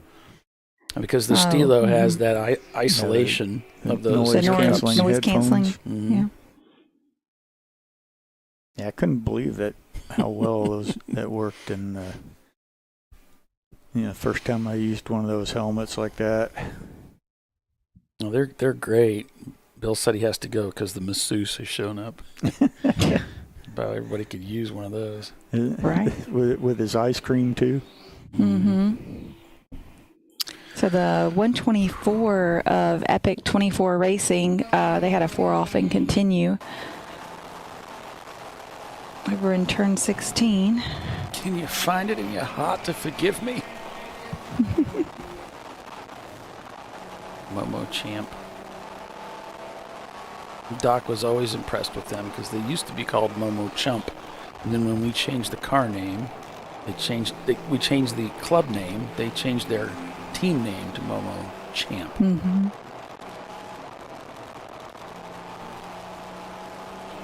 So he always thought a lot of them, and he always thought a lot of Hugh Jass Racing too, because they brought him a beer. And he brought beer up to him from after the race or something. I don't know. So he always thought a lot of them, and he had a lot of nice things to say about Rodney Earwood. Yeah. Rodney's a great guy. He went out of his way to help Doc out when he was, stranded or something. There was, Doc was one of those people that had the worst luck when it came to travel. He always had problems with the trailer, tires, there's always something tragic going on, some drama.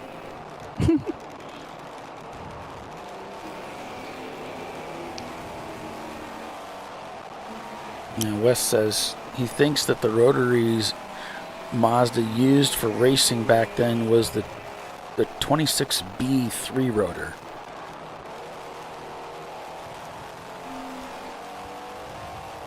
Yeah, I don't even know what that means, but I believe you.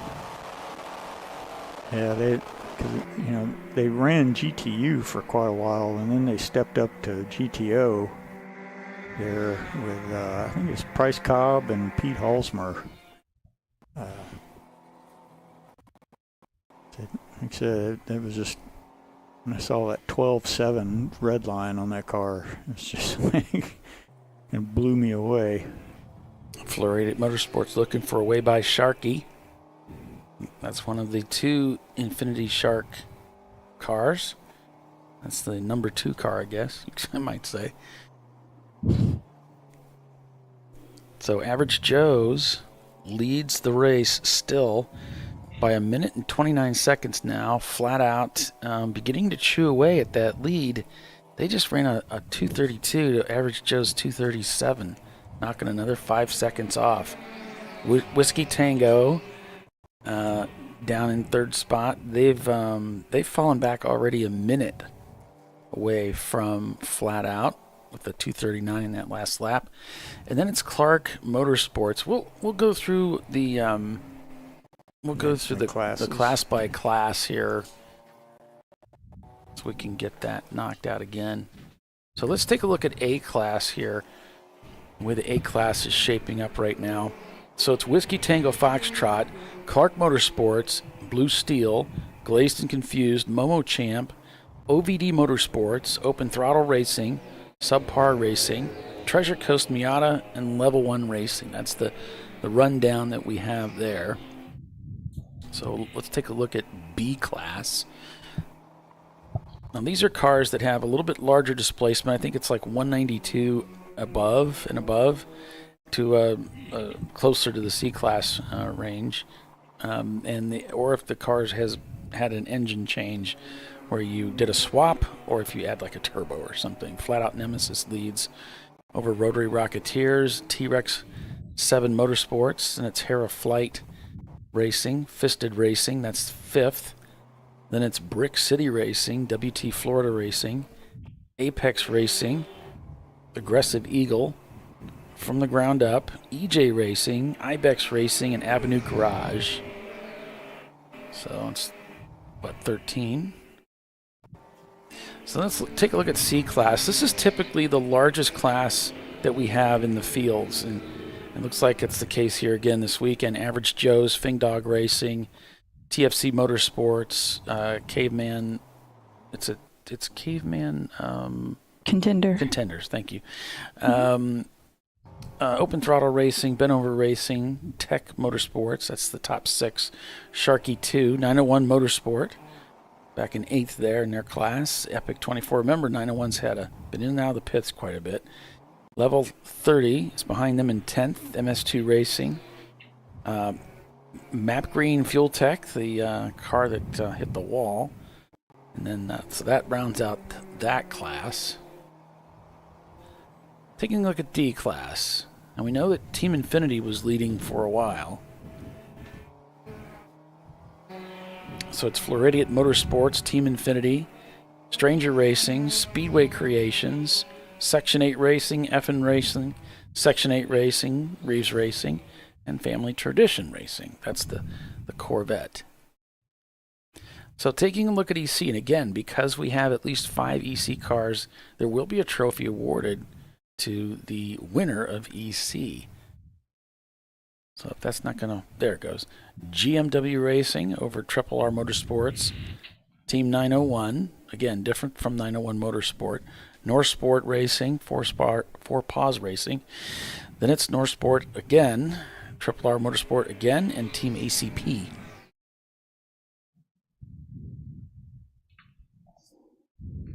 And then finally to F class, we got Kobe Racing, Open Throttle, and Mo Sport.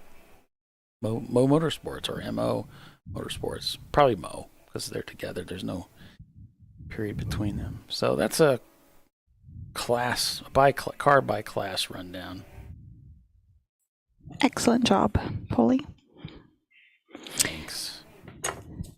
So, we got a Brett car. Sutton. Got a car stopped at turn 1. Driver's right. Tech Motorsports. Yep.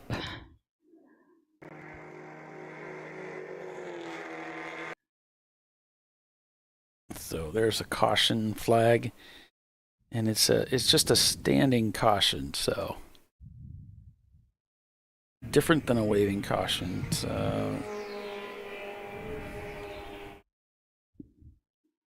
the car just came out of the pits, and I guess it died. It didn't make it onto the track. Yeah, they pulled the yellow there from the start stand already. Maybe he got it refired, remotivated, something. And Bill said that EC will always get a trophy because they're engraved, so they've got them made ahead of time, I guess. So I guess whether there's 5 cars or not. Oh.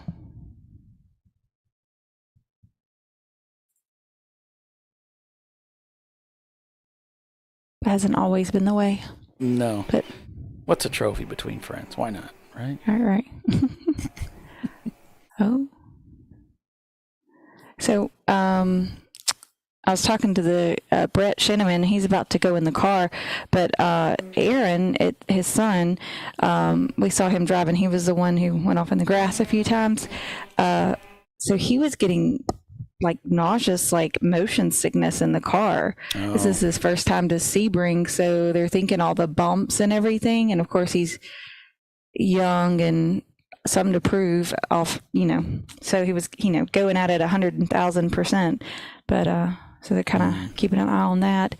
So yeah, 903 for off and continue. It's the 901 Motorsports car. Yeah, they're gonna have to watch that. I know it's tough, especially if you're new to the track to be racing at night.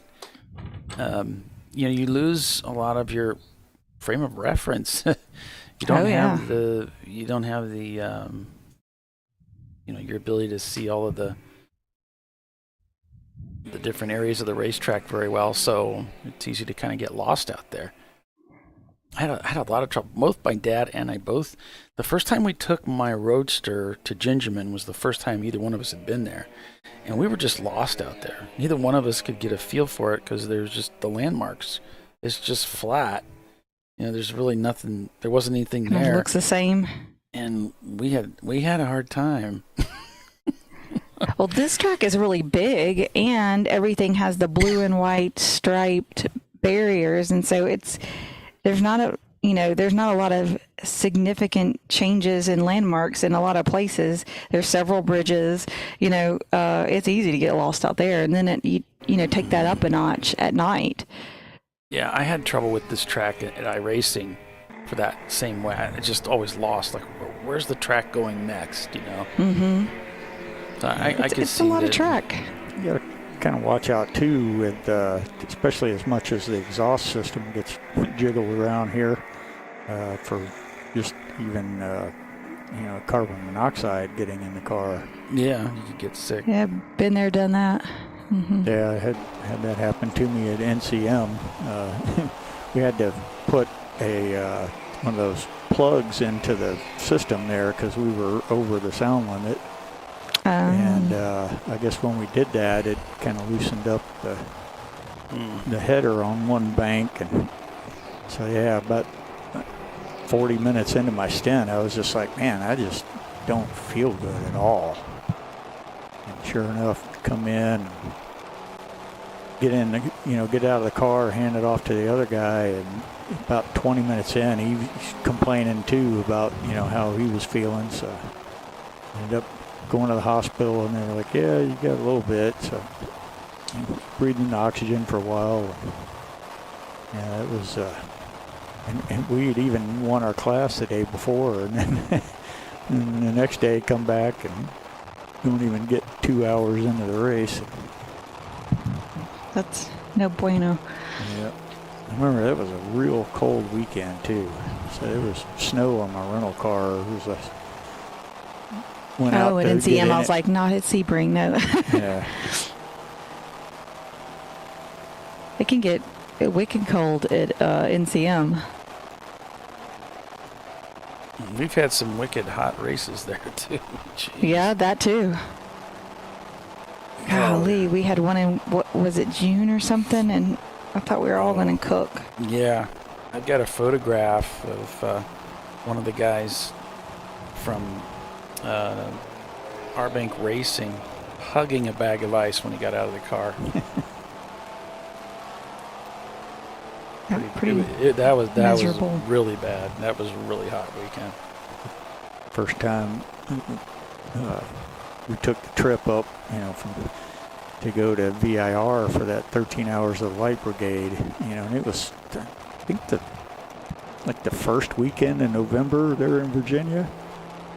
And, of course, us Florida boys, we drove up there, we were like, yeah, we'll just stay in the trailer. It got down to 28 degrees the night before the race. Ooh.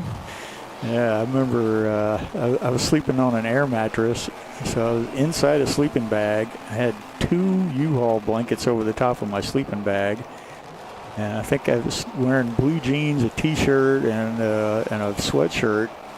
I still had freezing. I still had my knees up under my chin every time I woke up, which was several times.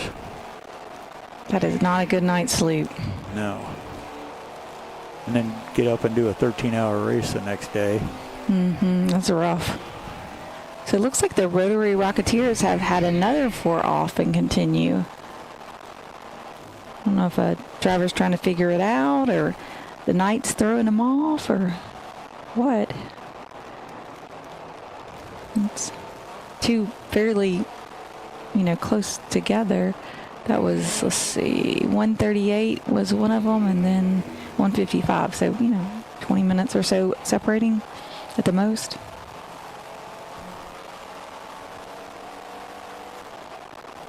All right, well, 4 hours remain in this contest. Lots of racing ahead. Average Joe's still leading the race, probably looking for a friendly yellow to come out. Are they going to get it, though, before they have to stop again? They're using a lot of fuel. We'll have to wait and see. Stay with us. We'll be right back.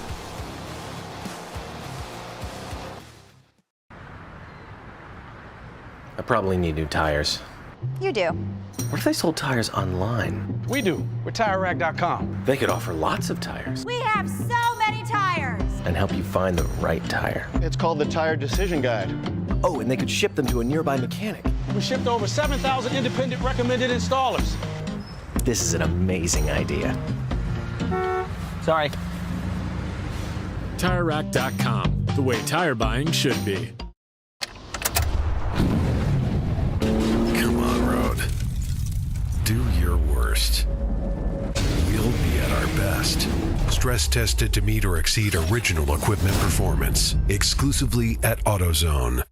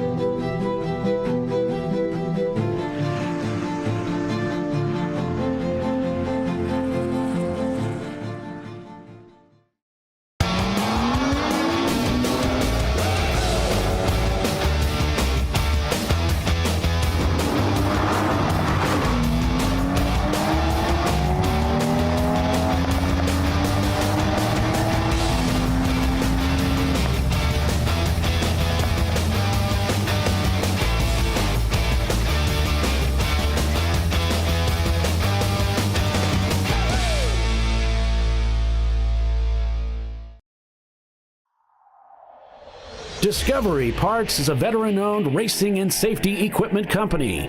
While we're located inside Atlanta Motorsports Park in Dawsonville, Georgia, Discovery Parts can also be found at the tracks, supporting a number of Champ Car Series events. We take pride in being a reseller of the best of the industry to Champ Car teams and drivers. We know racing, love racing, and look forward to tomorrow to even more racing. Visit us at discoveryparts.com.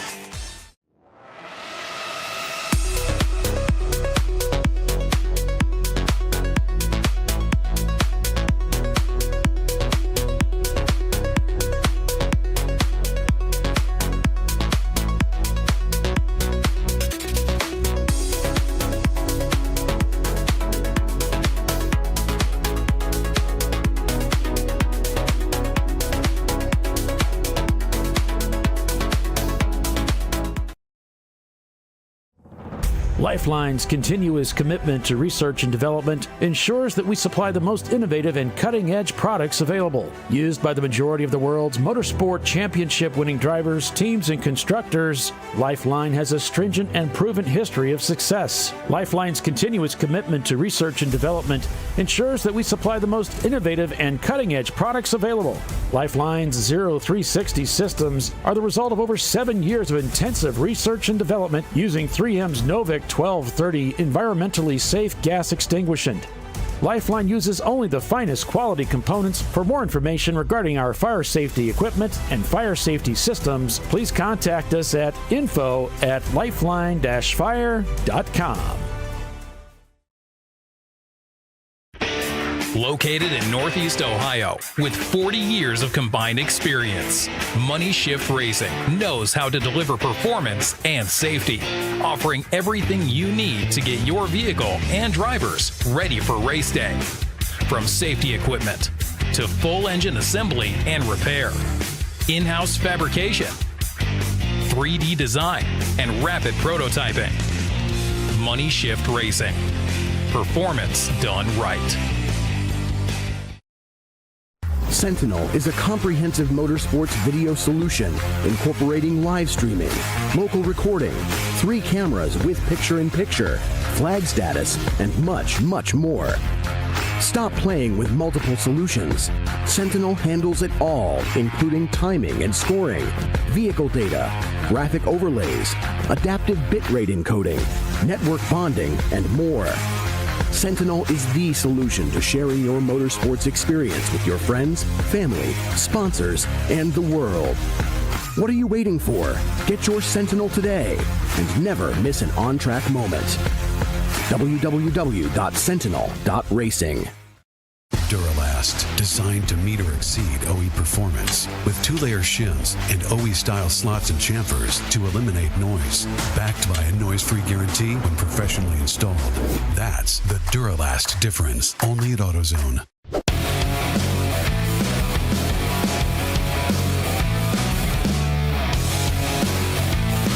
All right, welcome back. We are under caution here at Sebring International. It's Rotary Rocketeers with a broken suspension that has sidelined that car, stopped on the track over in turn number 13. So that, again, Tower seems to be the hot spot.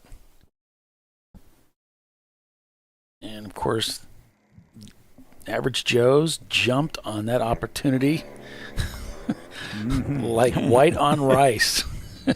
Must have been coming right through turn 17 when they knew it was going yellow.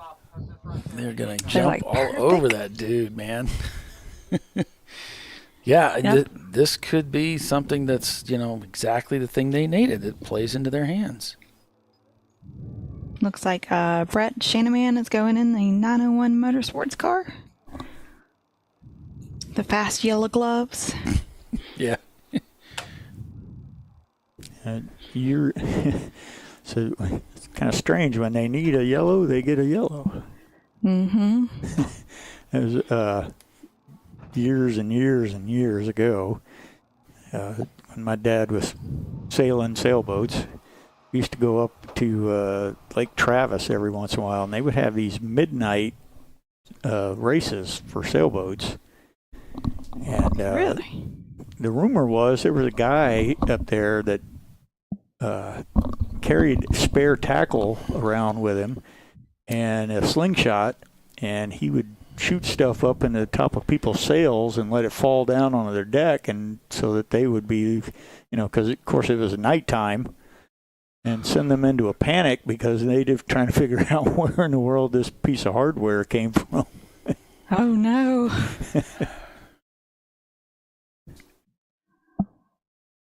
So I mentioned earlier that the Rotary Rocketeers had 2 4-off and continues relatively close together within 20 minutes, and then they stopped on track almost right after that. Yeah.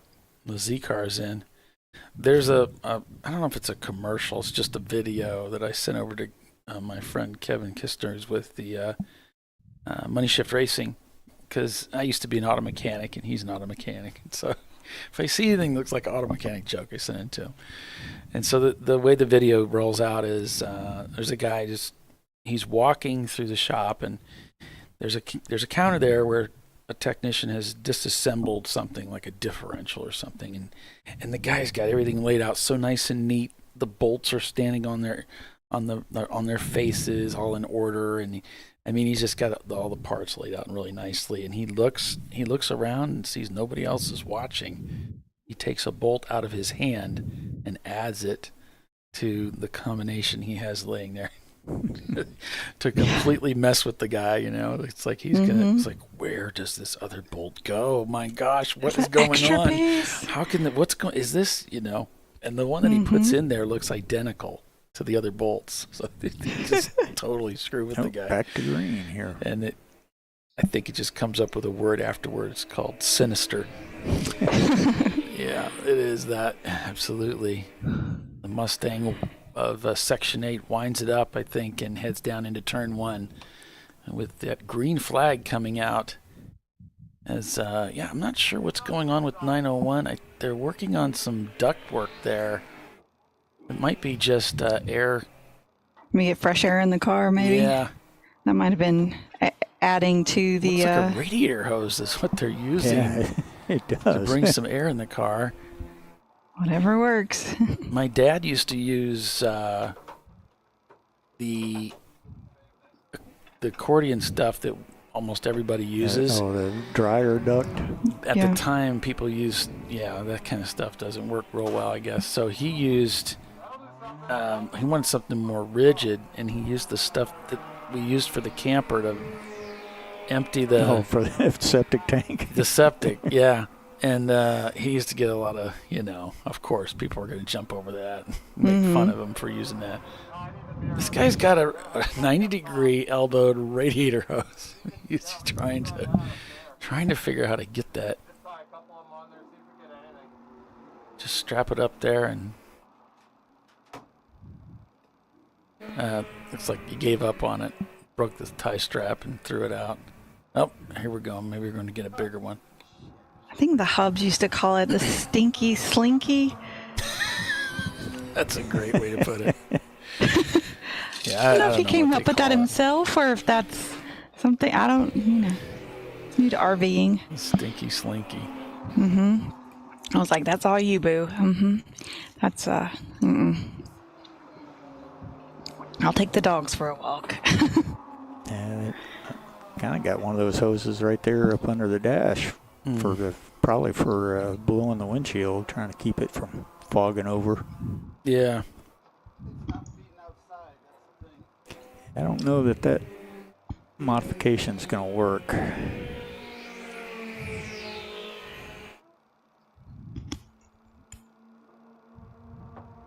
I'm going to guess that over a couple of bumps, that hose is going to be pointing straight down. Or sitting on the track.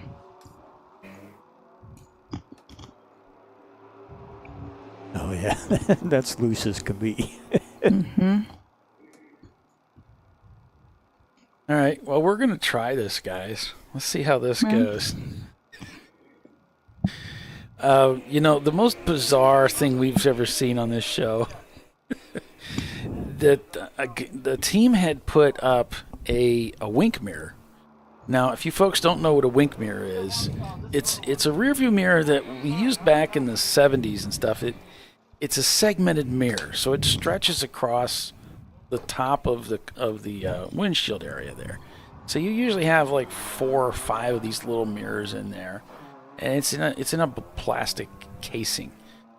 Well, one of the mounts, it mounts on either end. There's 2 brackets you put in, it mounts. One of them broke, and the thing fell down on top of the driver. And the driver is driving with this thing, and he's constantly pushing it out of the way. He's trying to make room so he can make gear shifts. And he's kind of holding it while he's racing. And this is going on lap after lap after lap until he finally comes into the pits. And, of course, they messed with it to take care of it. But it was the most bizarre thing watching this guy try to drive with this thing going on. Because it's enormous. It's long. It's huge. It's like really awkward, distracting thing. One side of it was still attached? Yeah. Oh, gosh. That was the problem. He couldn't get it out of the way. Instead of just coming in, he just drove with it like that. There it is. The golf carts that we have there at work for a while there, they were coming with those wink mirrors in them. And but every single one of them was mounted, upside down, so that when you looked at it, it was showing you, whatever was, 10 feet to the right of the right rear tire. Okay, so now we're making like a chain of zip ties to keep it from heading back. We're trying to further secure it. I was going to say, that guy just got in the car. He's already got a fan on him.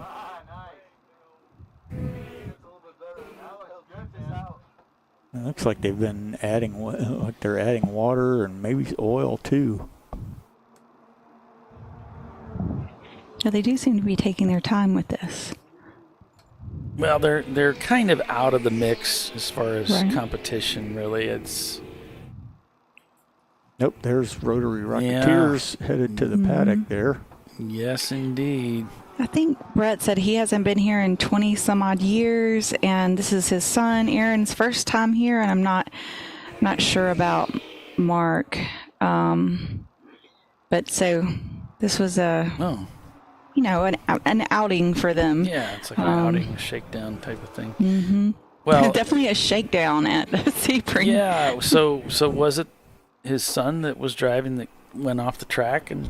Mm-hmm. Okay. So he's trying to learn to track in the dark. I guess we talked about that. Yep. Yeah. And then he was having some motion sickness too.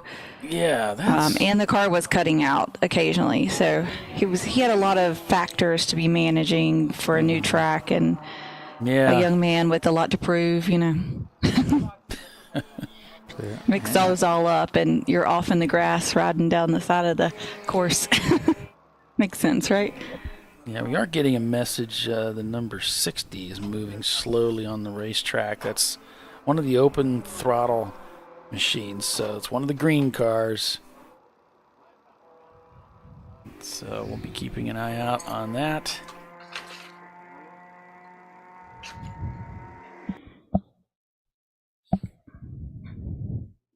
Said it's corner 10 through 13, so I guess they'll either get it remotivated or bring it in. One or the other, maybe. Yeah, they're still working on the Z in the pits.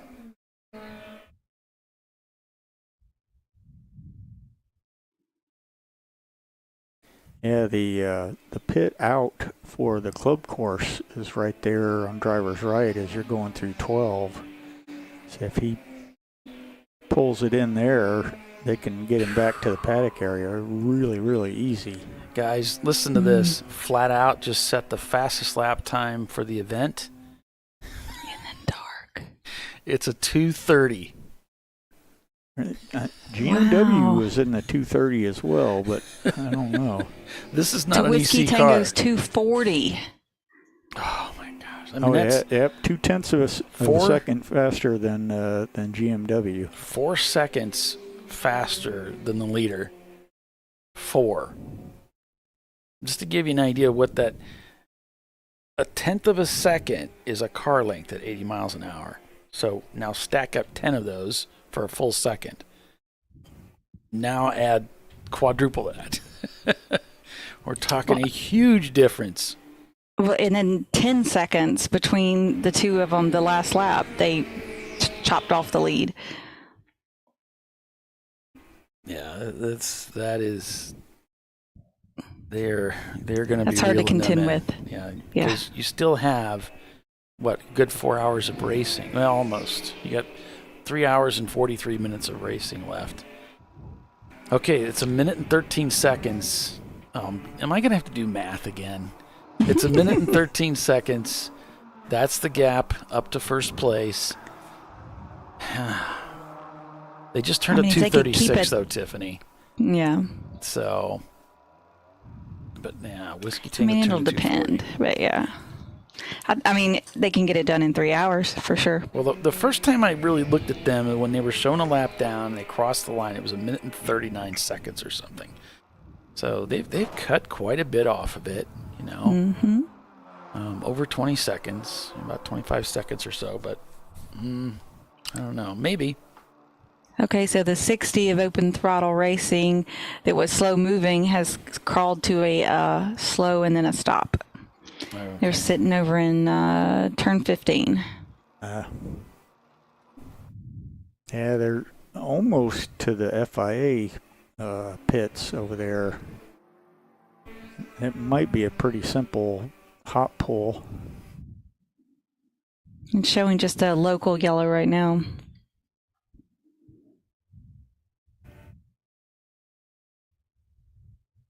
Was that the Z car going down? Depending on The Z car's in the pits. Yeah, that's what I was. depending looking at. on They which just put it side of the down. track they stopped back there.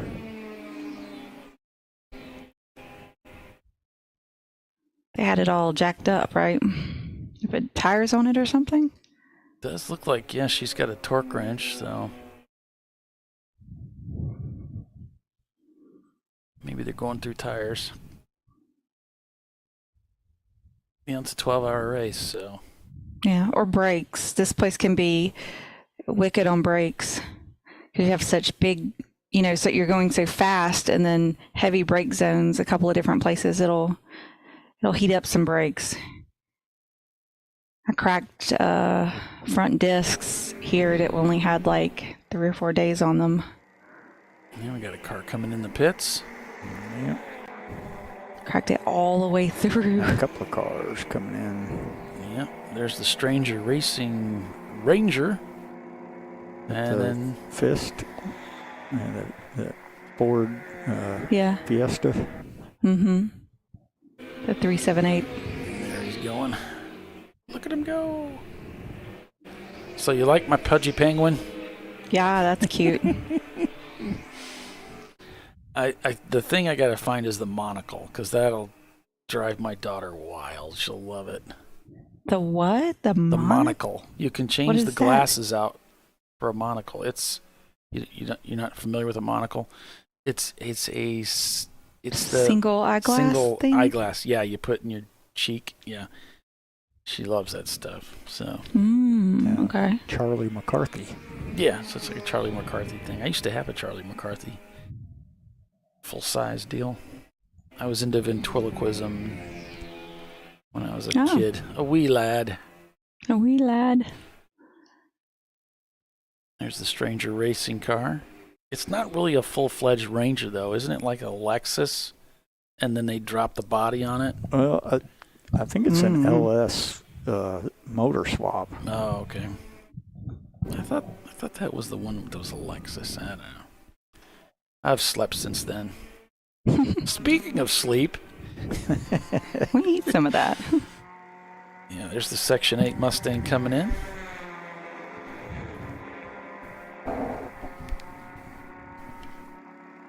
So we had the 60 going slow and then stopped, and now the 600 going slow. That's the aggressive Eagle Endurance. Okay. So, Rotary Rocketeers shown in the pits. We know they're behind the wall with a broken suspension. Will they be able to return today? We don't know. We don't know. Team 901 shown in the pits. Fisted Racing. We just saw them come in. TFC. We know the Datsuns in the pits being worked on. Open Throttle Racing. We know they're in. So, what else we got? Who else is in? Subpar.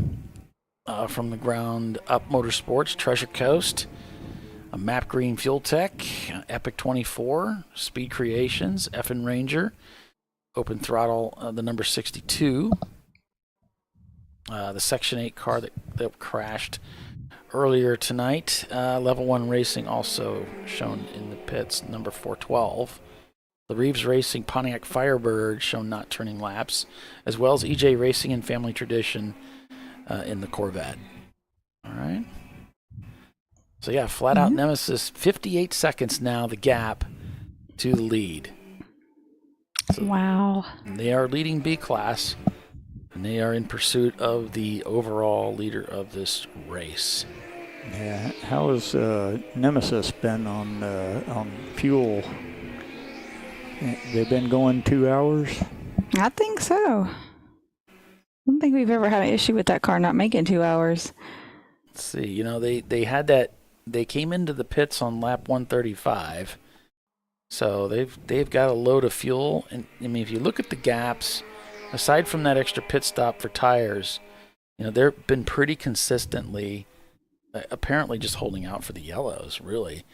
And so in that respect, Average Joe's really. Was not getting an advantage. Betty White car there looks like it was exhaust is hanging pretty low. So they are. Oh, now they're looking they're looking at the cooling system. They've lifted the radiator up a little bit. So Frank's still working on that car. As we got 2 cars at pit out, looking to make their exit.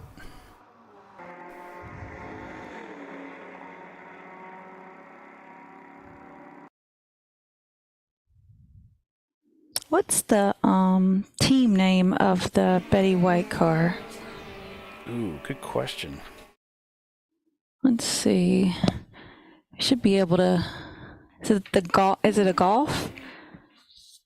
Yeah, I believe so.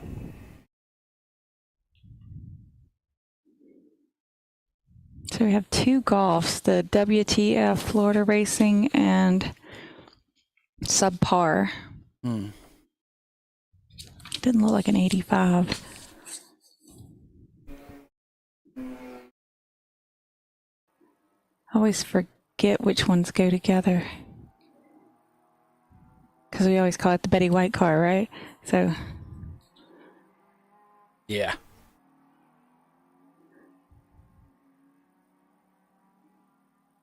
Hmm.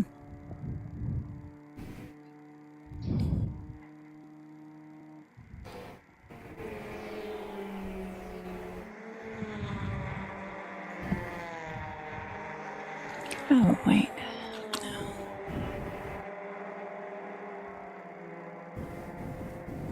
I thought I had an idea, and then I just realized I was just sleep deprived.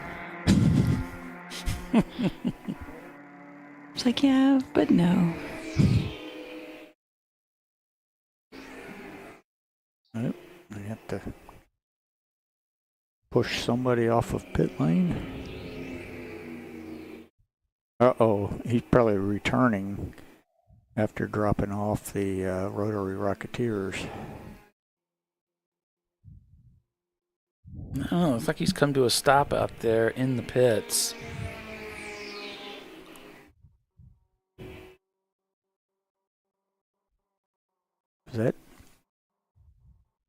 Was that flat out that just went by?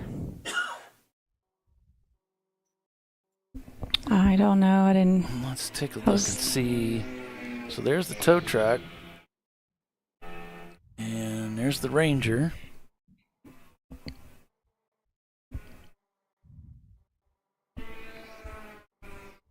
But the flat out pits just below the window here. They're not there. So, I don't know. Oh yeah, that's somebody down. No, it looks like the tow truck's actually going to pick up a car on pit lane, potentially, and pull them back.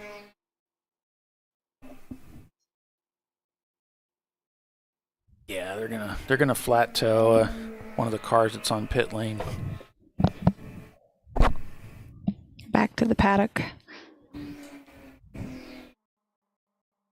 And Eric Reed is letting us know that the car 566 is now out. The engine is down a cylinder.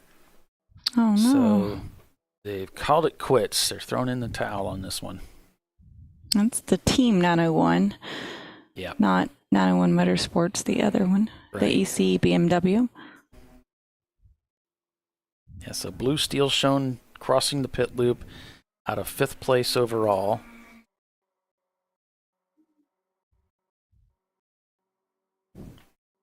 .49 seconds now the gap from 1st to 2nd place.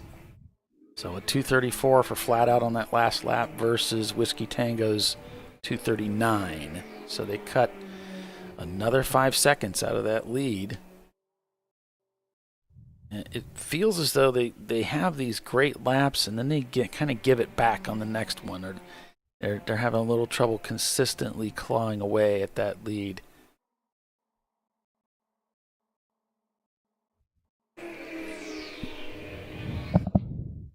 So we'll take a quick break and be back in a few. You're watching Champ Car Live, presented by AutoZone. And it's Whiskey Tango Foxtrot, your leader. Stay with us. We'll be right back.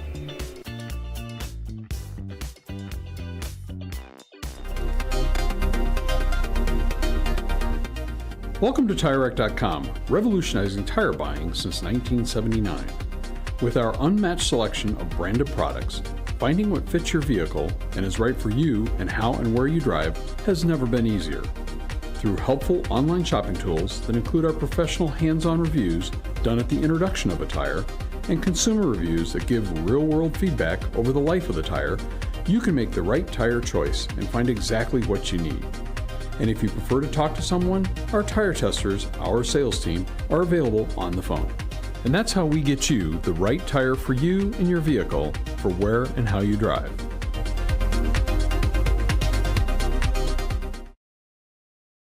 At AutoZone, you get what you need when you need it. Got a today job? Pick it up free same day at your local AutoZone. More of a tomorrow project? Order as late as 10 p.m. with free next day delivery. Getting the job done just got easier.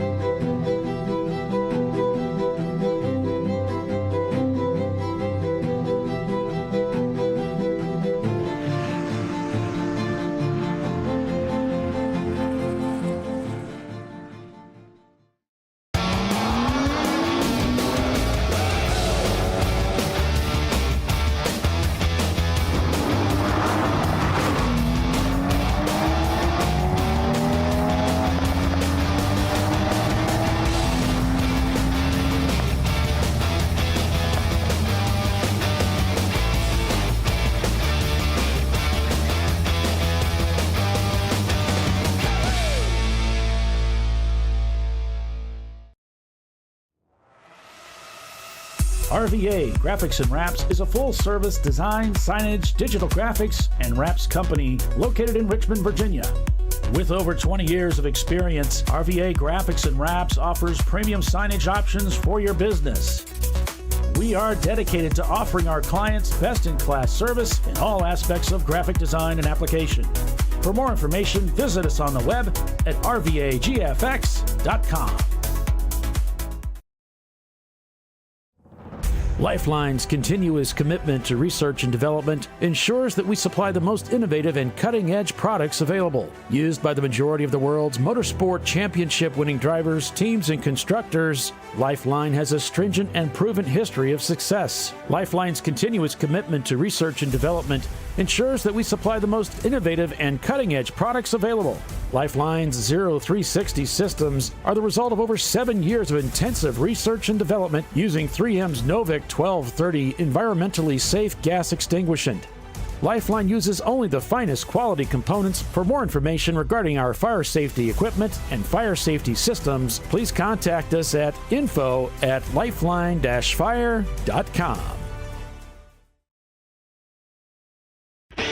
Located in Northeast Ohio with 40 years of combined experience, Money Shift Racing knows how to deliver performance and safety, offering everything you need to get your vehicle and drivers ready for race day. From safety equipment to full engine assembly and repair, in-house fabrication, 3D design, and rapid prototyping. Money Shift Racing. Performance done right. Frozen rotors from Diversified Cryogenics deliver increased performance and a higher level of safety while significantly reducing braking system costs. So to tell you a little bit about the durability of this product. So we have seen an incredible extension of the life of our brake rotors using frozen rotors. We've gone from brake rotors every other weekend to 6 weekends on one set of brake rotors, and I think they can go farther. The durability has been amazing. And it's been a fantastic season, and man, a lot of that is due to the way our car can brake on those frozen rotors. For more information, go to frozenrotors.com. Sentinel is a comprehensive motorsports video solution incorporating live streaming, local recording, 3 cameras with picture-in-picture, flag status, and much, much more. Stop playing with multiple solutions. Sentinel handles it all, including timing and scoring, vehicle data, graphic overlays, adaptive bitrate encoding, network bonding, and more. Sentinel is the solution to sharing your motorsports experience with your friends, family, sponsors, and the world. What are you waiting for? Get your Sentinel today and never miss an on-track moment. www.sentinel.racing. Bring on the frozen tundra, the grinding gravel, the cratered concrete, the rain-soaked streets. Come on, road. Do your worst. We'll be at our best. Reliable performance in unreliable conditions. Designed to meet or exceed original equipment performance. That's why more auto technicians choose Duralast parts. Exclusively at AutoZone.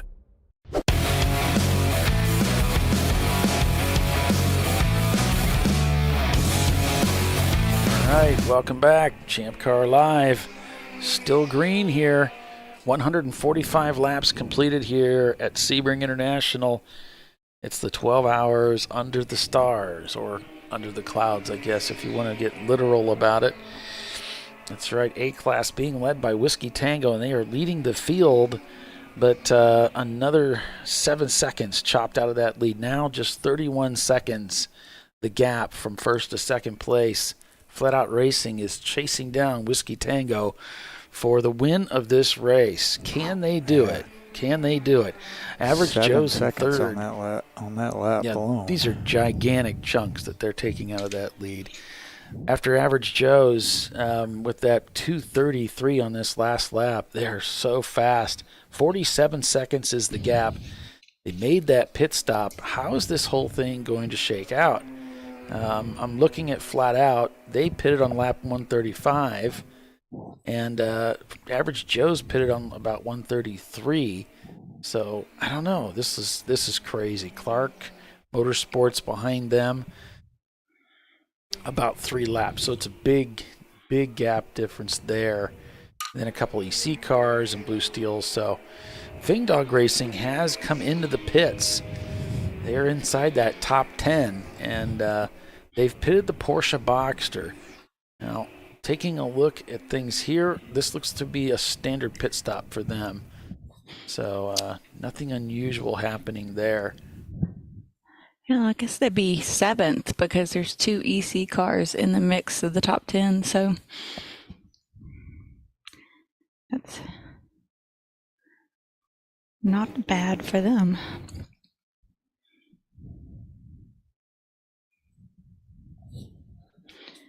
I'm sure they won in that top 5, though. In on the Saturday race of the New Year's Eve race, the last time we were here, they came in 5th place. Is it the Fing Dog? Mm-hmm. Yeah.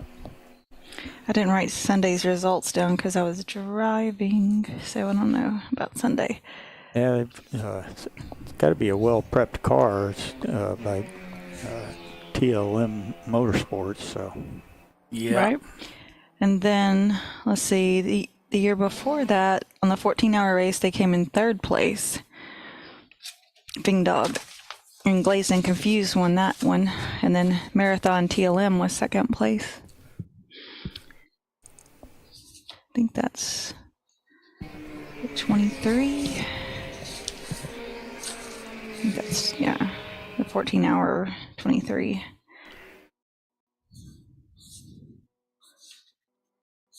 All right, that's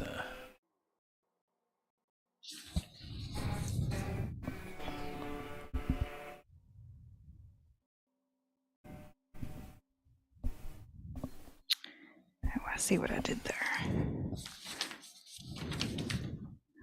Sometimes a year later, it's hard to read your own notes. You're like, what the crap was I thinking after 14 hours?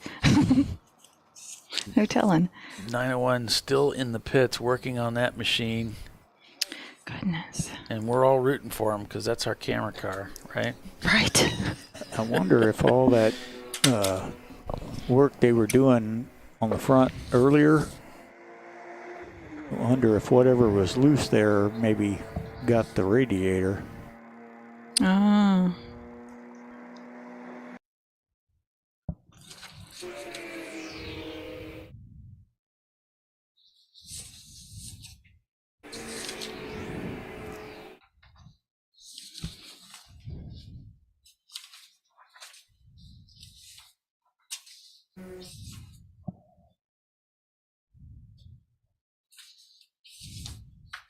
So Whiskey Tango not turning laps because they have pitted.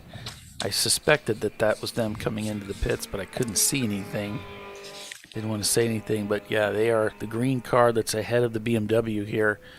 It looks like they're taking fuel right now. It's kind of hard to tell, but yeah, that's you fuel the Miata just behind the C-pillar. It's kind of like on top of the car like that, so that's what's happening there. It looks like the cap going back on.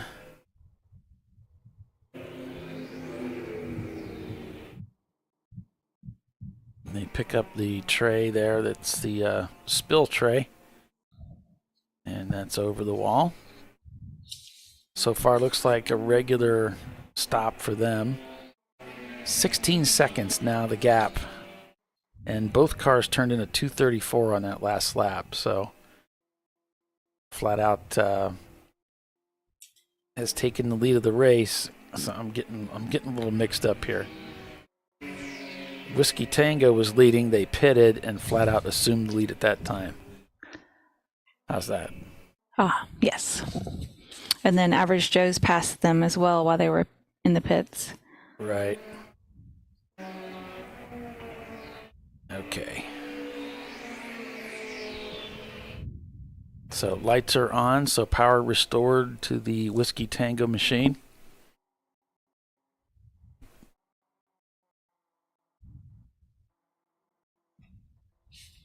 So this was one of my strategy for this weekend was I knew the track was going to be dark. Let's camera the pits and see what's happening in the pits to have Heck better yeah. tab on what's going on in the race. So let me know That what was a you folks great think idea. about it. Oh, you weren't just asking me. No, I'm glad your input's incredibly valuable. No, we want to know what y'all think. I think that was a great idea. 'Cause sometimes on the course, it's hard to tell what car is which one when it's dark. 30. It turns out the car cameras did not appreciate the weather, so and there was some time issues there getting everything working, so it's all right. So section 8 heading out.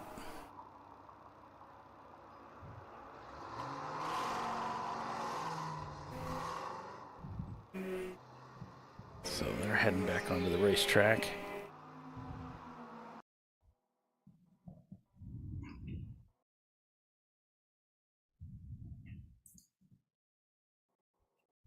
And one So was it looks still like- messing with that car. That's a long time to be sitting in the car in your suit and all that.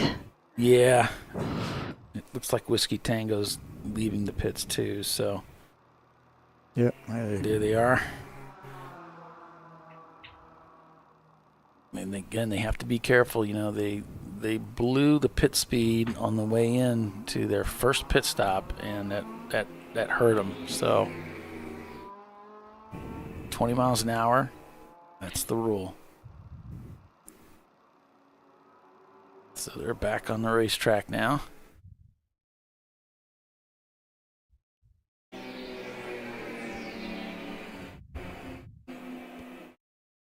So they get their pit stop done, but they ended up having to do it under green on lap 147. So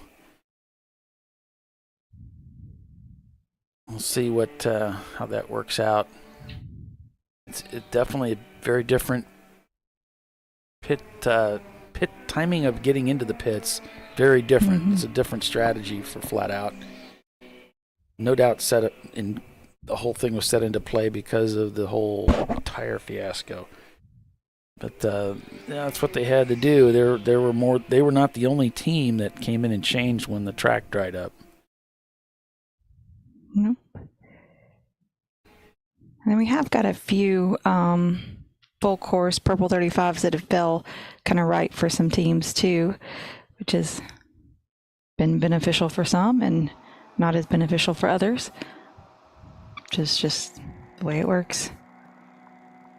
Yeah.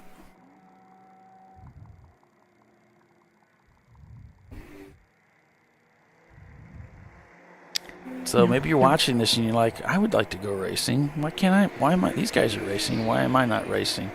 Well, we've got a race coming up next month. It's July. It's at Nelson Ledges. You got a couple weeks. We've got teams that are probably, there's somebody out there looking for a driver.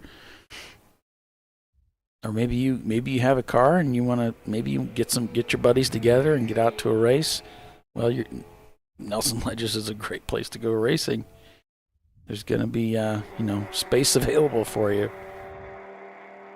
So we got that race, and then we got VIR, and that 24-hour race is probably going to be the last one we're going to do, at least for a little while. So you might want to look at that. There's going to be space available there, too, I believe. That's a big track. We can put a lot of cars on that course at a time, so... It's a pretty epic experience, so... It is pretty epic.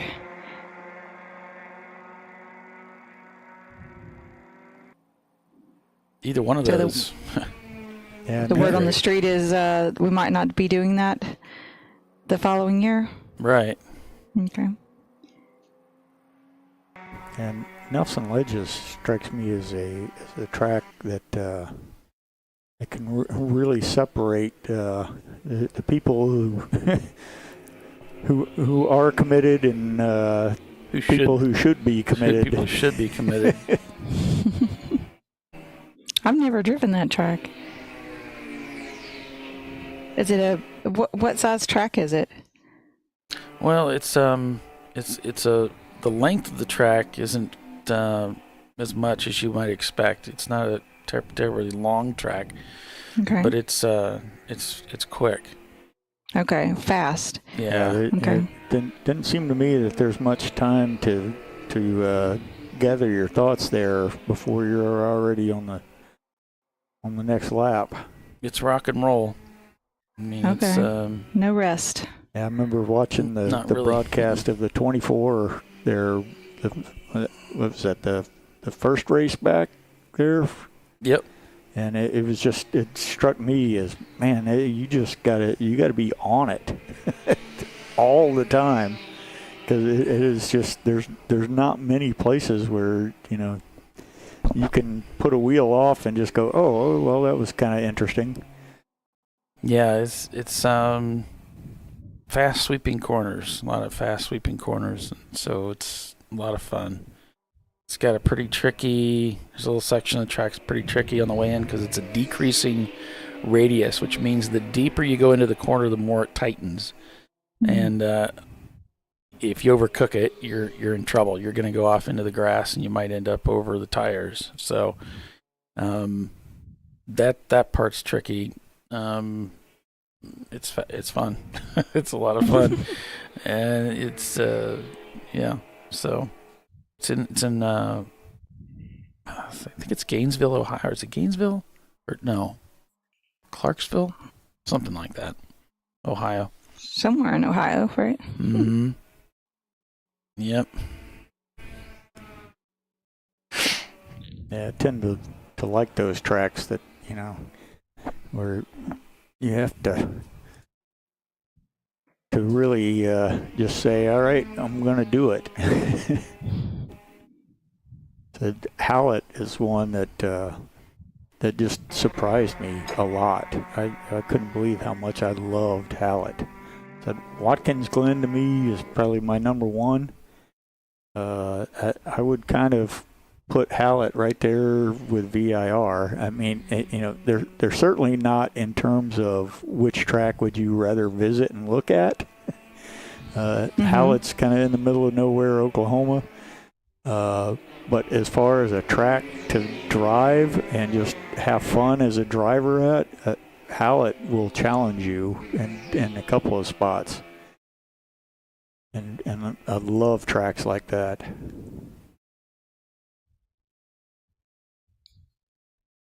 Yeah, Watkins Glen is probably my favorite racetrack. Although I've only been able to race there once. Just I had such an amazing experience, you know.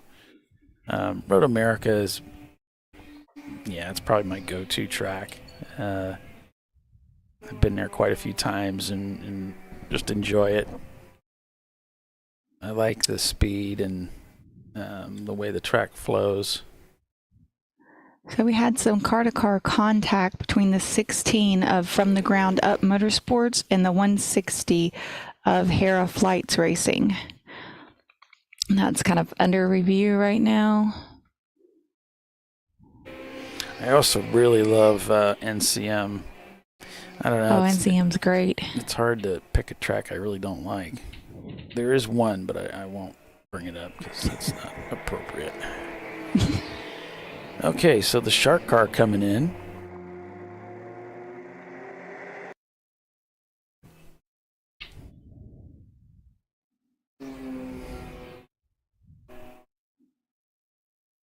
Definitely needs a theme song.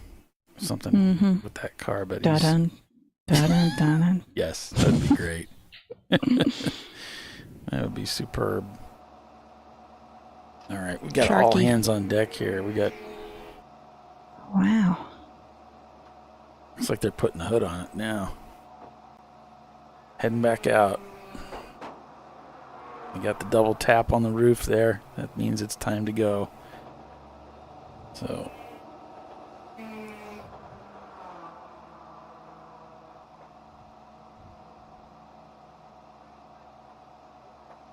Might be. Is that Jackie giving Jimmy a break? I don't know.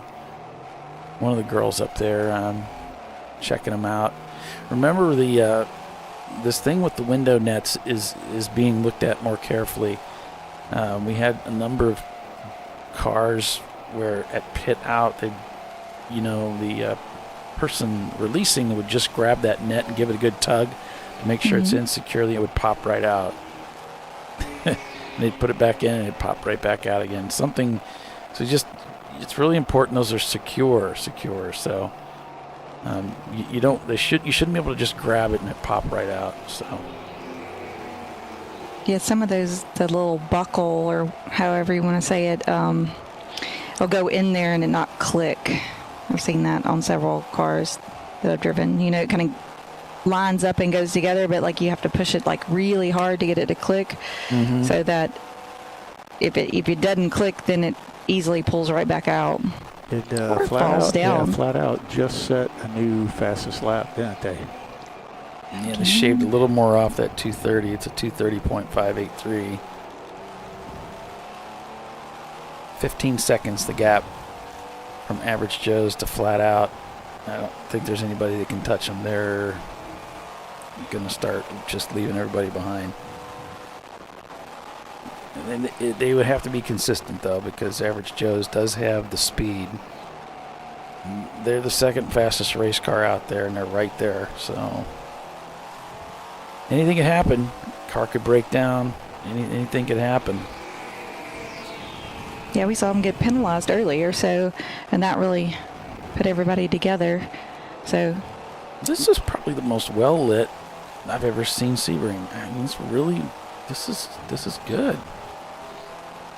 It's impressive, isn't it? It's usually so hard to see anything. Maybe my memory's failing me, but this is pretty good. I feel like I can see better than I was the last time I was there at night and riding along with somebody. It's like we can see better here. I'm like, I hope he knows where the track is because I am confused.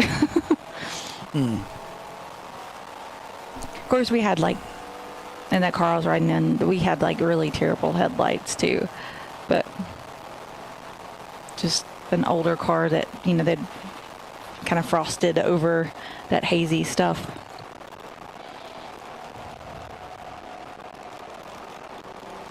And if you don't And think you not can, well, if you don't think you can make Nelson Ledges or VIR, we've got other races lined up this year too, going all the way to the end of the year. We'll be back here at Sebring at the end of the year for the New Year's Eve race. So maybe it's always Sebring. a good time. Yeah, Sebring's an epic racetrack. Maybe you want to go to Sebring and race. Got what? Harris Hill in September, Road America in October. Right? There's Mid-Ohio's in there. Yeah, another big epic racetrack. So, and it's just newly repaved. So, and I've heard it's great. The surface is fantastic. I've heard nothing but glowing reports. Mm-hmm. So, that's going to be a must go to type race. Mm-hmm.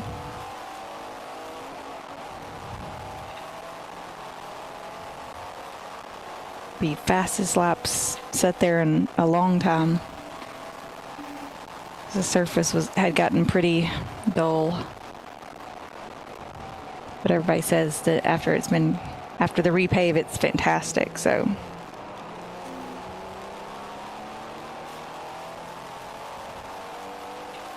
that'll be cool to see. Probably even cooler to participate in. So yeah. It's only about 3 hours from my house. Oh, that's not bad.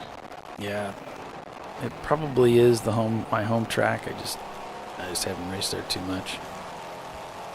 Okay. And Bill just reminding that Mike Chiswick is working on the 2025 schedule as we speak, and it'll be released soon. Okay. So some exciting new tracks for 2025. Hopefully Laguna Seca.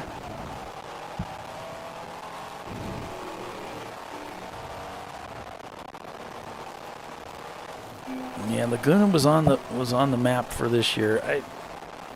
Laguna's tough. You know, the sound restrictions and the number of cars we can put on the track. They have restrictions there, and then getting our people out there. It's so far away from everybody. It's just cool place. I mean, I love the look of it, but logistically it becomes difficult. Let's see. So in the Brick City Racing Happy Hour Miata, that's the 241. Dave Gooden is back in the driver's seat, and they're gonna finish up with Martin Jr. as the caboose for the last leg of the race in that car. Let's see, I think I had another.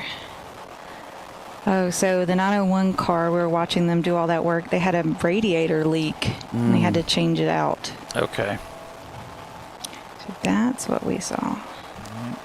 Well, I have to say, seems like that final zip tie did a really good job on the radiator hose up there.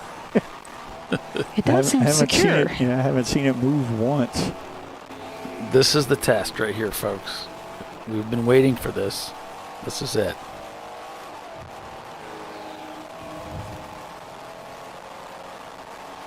So Bill's saying 16 was not the car involved in the incident, and it was in the garage at the time, so penalty has been rescinded. I have an alibi. I was in the garage, bro.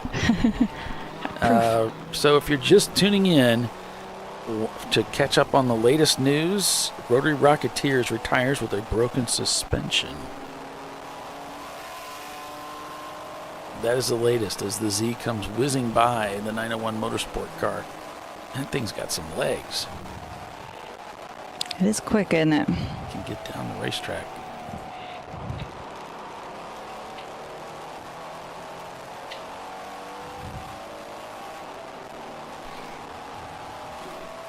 We're almost down to 3 hours. Yeah, just a few hours left in the race, so might as well stick with us. You've been with us this long. Yeah, not like you got anything else to do at this hour. Yeah, you know. I mean, sleep. Yeah, who needs sleep? Sleep after the race. Right? I mean, you got all day. It's Sunday. It's a day for sleep, right? It's a day to rest, yeah. This is recovery.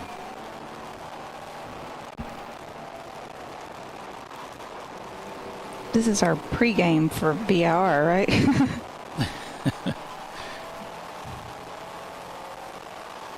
I guess. Yep. Oh, he's having to adjust the hose. Yeah, he's not getting enough air, I guess. He's going to have to tighten up the chain that guy made to get it to, because just turning it's not going to work. You got to tighten up the chain. He must be really suffering in there for air.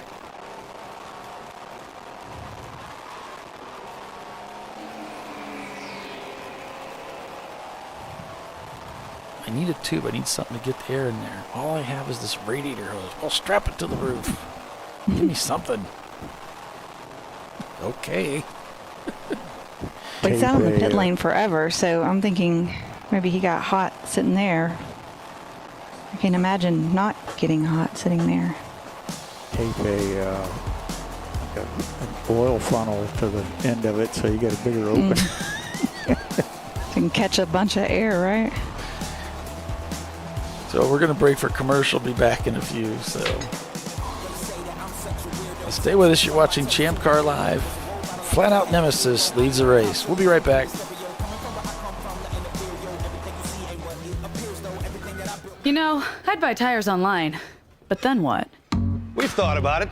We're TireRack.com. They should let you ship directly to a mechanic. Actually, we call them independent recommended installers. They should have like 1,000 mechanics. Try over 7,000 installers. Then you just make an appointment. At a time that's convenient for you. This could change tire buying forever. TireRack.com, the way tire buying should be. Come on, Road. Do your worst. We'll be at our best. Engineered to meet or exceed original equipment performance, exclusively at AutoZone.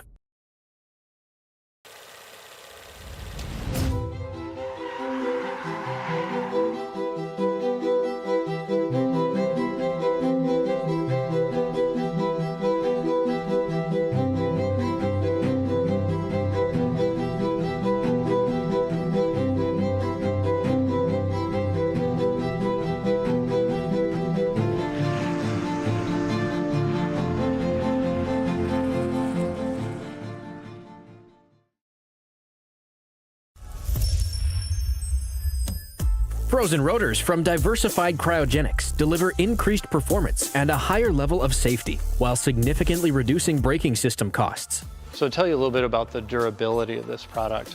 So we have seen an incredible extension of the life of our brake rotors using frozen rotors. We've gone from brake rotors every other weekend to 6 weekends on one set of brake rotors, and I think they can go farther. The durability has been amazing. And it's been a fantastic season, and man, a lot of that is due to the way our car can brake on those frozen rotors. For more information, go to frozenrotors.com. Located in Northeast Ohio with 40 years of combined experience, Money Shift Racing knows how to deliver performance and safety, offering everything you need to get your vehicle and drivers ready for race day. From safety equipment to full engine assembly and repair, in-house fabrication, 3D design, and rapid prototyping. Money Shift Racing. Performance done right. Discovery Parts is a veteran-owned racing and safety equipment company. While we're located inside Atlanta Motorsports Park in Dawsonville, Georgia, Discovery Parts can also be found at the tracks, supporting a number of Champ Car Series events. We take pride in being a reseller of the best of the industry to Champ Car teams and drivers. We know racing, love racing, and look forward to tomorrow to even more racing. Visit us at discoveryparts.com.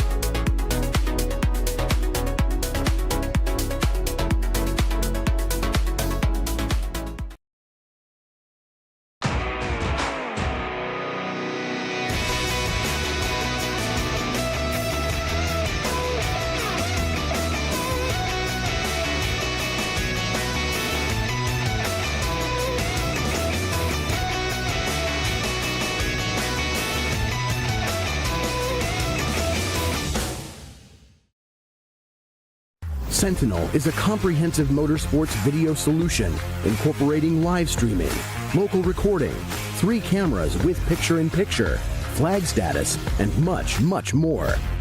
Stop playing with multiple solutions. Sentinel handles it all, including timing and scoring, vehicle data, graphic overlays, adaptive bitrate encoding, network bonding, and more. Sentinel is the solution to sharing your motorsports experience with your friends, family, sponsors, and the world. What are you waiting for? Get your Sentinel today and never miss an on-track moment. www.sentinel.racing. No. Seriously?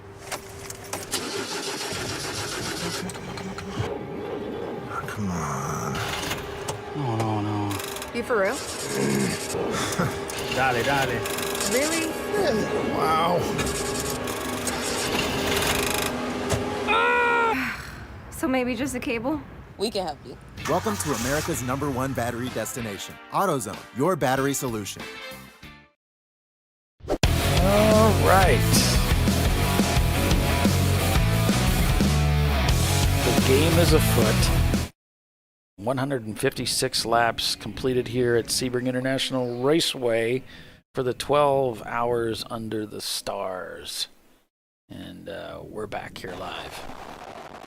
Welcome, everybody. Paul Velton with Tiffany Alexander and Brian Beasley. Calling the race for you. Yep. We'll start with the correction then. So before we called out the 16 and the 160 by the wrong number got called in. So it's the 19 and the 160 had a car-to-car contact. Oh, that's... So the 19 is Team Infinity. Yeah. So sorry for the From the Ground Up Motorsports. That is rescinded. We apologize and move that over to Team Infinity.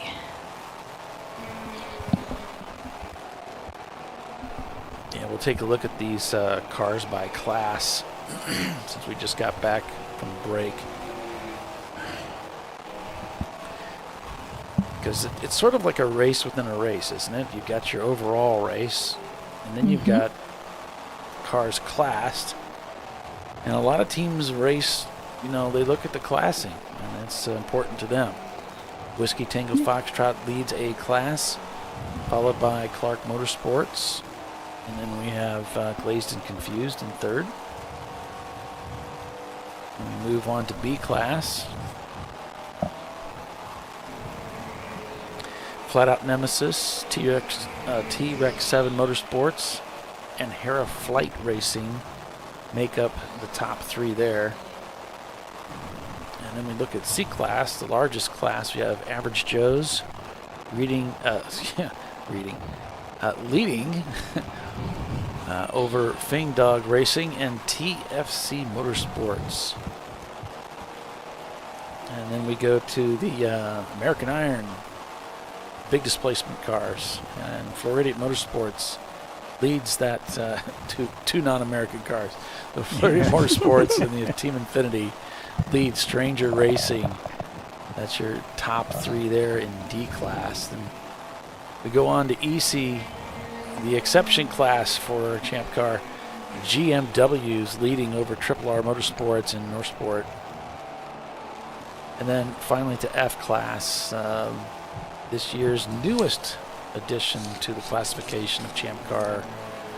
It's Covey Racing leading over Open Throttle and No Sport. So that's a look at the competition by class. And the classes are separated by displacement, at least A through D are. A class being 1.91 and under. B class is 1.92 to 2.4. C class is 2.41 to 3.91. And then D class is 3.92 and anything above. Then we have EC that's over the points. So our class cars are within the 500 points or below. And so EC doesn't quite meet obviously meets our safety requirements, but not our point system. So they can either take laps and be a class car, or they can choose to just go in EC. EC isn't judged against the rest of the field, they're just judged against each other. So we give a trophy for EC. And then F class is our newest class, as Polly was saying, and that is for a car that's under 300 points. So it's really kind of a good place for a starter car, starter team. You don't have to spend all the money and all the points to get everything done. It's a 300 or under point car. And if you want more information on that, it's ChampCar.org, and all the questions and answers are all out there. I was just looking when 901 Motorsport went around the Betty White car there, and saw it was number 100, which makes it the FTW. what the Florida. Yeah. Mm-hmm. So it was the one we were thinking. Okay.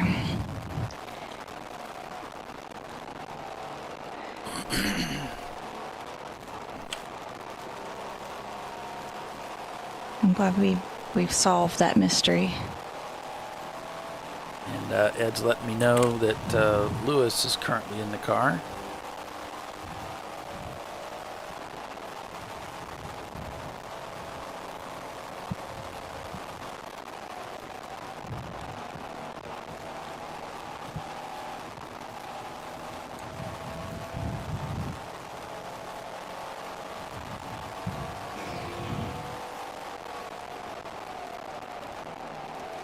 I'm kind of super surprised that tubing that he has up there is not moving.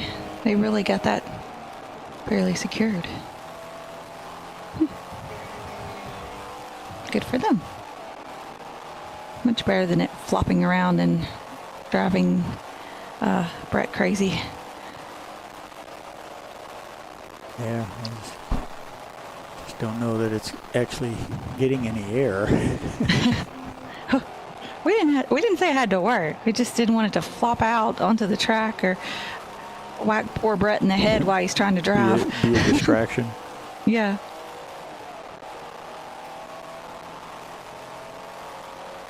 Safety first.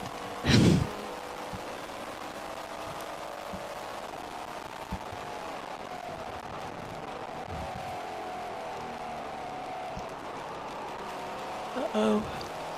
Not getting on. Can't start that yet. We've still got 2 hours and 48 minutes to go, give or take a few.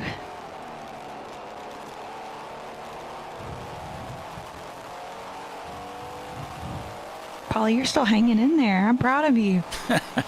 I'm over here doing push-ups and sit-ups, jumping jacks. You kidding me? He's run up and down the stairs every single break. So yeah, I think I'm making people mad. They're getting kind of jealous. I'm doing stretches on the break. Are you? Yeah. So I don't sit here at my desk and get all like stiff. I'm not really doing anything different. I did try to rest, get as much rest as I could the last few days. Try to build up some rest. Yeah, put some in the bank kind of thing. Yeah, I mean, you certainly don't want to go in deprived in the beginning. And right. Yeah.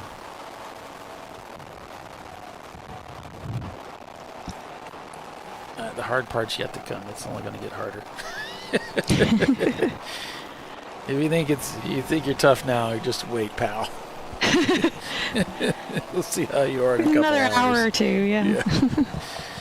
Give us about 3 hours. We'll see how you're doing. It won't matter then. Right about that time the sun comes up, it'd be like. Well, it kind of does, because I got to pack all this stuff up. Oh, yeah. And I got to go get all the Matters to you. cameras and pack those up, too.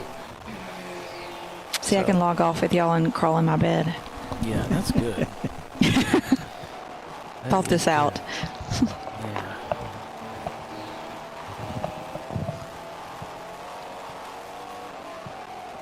Let's just hope I can sleep. I've already cut the caffeine out, so. Gotten rid of the office chair, just standing. That always works for VR, you know. Keep the blood flowing.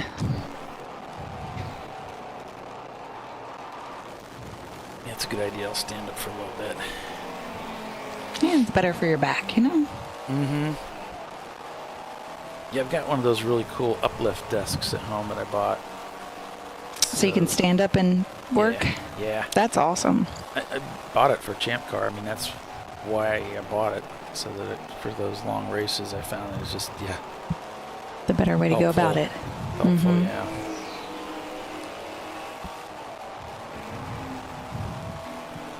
I had one that sat on my desk and just raised the whole desk up, you know, but it was like I think it was like an air was what it used, and after a while it didn't hold the air so well, and it would raise up and then it would slowly lower, and then it got faster and faster at lowering. Yeah. And then I just stopped raising it after a while because there was just no point. Yeah, too annoying. Yeah, it just goes right back down. Kind of like when you get those air mattresses with a hole in it. Yeah. Yeah. About the time you start to fall asleep, you're flat on the ground. Well, that's another evil plan that I had, was to bring an air mattress. I mean, why not? You know, we've got these little air mattresses that they have the pump in them. Mm-hmm. So why not have, like here, we got a nice little room next door that you could pump up an air mattress and have a little siesta. But it didn't occur to me till after I got here. Oh, I got my that's hotel pillows over next here if we need them. I don't know if we're gonna need them.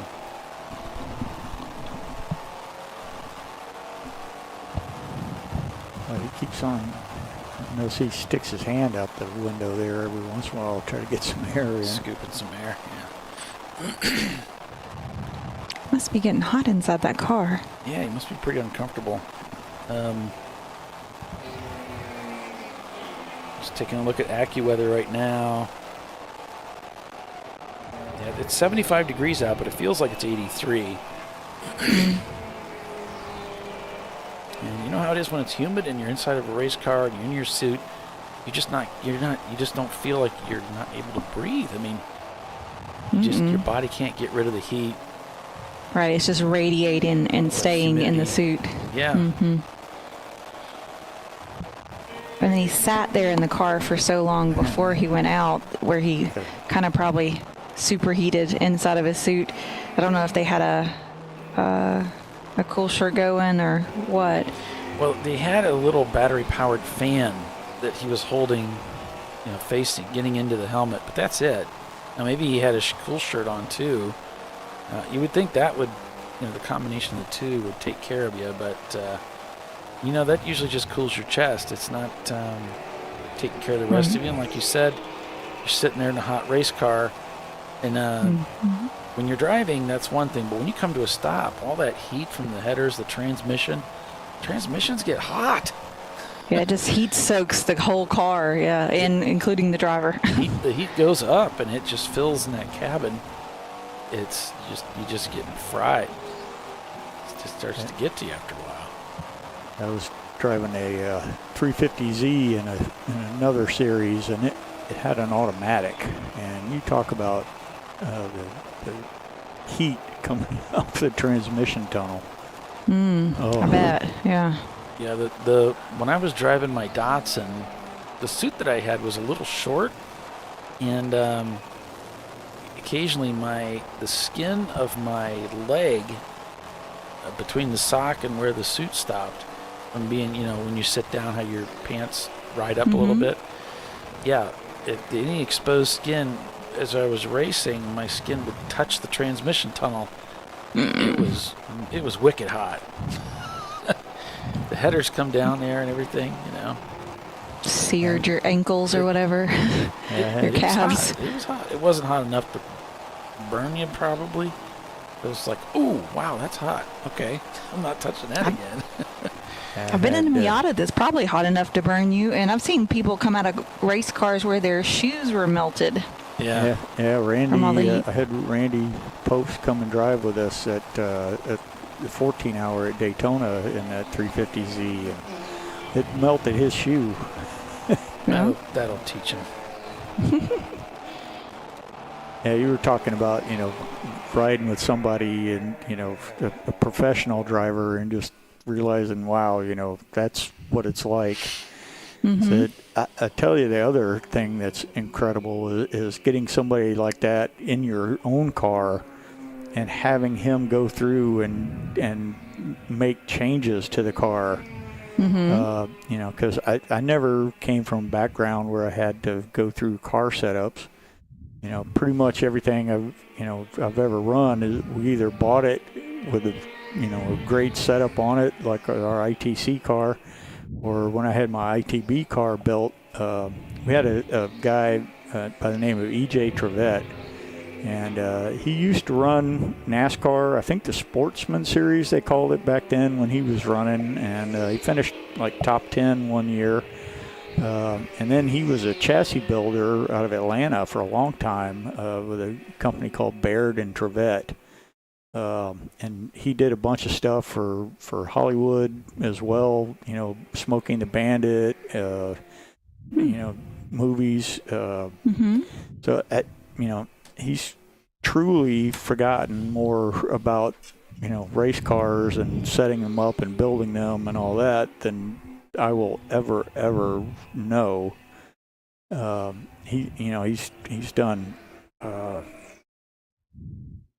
the salt flat cars, just the amount of stuff that he's done has been incredible. But I just kind of told him what my car was like stock, and he just kind of put a bass tune on it, and I took it out first time, and it was fantastic. But like I say, bringing Randy in there to run that 350Z, we should have had him start the car. I don't know why the owner had me start the car, but we put Randy in second, and when he got done with his stint, he was like, man, he says, what can we change on the car? I said, well, what do you want to change? He said, well, what can you do to the shocks? And he's like, well, there's 50 clicks on the shock, and they're set, dead center, at 25. He said, well, let's go stiffer all the way around, at least 10 more clicks. So we did the front. We couldn't really get to the rear without having to take more time than we really wanted to. We had a double element wing on the back. He had us take the one element out, that we could, and we dropped the pressures a little bit because the other two guys that ran the car, they just wouldn't generate really enough heat in the tires like Randy especially could. Mm-hmm. And so we readjusted the tire pressures, and the second time I went out, it was like, holy smokes, this car is perfect. Like a different car, huh? Oh yeah, I went easily 2 seconds a lap faster, and I even managed to get, I think I was 1.2 seconds off Randy's best time. Nice. Yeah, so I was real happy with that, just because the car was just that much better. It was amazing how much easier it was to drive after he got done with it.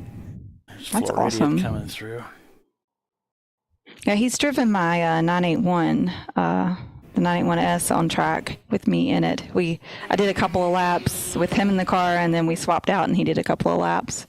I don't know, we did several laps. It's fun. You learn a lot on both sides, right? He could talk you through some things, which, we were at Barber, so I know that track pretty well, right? So we weren't really talking about the track, but just different techniques and stuff. And then watching him kind of finesse my car that I have a pretty good feel for, I would think. I've been driving that car for a couple of years now. And then, just seeing his feel for it. It was having an issue at the time, a little bit of an issue. I was trying to remember what the deal was. It was kind of loose in the rear end, which is like that's really odd for a Boxster. I think it lost the toe out of one of the rear wheels. I think that was the issue we found later. I may have put it on the trailer too tight or something, who knows, bouncing it around. But it didn't, but he called it immediately. He was like, you could hear him, you could just see his wheels turning like, he's like, a boxer's not supposed to handle like this. And I'm like, yeah, it normally doesn't. I don't know what's up with it, like it's real twitchy. It's normally very well planted in its own Hoosiers. So, it's, you usually have all the grip for days, but yeah, so he kind of figured it out pretty quick. He's like, it's impressive. And then I had that moment. I'm like, I've known Randy for a while now, and but there was that moment. I was like, oh gosh, Randy Pope's driving a car on track, and I'm in the car with him. It was kind of a cool moment. Yeah, he used and he hadn't obliterated my time yet, so like I'm even. yeah, he used to paddock next to us there, for the Firestone series a lot. Even though, they were running a totally different class. And then when, my dad bought the ITC car, his then wife, Linda, she was running an ITC Rabbit here at Sebring quite a bit too. So we were always paddock next to each other for the SCCA races as well. Running against each other in the same class there for ITC. So yeah, I've known Randy a long time.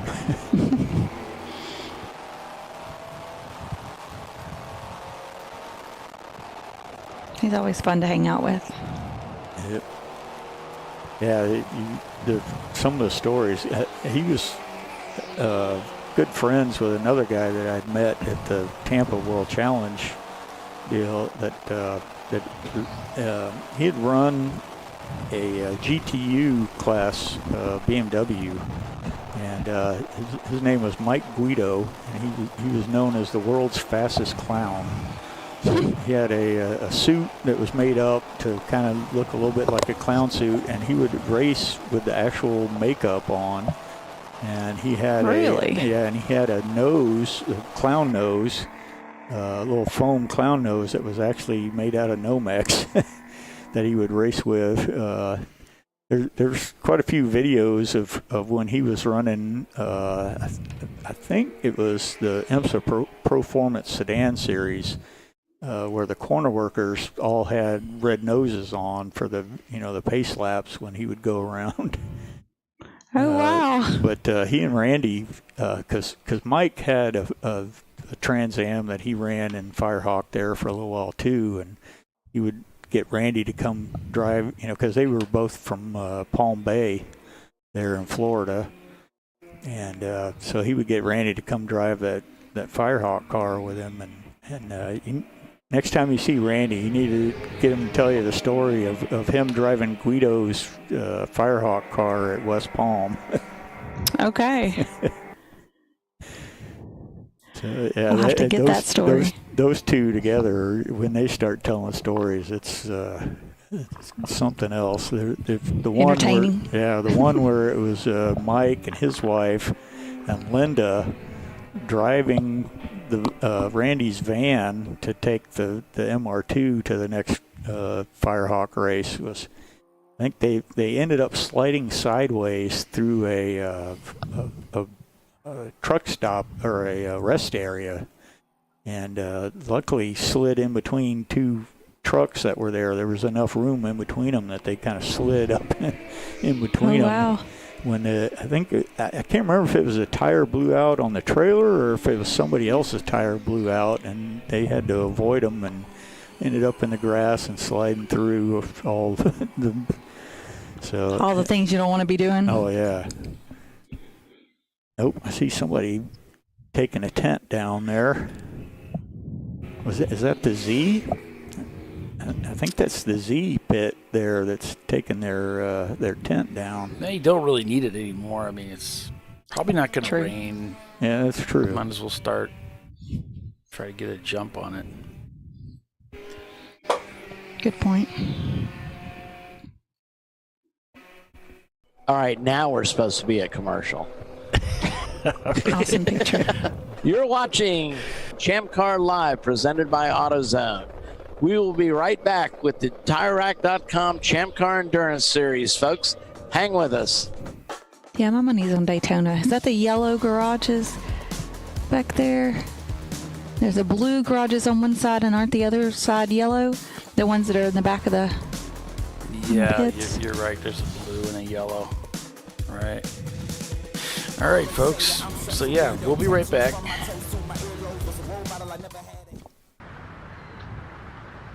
I probably need new tires. You do. What if they sold tires online? We do. We're TireRack.com. They could offer lots of tires We have so many tires. and help you find the right tire. It's called the Tire Decision Guide. Oh, and they could ship them to a nearby mechanic.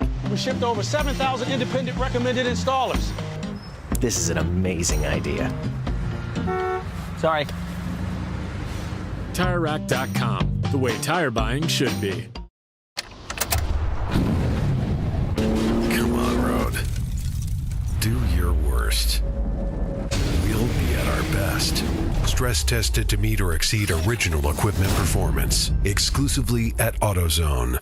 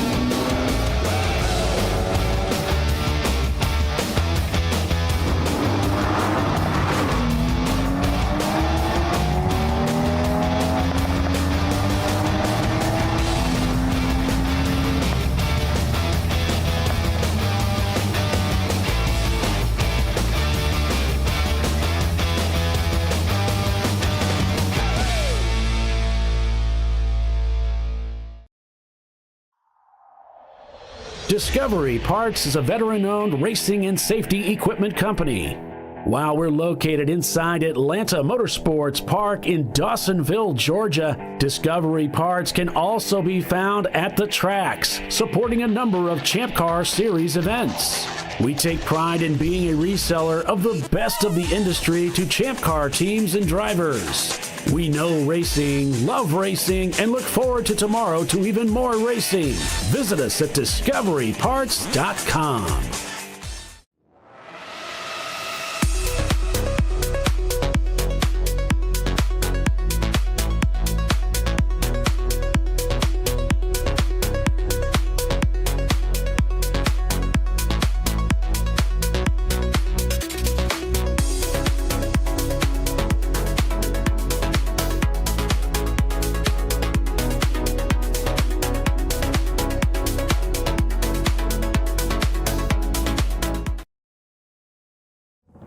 Lifeline's continuous commitment to research and development ensures that we supply the most innovative and cutting-edge products available. Used by the majority of the world's motorsport championship-winning drivers, teams, and constructors, Lifeline has a stringent and proven history of success. Lifeline's continuous commitment to research and development ensures that we supply the most innovative and cutting-edge products available.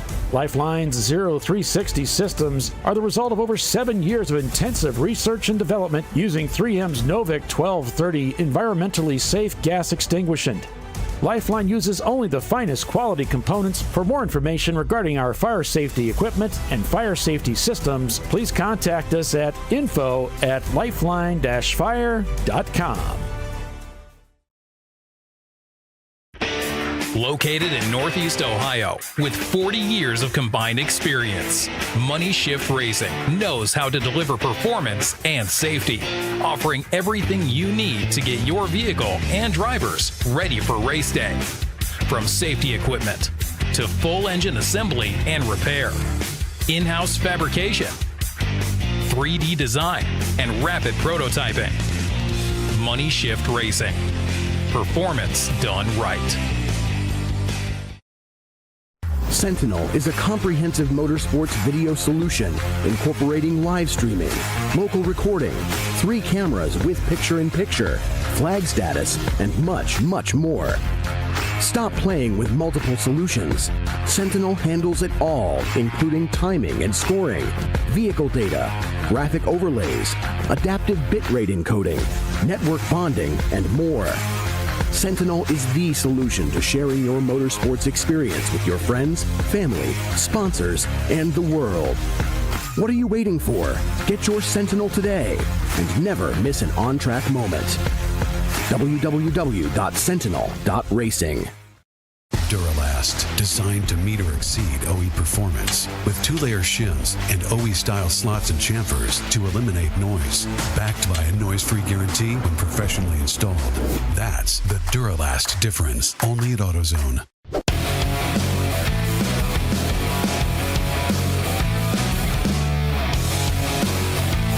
All right, welcome back to Champ Car Live, presented by AutoZone. Yeah, we got some racing going on here, guys. We got Average Joe's and Flat Out both pitting at the same time.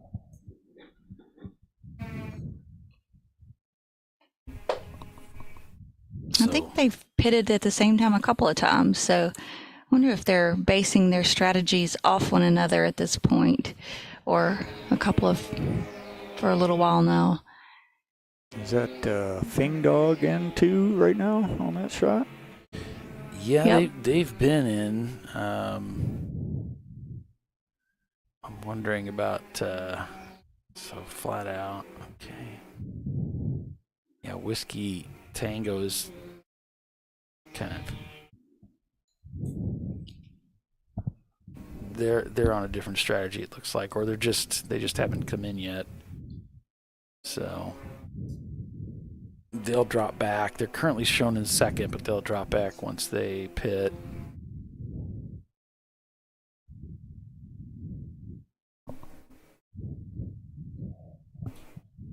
Yeah, that was Flat Out that just went by there.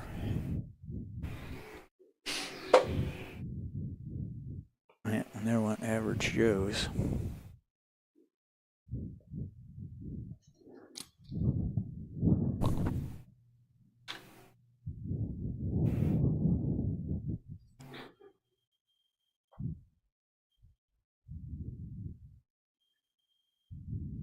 So spin and continue has been logged there for car number 600, the Aggressive Eagle Endurance team and their Miata.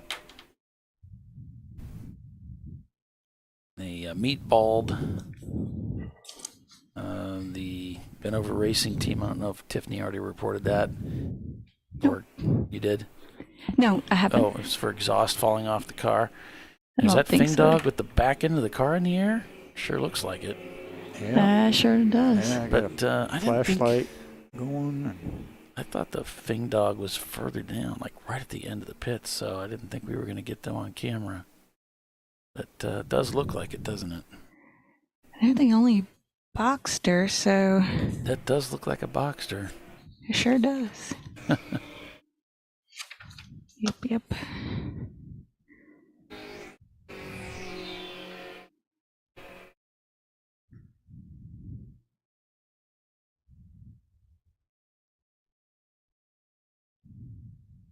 And we're just getting a report that the number 965, it looks like a Miata Treasure Coast. Yeah, they reporting that they're out due to alternator and battery failure. Oh, man. Treasure Coast, a long-time racing team with Champ Car. Back end goes down on the Porsche. Now they're focusing on the right front corner of that car. Looks like they're going to go ahead and jack up the side, that passenger side now. that was one of my favorite Ferrari F1 team listings for failure. It's always an electrical problem. When the connecting rod goes through the starter. Yeah, you're right. Yeah. Oop. So Ferraris never have engine failure. It's always electrical problem. I got the Floridian camera back and running. least for a little bit.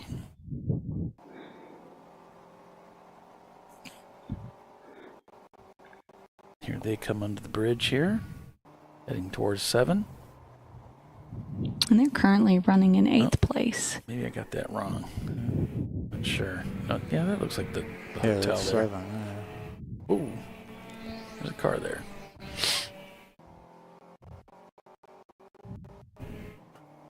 Yeah, things have perked up a little bit for them from being concerned about burning oil to went right back out, and they've been doing just fine.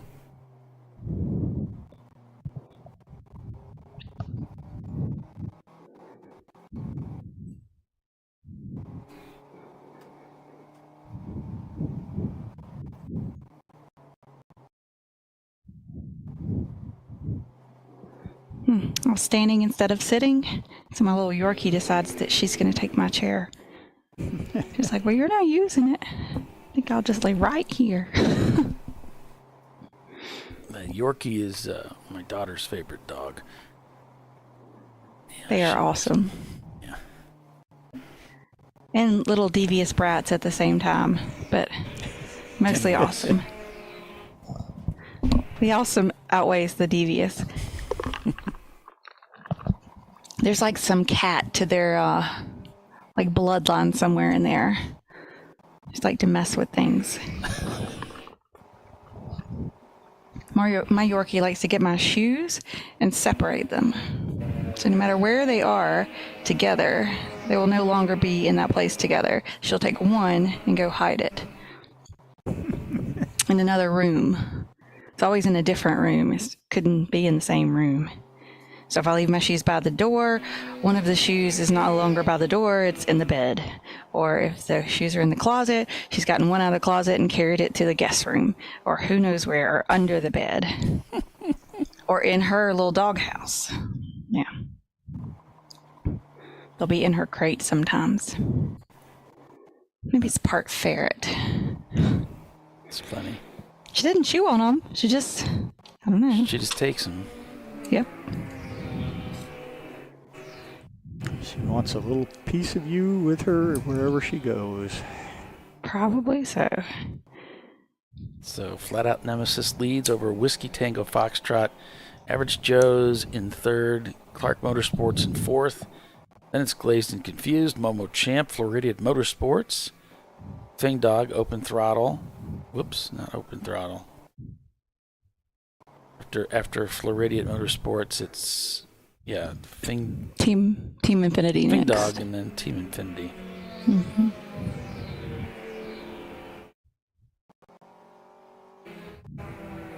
It's a group effort at this point. Almost down to 2 hours. Yeah, and I'm starting to lose it. This is the hard part. Mm-hmm. So 2:30 rolling down pit road, heading back out. They were in for a pit stop. So that means that everybody's got to do one more pit stop before the end of the race at minimum. Right. Yep. If they can hang on for another, 15, 18, 16, 17 minutes or so, then they can get over that 5-minute stop hump and take it to the end. Take it to the end if they can last 2 hours. We know that Average Joe's can't. So they're going to have to push deeper into this. Flat out can't. So they're going to have to do something here. Now let me see. I've already forgot when they last stopped. Let's see. So they just stopped. So right. So they'll be okay. They'll be able to make it with just one more stop. Right. Yeah, the Whiskey Tango's whole race is going to be contingent on whether or not they can make it to that 5-minute window here. Fing Dog's still in the pits. Yeah.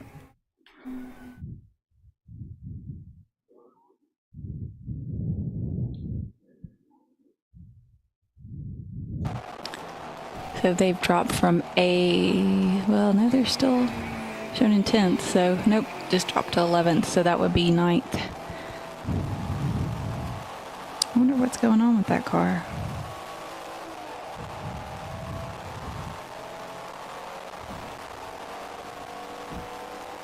Oh, if someone would send me the information. I could walk down there and find out. But it's quite a walk. I could go down there, but I would definitely miss the commercial break. We can't have that. Find out, get the camera, and come back. Oh, is one of our cameras in that car? Yeah. Okay. Yeah, it failed right away. Oh, great. that was one of the cars I wanted to have camera. Yeah. Yeah, because they always usually put on a good show here. Yeah, they do a good job. And it's Porsche Boxster. It's cool. Yeah. But, I like to get those cameras up to the front, and I had a feeling they would do well. So it'd be good to go find out what's going on. I'll end up talking to him eventually. Yep. Yeah, I was just watching the international GT race from Indianapolis that David was in. He was having a pretty good fight for the overall lead there for a while.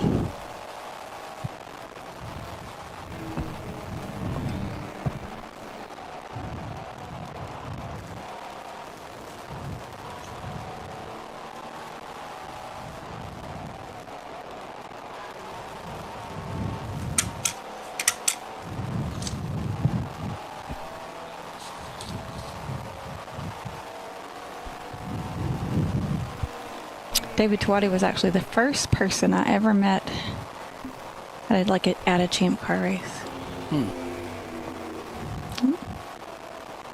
We were pitted beside TLM at our very first race. Where were we at? VR. Yep. Just started chatting, and then, we still had questions because we were new. So they looked like they knew what they were doing. So sounds like a good place to ask questions, right? Yep. Next thing you know, I'm flagging their car for them, and they're helping us. And oh, yeah? Yep, we've been friends ever since. Yep. That's cool. Yeah, it was cool. Yeah, he and David Lira were running ITB cars when I was running ITC. So, out there on the track at the same time quite a bit, both Sebring and Daytona and Moroso. He's been around the racing world for quite a long time. Yep. He'd be like, "Don't call me old." I mean, I used to watch him in Grand Am. Can't remember what he drove then.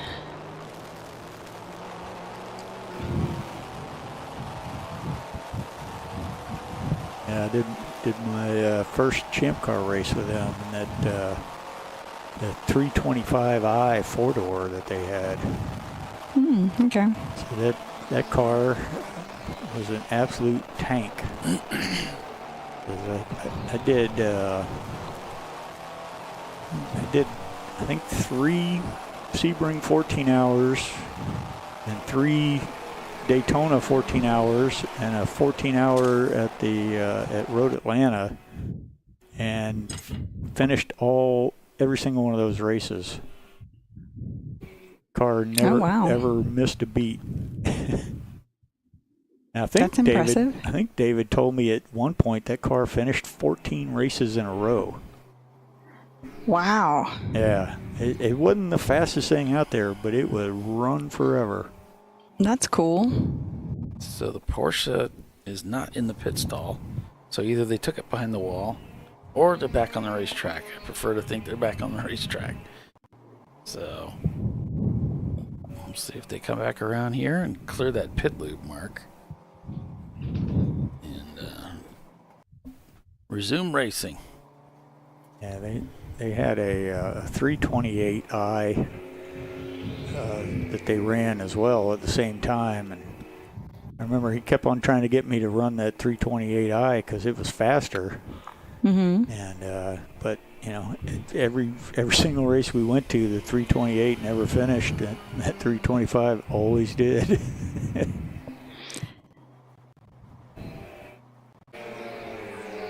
Yeah, I mean, finishing is the most important. Yep. Yeah, in fact, that very first race, trying to remember.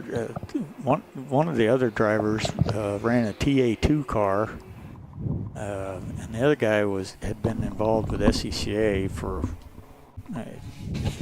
a long time. And then we had some kid that was there from Russia doing his first ever race in the United States.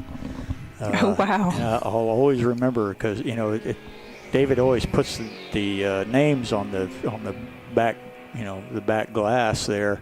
Oh, yeah. And so all of our lettering was pretty big. And that kid's his last name was Voiska Boynikov. I'll always remember that name. So the lettering was real small to make it fit. But it'd have to be. Yeah, I think we finished 15th overall with that car. Nice. And we got the award for the highest finishing car with absolutely no calls to race control. Okay. So like I said, it wasn't kept fast. Your nose clean too, yeah, huh? But it ran forever, and it was predictable, and put it where you want. So it was a great endurance car. It just needed a little bit more speed. But you can't beat that reliability. Yeah. Sometimes you sacrifice one for the other. You get a little bit more speed, but you sacrifice a little reliability. And then that's a lot of people try doing a little bit too much with their first endurance car. And so I always try to tell people it's just the best thing you can do is just keep it just stone simple for the first couple of races until you learn, what you need to do. Mm-hmm. Spend too much time trying to fix all the stuff that you modified that can get old pretty quick. Yeah, and chasing a lot of different variables sometimes. And even the HPDE cars. Sometimes I see people just be like, oh, well, I don't have the right tires or brakes. And it's like, just go out and run. Right. You don't need a race car for that. You don't need all the, bells and whistles and, you just need something, reliable and safe. And that's it. It's a learning tool. You don't start with the Tour de France bike, you get some training wheels. Yeah. There can be a lot of intimidation when you see some of the other cars that show up for track events, but, just got to get out there. But there's some track. of the worst drivers, though. Yeah. The folks who show up with the brand new Corvette, a lot of times, yeah, they're keeping up with the group. Maybe they're fast in their group, but they're fairly frequently not your fastest drivers and not your better skilled drivers. Yeah, one of the and you can't learn like that, Yeah, one of the first ever NASA track day events that I did, because you got free track time if you were an instructor. Right. I brought my my Miata, which was kind of on the way to becoming Spec Miata. I'd already taken the carpet out and taken the passenger seat out, but that was about it at that point. And I still had the 14-inch daisies on there with I don't know who made the tires, but they, the only logo that I could ever find on them said YKS, so they were probably some kind of Chinese, cheap Chinese brand. 175 60 14s, I think, or was it 185? I can't even remember now. And so I went out there with the second group. I had a guy that I was instructing in group 1, and so I went out with group 2 figuring, well, this car doesn't have any power, and I'm on these cheap tires. I'll just run with group 2 here, and I was almost running over people in the second, or in the corners. And so I moved up to group 3, and even then it was still, and so I ended up in group 4, which was, I think there were a couple of NASCAR stock cars. There were a couple of Ferrari Challenge cars. And I remember the Ferrari Challenge cars just nearly put me in a spin going down the front straightaway, and then said I had to split them going through turn 1 because they were going so slow through turn 1. So, yeah, you know, you'd be surprised what you can do with a Miata out there. Yeah. Yep, as if you know how to drive it. You know, if you've worked on your, you know, you got your skill level there. You're not relying on, you know, getting to the straightaway and just mashing the go pedal, right? Yep.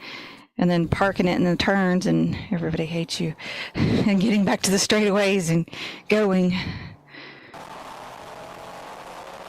It was kind of interesting. The student I had, he was a doctor and graduated from, I think from Alabama, if I remember right. It may have been Auburn, but I'm pretty sure it was Alabama.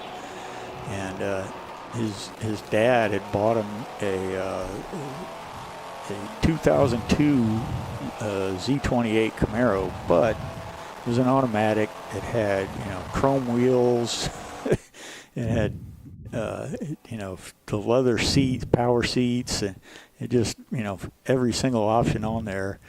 So they wanted us to take the student around the first couple of laps, and even then, I think on my third lap, not even trying to push hard at all, I had to use the escape road there at the hairpin because the brakes were just taxed.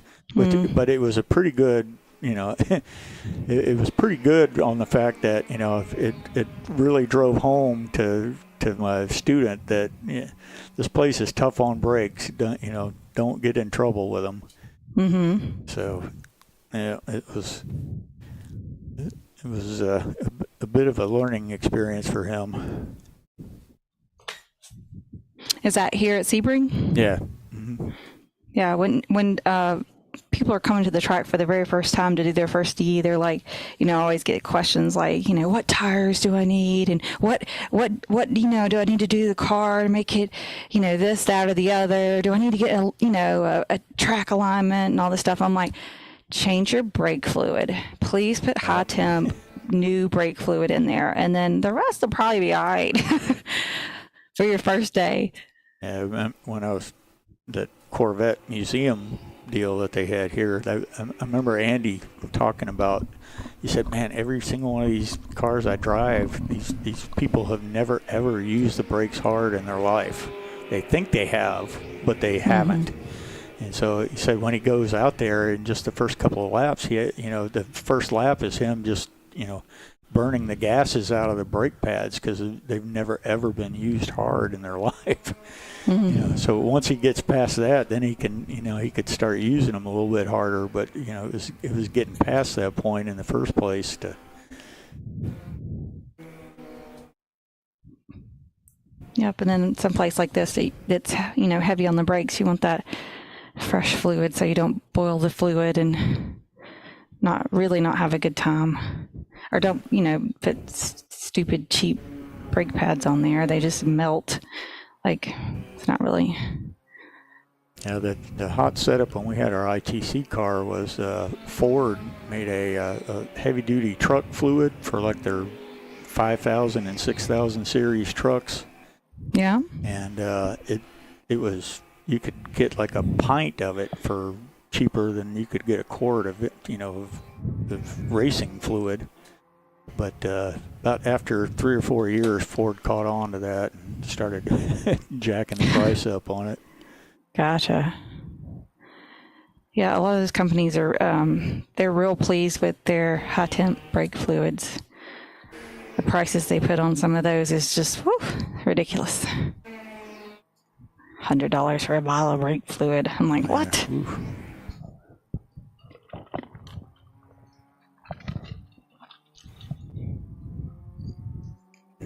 But that's kind of what happens if you show up to the track without, you know. I bought a car that I'd just bought and had done nothing on it. Yeah, so I was like, well, I'm just going to take it easy. I'm not going to, you know, do all, I just, you know, I want to take it out there and just see, you know what it'll do. Yeah, I boiled the fluid the first session. Then I got that changed. And then the next session, I melted the pads. I was like, okay, well, never mind then. Yeah, I remember talking with Ben Keating one time, and he said how he got into racing was for his 40th birthday. His wife bought him a track day event at Texas World Speedway, and of course he had a Viper dealership just outside of Houston, I think in Sugar Land, and so he just went over there and he grabbed a Viper ACR off the showroom floor and drove it there at Texas World Speedway, which is, from Sugar Land is pretty close to a 2-hour trip. He said he just went out with an instructor, with his Viper ACR, not knowing a single thing about, having to change the brake fluid or, at least making sure there wasn't any air in the line or, any of that stuff. He said, luckily it didn't kill me. He said then he got one of the Viper Challenge ACRs, and he did that series for a while. So then kind of got in the ALMS there. I remember just watching a race the other day from 2013 where he was running I think one of the Kevin Buckler Porsches. Oh yeah. So it's been pretty meteoric rise ever since. All right, so Average Joe's heading out now. They've just got done with their pit stop, and it's kind of interesting because they pitted on 165 and then they just pitted again. So maybe this is for some reason they decided to get that last one. I don't know. Away, huh? They didn't turn that many laps between the last pit stop, so I don't know if they're running into some problems or what's going on there, but they are heading to pit out. 121 is Average Joe's, and they're being reported with parts falling off. Oh. So let's see what it was. The wing was falling off, so they had to come in and address that. Oh, okay. That's a bummer. That's what it was.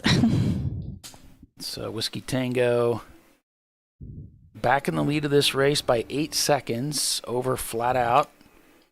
And no doubt Flat Out's pitted. No. So has Whiskey Tango made their... Yeah, both these teams will need to pit soon, or pit within the next, hour or two, whatever. Before the end of the race, they have to pit. So... Yeah, Flat Out just pitted about less than 10 laps ago, so they should be able to try to ring it out towards the end for the trying to wait on a caution of some sort, Yeah, they're on equal footing, really. Yeah, as far as pit stops. They both have one stop to go between them. Huh?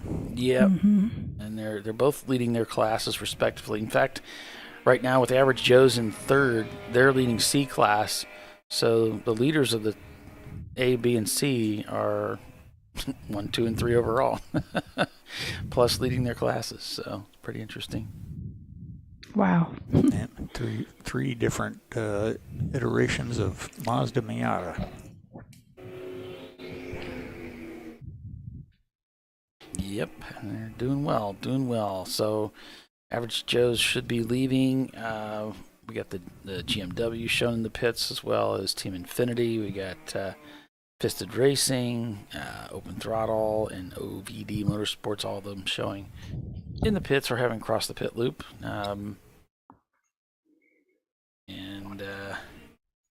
So yeah, that's the news. It's fit to print, as Doc would say.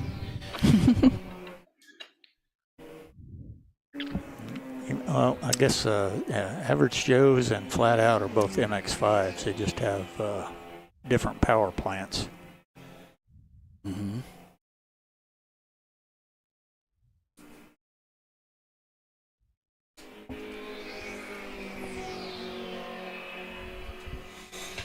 And the 16 was in the garage earlier because we falsely reported them involved in some contact. But so they're back out, and they just had to 4 off and continue. Oh no! A little earlier. Cold tires. This is the Prelude. Up from the ground. Yeah. Motorsports. Oh boy. Gotta warm that brain back up. That's probably all it is. Just, I mean. Well, it says it was avoidance. So. Oh. That's not going to be anything worried. A lot of green flag racing at this event. That's incredible. Yeah, really. I realize it's a big track and the count's a little low compared to what we, would have wanted, but it's still really good, because so many of the yellows are simply attrition.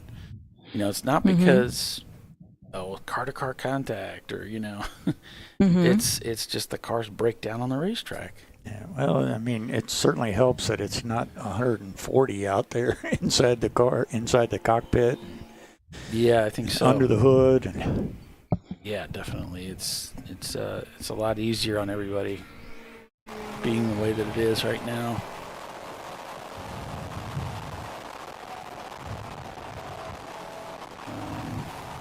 Yeah, I'd be interested to see what people's, thoughts are about it. If they want to keep trying to do something like this, the night racing for the summer races or something, or they're like, that was cool, let's go back to the hot during the day, or, just kind of be interesting to see what people's overall thoughts are by the time the race is done. Yeah, because, this is something that they were asked about at the time and last year, and this was, not only was it something that they agreed to, but they showed up with their checkbook too, and they brought their cars out and they're racing with us. So well, that's what they said they wanted, so we gave it to them. Good, yeah. And we don't have to do it this way. We could probably do it a variety of ways, but yeah, starting at 6 o'clock at night or in the evening, because it got dark pretty quick, and of course they even were spared the first hour and a half of that from the weather as a result of the weather. My concern was they were going to end up having to race the majority of the night in the rain. Oh, that'd be pretty rough. And you get a couple, 2-3 hours at the end of the race in the dry. That was my concern, because we were in the high 40 percentile range for much of the night as of yesterday. So glad that did not happen to them. Yeah, that happened to us. Our first VIR 24 race was the race, I think, that it rained 23 hours of the 24 hours. Yeah, that's the one that Tyler went to also, his first race. It was rough. At VIR was just, what? It was so awful. I had one like that stories. At Circuit of the Americas one time. It rained all 8 hours on Saturday, and it rained 7.5 hours on Sunday. Oh, goodness.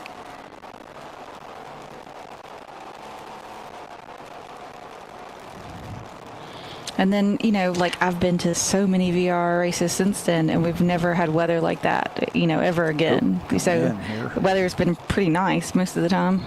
Yeah, that was one of those events that, it's sort of like everybody remembers that one because it was so weird and awful. Yeah. And we've had some rainy nights here as well, racing into the night and heat. Like VIR has been many times, it's been that way with rain and the heat. So yeah, and then throw in random moving fog. Yeah. It always gets me at VIR. Come around one lap and fog will be in turn 10, and then come around the next lap and it'll be in turn 12 now. Well, you get spoiled after a while, and you have a couple of red flags in the night for fog, and you get to take a little break, and then you come to rely on that. And then we have, last 2-3 years in a row, like no red flag, no stopping of the race whatsoever, rolled all the way through the night.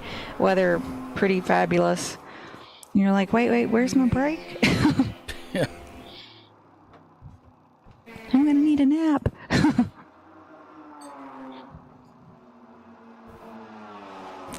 Not that I ever actually sleep, but sometimes pretend sleep is good.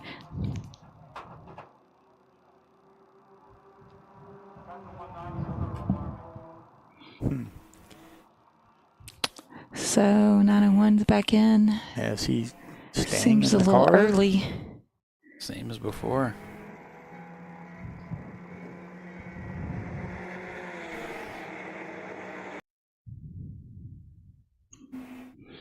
I don't recall ever seeing that team plagued with this many, issues. Yeah. Mechanical. They were working on this car almost up to the point where we started the race. No.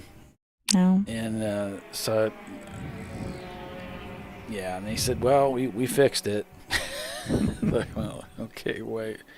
What's wrong with it that you had to fix it at the racetrack, though? So, it's not a good sign. And so, yeah, and I talked to Frank for a little bit. We were just chit-chatting. A guy that I don't know very well, but I would like to get to know better. He seems like a really great person, a really great guy. Yeah. Frank's funny. We've talked on a few occasions, but yeah. So we had a good chat, and then I got interrupted, but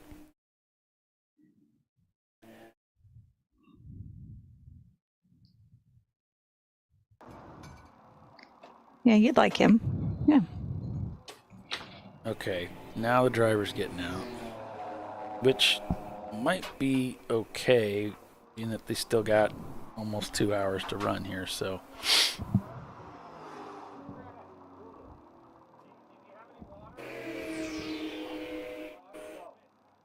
Yep, put a new driver in. Finish the event.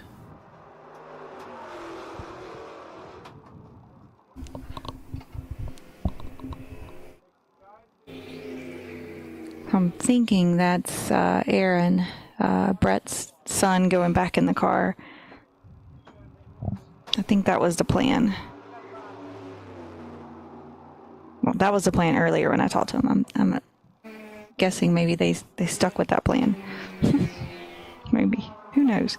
In racing, you start with one plan and you have B, C, D, E, and then whatever happens. Yeah.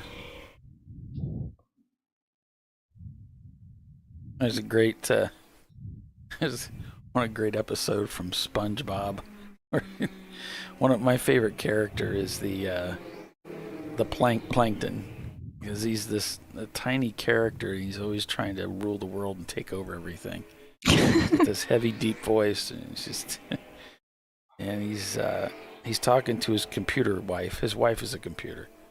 Okay. He's talking to his computer. I've tried everything. I've tried every plan in the file, and everyone from A to Y. Did them all. And she said, A to Y?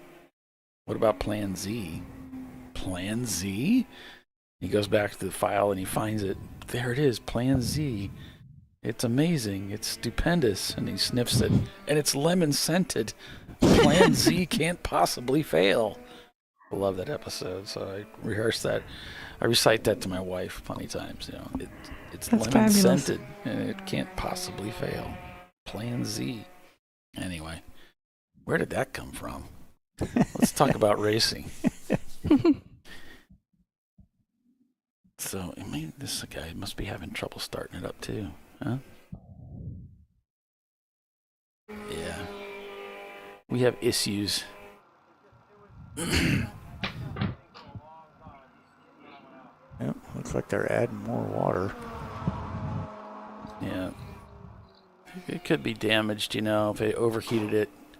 It could be this is just trying to get it to the end kind of thing. Right.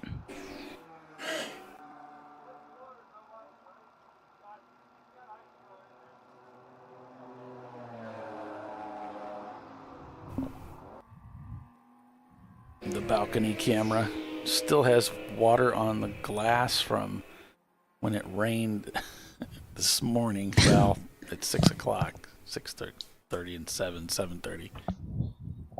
I never got the maid to go out there and wipe it off. Well, the camera's right in the way. I thought she'd move it and then it would never be right again. And yeah, that's all right. That's okay. Pushing another wounded soldier down pit lane.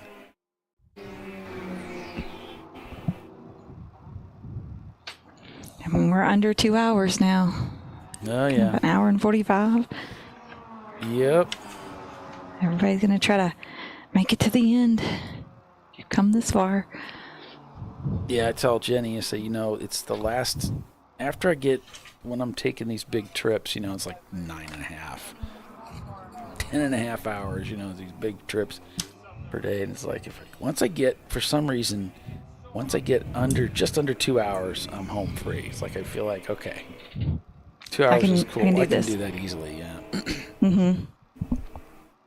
When you look over and see you still got 6 hours to go, it's like, oh. Yeah.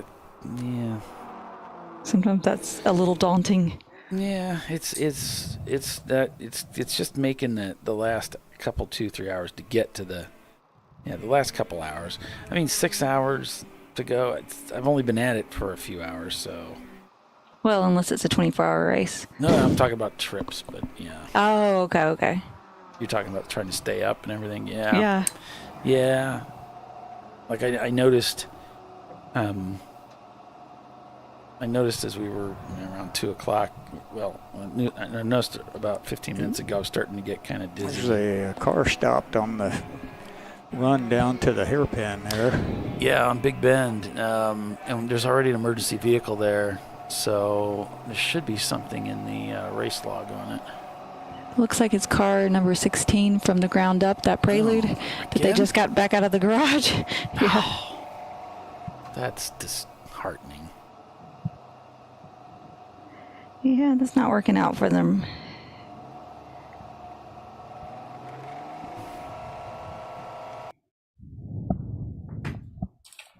Definitely not the race they were looking for, I'm sure. No. So it's Whiskey Tango leading over Flat Out. Average Joe's in third. Clark Motorsports in fourth. And then Glazed and Confused is in fifth. And those guys, those Glazed and Confused, I'll never forget. They worked for Krispy Kreme. Mm-hmm. And they really would take care of us. I remember more than one occasion I was at Daytona, and they supplied donuts to everybody. And it was free of charge. It's like, wow. They had a little Volkswagen bus, and they packed it full of these Krispy Kreme donut boxes and handed them out. That was incredible. And they take good care of us. Yeah, I think they had a lot of donuts. People were walking away with entire dozens, boxes back to the pits with them. With a lot of donuts. Already hooked up to that Prelude, pulling it down towards turn 7 now. Yeah.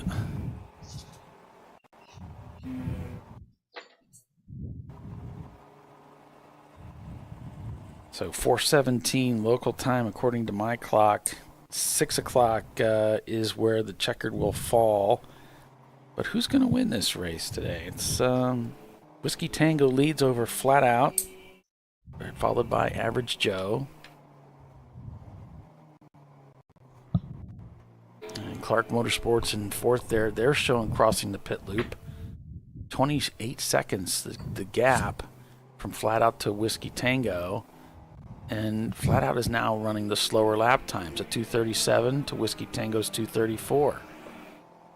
So this race is not over by any means. I mean, you got to keep up that pace, right? Mm-hmm. And every driver's different, and we're getting tired and everything. And definitely. Sorry about that, folks. I'll flip to another screen. So Team Infinity shown not turning laps right now in 13th, as well as Tech Motorsports in 17th. So between those two and Clark Motorsports, that's the only those 3 cars in the top 20. Everybody else is out there. Yeah, they must be using the pit for the club course over there. I see they've turned the lights out already on the tow vehicles.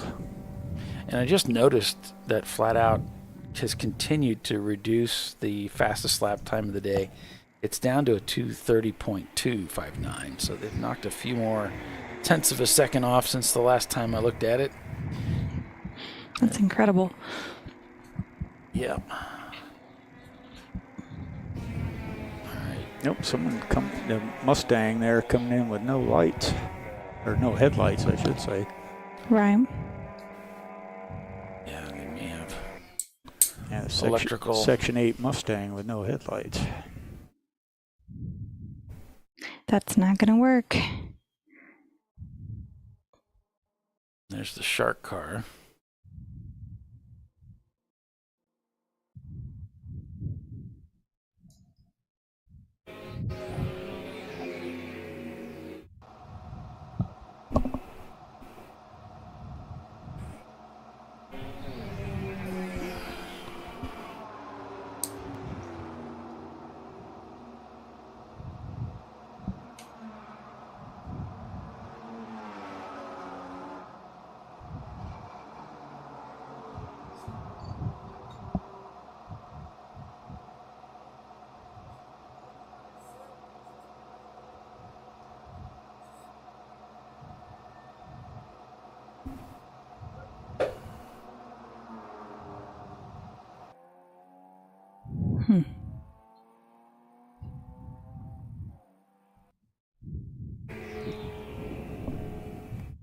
Now, you wouldn't know it, but we had an unbelievable amount of rain that fell today.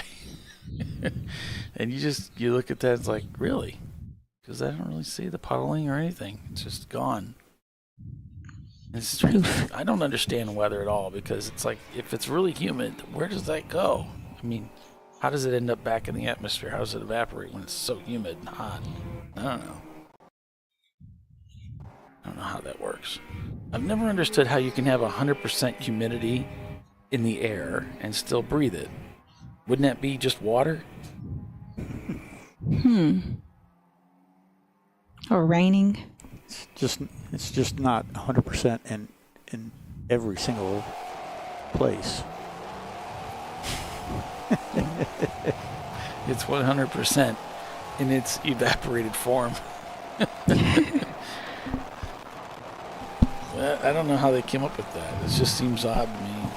100% humidity would be liquid.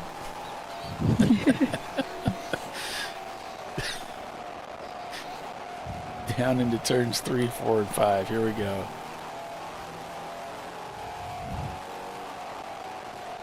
This is fun. If you guys haven't done this in iRacing, you should try it too, because it's fun. I don't think I was ever really quick at this racetrack in iRacing. I think it just never got the feel of it. But yeah, that section through there was something that I did enjoy that part.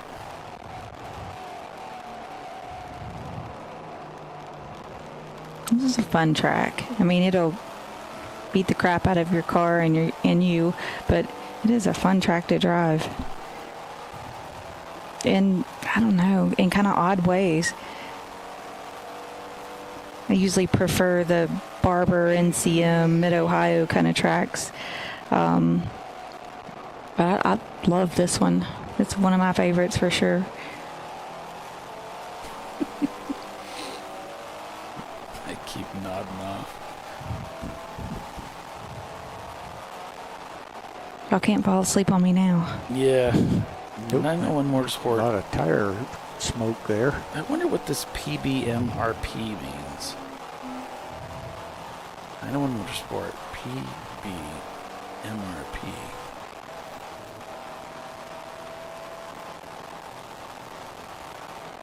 No idea.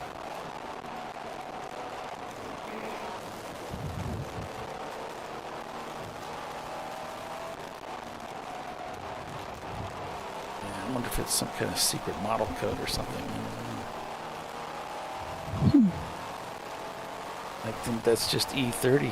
That's what we call it. That's the model code, right? Because it doesn't say that on the back of the car. They say 325i or something. Right. That's probably the model code. That's what we call it. Like the Z28 Camaro was that way. They weren't originally called a Z28. The Z28 was the model code. People noticed it, started calling it that, so then they started badging the car with it. Oh, really? Went in that order, huh? Yeah.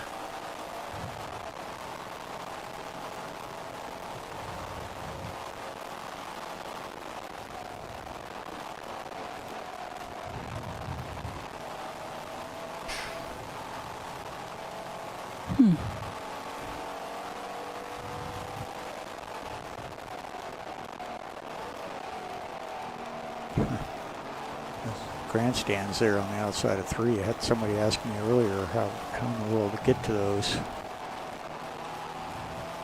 On 3? Yeah. Well, there's an access road over there. There's 2. Yeah, I was telling him he could either go around, through the center there, but if he got over there to where the pass-through is between 14 and 3, if that was open, they may not let him through there. In which case, he'd have to go all the way over drive over in 17, and then go up the Midway and go over the Corvette Bridge, and then hang a right and get over there. But of course, that was during the thunderstorm. And I said, you probably don't want to go sit in those things right now because they're aluminum. Right.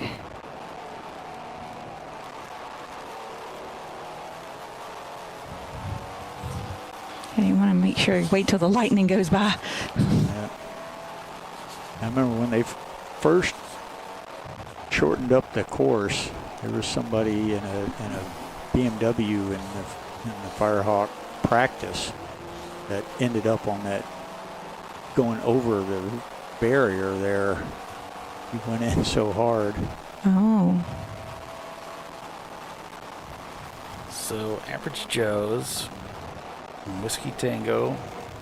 So there goes Average Joe's. They just crossed over the pit. They're leaving the pits.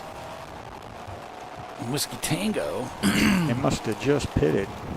Right. They're not there, so they must have gone out. Probably both sitting at pit out.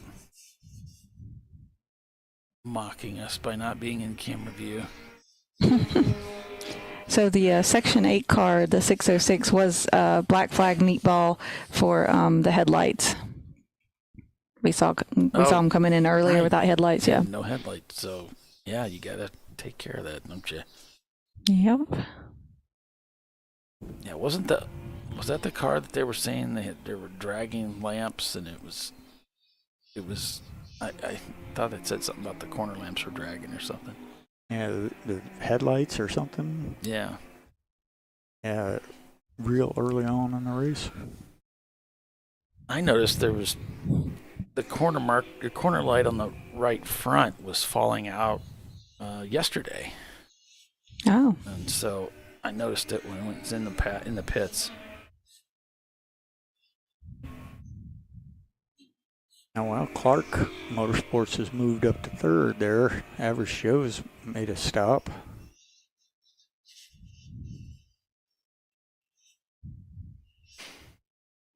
I just about to fell another over. stop. Okay. I just about fell over. Time to go run up and down the stairs again, huh? I don't know what's going to work. I might have to go lay down. All right. So we've got a couple cars coming out of the pits there.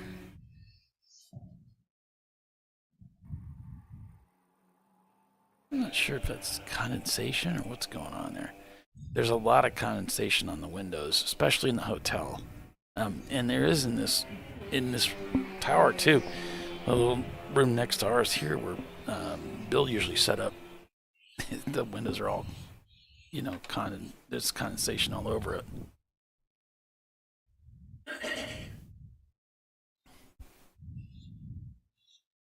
Nope. They were dragging somebody there through the garage side of the pit lane on the hook. Yeah. Yeah, I wanted to put another camera further down, but I couldn't get it to work.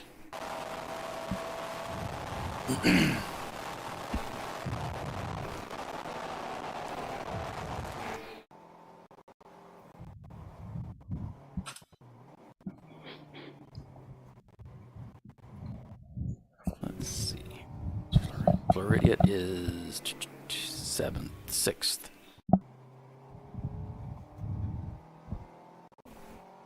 Yep, because there's 2 EC cars.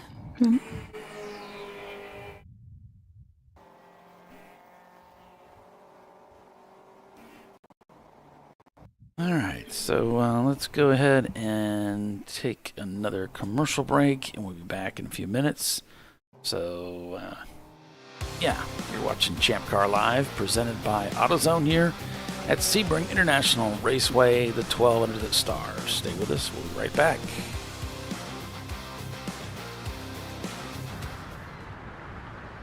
I probably need new tires. You do. What if they sold tires online? We do. We're TireRack.com. They could offer lots of tires We have so many tires. and help you find the right tire. It's called the Tire Decision Guide. Oh, and they could ship them to a nearby mechanic. We shipped over 7,000 independent recommended installers. This is an amazing idea. Sorry. TireRack.com, the way tire buying should be. Come on, Road. Do your worst. We'll be at our best. Stress tested to meet or exceed original equipment performance. Exclusively at AutoZone.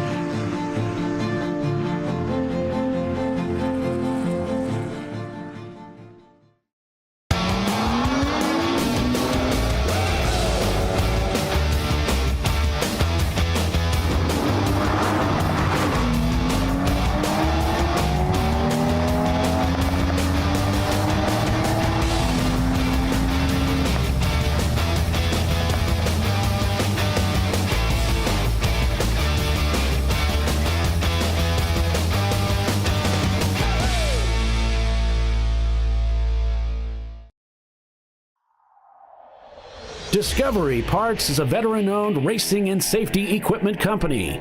While we're located inside Atlanta Motorsports Park in Dawsonville, Georgia, Discovery Parts can also be found at the tracks, supporting a number of Champ Car Series events. We take pride in being a reseller of the best of the industry to Champ Car teams and drivers. We know racing, love racing, and look forward to tomorrow to even more racing. Visit us at discoveryparts.com.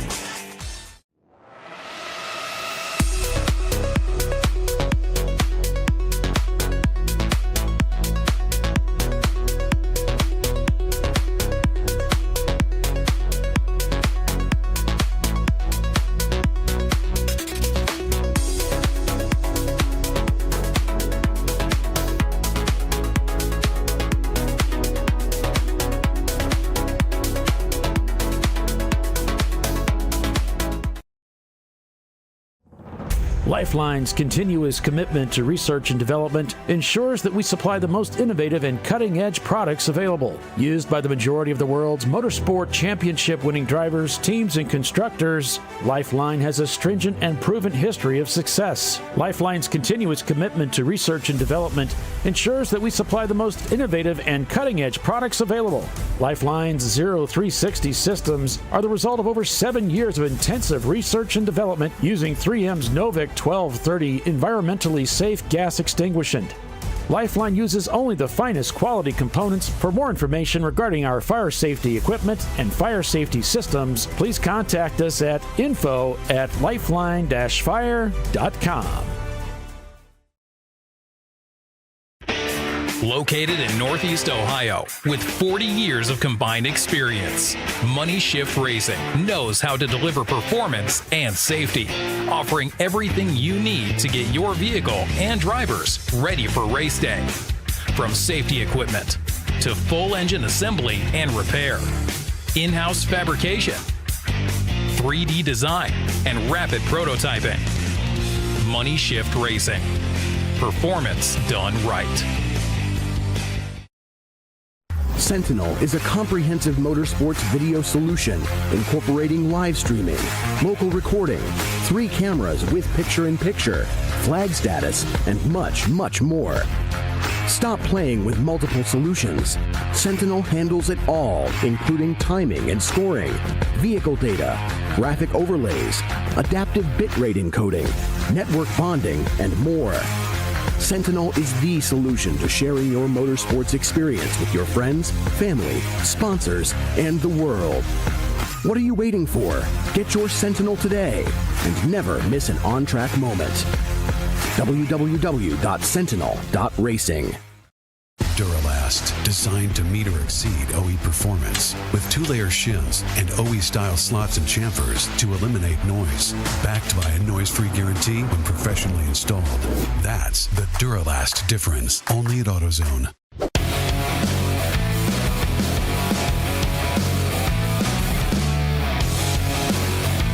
Okay, Flat Out Nemesis finishes their pit stop. They came in while we were at the break, and they've already gone back out. So, yeah, that's the stop for Flat Out Nemesis. That should do it for them. That should take them to the all the way to the end.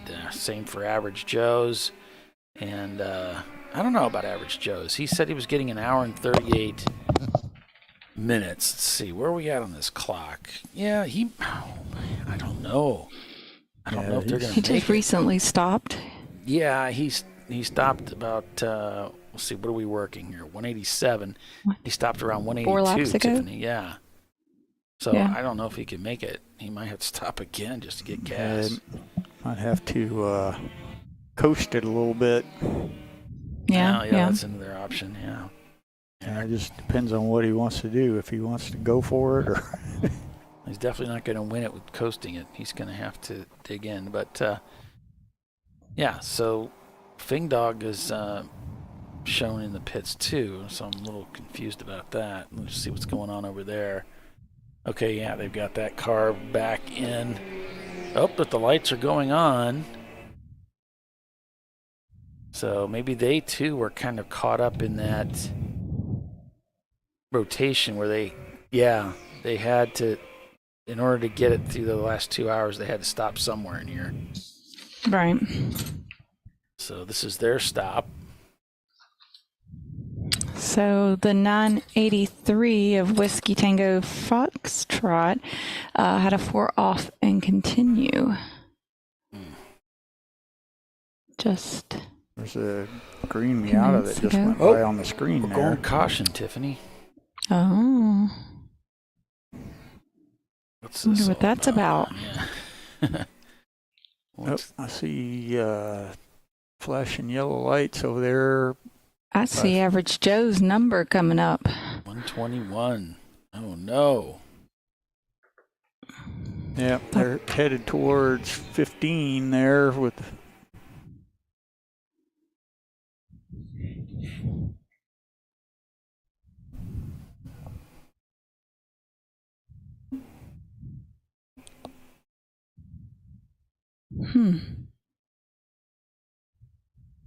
Yep, it said corner 15, So code 35. Go 35 here, folks.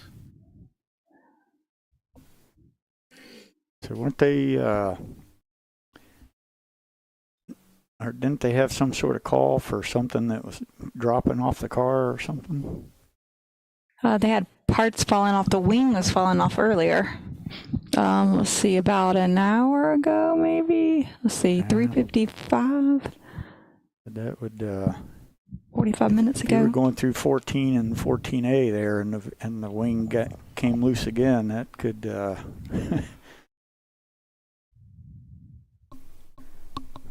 could be a scary ride.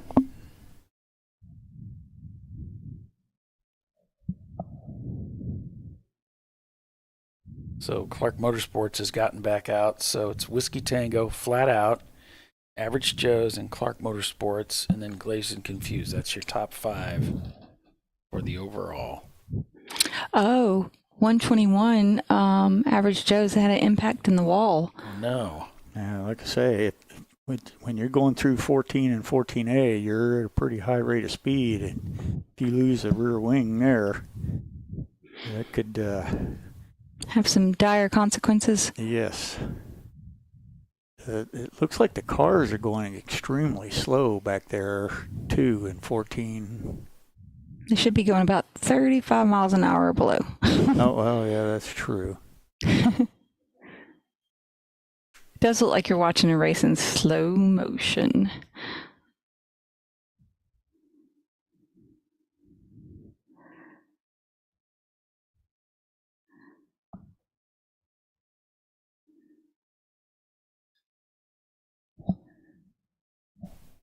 I want to say thanks to everybody that stuck with us, and thanks to everybody that hit that like button. We had 91 likes, and at certain points we had over 100 people watching. 2,440 views so far tonight. Wow. This morning, I should say. All of the things. So I got the word on 901 Motorsports, the PBMRP. You want to know what it is? Okay. Ready? Presented by Memphis Record Pressing. And I was like, what does that mean? They make vinyl? I don't even know. Yeah. But the team came together because they all used to bike together, do bike racing. Okay. And so they decided that car racing was safer than bike racing. Oh, yeah. And bike like teams are sponsored. Bike or? No, I think like bicycle. Bicycle. Mm-hmm. They're sponsored. I might be incorrect, but I think the bicycle. Seems like I remember that Frankie used to be into bikes or something. Yeah, it makes sense. Looks like they're already going back to yellow here. Yep. Florida Motorsports coming down the front straightaway here with others in tow, and there's the green. All right. So that's how bike teams that are sponsored represent their sponsorship and their name kind of thing. So they just did it the same, right? To show off their bike history roots. Sure. That's kind of cool. I didn't think there was anything new to learn about 901. I've stalked them pretty well.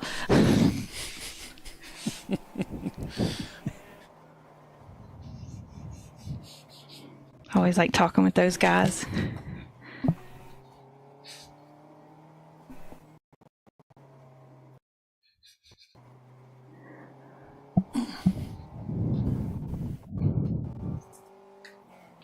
MRP is the largest vinyl producer in North America.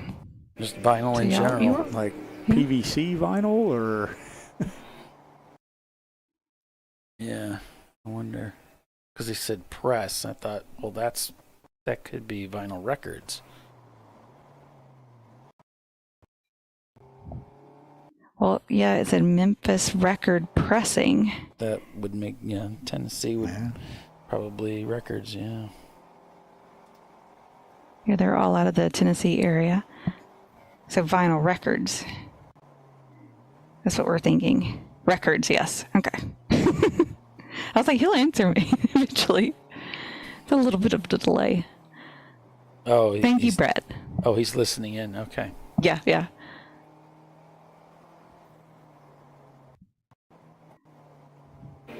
They're one of the best teams out there as far as like sending me info and keeping me up to date with what's going on in the car. Just major shout out to all the 901 guys. They're fabulous about keeping us informed with what's going on with their race. What is he? An occasional good joke.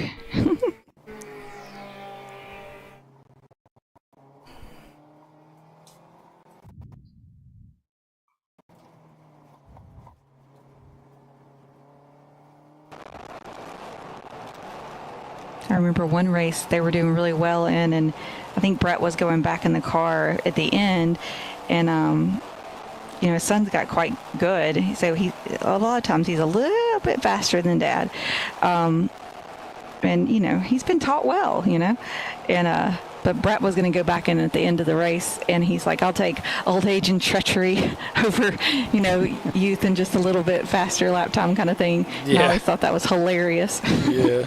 I remember there was a vendor that used to be at all the SCCA regional races here. He had a T-shirt up there that my dad always loved seeing. It said, "The older I get, the faster I was." Right. Fantastic. Mm-hmm.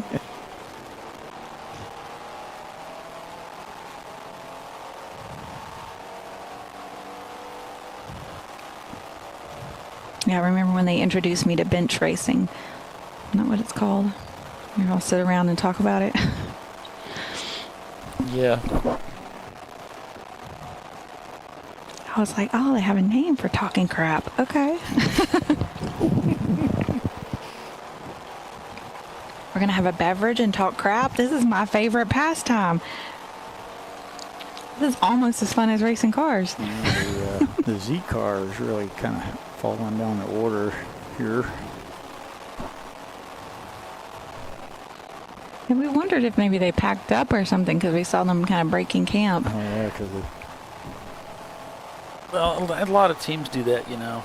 'Cause yeah. They don't feel like At the they end. need all that stuff. They just start packing it up. And They really don't. I know it's been on my mind from the very beginning was how quickly can I pack this stuff up and get out of there? Right. So I organized my whole thing around that, trying to, okay, how quickly can I put that stuff away? Pretty quick. That's the other big plus for running a seat in Champ Car versus running your own car. Mm-hmm. So at the end of the race, you'd be like, all right, see y'all next time. Right. Yeah, some of the teams expect you to help, and Justin always did. But others don't. Yeah, it's still a lot easier with 6 people than it is with 1. Yeah. Yeah, definitely if you're renting a seat, make sure and confirm that sort of thing, like how much help are you supposed to be, or leave it to us, we brought a crew. I would say, you know, like the last race that I did, I was really surprised at the contract. And, I didn't even know there was going to be a contract because I have to say probably at least half, maybe more, of the teams I've raced with never presented me with a contract. But this contract went pretty deep, and this contract was anything that happens while you're driving the car, you're responsible for, unless, of course, it's some sort of mechanical failure that, you know, could have been prevented by, I don't know, acts of God or whatever the case would be. If it was something that, you know, the engine lets go and it's just one of those things. But if you over rev the engine, well, then that's on you. Yeah, you're buying us an engine. But it goes deeper than that. This one went as far as labor cost as well. And then it went even further than that. Lost revenue as a result of the car not being available to race. Oh, wow. So that gets expensive. Yeah. And then they wanted $3,000 up front so that, you know, if they had to draw on anything right away, they'd have something to work with. So it's just good to get, not, you know, there's not citing anything wrong with contracts or, you know, that particular contract, just understanding, right? It's just good to have The all of that. expectations. Yes. Yep. And contracts are good for that. It's important to have it all ironed out, what the expectations are. But to get that ahead of time instead of getting to the racetrack and then here's 3 pages to read. You know, ask them up front. You know, we got an agreement. Everything seems friendly and great, but you know, you do want to press them. Is there going to be a written agreement? And if so, why don't you send it to me so I can review it? This particular one that I spoke of was written by a lawyer, so, but it still wasn't that difficult to understand what was being said. And then you can discuss the finer points if there's confusion or, you know. Yeah. If you decide you don't want to do it, then or whatever. Maybe you don't want to do it, right? Maybe this is a little too much of a commitment, and you know, you're looking for something different. Yeah, but if they want a deposit, you need to know that ahead of time. Definitely. Yeah, and if they have insurance on for you know, like a rental insurance type deal, which is what helped me a lot with that BMW. You know, what it would have cost had I not gotten the insurance. I may still be trying to pay that car off. Good point. Cray. And there's insurance for all kinds of things. Track days, races, whatever. There's somebody who'll insure it. When I did the the track night in America with my Camaro, I was surprised. It was like $112 to insure my car for $15,000. Okay, that's not too bad. Yeah, because I was still making payments on it then, and so You don't want to be making payments and fixing it. Yeah, exactly. Add insult to injury. Yeah, I think. Yeah, one of mine runs me about $200 for the weekend. $215, something like that, which is. That's just, nice insurance to have in the back of your head. I mean, obviously you don't want anything to go wrong, but if it does go wrong, I'm going to be upset enough, right? So if I tear up my favorite toy, much less have to pay for it too.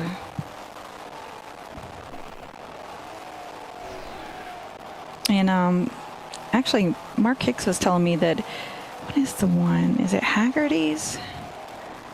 There's a couple of them that do Haggerty track day insurance. Yeah, Haggerty is who I went through. It was super simple. Yeah, I think I've used Lockton before, and then we've used Haggerty, but I think one of them for sure covers track damages too, because that's another thing is not only is the car, if you damage the track, they want to check. So that it covers that too. That guardrail is not cheap if you have to buy it. If you make a dent in it. Especially where you run at most of the time at Barber there. Because isn't it like, for grass and they don't really charge for grass. That's mostly a rumor. But they do get mad if you mess it up. Oh, yeah. But they do charge for guardrails. And if you hit a guardrail and get a couple of sticks of that, and God help you if you hit a post, your children aren't going to college. Yep. I think the hub's got 3 or 4 sticks of guardrail when he was out there last summer. Well, wasn't that where Doc had to buy some guardrail? Yep, he bought it in turn 1. Yep. He didn't even get the whole piece to hang up in his living room, right? Mm-mm.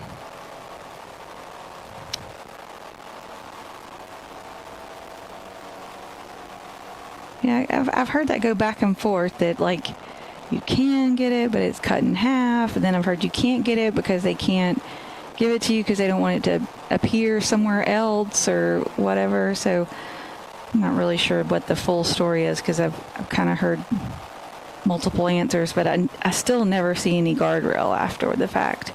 So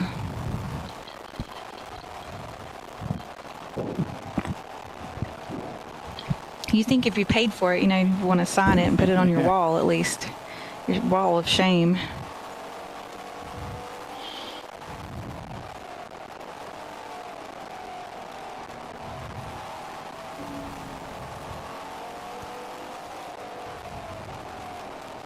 But some of those pieces can be really big and thus really heavy. So it's not like something you could transport easily.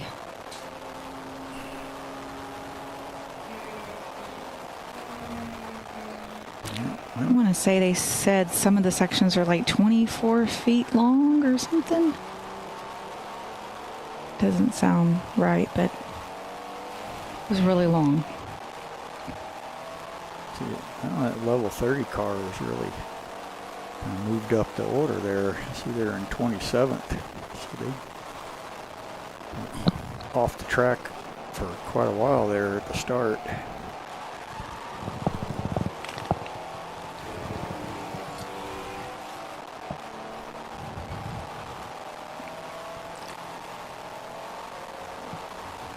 We're almost inside an hour.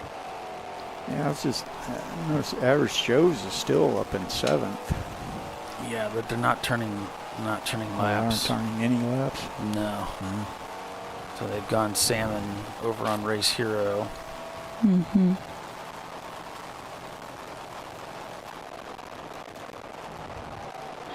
They said the wall where they impacted is okay, Nope, but they just probably not the car. dropped to 8th right there behind. Floor Idiot just moved ahead of them. Yeah.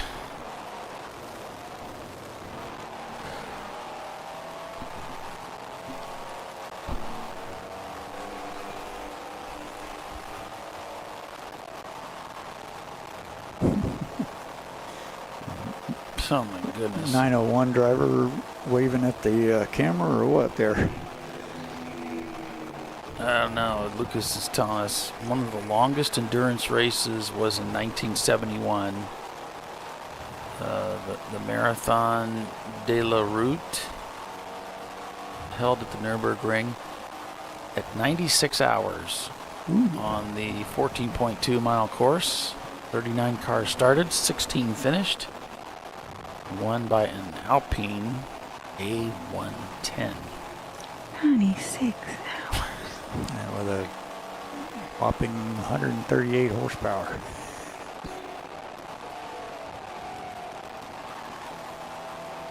That's truly just a matter of attrition and keeping the car going.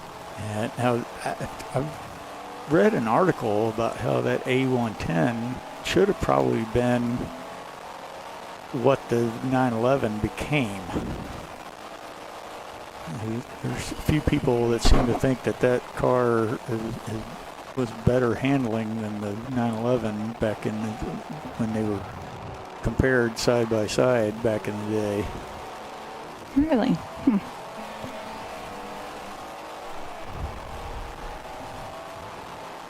Both So rear go ahead. engine and Oh yeah? I'm not familiar with the A110. yeah, it's a kind of a funky looking car.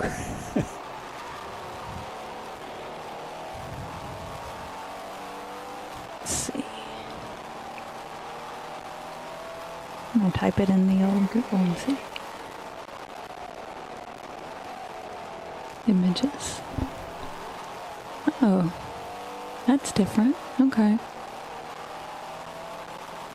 Yeah, I think the A310 was a better looking car, but the 110 had more power.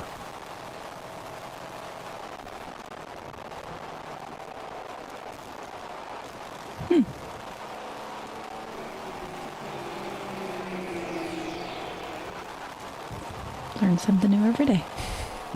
So the GMW EC car, they're still having difficulties with fourth gear.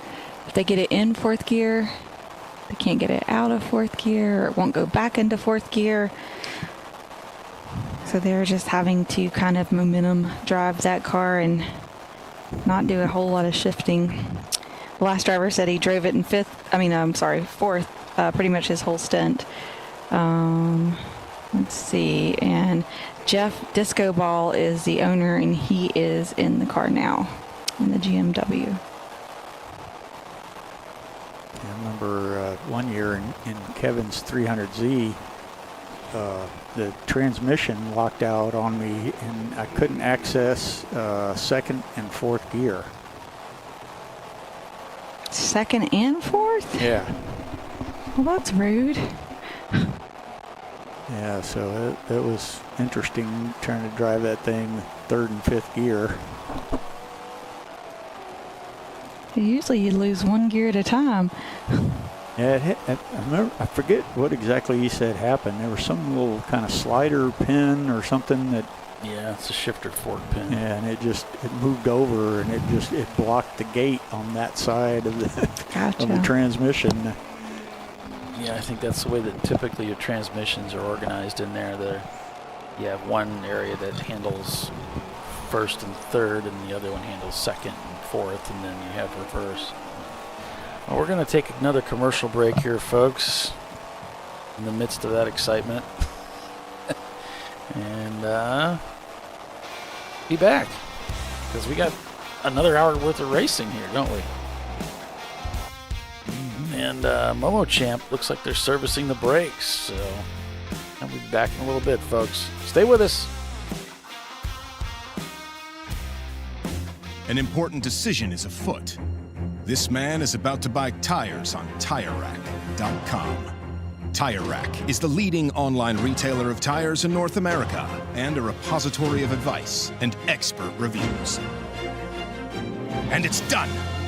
All that's left is to arrange for safe, easy installation at one of our independent recommended installers.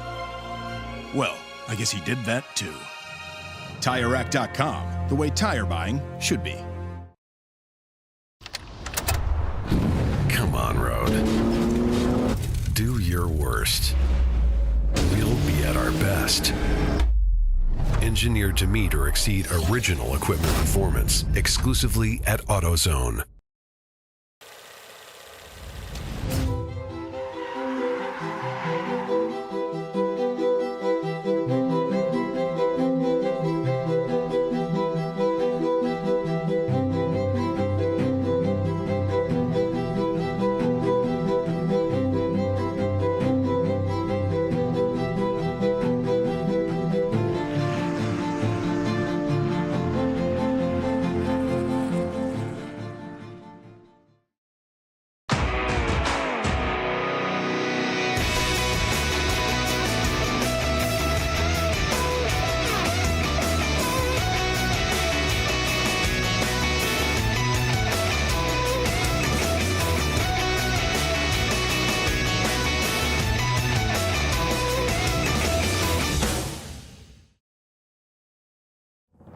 Lifeline's continuous commitment to research and development ensures that we supply the most innovative and cutting-edge products available. Used by the majority of the world's motorsport championship-winning drivers, teams, and constructors, Lifeline has a stringent and proven history of success. Lifeline's continuous commitment to research and development ensures that we supply the most innovative and cutting-edge products available. Lifeline's 0360 systems are the result of over 7 years of intensive research and development using 3M's Novik 1230 environmentally safe gas extinguishant. Lifeline uses only the finest quality components. For more information regarding our fire safety equipment and fire safety systems, please contact us at info@lifeline-fire.com. RVA Graphics and Wraps is a full-service design, signage, digital graphics, and wraps company located in Richmond, Virginia. With over 20 years of experience, RVA Graphics and Wraps offers premium signage options for your business. We are dedicated to offering our clients best-in-class service in all aspects of graphic design and application. For more information, visit us on the web at rvagfx.com.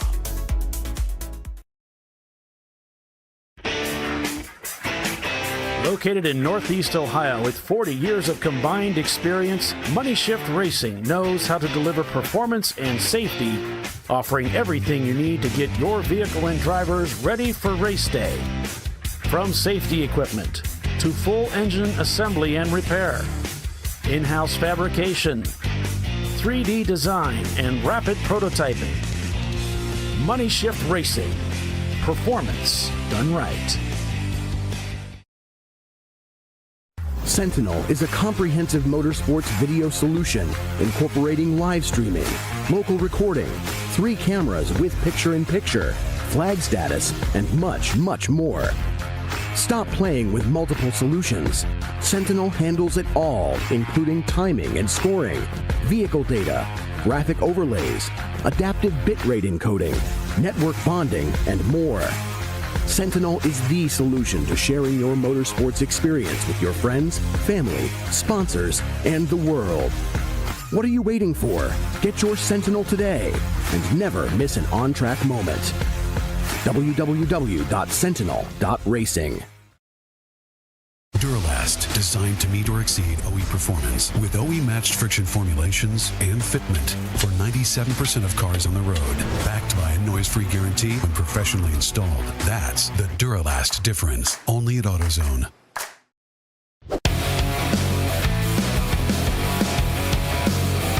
Well, my friends, this race is far from over. That's right. It is far, far from over.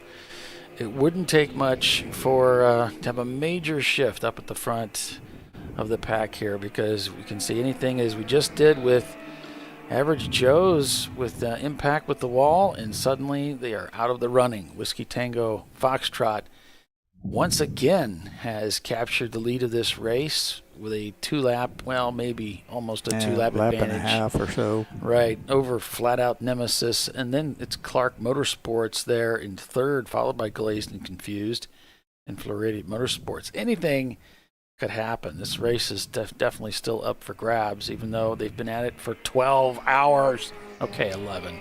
Let's get technical about it. Well, technically about 10 and a half. Right, maybe because we had all that rain, right? And that kind of shortened the race, didn't it? So, well, the lightning. Kinda. It did. Yeah. Yeah, the lightning, the rain, everything kind of slowed things down, didn't it? So we see Momo Champ there working on that machine. Looks like they got the tires back on it. So plugging a new driver, and we can see the belts going on there. So that car's going to be going back out. Everything is green right now, so business as usual. It's all in the hands of the drivers now, huh? Yep. We're at Sebring. Don't screw it up. Yeah. Presented by Memphis Record Pressing, right? Mm-hmm. So, Memphis Record Press. 40 years from now, I'll still remember that for no good reason. Okay, cool. So let me get your number. So the next race, when I forget what they said. Oh, what was that again? I have this thing where, like, after the race, anything that I didn't make notes of, a lot of times just gets wiped clean. I can do the same thing with sitcoms, most action movies. It's nice, though. I can watch it again and enjoy it for the second time. Yeah. It's like it's brand new all over again. I can My husband's still always telling me. remember my best friend's phone number from the late 70s. Oh, wow. We'll be looking at shows on Netflix or something, and then I'll be like, oh, that looks interesting. And he goes, we've seen that. And I'm like, I've seen that or you've seen that? He goes, we watched it. You watched it with me. I'm like, I have zero recollection of that. Then sometimes I guess we'll start it, and then I'll be like, this looks mildly familiar. I'm like, I have no idea. Momo Champ heading out. Off they go. The view down pit lane, I mean, it is lit. It really is. You can see good. I expect it to be darker.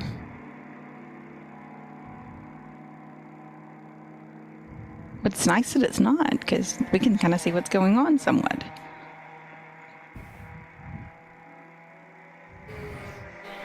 Which makes it much more interesting for us.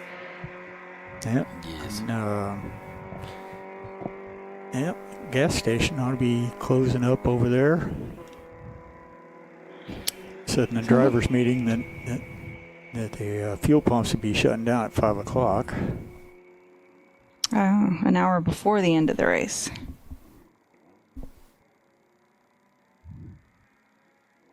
I guess if you need gas, you should have got about an hour kind of thing, huh? Yeah. Otherwise, you got to probably drive up to the Circle K there and get some Shell Premium for up there by the US 27. It's a little bit of a jog to the nearest gas station. Yeah, I don't know if there's anything towards the east there on 98 now. I haven't been that way in I always go to like a marathon, I think. Where's the Marathon gas station? Well, I'm trying to remember what that That's is the one I always across go from to. the street there from the Circle K. Or maybe there is a Circle K. I don't know. I think I remember I went there like 4 times in one day, to the point, because a car uses gas, right? They cut my credit card off. They were like, They thought it was fraud because all of a sudden it's getting used over and over and over at the same pump, you know? And then it wouldn't go anymore. I was like, oh crap.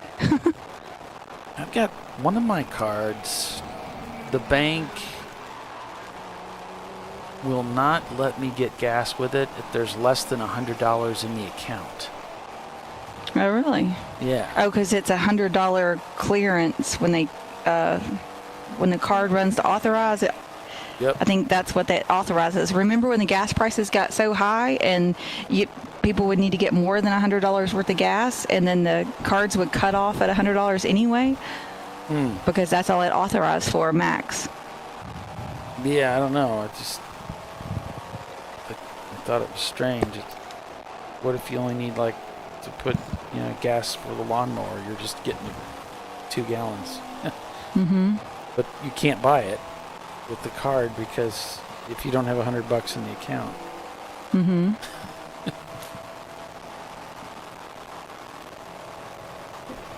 They don't want to get stuck paying for your lawnmower gas. It seems like there ought to be a better way. Yeah. The technology we have to just bend it in such a way. I mean, they're going to make more money when it goes overdrawn anyway. In most cases, that's a big part of their revenue. So you would think that they would welcome that to some degree, but maybe not. Are they just trying to prevent fraud kind of thing? I don't know. I don't know. Insurance? I don't know how they work all that. I don't either. It just seems that not all banks are doing it that way. Because I've got multiple accounts, and I guess I don't typically have an account that has less than $100 in it. It just was one of those things. It does happen occasionally. See, I don't use a debit card for anything because of if somebody ever gets a hold of that card, then they can clear out your bank account, and that's not cool. So you have a separate credit card that I use for all of that stuff. That's, a credit card. So, you call and report it fraud, and they freeze that amount, but it's not missing out of your bank account that you have to go get it back. Right. Yeah, or that other stuff bounces, or that sort of thing. I was just hearing something on the radio the other day. They were talking about some new scam where you leave the ATM and somebody's like, "Oh, you left the account open on there," and they've I don't know how they get these people to hand them their ATM card, but they're palming a dummy card, and so they stick yours in there, and then when they pull it back out, they hand you back the dummy card. I think they were talking about some woman got stuck for $12,000 or something like that. Jeez. But the biggest thing was he did it in $4,000 increments. I didn't know you could take that much money out of an ATM. I thought it was $2,000 as the max or something, or $200. Yeah, it used to be $200 because when a friend of mine lived in Laredo, that was a big thing that was going on there. People would come across the border and kidnap people and take them to an ATM and make them withdraw $200 and let them go. Oh, wow. No, thank you. Yeah, he was working for, I forget what, Texas A&M University, Laredo or something down there. But, of course, he's 6'4" and 240, so nobody was coming after him. Nice to be the tall guy, huh? Yeah.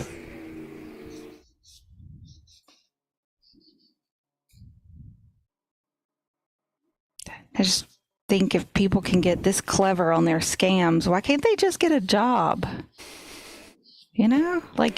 Right. Yeah. Seems like, all the energy you spend on that. Yeah. Quit taking people's money that could be better used for racing. Right? Give it to us so you can race.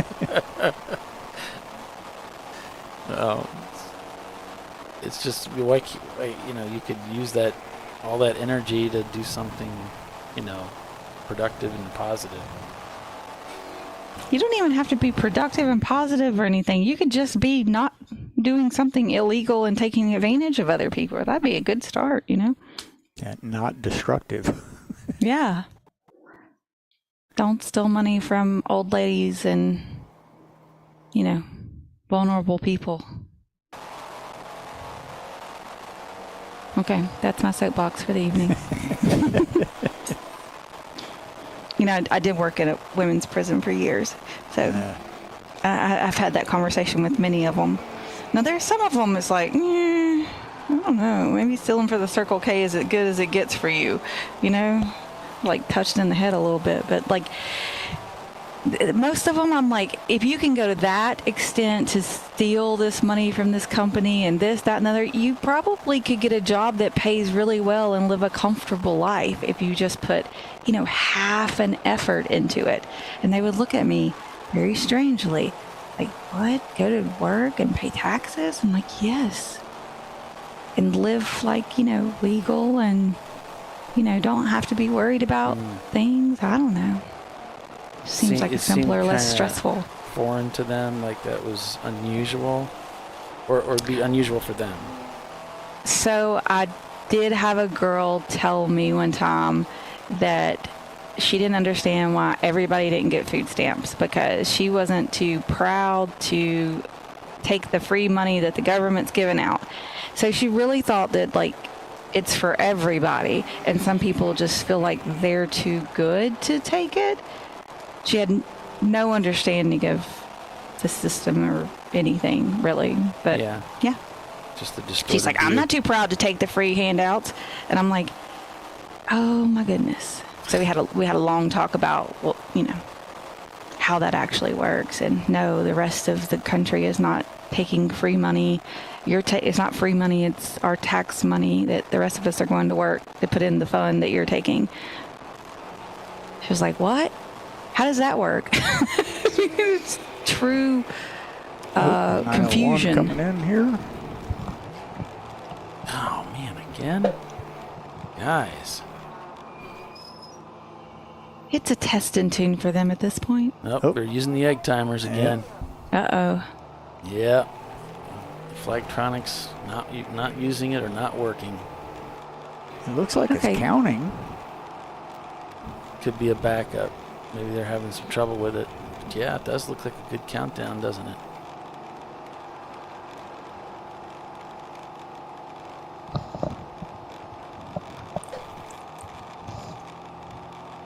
Maybe they just come in, you know, get a free egg timer with your 15th pit stop.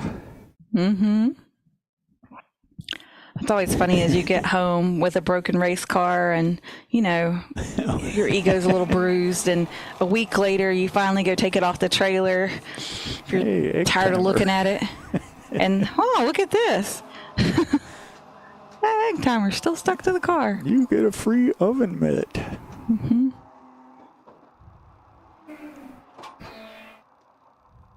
Yeah, you get a free oven mitt, Mrs. Nussbaum. Or Mr. Nussbaum, I guess it was. A little trophy for your efforts. All right. Well, this driver's going to hop out, and they're cleaning the windshield. I guess they're going to give someone else a little bit of seat time here. That's what it looks like. Finish it out. Let's see who's going in now. See, yellow gloves. Oh, so Brett's going back in the car? They have two people with yellow gloves? Hmm. He's probably thinking he's going to get to see the sunrise on this stint, but I got news for him. No, I mean, he's only got like 45 minutes. You got to know that you might see a little bit of sky. But you'll see the sky change color, but you won't get to see the sun come up. Oh, yeah. Okay, so confirmation. Aaron just got out of the car. Brett, the father, is getting in for the last 45 minutes or so. Just trying to bring it home in one piece. Yeah. Yep.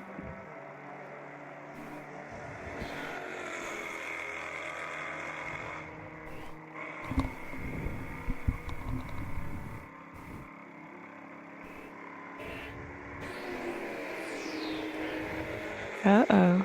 Okay. So let's see. So I'm talking about the 241 Happy Hour Miata. That's they have like two names, Happy Hour Miata and Brick City Racing. So they had a throttle body failure while Dave Gooden was in the car, and the throttle stuck wide open. That's got to be a scary moment. Yeah. Yeah, I've done that when I took my my Miata from Spec Miata to E-Production. I moved the intake from to the other side of the car to make it a little bit straighter shot, and didn't realize that the hose clamp that I was using got in the way of the throttle cable, and so it was at Daytona. Luckily, it was at Daytona, and I was up on the banking, and I went to let off, and it was like, oh, that's not good. I was able to run through the bus stop chicane there. Finally, did you have that moment of terror when you realized it was still going when you were trying not to be going? Yeah. Yeah. Okay. Just making sure. Yeah. It was just making sure like, you're human. Just thinking, wow, that's not good, and but at least knowing that I had a whole lot of room to shut it off and let it coast if I needed. It wasn't like there was a wall coming up. That's good. Did you try to stick your foot under it and pop it back up? Well, when I shut it off and it quit pulling, the engine shifted enough, that it popped back up right away. Oh, really? Okay. And so I was like, okay, well, that's got to be, the throttle cable hanging up on something. So sure enough, kind of fired it back up and, kind of puttered back around to pit entrance and got out and took a look at it and moved the hose clamp around, and it was fine, after that. But yeah, that first initial, because I'm doing, I don't know, 120, 125, and you lift and nothing happens. Yeah, that's a little scary. I've heard of that happening to people, obviously, this guy too. I've never had that happen. I did have a clutch go all the way to the floor, and I was like, crap. I was like, what do you do? Because so often the solution is just press the clutch in, and then figure it out. Just don't tear the car up. And I was like, and I just stuck my foot under there and yanked it backwards, and it popped back up, and I was like, okay, that worked. Okay. Yeah, I surprised myself. That 350Z going down into turn one at Texas World Speedway, which it's kind of like a combination of Daytona turn one and Sebring turn one. It's super fast like Sebring turn one. Okay. But the transition to get in there is probably even rougher than Daytona.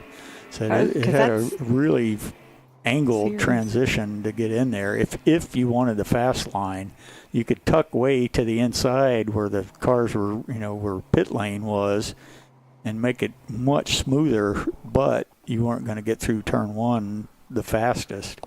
And it was a third lap of the race on Sunday, and luckily the two cars in front of me were battling it out, and so I backed off a little bit early, thinking, well, if they get together, I don't want to be part of it.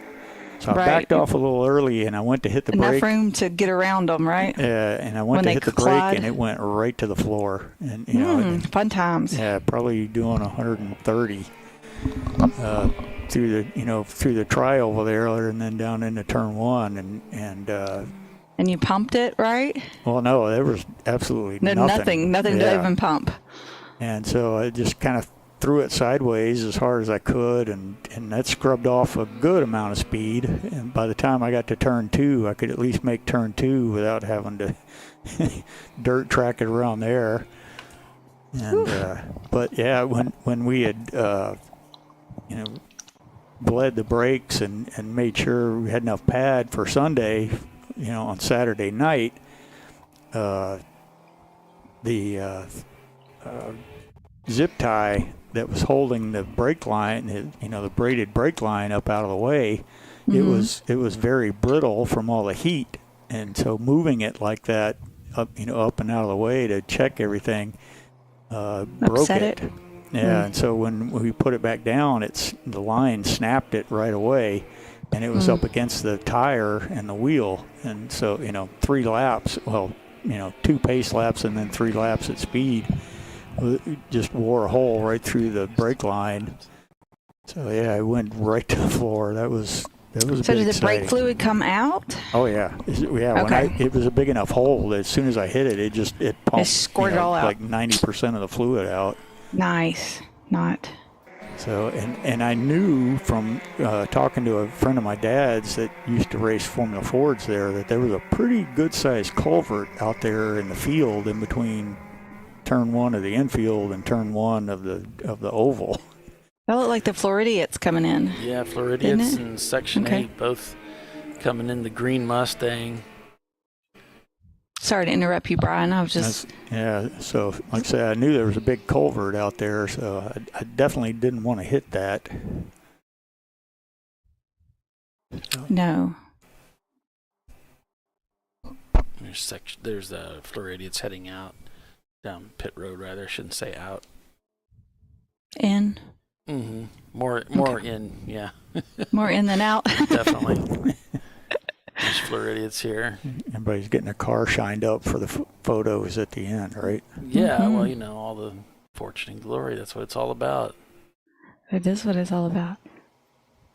My race team is actually running Rockingham this weekend. And they're like, you're going to stay up all night and call the broadcast? And I was like, yeah. And they said something funny, right? Some joke like, I don't remember. And he was like, why do you do that to yourself? Or something like that. And I was like, fortune and glory.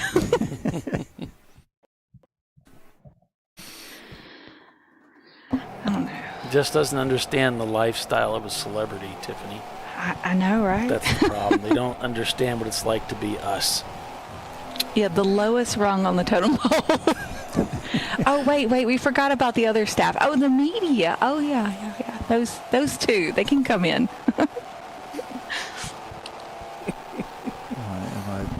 Anytime we were sitting on the sailboat, so my mom would always be like, I wonder what the poor people are doing today.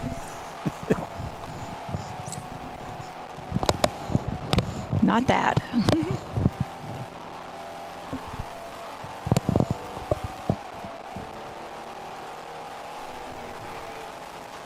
Probably calling a race all night. Yeah, right? One of my favorite Peter Egan quotes was, racing makes heroin addiction look like a vague, what was it? Taste for something salty. It is the fastest way to blow your money. It is incredible how quickly it can go. With really no hope of ever making money doing it. Yeah, that. It is incredible. That we still keep doing it. That's even more incredible. It's the entertainment. It's, I told Mike Chiswick once, I said, we're in the ego business. That's really what we're doing. It's just in the business of giving people the opportunity to stroke their egos. That's a good way to put it. Mm-hmm. Entertainment business is another way to look at it. Mm-hmm. Give them a chance to entertain us.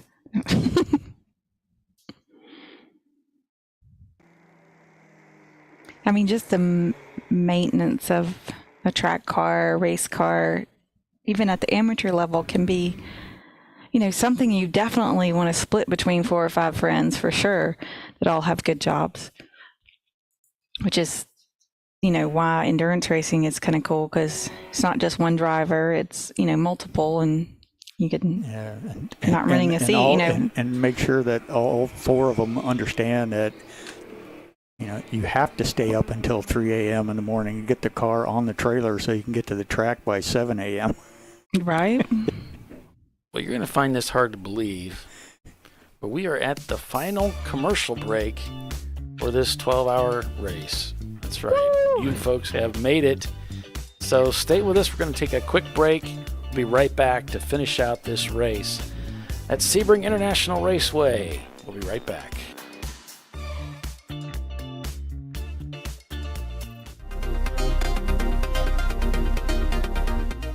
Welcome to TireRack.com, revolutionizing tire buying since 1979. With our unmatched selection of branded products, finding what fits your vehicle and is right for you and how and where you drive has never been easier. Through helpful online shopping tools that include our professional hands-on reviews done at the introduction of a tire and consumer reviews that give real-world feedback over the life of the tire, you can make the right tire choice and find exactly what you need. And if you prefer to talk to someone, our tire testers, our sales team, are available on the phone. And that's how we get you the right tire for you and your vehicle for where and how you drive.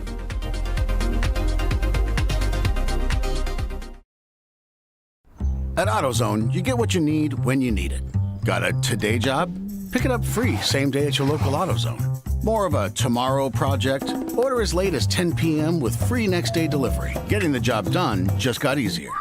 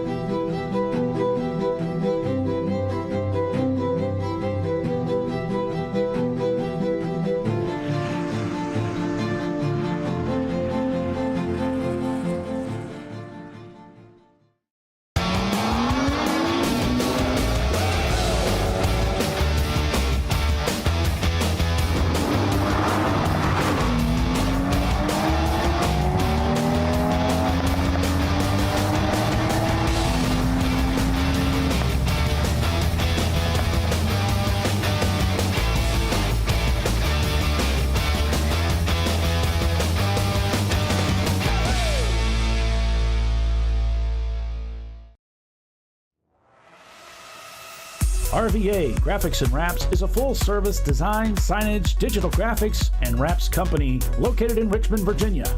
With over 20 years of experience, RVA Graphics and Wraps offers premium signage options for your business. We are dedicated to offering our clients best-in-class service in all aspects of graphic design and application. For more information, visit us on the web at rvagfx.com. Lifeline's continuous commitment to research and development ensures that we supply the most innovative and cutting-edge products available. Used by the majority of the world's motorsport championship-winning drivers, teams, and constructors, Lifeline has a stringent and proven history of success. Lifeline's continuous commitment to research and development ensures that we supply the most innovative and cutting-edge products available. Lifeline's 0360 systems are the result of over 7 years of intensive research and development using 3M's Novik 1230 environmentally safe gas extinguishant. Lifeline uses only the finest quality components. For more information regarding our fire safety equipment and fire safety systems, please contact us at info@lifeline-fire.com. Located in Northeast Ohio with 40 years of combined experience, Money Shift Racing knows how to deliver performance and safety, offering everything you need to get your vehicle and drivers ready for race day. From safety equipment to full engine assembly and repair, in-house fabrication, 3D design, and rapid prototyping. Money Shift Racing. Performance done right. Frozen rotors from Diversified Cryogenics deliver increased performance and a higher level of safety while significantly reducing braking system costs. So to tell you a little bit about the durability of this product. So we have seen an incredible extension of the life of our brake rotors using frozen rotors. We've gone from brake rotors every other weekend to 6 weekends on one set of brake rotors, and I think they can go farther. The durability has been amazing. And it's been a fantastic season, and man, a lot of that is due to the way our car can brake on those frozen rotors. For more information, go to frozenrotors.com. Sentinel is a comprehensive motorsports video solution incorporating live streaming, local recording, 3 cameras with picture-in-picture, flag status, and much, much more. Stop playing with multiple solutions. Sentinel handles it all, including timing and scoring, vehicle data, graphic overlays, adaptive bitrate encoding, network bonding, and more. Sentinel is the solution to sharing your motorsports experience with your friends, family, sponsors, and the world. What are you waiting for? Get your Sentinel today and never miss an on-track moment. www.sentinel.racing. Bring on the frozen tundra, the grinding gravel, the cratered concrete, the rain-soaked streets. Come on, road. Do your worst. We'll be at our best. Reliable performance in unreliable conditions. Designed to meet or exceed original equipment performance. That's why more auto technicians choose Duralast parts. Exclusively at AutoZone.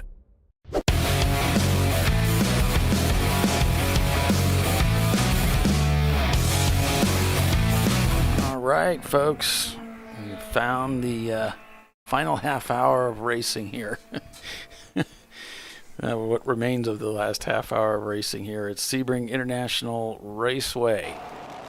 Yeah, starting to get just the slightest little hint off to the east of the sky changing color. Yes, indeed. Whiskey Tango Foxtrot leads this race by about a lap over Flat Out Nemesis. And Flat Out runs a 2:33 to Whiskey Tango's 2:40. And we've got Clark Motorsports in third, Glazed and Confused in fourth, and Floridian Motorsports is actually in fifth place. We've got 2 EC cars up ahead. So the 605 of Section 8 Racing is getting a black flag for headlights. Headlights again. We only have one headlight. Whoops. Oops. At 7 seconds a lap, it would take at least 12 laps for them to just make up a lap. And there's not 12 laps left in 23 and a half minutes of racing. No, they would have to, something would have to happen to the leader to have an off or something. So it's still within reach. Yeah. But not for long, isn't it? There's a reason you got to race till the checker flag. Now, the clock that you see on the screen is not official, just so you know. They're going to drop this checkered flag pretty close to the top of the hour, so congratulations, folks. If you've made it this far with us, we've got a special prize for you. You're just as crazy as us.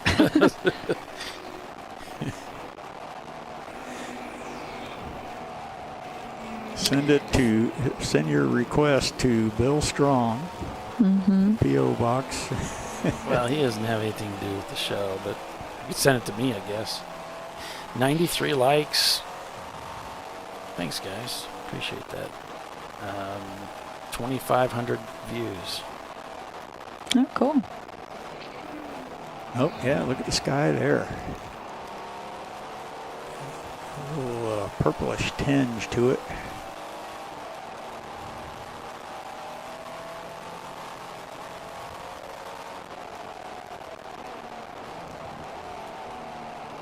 So even though Flat Out is the faster car, it looks like if everything stays the same, Whiskey Tango Foxtrot may take the win of this race.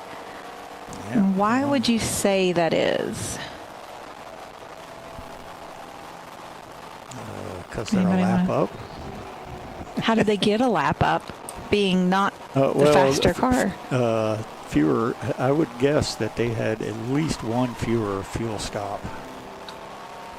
And we know without looking through the data yet. So Flat Out had a pit stop where they had trouble with. Oh yeah, that's true too. Their tires. Yeah, they had a 8-9 minute pit stop on that. Whiskey Tango was black flagged for speeding at pit entry.